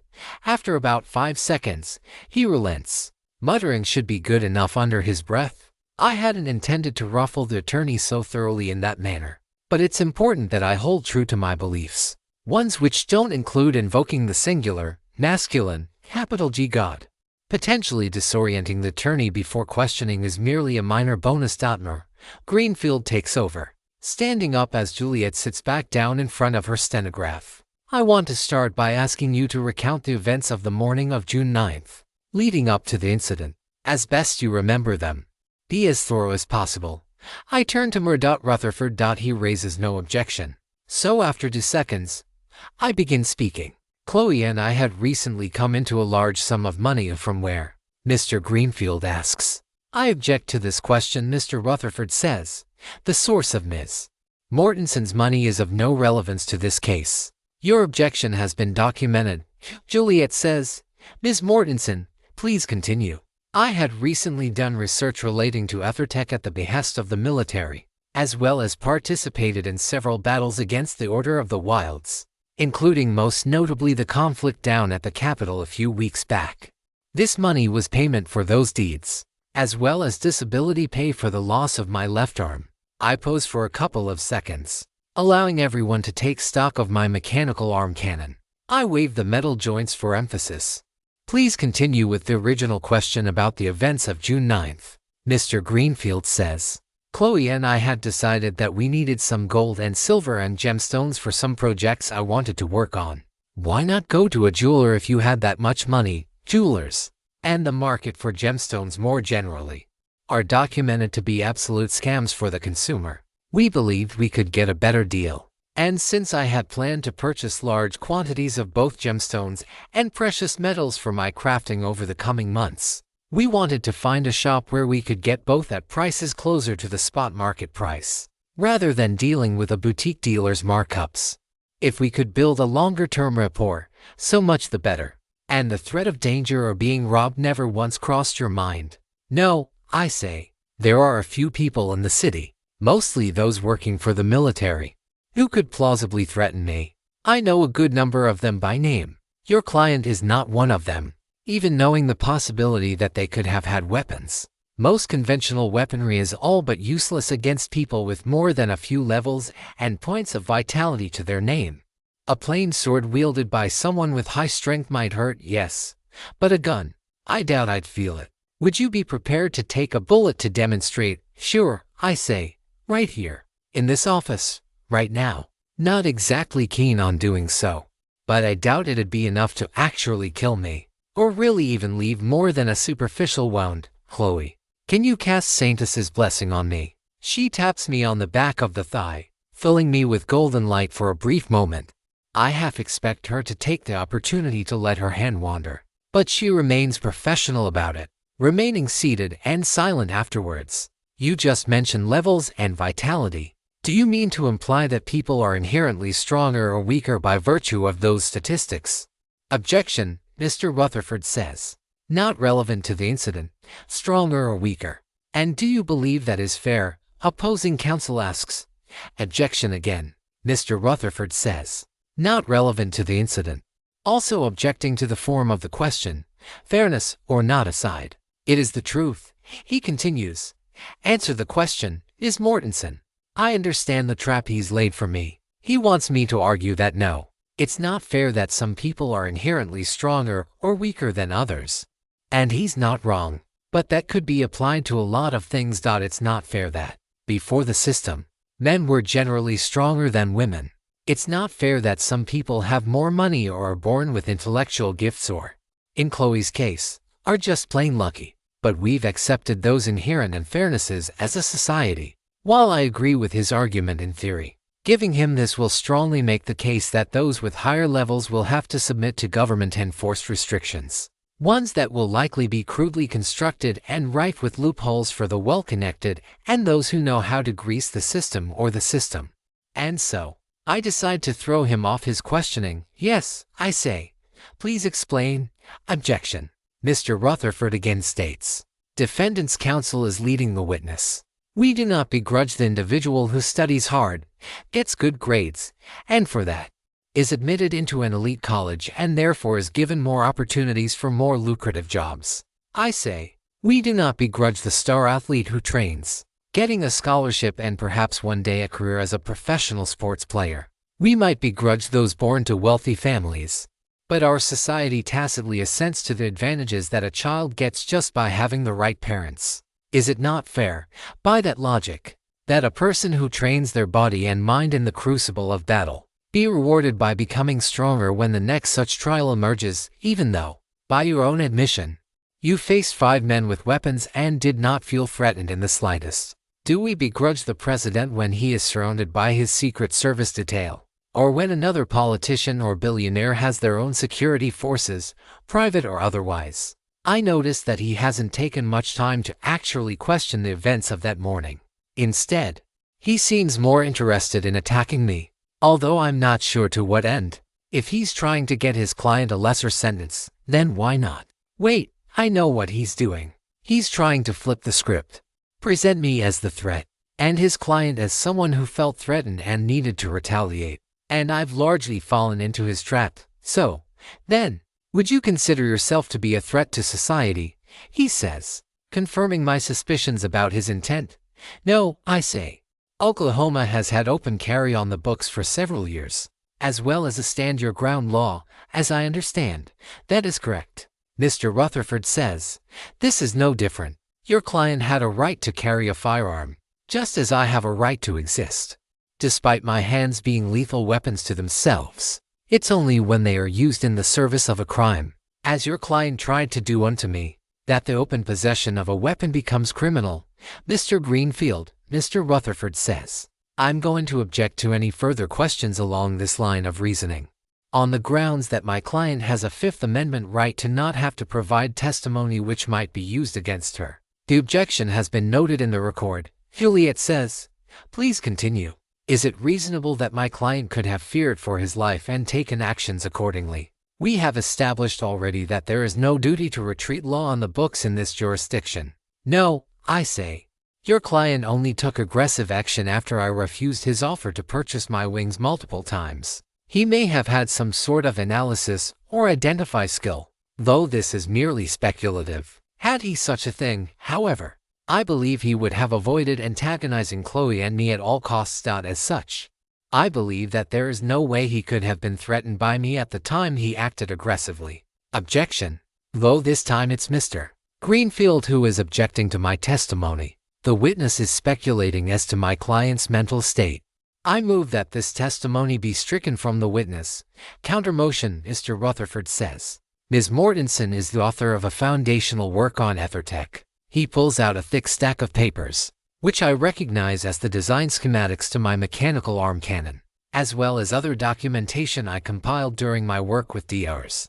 Winfield and Martinic a couple of months ago. I move that her testimony on this matter be introduced as that of an expert witness in the matter of ethertech and system-related spellcraft. Objection, Mr. Greenfield says. This is highly unusual and creates a massive conflict of interest. Introducing her as an expert witness after she's shown to have plausible criminal culpability in the manner here is a clear conflict of interest. This should be stricken at once. I sigh. Yeah, I'm going to be here for every bit of the 7 hours we have here today. 3.46 The responsibilities we have. That went on way too long. I mentioned to Chloe as we finally get out of the attorney's office.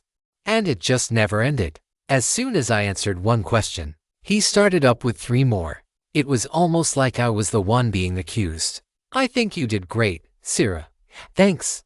Still frustrated about it all. I pause for a half second. I'm beginning to understand the phrase no good deed goes unpunished. If I knew I'd have to deal with all this, the path of just. No, Sarah. I know they frustrate you, but you cannot just rush into killing everyone who gives you the slightest bit of discomfort. I know, Chloe. I take a deep breath. Doesn't mean I'm upset that I was treated like a criminal for the crime of trying to do the right thing. Chloe takes my hand in hers as we ascend a bit higher up than normal. With it being so hot during the heat of the afternoon, the slightly cooler and significantly windier air is a welcome relief. And since our vitality also seems to protect us from sunburn, not to mention that Chloe learned the cure condition spell at level 40, there's no significant downside to our doing so. Once we're over the midtown, overlooking one of the many highways that runs through and around the city, Chloe stops for a moment.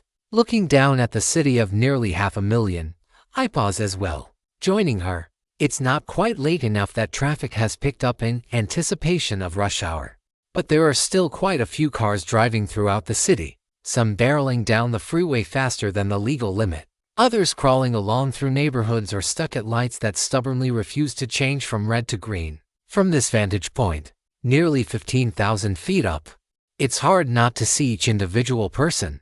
Cars look the size of ants, and people are mere gnats. It'd be far too easy to start internalizing this perspective, thinking myself above the common people, looking down upon them figuratively just as we currently do literally. But when seen another way, I get an amazing, beautiful perspective of the city as a coherent whole. Highways like arteries, main roads like arterioles, neighborhood streets as capillaries, Different districts like the organs in a living being, downtown serving as the brain. Sitting on the northern side of the sprawling metropolis, the industrial district on the west side of town, including the burning plumes of smoke as natural gas is burned to power the city's millions of buildings. Parks and forested areas and entertainment districts would be something like the liver, helping cleanse us of our mental woes after long days at work. I suppose the metaphor is not perfect, after all. Sarah, I'm worried, Chloe says, about the court case, the tower, the monsters the system seems to send every so often, about us and our relationship. I really hope it's not the last of those. A little about all four of those. But it's more than that. Sitting there with you, I had a lot of time to think about our role in this world, our responsibilities and duties and obligations, I suppose, our rights and our responsibilities. I say, they have to go in equal measure, protector or not, mechanical angel or not. My desire to protect notwithstanding, I just can't see myself eager to continue to protect people who actively persecute us, especially after we've protected them multiple times already. Sarah, I know it can be hard for you. You've grown up with a chip on your shoulder because society hasn't been fair to you. She squeezes my hand, and together we enter a free fall, heading further south toward the Jacobs residence. It hasn't been fair to a lot of people. I know it might not be my place to say this, but I hope you remain true to those ideals even when they are difficult. Especially when they are difficult. I take a long, deep breath. There was a line of questioning that really went into some uncomfortable places near the end of the deposition. A series of questions about how one could possibly regulate the actions of a person who is, by virtue of their physical power, completely incapable of being forcibly subjected to the law's decrees. It's a question I've thought about a lot over the past couple of months, and not one I've found a satisfactory answer to. I know it can be done. From what I've gleaned from my reawakened memories, my past self's mentor Madison Missouri, if I recall, was the strongest person on that planet. Sadly, I have no real sense of her strength other than a very generous lower bound, and that she was nearing level 224.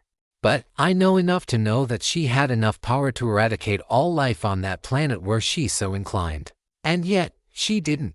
I never saw her threaten anyone, other than perhaps indirectly through her presence, and she always treated me with kindness and consideration. From what little I'd seen of her, she seemed to do the same with others. She held the people under her to high expectations, but also treated them with respect and dignity, despite no one demanding it of her. But at the same time, I know that humans in this world, especially Americans, have a nasty habit of doing exactly the opposite of whatever they're told, especially if it's the people in power who are doing the telling. And I'm not sure how keen they are about the idea of being lorded over by a dictator, however benevolent, if it's not a dictator of their own choosing. And there is good reason to believe that some people, if in my position, would absolutely use their power for personal gain. Consequences to others be damned. For that reason, it absolutely makes sense that there be some sort of regulation or registration, or something in place. But I just don't know what that something is. The best I've been able to keep up with is some grand council of people of similar power, all operating some sort of Mexican standoff to keep the others from getting out of hand. But that only works until someone gets enough experience for a class change. The increase in stats is not nothing, but far more important is the potency and flexibility of the new skills that tend to accompany it. From Tinkerer and Bullet Time becoming Mechanist Psi, then Angelic Insight, and now Archangel's Gaze. Cybernetic Body has so much untapped potential even now, and I desperately need to really look into taking full advantage of everything it offers. It already enhances my Wings of Icarus and Mechanical Arm Cannon in subtle ways that aren't quantified on my stat sheet, and I suspect that on the next class up, it might absorb one or even both of those pieces of equipment. Angel's Grace is an absurd boosting ability, which is somehow outclassed even more by Chloe's Saintess's Blessing. And both of those are compounded to an obscene degree thanks to Angelic Bond, a skill that itself can probably evolve somehow. And then there are my ether and glyph manipulation and manifestation skills. On their own, they are nothing much, but together, with glyph casting, they are capable of facilitating some of the most destructive magic I've seen to this point. Even with all the things I've been able to accomplish with these skills, I still feel I've been underusing them to this point. As much as I need to study glyphs and continue my crafting, I need to be working on how to evolve them or combine them further. That, I think, will be the key to growing stronger, better able to continue to affect the world I desire. What do you think, Chloe? I ask, after having relayed my thoughts on the matter. The two of us are nearly over Chloe's neighborhood now, slowing our approach to not overly disturb anyone outside. I do think we have an obligation to protect this city, our city, both from monsters and from anyone else who threatens it. And I don't think that obligation is contingent upon how the people here treat us. But even if they treat us poorly, we have this power, and I think it behooves us to be better than matching force with force. At least not until exhausting all other options or when it is done in defense of a third party. That's why I'm proud that you restrained yourself at the pawn shop, and that you are maintaining that commitment to letting the law judge them instead of inflicting summary judgment. I sigh. I suppose you are right. But damn if that isn't hard. Of course it's hard. Chloe giggles as we touch down on her driveway. Being a good person means committing to being good even when it's hard. Especially when it's hard. Yeah, if either one of us was a guy, it definitely would be hard right about now. Chloe's eyes widen. Seraphina, that is not what I meant. And don't think you are going to distract me from this with sex. She playfully slaps me, dealing a single point of damage. Not saying I'm opposed to having some fun after a shower, but first, we are going to finish this conversation. Yes, Chloe, I say, with all the guilt of the girl who got caught with her hand in the cookie jar. Here's the thing I think you're missing. Do you like this world? I mean, good and bad. There are things I like, and plenty more I dislike. Isn't it the same for everyone? Think about it this way. Sarah, you like living in a home with air conditioning. You like eating fresh food, being able to get clean water out of the tap, being able to keep your food preserved in the refrigerator, heated in the microwave or oven or stovetop. You like hot showers and a warm, comfortable bed with a cute girl named Chloe to sleep with at night. Yeah, I say, I do. I bet it's the same for everyone else who reaches our level of strength. They might not want the exact same world that we do, but they want the comforts of modern society all the same. So we can use that as a way to mutually keep everyone in check. Same way countries that don't like each other have, for the most part, managed to coexist without too many instances of all-out war breaking out between them. Sounds like warlords with a nicer veneer attached to it. Maybe. But I think we should start not by assuming that people are all evil and want to subjugate the world, and instead assume that there are a lot of people who do genuinely want to do good, or, at the very least, are not specifically inclined to do evil. I don't like assuming that people aren't going to do evil. I think whatever structure emerges should be tailored with the assumption that people are going to push that structure to its limits and attempt to break them for personal, selfish benefit. I understand. But it's not like we can't talk with people and get some better ideas on how to move forward. Remember, Sir, you're not alone. We're not alone.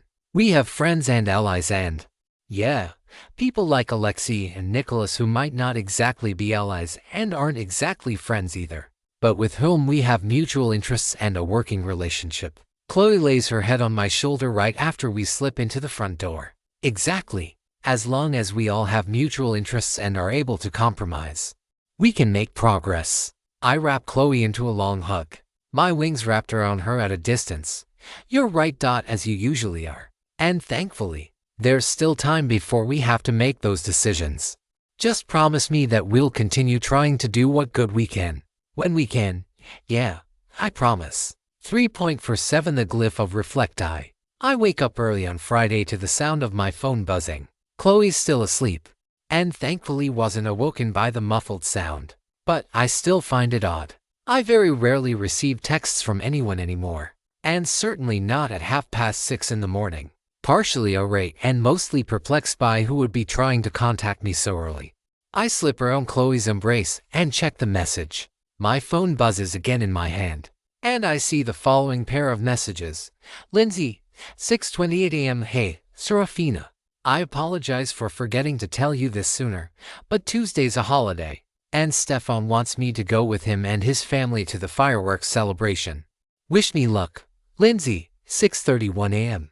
Also, I wanted to let you know that Stefan and I did a little dungeon excursion over on the north side of Red Clay City yesterday. It wasn't a particularly high-level dungeon, so we didn't even manage to gain a full level during our trip. We did find an interesting mirror, and I wanted to send you some pics of something that looks like a glyph. Maybe it'll be useful to you. Anyway, let me know if you want us to come back in 2 weeks, or maybe next weekend, before I can respond. Chloe wakes up with a cute groan and a long stretch. Who was that? She messages me as she twists her waist and pops her back. Lindsay said she had to cancel our dungeon crawling plans because of the holiday on Tuesday. Also, she's got a date with Stefan and is meeting the parents. Guess you've known my parents for a dozen years. So, I think we did that a bit out of order. Hearing the mention of parents in that context causes a dam of emotions to burst forth. Long suppressed, but always there, always building. A part of me feels I ought not to, but right here, right now, I decide it's as good of a time as any. I dive back into bed and give Chloe a big hug with both hands, allowing myself to be emotionally and physically vulnerable for the first time in a very long time. My eyes grow watery, knowing that Mom never did get a chance to learn that the two of us were together. And I guess I never really did take time to grieve her passing. I've always been too busy to focus on immediate tasks. But right now, right here, with Chloe, I begin to cry. And I allow myself to do so without judgment. Chloe accepts me, as she always does. Her arms rub my back as she pulls me closer, letting me sink fully into her embrace. And now more than ever, I am so thankful to have her, to be part of her life, to have been chosen to be her partner. Joined together by choice and further solidified through our angelic bond. I'm here for you, Sarah. I'm always here for you. I'll always be here for you. We stay like that for a good while. Her scent and the feel of her hands on my cheek and the warmth of her breath and the quiet strength of her steady heartbeat all calm me, ground me, give me comfort and something to buttress me as I let my emotions out. Throughout the whole of it, we don't speak. We don't even use our telepathy. The raw emotions, amplified through the passive effect of angelic bond, tell each other all we need to know. Thanks, Chloe, I say, not feeling 100%, but better, a lot better. She pulls back to reorient herself, our faces across from one another, our eyes transfixed in each other's gazes. And then she kisses me. We kissed before we started dating, too. I message. Another thing we did out of order. We also moved in together before we even started dating. I start laughing. I think I'm beginning to understand some of the stereotypes I've seen online about lesbians. Like how we bring a U-Haul to the second date. Well, I think we brought your mother's SUV. And well before the first date. Better my mother's SUV than your overcosted piece of junk. Overcosted. I'm pretty sure that clunker wasn't even worth its scrap value. She glares at me. I suppose that we don't have to worry about getting you a new one, now that you can fly people around. I wonder if I should have one for if there's ever a situation where I need to travel with a large group of people. You know, that reminds me. We never did get my car out of the shop. Wonder if they've sent it to the pound already. Hopefully not. A brief and awkward pause ensues. Anyway, I say, have you thought about what you want to do regarding Lindsay's message? I guess I forgot that Tuesday was the 4th of July as well. Do you want to see if Alana and Jasmine are available on Monday? They might still be interested. Do you have their numbers? Yeah, I'll shoot them a text. I go ahead and respond back to Lindsay. Seraphina, 7:46 a.m.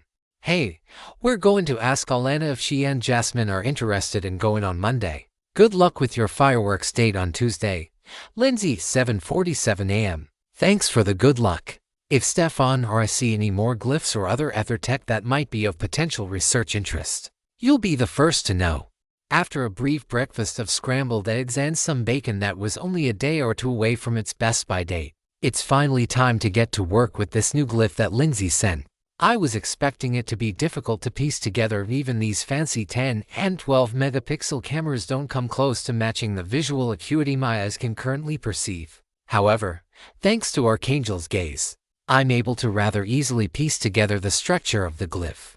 Your Archangel's gaze rank 7 has upgraded to Archangel's gaze rank 8. It's a pretty complex arrangement to matching that of the elemental barrier glyph structures, but thankfully not that of gravity. It contains the light glyph, much as luminous barrier does, which makes sense. If this is related to the function of mirrors, it ought to be able to manipulate light, but it also contains repulsion, which is odd. It looks like it should have a similar function to luminous barrier, but the remainder of the glyph is constructed entirely differently. I trace out what I do know. The act of doing so helps center my mind, and the muscle memory helps jog my brain and perhaps knock loose key pieces of information that might be hiding in the back of my mind. And it seems like, no, it's not quite that the linking runes are inverted, but they are arranged in a manner not too far from that analog dot. So then, if luminous barrier uses light as a means to push an object or attack away from its user, then this glyph is using something to repel light. That would make sense for a mirror, but then, what am I missing? How is this pushing light? And what is the end outcome? The obvious answer is that this is some sort of reflect glyph, but I dare not assume it works the way intuition suggests it ought to. I turn to Chloe. I glance at my left arm. I know what happens when I get too careless with glyph casting. The power is there. The general principles are known. It is undeniably my path to power, along with mastering my latent power as the anomaly. Indeed, those two are not one and the same, but it is one rife with inherent danger. Danger which I must mitigate to the fullest extent possible through study, research, and plenty of practice. Outside of dangerous situations where I must fight for my life, if at all possible. At the same time, it is far easier to gain skill ranks in the throes of the most dangerous battles. A trade-off, and one rife with complexities and sometimes contradictions. I do hold, despite this, that having as much theoretical knowledge as possible is ideal. And for this reason, I continue my study of the new glyph throughout the remainder of the morning and into the afternoon. 4 hours pass, and I'm roused from my entranced studies by the smell of freshly chopped watermelon and the sizzle of bacon on the griddle. A plate, containing the aforementioned fruit and a BLT, is slipped right next to my notebook. As my beautiful girlfriend takes the seat across from me, "Lunchtime, love," she says. I take a bite. It's absolutely delicious. The best meals are always those prepared with love, and I can certainly taste the love in the mayonnaise store-bought, not handmade, and the heirloom tomatoes and the crisp, crunchy romaine lettuce. Although I'm curious about something. Did you go get the watermelon yourself? I ask as I chew. I didn't remember there being any watermelon in the refrigerator this morning. Yeah, I slipped out this morning. I saw there was a farmer's market a couple miles away. You were busy and I didn't want to disturb you, so I slipped a couple of 20s out of your wallet and headed out there maybe an hour ago. My first instinct is to be angry with Chloe, not because of what she did. She is her own person and is entitled to her autonomy. We're bonded partners. But that doesn't mean she isn't free to do what she wishes. Although usually what she wishes is to spend time with me. I realize that the reason I'm tempted to be angry is because of worry for her well-being. The possibility that she could get hurt, that there could be an attack, and that I wouldn't be able to protect her. This is not a good reason to be angry. It's most especially not a good reason to be angry at Chloe, who did absolutely nothing wrong wanting to surprise me with a home-cooked meal for lunch while I study this new glyph. Nor is her taking a few bucks from me a good reason, even though the $500,000 check was made out to me. It's money she earned as much as I did. I mentally recenter myself as I finish chewing. Thank you very much for the delicious meal. I thought you were going to be mad for a second. I felt a bit of anger. Just always going to be worried about you whenever you and I aren't together. But I realize that that's not a good reason to be angry, especially not at you. So I acknowledge the feeling and set it aside. Chloe smiles. Thanks, love. By the way, how's the research into that glyph going? I'm making some good progress. This is definitely a glyph of reflect. I figured that out nearly an hour ago. It should create a panel that reflects light if my preliminary assessments are correct. It should similarly reflect beams and rays as well. But I just can't figure out the exact function of some of these runes. And I don't want to assume I know how they work either, because it might not just be an errant bolt of lightning next time if I screw it up. Want me to text Lindsay? Ask her to identify the mirror. Make sure it does what you think it does. I stare blankly for a second. Such a simple solution. It takes all my mental effort not to facepalm at such a harebrained oversight. I nod in approval. A few minutes later, as we are finishing up our meal, Chloe's phone buzzes. She unlocks it and flips the screen around for me, which I read through my archangel's gaze while downing the last bite. Chloe, 12:27 p.m. Can you identify the mirror you mentioned to Seraphina and let us know what it says? Sarah's getting close to deciphering the glyph, but she's missing a bit of context and wants to be sure. Lindsay, 12:32 p.m. Sorry, I didn't even think to do so either. Here you go. Price polished mirror. This shining silver mirror has been polished to absolute perfection. Defense Kung 12, Agility Kung 40. In addition to serving as a medium-type shield, this enchanted equipment has special properties that concentrate and reflect damage with the light element property back at its attacker. Damage reflected to an attacker that reflects or absorbs light element damage is instead nullified. Chloe, 12:34 p.m. It's Sarah using Chloe's phone. Thanks for that. That's exactly what I needed to know. With that knowledge in hand, I eagerly get back to work. There is so much to be done, and I need to be as ready as possible before we head back into the tower. 3.48 The Glyph of Reflect 2. With the knowledge of what the ray does, I'm a lot more confident with some of my earlier speculations. I was correct that this is an array very similar to Luminous Barrier, although the overall function is a lot more abstract and potentially powerful than the simple physical reflection of light I had originally envisioned. It also speaks to the nature of elemental damage more broadly, and how it corresponds rather nicely to those I've heard about in video games. There are 7 elemental attributes. The 4 classical elements of fire, earth, water, and wind, plus light, dark, and lightning. Each of them can either be from worst to best, vulnerable, neutral, resistant, nullified, absorbed, and reflected, although it's debatable which is better between the last two. And vulnerability and resistance both come as percentages, increasing or decreasing the damage, respectively. I speculate, this time with no proof, that absorption and reflection might also be percentage-based as well. Absorb a portion of the damage dealt to perhaps 10 or 50%. Reflect a quarter of the damage back, sustaining the rest. I could see both of those happening. One thing about elemental affinities is that it is incredibly difficult, if not impossible, to combine them. It's not difficult to use them in succession, as I do with my mechanical arm cannon, but combining fire and water to create steam, or combining water and lightning to create some sort of storm element, is considerably more difficult.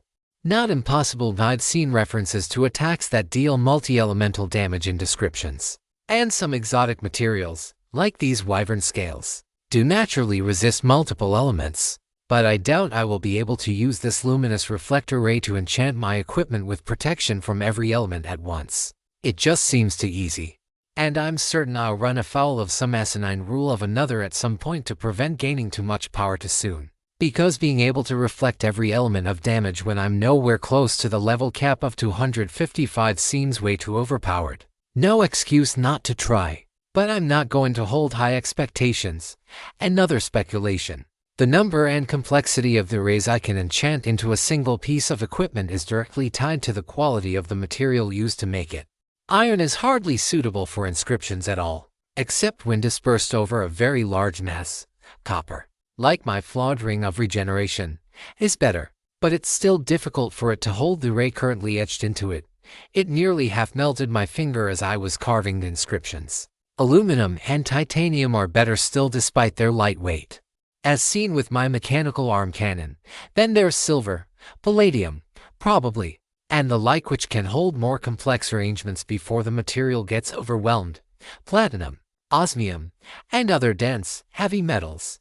I would imagine that's a tier above silver. And then, magical materials. Metals not previously known to science, and fused with ether and other magical properties. Those could potentially do so the best of all. In either case, it's more important and urgent to spend this afternoon studying the ray and figuring out everything I can about it. Without doing this much, trying to incorporate it into a piece of equipment is a fool's errand. And I think I've figured most of it out.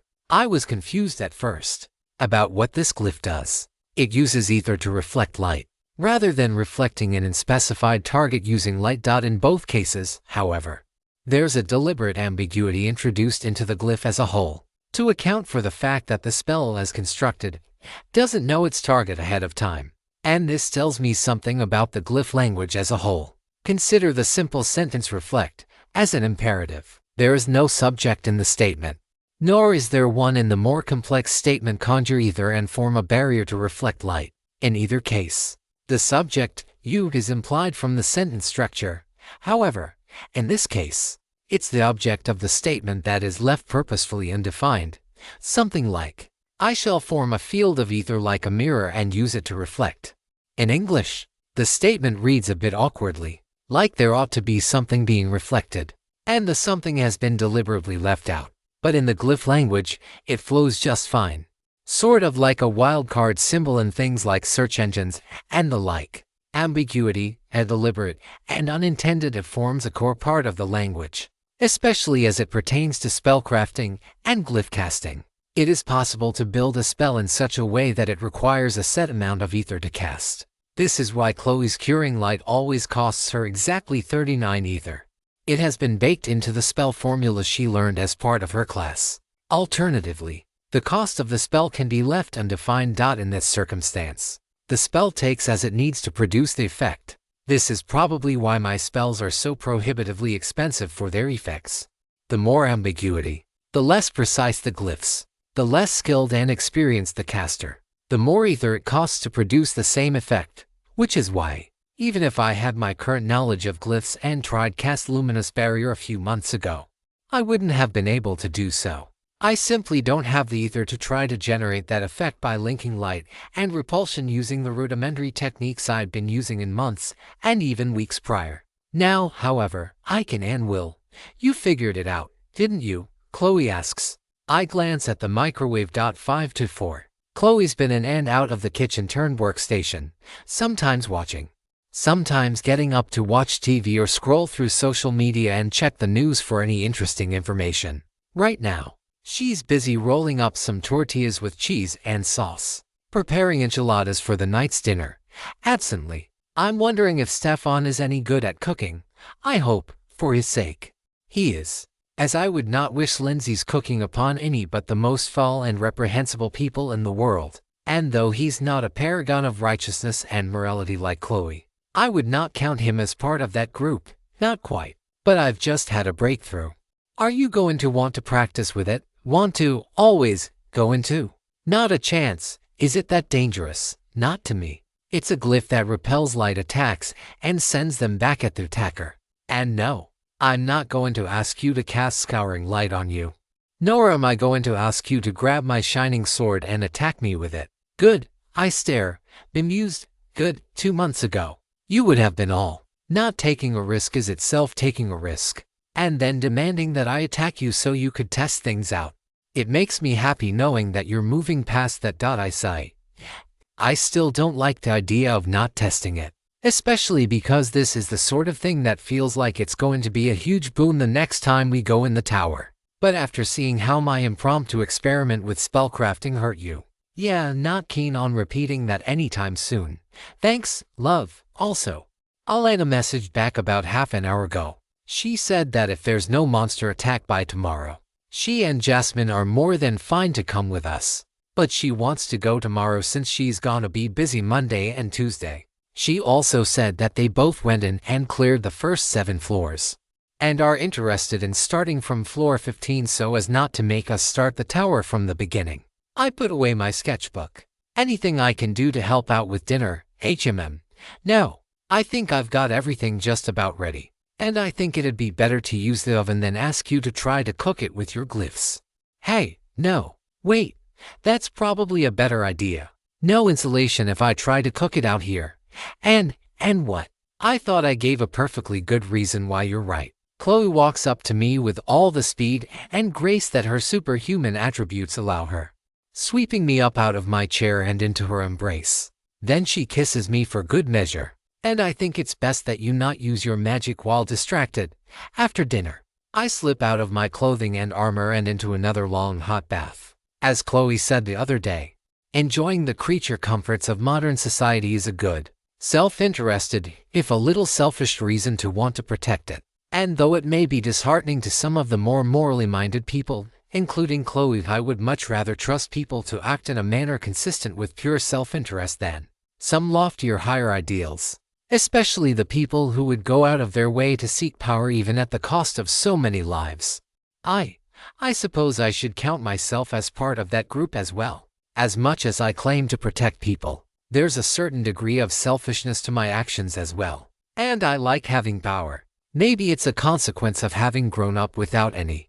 But the idea of having the power to shape my own future is enticing, alluring, in a way that doesn't always lend itself to the most moral of outcomes.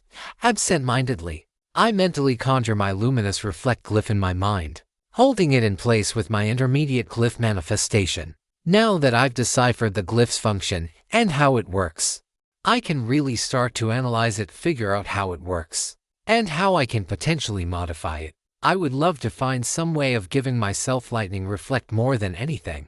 Considering my class's seemingly inherent vulnerability to it, I say seemingly, because neither my mechanical arm cannon nor my wings of Icarus mention a 25% lightning vulnerability. But I still have it nonetheless. I also wonder, in my musing, whether the spell I'd cast in the tower, the one that backfired on Chloe, was really a miscast on my end. What if the robots had had a partial reflection defense against lightning? Something I hadn't even considered possible at the time, and one I need to be far more mindful of in the future, lest the results be even more catastrophic. Unfortunately, it proves to be a task a bit too difficult. Lightning barrier was possible to form from luminous barrier through relatively straightforward manipulations.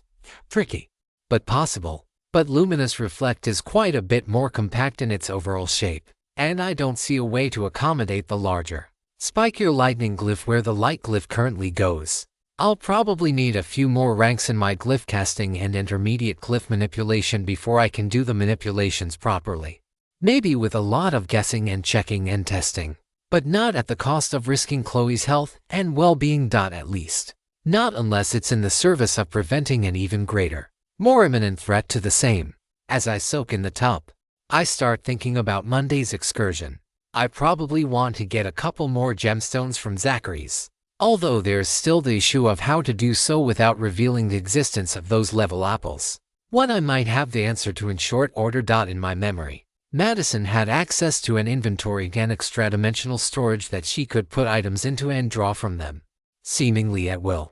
If I could learn to unlock the same ability for myself, whether by finding the skill or learning how to manipulate space as gravity does, then my concerns would be completely negated. I could store those apples and Chloe's rekindling feather in a pocket dimension, where it should be virtually impossible to locate them through virtually any means. No, I don't know that for sure. Every skill and ability has countermeasures. Glamours can be pierced through a sufficiently powerful identify, just as I expect the reverse to be true. I'm learning how to negate and even reflect the same evocations I've been generating. The weapons and armor that I've been crafting can be sundered, bodies can be broken. And, considering the consequences of breaking angelic bond include the loss of 3 levels, I'd be willing to bet there are other ways to lose levels and the accompanying stats as well. But that's a Monday problem. For now, it's time to turn in for tonight, possibly after some fun with Chloe first. 3.49 The fourth ascent. Sunday comes and goes far too quickly. And now again on Monday morning, I stand in front of the towering skyscraper that appeared in the middle of downtown some 3 months and a week or so ago. It's early, only a few minutes after 7, but it's also nearly an hour after dawn. In other words, it's bright outside, and late enough that there's a flock of crows cawing overhead. It's also already a little warmer and muggier than I'd consider ideal. As always, I'm joined with Chloe, my best friend, my bonded partner, and the love of my life.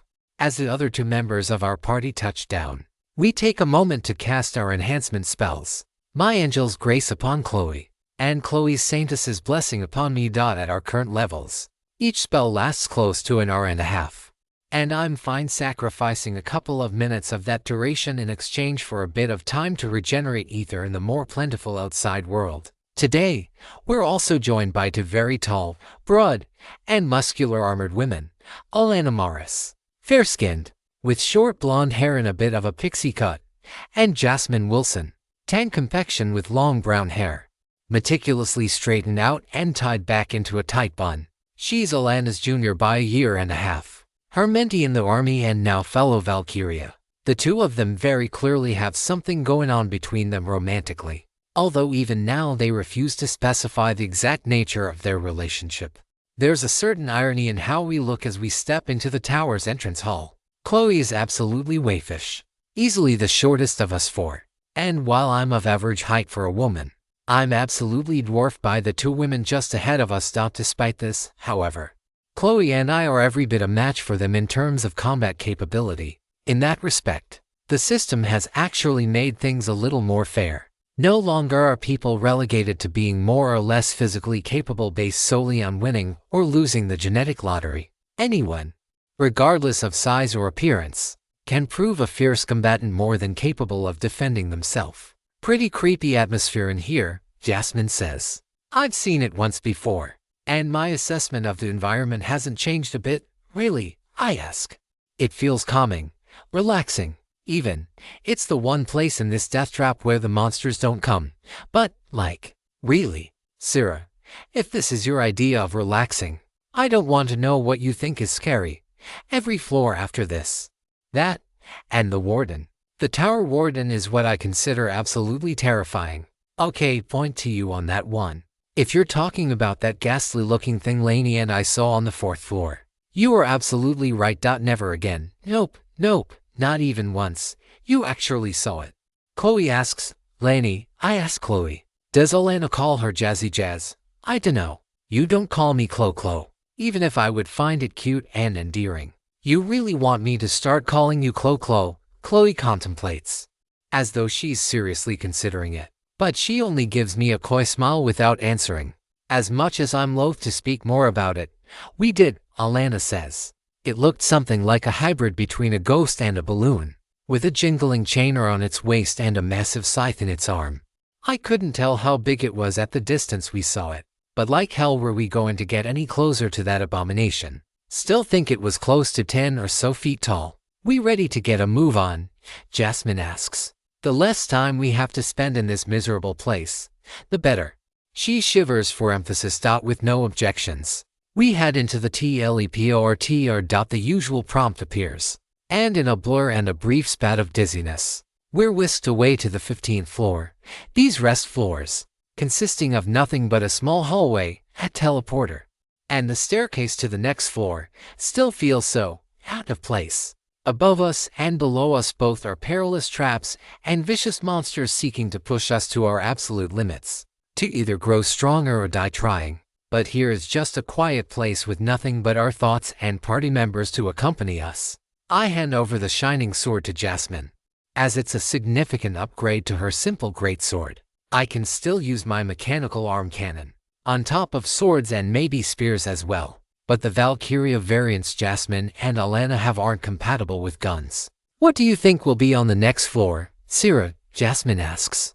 Your guess is as good as mine, I say, humor me. We've encountered such a variety. The 9th floor was a volcano, and the 14th was an Arctic tundra in the middle of a blizzard.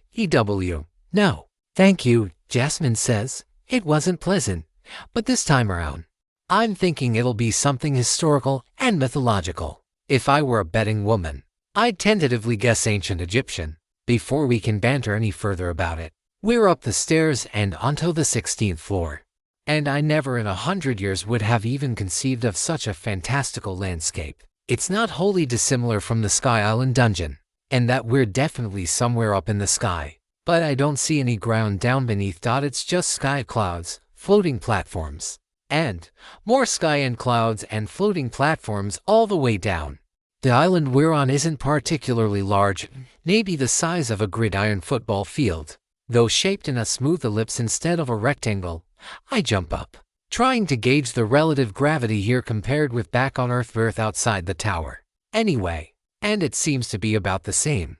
Maybe a few percentage points weaker here. Not enough to fly without a skill, which we all do.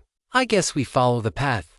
Alana asks. Sure enough, there's something resembling a path ahead in one of the directions available to us. less a path and more a collection of platforms, each within jumping distance of the last, which together vaguely seem to be leading somewhere. Can we take a moment? First, I say. No one objects. I switch to the omnidirectional view of Archangel's gaze, wondering if perhaps I'm missing something. Maybe an errant platform off in the opposite direction, one containing valuable treasure. We hardly saw any treasure during our most recent trip here, and I'd love to rectify that this time around.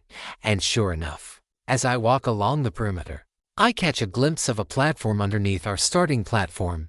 Be right back, I say, flying down to the chest. I do my standard mimic protection protocols, poking the chest a few times to make sure it isn't going to grow legs and try to eat me. Having convinced myself that I'm good in this regard, I open the chest, revealing a pair of beautiful silver greaves.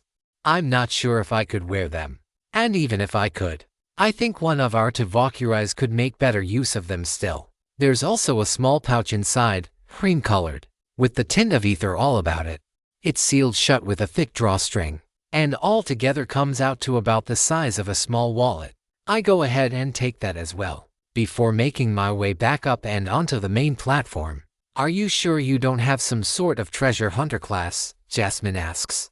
I know Lainey said you were some sort of gunner and spellcaster class, but I honestly don't know how you would have thought to look down there for something like that.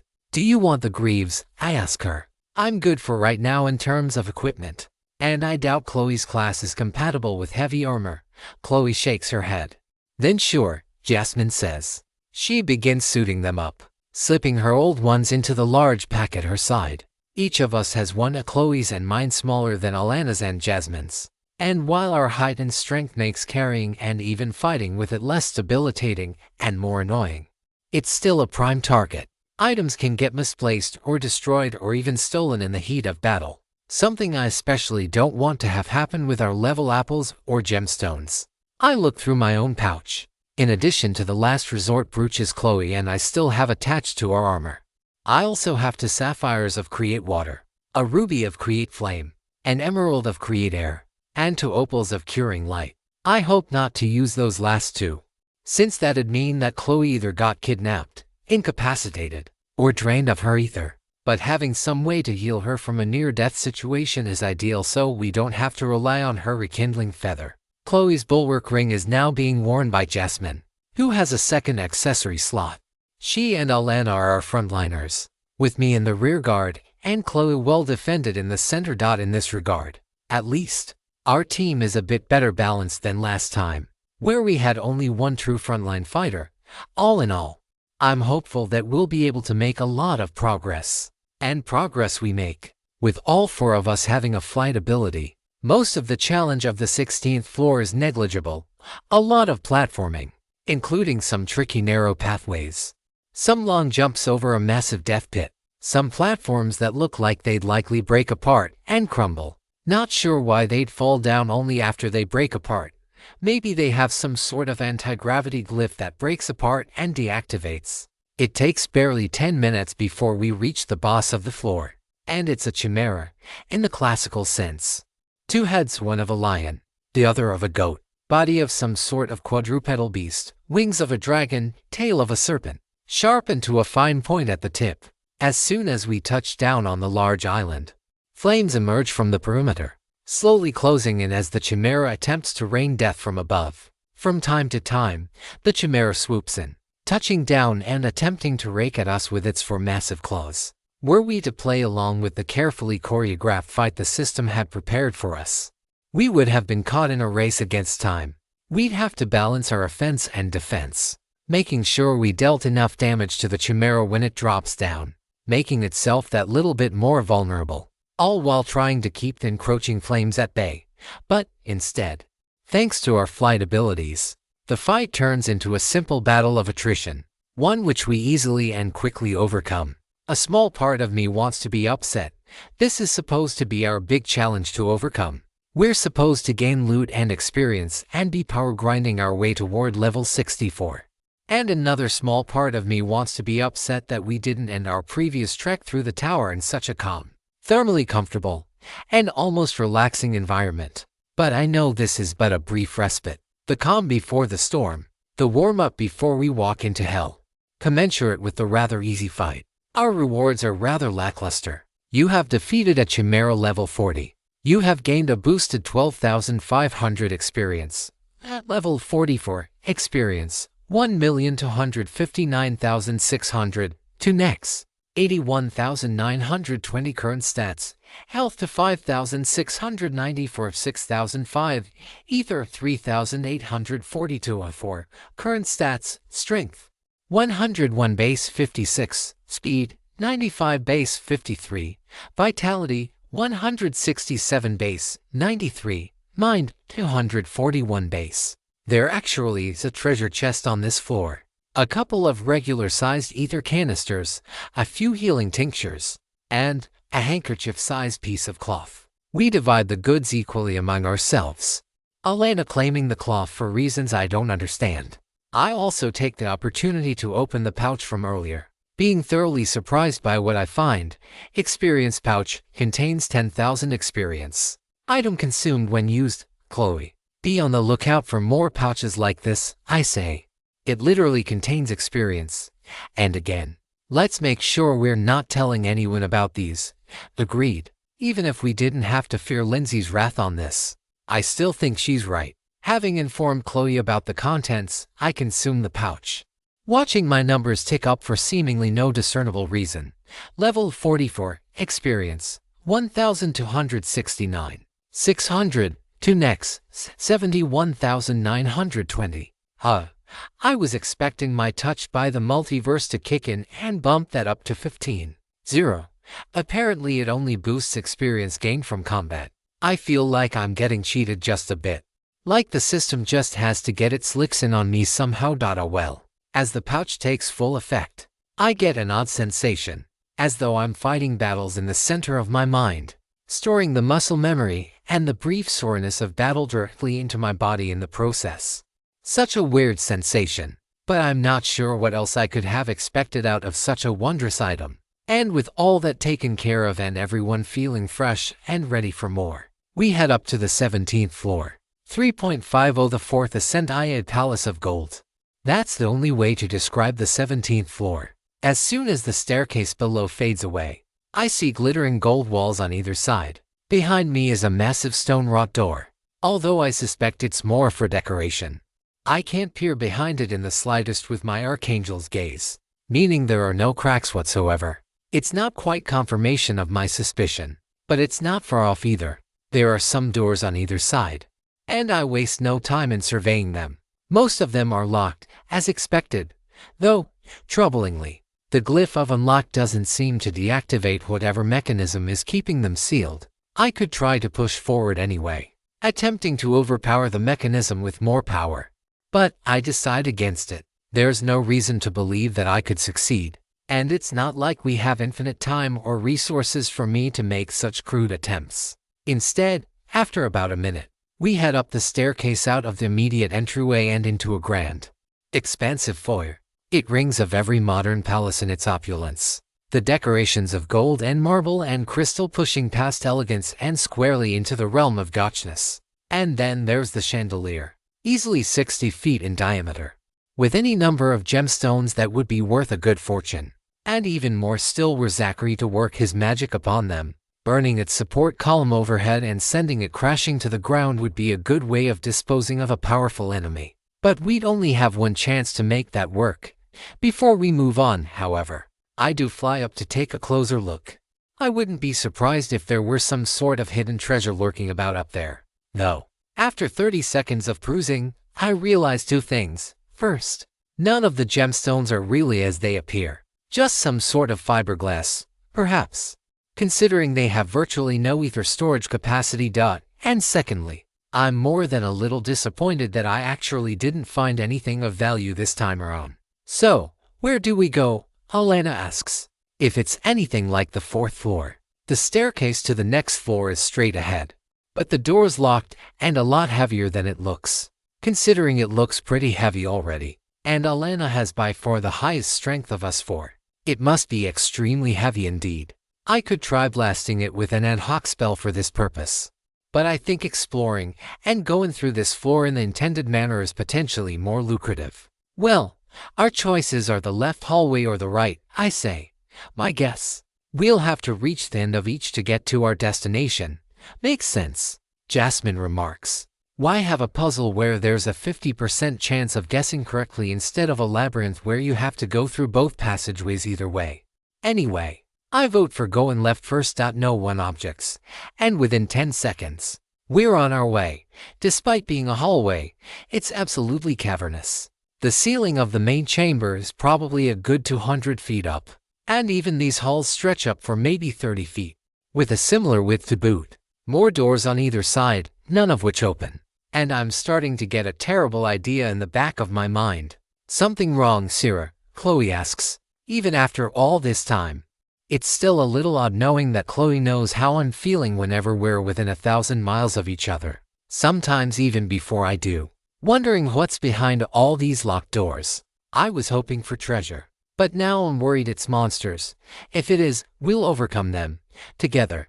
She pauses for what feels like several seconds, even though it's only the blink of an eye for our mental communication. Jasmine and Alana will help out, of course. I smile. Yeah. With you by my side, I know we will. It's quiet. I hadn't noticed until just now, but it's deafeningly quiet.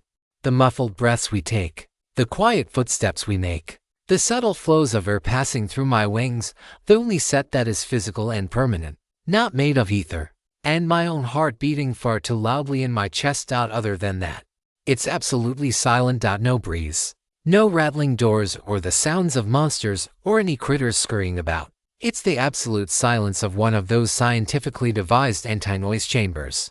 And it's a lot more disconcerting now that I notice it. I want to hum some old tune or another. Do something to fill in this dead air. But I don't, of course. Most monsters might not generally be intelligent, but even those that aren't have basic sensory capabilities and are capable of rudimentary ambush tactics. And making a lot of conspicuous noise is just asking to be sneaked up upon. Which is why it's surprising that there's nothing whatsoever to try to attack us. The quantity of enemies has always varied. Sometimes it's mobs of weaklings, those sentry robots on floor 2, for instance, and sometimes, like the floor with the Thunderbird, it's just a boss monster. But there's always some sort of monster to fight, experience to be gained. The only question is, when does the shoe drop? Not as we reach the end of the first left hallway.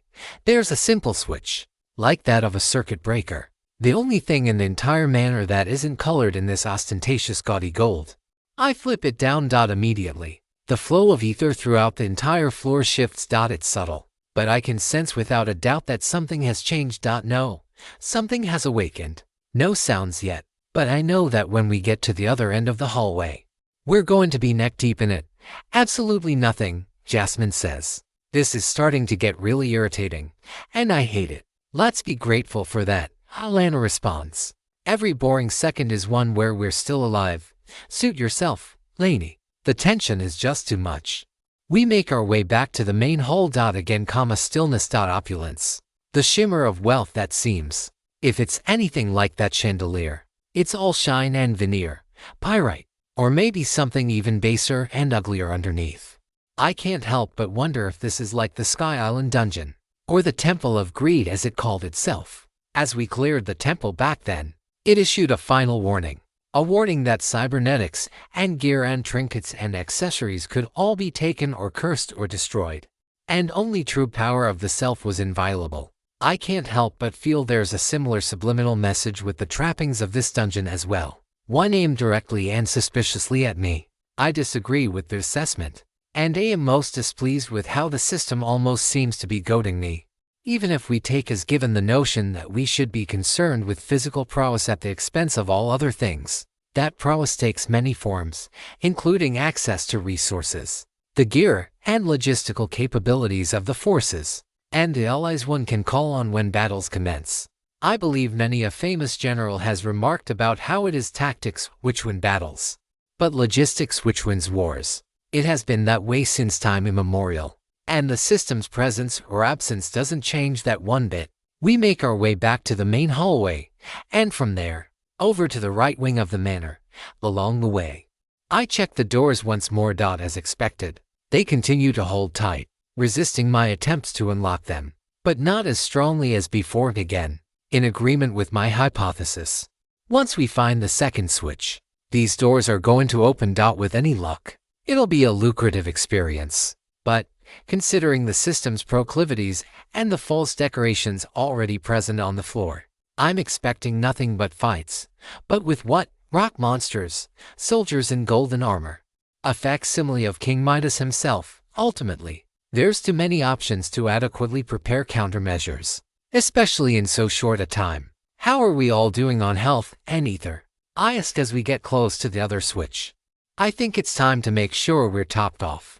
I checked both of mine. Just under 5,900 health, and right at 150 ether, not quite at maximum. But considering the minor headache I woke up to this morning, I'm unlikely to regenerate any higher.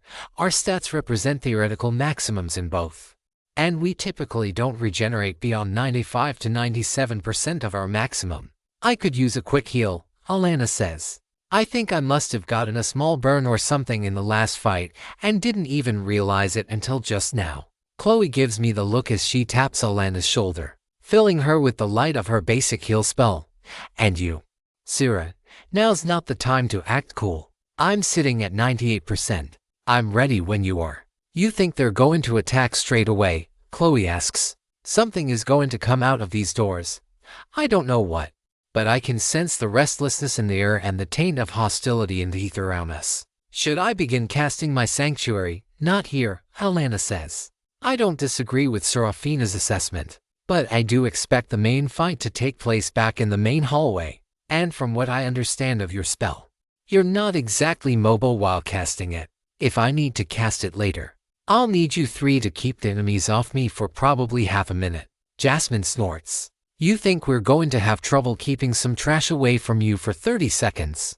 I don't like her overconfidence, especially since I've found that to be the quickest path to the grave. But if she needs her bit of braggadocio to mentally psyche herself up for the battle to come, then it's something I won't try to take from her. Once we flip the switch, something is going to happen, something big, and almost certainly something unpleasant. In the end, I just give a non-committal shrug, neither wanting to call her out or boost her ego further. I walk up to the switch and cautiously, hesitatingly reach out and put my hand on it. I turn to everyone. Alana looks resolute, Chloe looks worried, and Jasmine is rolling her eyes with a look that absolutely screams, just pull the damn thing already before I come up there and do it myself. One deep breath and I deactivate the switch. The entire room darkens for a split second, the supernatural lights throughout the chamber flickering briefly, and the flow of ether abruptly changes, far more than it did before. A seismic wave where the first change was but a tiny ripple. Chloe winces, not sure if because of the switch or because she can see the flow of ether around us as well.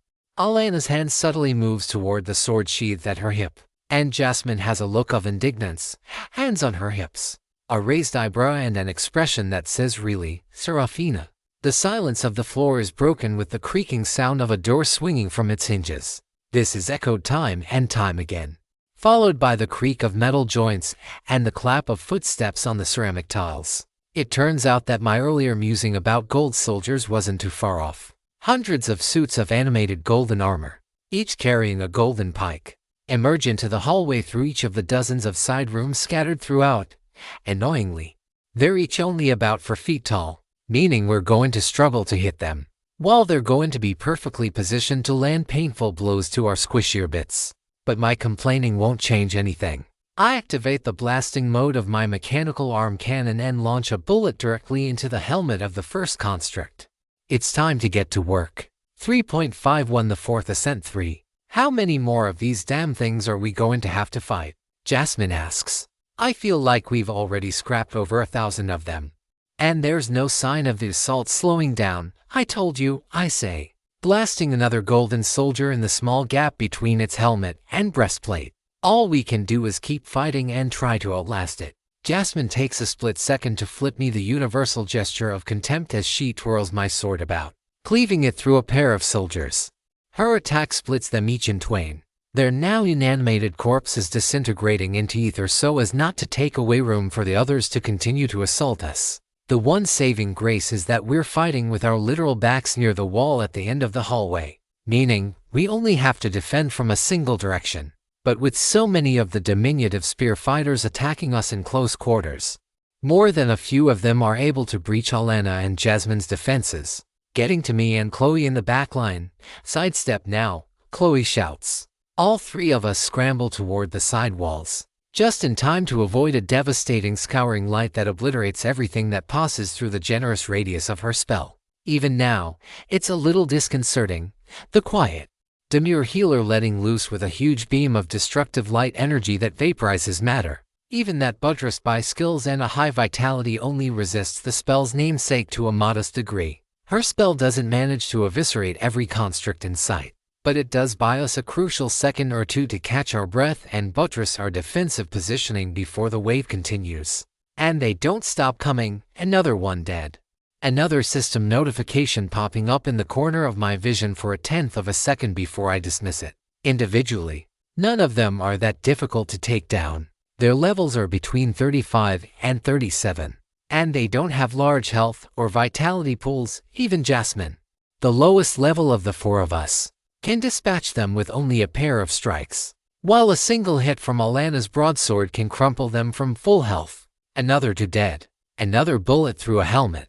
I've even resorted to ripping one of the thin pikes out of one of the construct's hands to use as a melee weapon, so as to preserve my limited ether for what seems to be a marathon battle. The weapon is weak. The gold is hardly an effective material for a piercing weapon, though its high density means it bludgeons somewhat effectively, but it doesn't cost ether with every swing like my bullets do.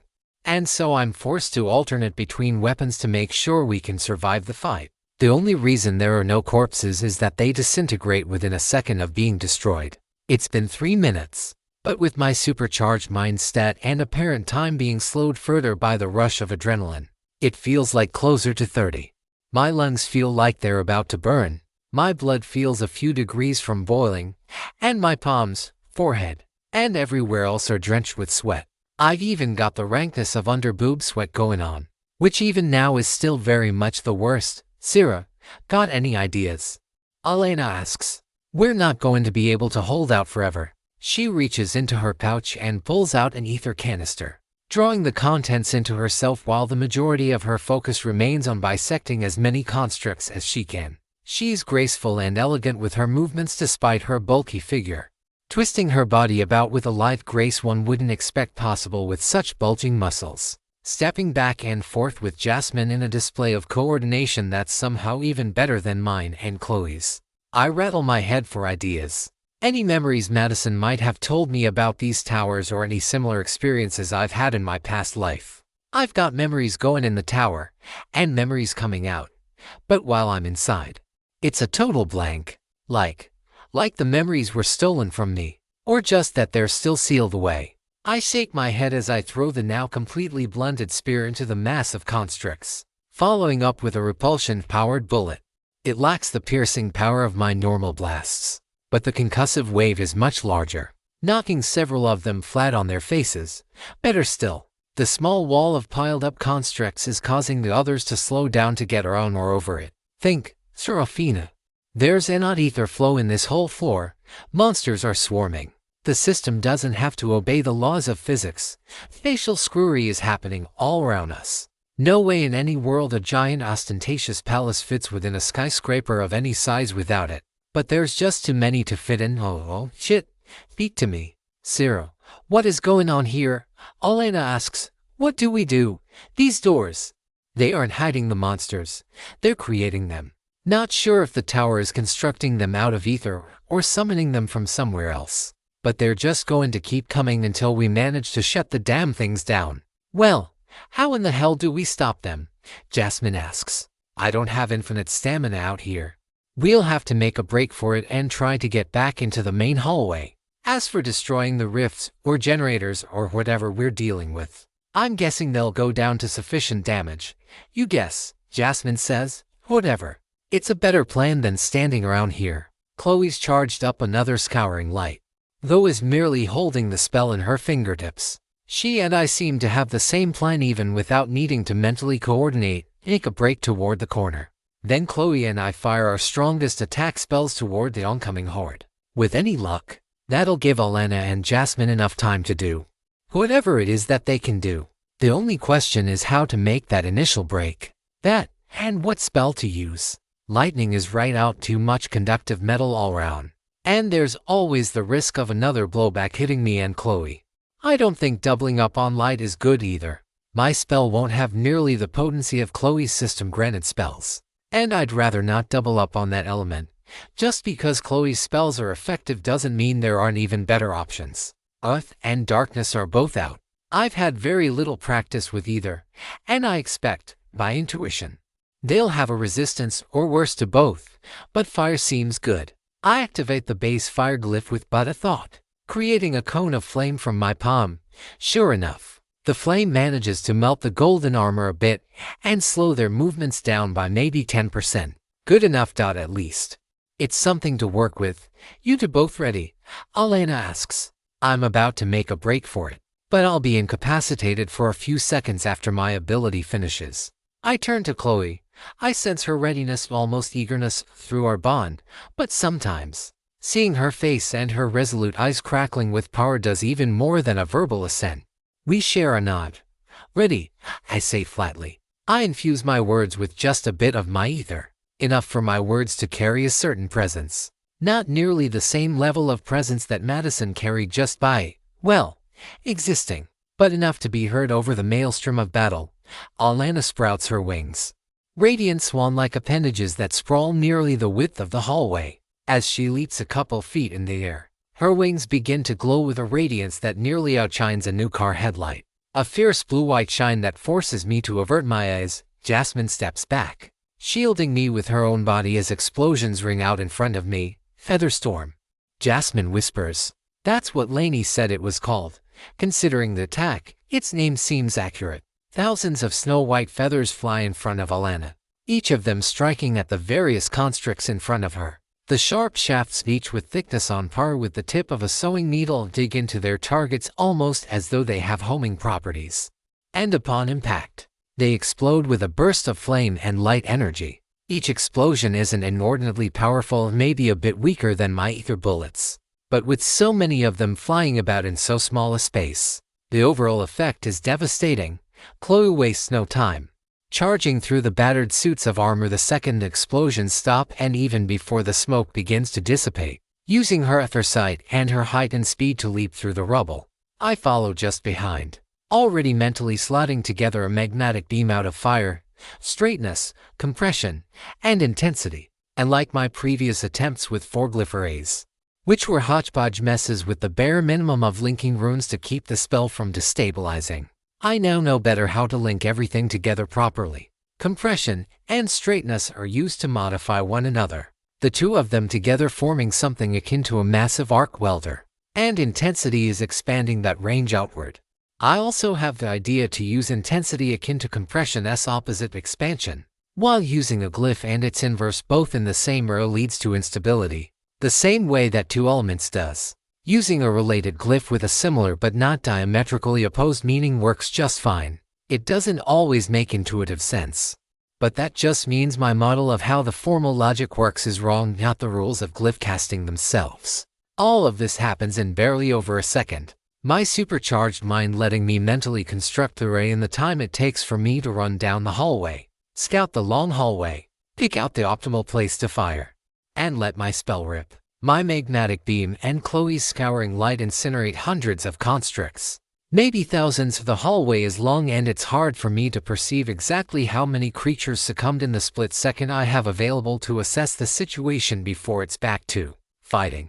In the instant before I do return to the fray, Jasmine launches herself at top speed toward the nearest opening, throwing two constructs back inside before slamming both parts of the double door shut. The ether again shifts around the door, and to my surprise, the door actually stays closed, not missing an opportunity. She then rushes to the opposite side of the 20-foot wide hallway in the blink of an eye, slamming another door shut before the monsters continue with their relentless assault.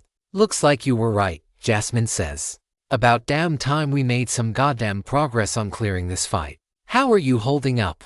I ask her as I brain the two constructs nearest us, doing my best impression of a frontline fighter while Alana takes a precious few seconds to recover after using that impressive feather storm of hers. Been better, she says, I'm tired, I'm sore. I'm aching and hating life and just want this battle to be over and done with. I want those stat points and a chance to sit down and make my lungs feel like I'm not inhaling pepper spray with every breath.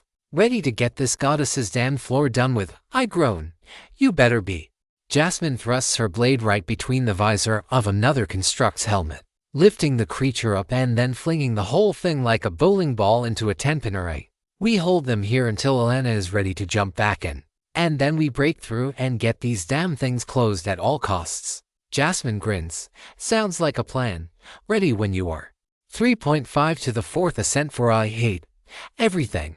Jasmine mumbles between pained groans. If I weren't so goddamn tired, I think I'd smack you for talking me into this mess, Lainey. Then it's a good thing you are that tired, Alana responds. Because I seem to remember how eager you were to come to the tower last night. What was it that you said?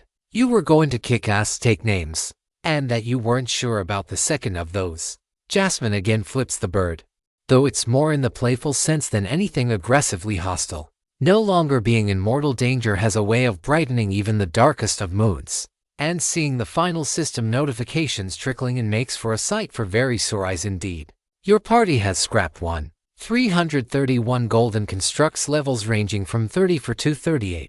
You have gained a boosted 324,500 experience. You have gained enough experience to reach level 46 from 44. Strength come 2, speed come 2, vitality come 2, mind come 2. Please assign free stat points remaining. I assign for points to mind. Then for points to strength. As useful as more vitality is, right now. I'm not sure I need all that much more. Between Chloe's Saintus's Cloister and Saintus's Blessing both doubled in efficacy by angelic bond, my survivability is far beyond what the average fighter in the mid-40s ought to be. What I need is more offensive capabilities, to make sure I can continue to blast through hordes like this one quickly enough to not fall into a war of attrition. A war of attrition that I can still very easily fail. Even the tyranny of stats will give way to the tyranny of numbers in the extremes. Maximum health increases by vitality x to current level Conran 13 equals 235. Maximum ether increases by mind current level Conran 0, 2 equals 185, level 46. Experience 1,594,100. Next 35,940 current stats. Health 5,016, 6,477 ether. 859 quarters. Current stats, strength, 113 base, 62, speed, 100 base 55, vitality, 173 base 95, mind, 255 base. Your glyph casting rank 21 has upgraded to glyph casting rank 22. Your intermediate glyph manifestation rank 3 has upgraded to intermediate glyph manifestation rank 4. Your ether bullet barrage rank 12 has upgraded to ether bullet barrage rank 13. You are subject to exhaustion rank I. All stats operate at 90% efficiency until recovered. Strenuous activity will deal commensurate damage to health and ether. Duration 0.29. Half an hour of fatigue after that nasty fight aside. Holy shit. Those are the only two words that come to mind when I look at my current combat parameters. If I'd encountered myself 2 months ago, I think I might have sold myself. Hell, if I'd seen myself 3 weeks ago, just before we started exploring this twisted space, my reaction wouldn't be any different. This is a lot of power. Power enough to lord over a city, maybe even a small country. In ordinary times, it would be a power too great to entrust to a single person, no matter how virtuous or well-guided they might be. In these current times, such power is necessary, both to ward off others with similar power whose intentions might be less noble, and also to fight against the hordes of monsters the system has sent and will undoubtedly continue to send over the coming weeks and months and years. Thankfully, a substantial chunk of this power is only thanks to Chloe. That, right there, is an enormous failsafe of its own, especially because Chloe is one of the few people I believe absolutely will not be corrupted by the power she possesses. We make our way back to the main room of the floor. The throne room is up ahead, with a glittering crystalline staircase waiting to lead us up to the 18th floor. But right now, the steps themselves are the far greater sight. I'm not the only one exhausted after that brutal battle. and a chance to sit down and rest for a few minutes and just celebrate the fact that we're all alive and none of us have any injuries beyond Chloe's admittedly prodigious ability to heal. Okay, Lainey, I gotta apologize, Jasmine says after about 5 minutes. The levels I gained were totally worth. You gained 2 levels as well, Jazz. Oh, Alana really does call her Jazz, I silently remarked to Chloe. It's a perfectly reasonable nickname. I wouldn't be surprised if others do as well. I can call you Chloe if you want, but I think Chloe is a bit much. I think it'd be better to just stick to Chloe. Then, she gives me a glare, but her mood is playful, not upset in the slightest. No, Lainey, I didn't gain 2 levels for that. I got 3. Damn, I'm pretty sure I'm still the lowest level of the 4 of us, being only at 37 now. 41, Alana says. 43, Chloe says. Everyone stares at me. I demur for a moment before realizing I'm not getting out of this so easily. I just got to level 46 on that fight, and I'm most of the way to 47. Experience boosts, Alana asks. I think Lindsay has a skill that does something like that. Yeah, I have something along those lines. I don't want to outright lie and say that it's a trait and not a skill, not that I exactly know the difference between the two even now. But I don't mind simply not clarifying and letting people draw the wrong conclusions. It's less valuable than it looks thanks to experience scaling. Chloe and I have been in all the same fights together, and she's always kept to within 2 to 3 levels of me. Why is that? Jasmine asks. Who can say for sure? I think it's because the system wants us to keep exploring these towers and dungeons and get stronger, and experience scaling is its way of pushing us forward, instead of just reaching max level by fighting the weakest enemies for 300 years. 300 years, Alana asks. Is there an immortality skill? I shrug. Probably at some level, even if there isn't. A high vitality corresponds with a longer lifespan. Jasmine says. That's so. I don't have positive proof to that effect, but I believe it to be true. So, it's just a guess, Jasmine responds. I'll believe it when I see it. I decide not to press the issue any further. Madison might have been nearly 160 years old, but my memories are just hearsay, and I'm not going to bring them up in front of a woman I've seen all of 3 times for a few hours in total. At some later point, perhaps. For now, I'm content to let the idea seep in their minds. We stay like that for an hour, idly chatting and making some plans and even taking a betting pool for what awaits us on the 18th floor. Alana's money is on something based on the golden age of piracy, or at least its common cultural interpretations. Chloe bet a 20 on some sort of zombie apocalypse, which I think is a pretty good guess. It would be thematically appropriate, and considering she is a shrewd user of the light element, probably one of the easier encounters we could face. Jasmine, on the other hand, is thinking haunted house or horror movie themed. Something subtly different from Chloe's guess, but still in the broad general theme of the UNDAD.NE. I'm thinking we're due for some sort of steampunk setting. No rhyme or reason behind my guess. Just seems in vogue right about now. As we danter about taking a small snack and hydrating ourselves a bit more, I prepare an ether canister for myself. But I hesitate right as I'm about to open it. Having injured myself using a canister a couple of weeks back, I'm worried that I'll hurt myself again if I use my ether manipulation to try to increase the efficacy beyond its baseline. After a few moments of weighing the options, I decide that if I don't pull too hard and force my limits, I probably won't damage my ether channels too badly. My decision to balance risk and reward pays off. I'm able to double the base absorption to just over 400. And I don't feel the slightest bit of strain as I do some basic ether manipulation exercises afterwards. I've now got a bit over 2,500 ether. Not ideal, but enough for a couple large spells on the next floor. Should push come to shove, we ready to move out?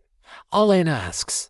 It's been nearly 90 minutes on this floor already, and while I don't know exactly how long we have on any given floor before the warden shows up, I would definitely like to avoid meeting it if at all possible.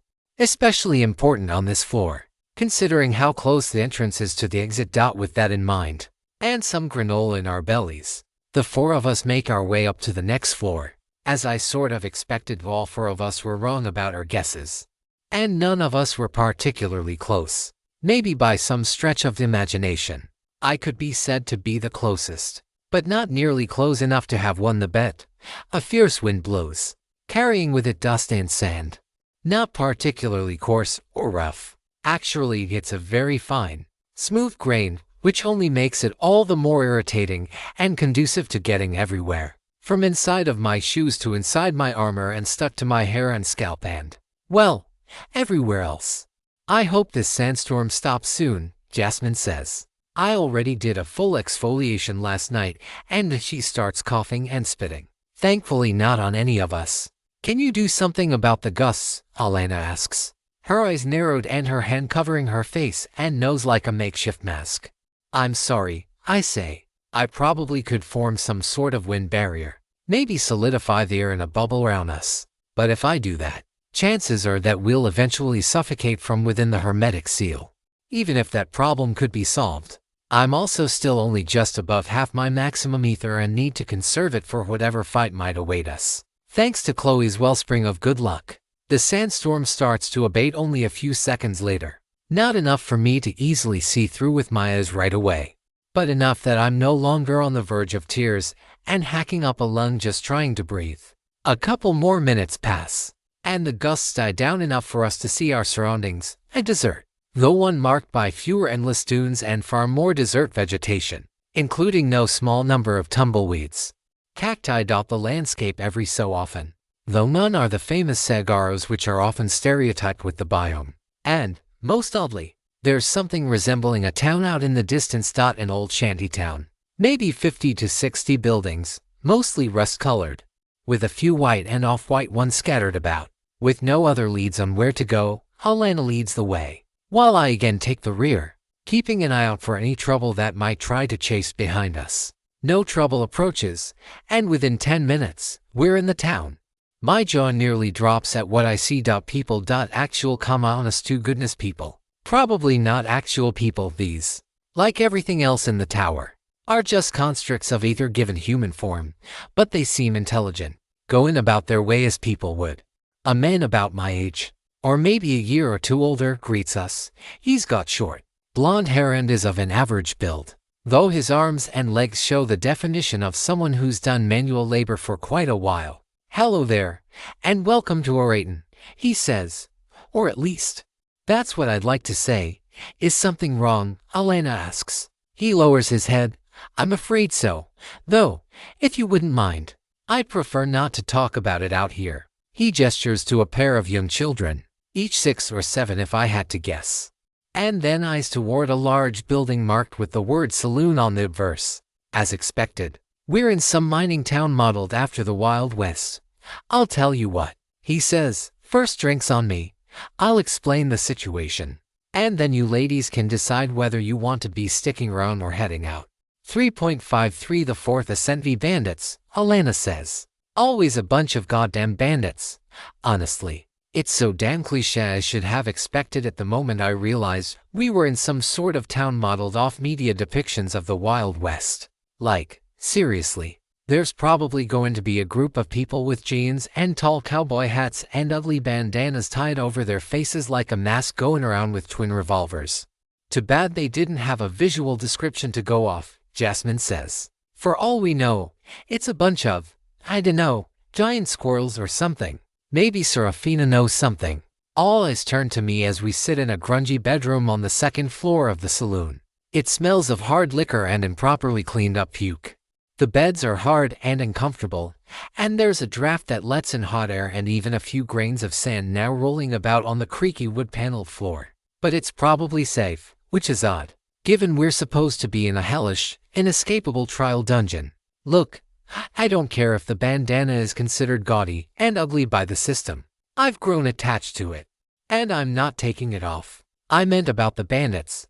Honestly, your guess is as good as mine. Seems like most of the floors so far have been pretty cliché, so if you think of the most cliché thing to go off, you'll not be far off, Jasmine scoffs. So, if the clichés are anything to go off, they'll probably show up at first light of dawn.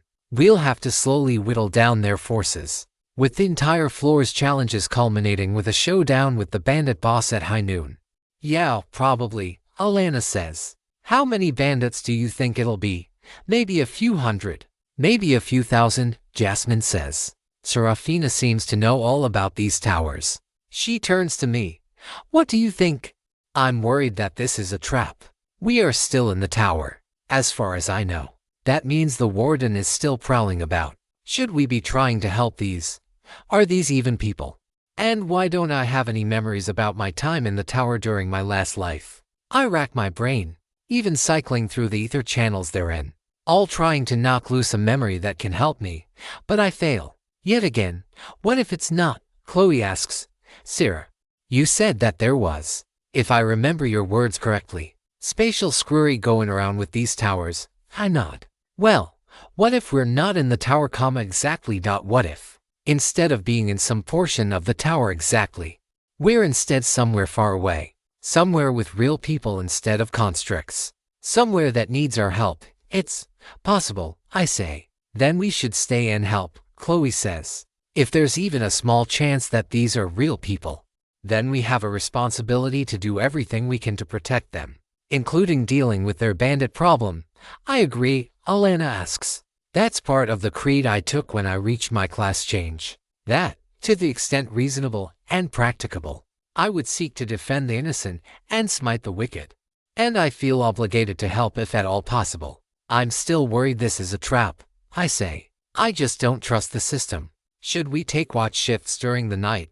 Jasmine asks. Probably a good idea. The afternoon passes, and evening follows.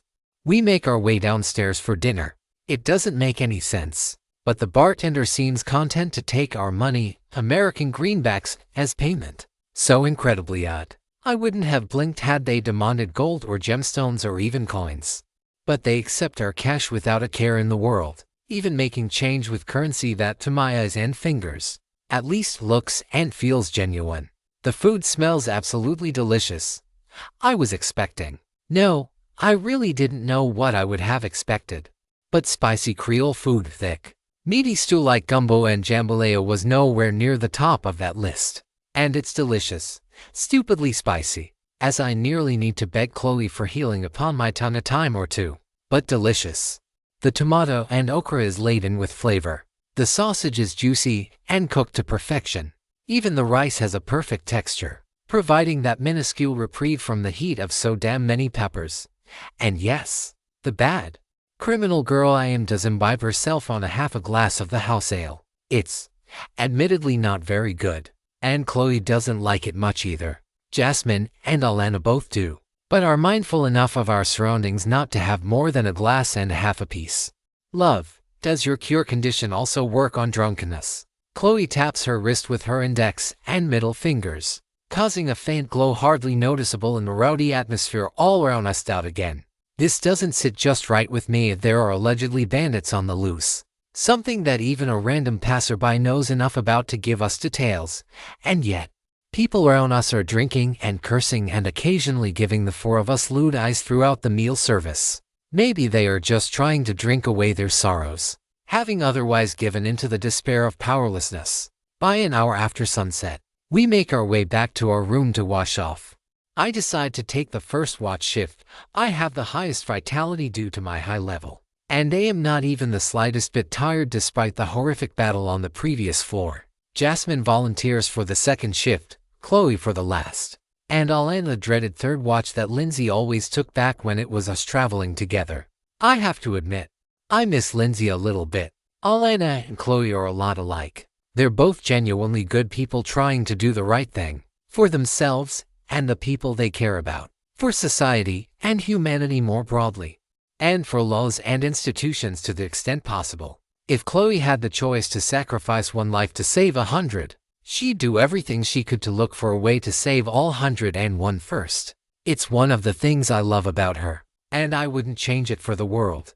But sometimes Lindsay's ruthless pragmatism and decisiveness has its merit. At the very least, there's a certain convenience to it. She'd do what she felt needed to be done and wouldn't lose any sleep over it. She still cares about people, just in a different way, even if it is one that certain people would see as evil, or at least selfish. I'm still not convinced that this isn't some sort of underhanded tactic. These folks have been nothing but kind and, maybe not polite, but at least accommodating ever since we arrived. Which might just be the mark of good hospitality, sure, but we are still within the effects of the tower, if not the physical location and conventional space. A trap is just too likely, especially since it seems to want us to continue to fight and grow stronger. Forcing us, Chloe especially, to fight other humans to the death like this would certainly be in keeping with the system's designs as I currently understand them. I levitate cross-legged in the center of the room, my ether regeneration just enough to allow me to do so while still maintaining the full vision my archangel's gaze affords me. Even with my eyes closed, focusing inward on my own body, I still see the world all around me in sharp detail. The creaking of ants along the floorboards, the quiet rise and fall of Chloe's chest as she sleeps, even the cute way Jasmine cuddles up to Elena while the two of them sleep despite her gruff exterior and the chip on her shoulder to prove herself. She does have a softer side, it seems. I focus inward, all while keeping an eye on the outside world. My attention turns to my own body, trying to grasp at the structure of my ether channels. On the one hand, the channels, like my ether core, are metaphysical constructs, and like my muscles or tendons or blood vessels or nerves. Someone vivisecting me would not, to the best of my knowledge, be able to see anything that wouldn't appear on a pre-system diagram of human anatomy. Nor would there be a magic gemstone or anything else next to my heart that serves as the source of my magical prowess. But while that is technically true, this doesn't mean there isn't some physical analog, one that I can manipulate directly. To a small extent, I already have. It should be possible to go a lot further, especially for me. Cybernetic body allows me to manipulate my body, incorporating any prosthetics and other components I graft on or replace my organic form with. And I have a relatively high intermediate ether manipulation skill, which should, at least in theory, apply to my ether core and channels just as much as it does to the ether flowing within me. And I have an idea. One I can only do in these rare situations where I'm wearing my wings of Icarus but not the wyvern scale armor as a layer between the two. I focus on the channels that flow outward to my shoulders and upper back. There's a faint trickle of ether that pulses through them in tandem with my heartbeat, flowing out of my body and into my wings, activating the myriad glyphs and arrays contained therein. I narrow my focus further, looking for the exact points where my body connects with the harness that holds the wings of Icarus. It's not hundreds as I'd originally feared it might be, but it is dozens. 88 to be exact, 40 on each shoulder blade, and another 8 on the gap between them. The connection upon each of those spots is odd. It's not quite a full connection, instead being air-gapped or skin-gapped by the tiniest of boundaries, like a capacitor or maybe a transistor. I focus on the spot directly in the center of my back, just a bit to the right of my heart. I focus ether from my core to that specific connection, something that is far from effortless but not insurmountable. Akin to threading a sewing needle with my toes. It takes minutes, maybe longer. Time is definitely flowing oddly in this tavern, but I'm able to do so. And once I've isolated the connection, I push hard. I mold my very being, twisting it around and tethering my ether channel directly out of my body and into the circuits contained within the artifice at my back. It hurts like hell. Skin and muscle and bone and even my metaphysical soul are being flayed as I force my body to incorporate my wings. The metal of the wings of Icarus begins to fuse with my scapulae and vertebrae, soldered together by my own ether. All while my ether channels wrap around and forge connections to this new part of my body. Throughout it all, even as the pain brings me to tears, I don't make a sound. I'm beyond this pain after the trials we've faced thus far. For Chloe's sake. For the sake of the world. For the sake of becoming who and what I was meant to be. I endure it in silence, all the while continuing to keep a small thread of my consciousness attuned to the world around me. Finally, the connection is established, but it's weak, tenuous, held on by a literal thread. Another painful stab, this time like I'm stabbing my own flesh with a needle, burrowing it into my muscle and then screwing it further into the bone.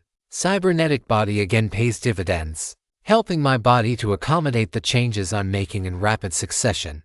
And it's not just my own body that changes as the second, then the third, then the fourth connection falls into place. Each one sutured that little bit tighter. The harness at my back flattens, the parts which before jutted out of my back now dissolving seamlessly into my skin. The wings themselves fuse into my shoulder blades.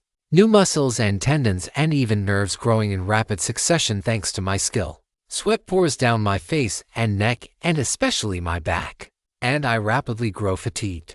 But after exactly 90 minutes, right as my watch shift draws to a close, I see a system notification, proving that all of my pain and risk have been worth it. Your Intermediate Ether Manipulation rank 16 has upgraded to Intermediate Ether Manipulation rank 17. Cybernetic Body has subsumed Skill Overland Flight and Accessory Wings of Icarus. Skill Cybernetic Body has upgraded to Angelic Form. Angelic Form. The mechanical angel has taken greater steps to transcend her physical body, transitioning from that of a human to that of an angel. As cybernetic body, but with the following additional effect: at will. If her wings are not summoned, she may summon a pair of teal, metallic wings from her back. If present, she may dismiss them at will. While present, she has the ability to fly at a velocity which scales proportionally with her level, speed, mind, and ether consumption. While her wings are active, she gains a 25% lightning vulnerability, and all spells with the lightning modifier have a 1% chance to inflict 25% recoil upon herself or nearby party members. Blowback. Target chosen randomly. Name: Seraphina Mortensen. Age: 18. Level: 46. Experience: 1,594,100. To next: 35,940. Current stats: health 6,232, 6,477, ether 4,106. 4 current stats: strength 62, speed 55, vitality 95, mind. Combat parameters: attack, physical damage dealing capability 167, base strength 62, agility, ability to dodge attacks 150, to base speed 55, cum 30 to from Archangel's Gaze.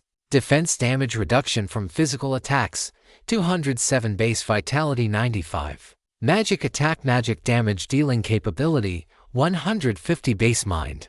Magic defense damage reduction from magical attacks 175, base mind. 140 elemental affinities. Attacks with currently equipped weapon are non-elemental. Defenses: fire 25% resistance, water, ice 25% resistance, earth 0% resistance, wind 43.75% resistance, 25% resistance, 25% resistance, light 0% resistance, darkness 0% resistance, lighting 25% resistance, 25% resistance with wings. Active equipment: weapon, mechanical arm cannon. Attack cum 105, cum 55 with glyphs. Inactive helmet, bandana of swiftness. Defense cum 2, agility cum 5. Arms: shield, wyvern scale buckler. Defense cum 10, magic defense cum 10, agility cum 55. Body, wyvern scale brigandine. Defense cum 75, magic attack cum 10, magic defense cum 20. Leg armor, bulwark boots. Defense cum 25, agility cum 5. Accessory 1, flawed ring of regeneration. Magic defense cum 5, accessory 2, none. Class 1, Mechanical Angel. Class skills 06 skill slots remaining. Archangel's Gaze rank 8, Angel's Grace rank V, Ether Bullet Barrage rank 13, Angelic Form Trick Shot Etheric Armor rank for general skills 16 skill slots remaining. Intermediate Glyph Manifestation rank 4, Intermediate Ether Manipulation rank 17, Glyph Casting rank 20, Ether Strain Immunity. Angelic Bond with Chloe Jacobs. Unique traits: touched by the multiverse. SERAPHINAOVRLIMITT 3.5 for the 4th Ascent VI. I'm awakened from my restless attempts at slumber by Chloe's hand on my shoulder and her gentle, loving voice entering my mind. Love, I hear something downstairs. I think it might be the bandits. It only takes a second of stretching about and cracking my neck before I'm wide awake. And sure enough, just on the edge of my hearing, I can make out footsteps down below. They sound like they're trying to be quiet, having stilled their breathing down to the bare minimum. This was definitely an ambush scenario, and had we been a bit less paranoid about the situation, we'd all be about a minute from being worm food. I slip into my armor as Chloe wakes arrested Jasmine and a not at all happy Alana. Such is the danger of taking the third watch shift, and I don't envy her position in the slightest. Even so, The rush of adrenaline is enough to force away any lingering fatigue as we all prepare ourselves for whatever fight is to come, applying our buffing spells and donning what armor we can while remaining as silent as possible. Jasmine turns to me, pantomiming at my lack of wings, along with a confused expression on her face. I smile, and with a mental impulse, spawn them out of my back. They do look a bit different than before. Instead of being attached to the metal plate that once wrapped around my shoulders and torso like a harness, they instead grow directly out of my back, protruding through my armor as though it doesn't exist, and whereas before, they were rickety, almost like a hodgepodge assortment of metal plates all strewn together in the shape of wings. Now they are lithe and elegant, futuristic, a veneer of teal coating appendages with the sleekness of chrome. It makes my left arm look positively banal by comparison. Oh wow. But I wish you would have told me you were doing this. I thought I was just having a bad dream because of the effects of the tower. I didn't want to wake you. And I didn't realize it was going to be so nasty until I got started. And then, once I did, I couldn't really stop. And Chloe takes as deep of a breath as possible while still remaining silent. I know. I'm sure you did what you thought was best. And I know I can't stop you from trying to be who you want and need to be. I know. If I'd known how painful it was going to be before I got started, I would have made sure to have let you know to supervise and keep an eye out for complications. My apologetics are interrupted as an unsteady hand makes its way to the doorknob on the other side of the door. My archangel's gaze letting me catch a glimpse through the keyhole and the gap at the bottom of the door. The person is strong. Weaker than Chloe and I are, but probably a match for Jasmine if both were to go all out. No other presences. Definitely an ambush hunter. The door opens slightly in complete silence. Also definitely some sort of skill to completely ignore the creakiness of the hinges. Alana's eyes lock on mine for a fraction of a second. We share a nod. Her hand moves to her blade just as I move my left hand and point it at the door. We move in a blur, coordinating adeptly despite having no supernatural communication between us. In one instant, we stand motionless. And in the next, the intruder is on the floor, a blade to their neck and my hand ready to blast straight at their temple. They appear to be human, or a human-shaped construct, at least, which is going to make the whole situation that much more annoying to deal with. A girl, if I had to guess by the person's appearance, though probably younger than Chloe and I by a year or two. As we take off her mask, she's revealed to have a youthful and unblemished face, but her eyes are sullen, world-weary. I can't help but wonder exactly how much hardship she must have faced in order to look so worn. Let me go. She yells with an indignant tongue. Answers, I say, willing to be the bad guy in the situation, for Chloe's sake. I'm not going to kill her, but I'm also not going to tell this intruder that just yet. Who are you? And why are you barging into our room in the middle of the night? With a very interesting vial of blue liquid, I might add. How did you? I glare at her, with my wings protruding from my back, glowing ever so softly, and a stern expression on my face. I'm sure I look the part of a vicious angel of wrath, descended down from on high to smite the wicked. I channel the power of the light glyph in my hand, playing into the scene a bit. Bandits, the girl mutters, thieves in hiding. Credit to her. She looks resolute and unperturbed by my threatening appearance. She doesn't tremble, nor stutter as she speaks. Bastards stole from us time and time again. Wanted to attack them while they were vulnerable. Wait, she thinks we're the bandits, Chloe asks me. Apparently. And why do you think we're the bandits in question? Chloe asks. Like hell I should know. No one has ever seen the bandits. They show up in the middle of the night, make off with our food and gold, and then vanish before anyone can see what they look like. So, Alana starts. What can you tell us about these bandits? I don't know, she says. Do you promise that you won't attack us? Chloe asks. She gives Chloe a long look. A deep breath follows, then a nod. Fine.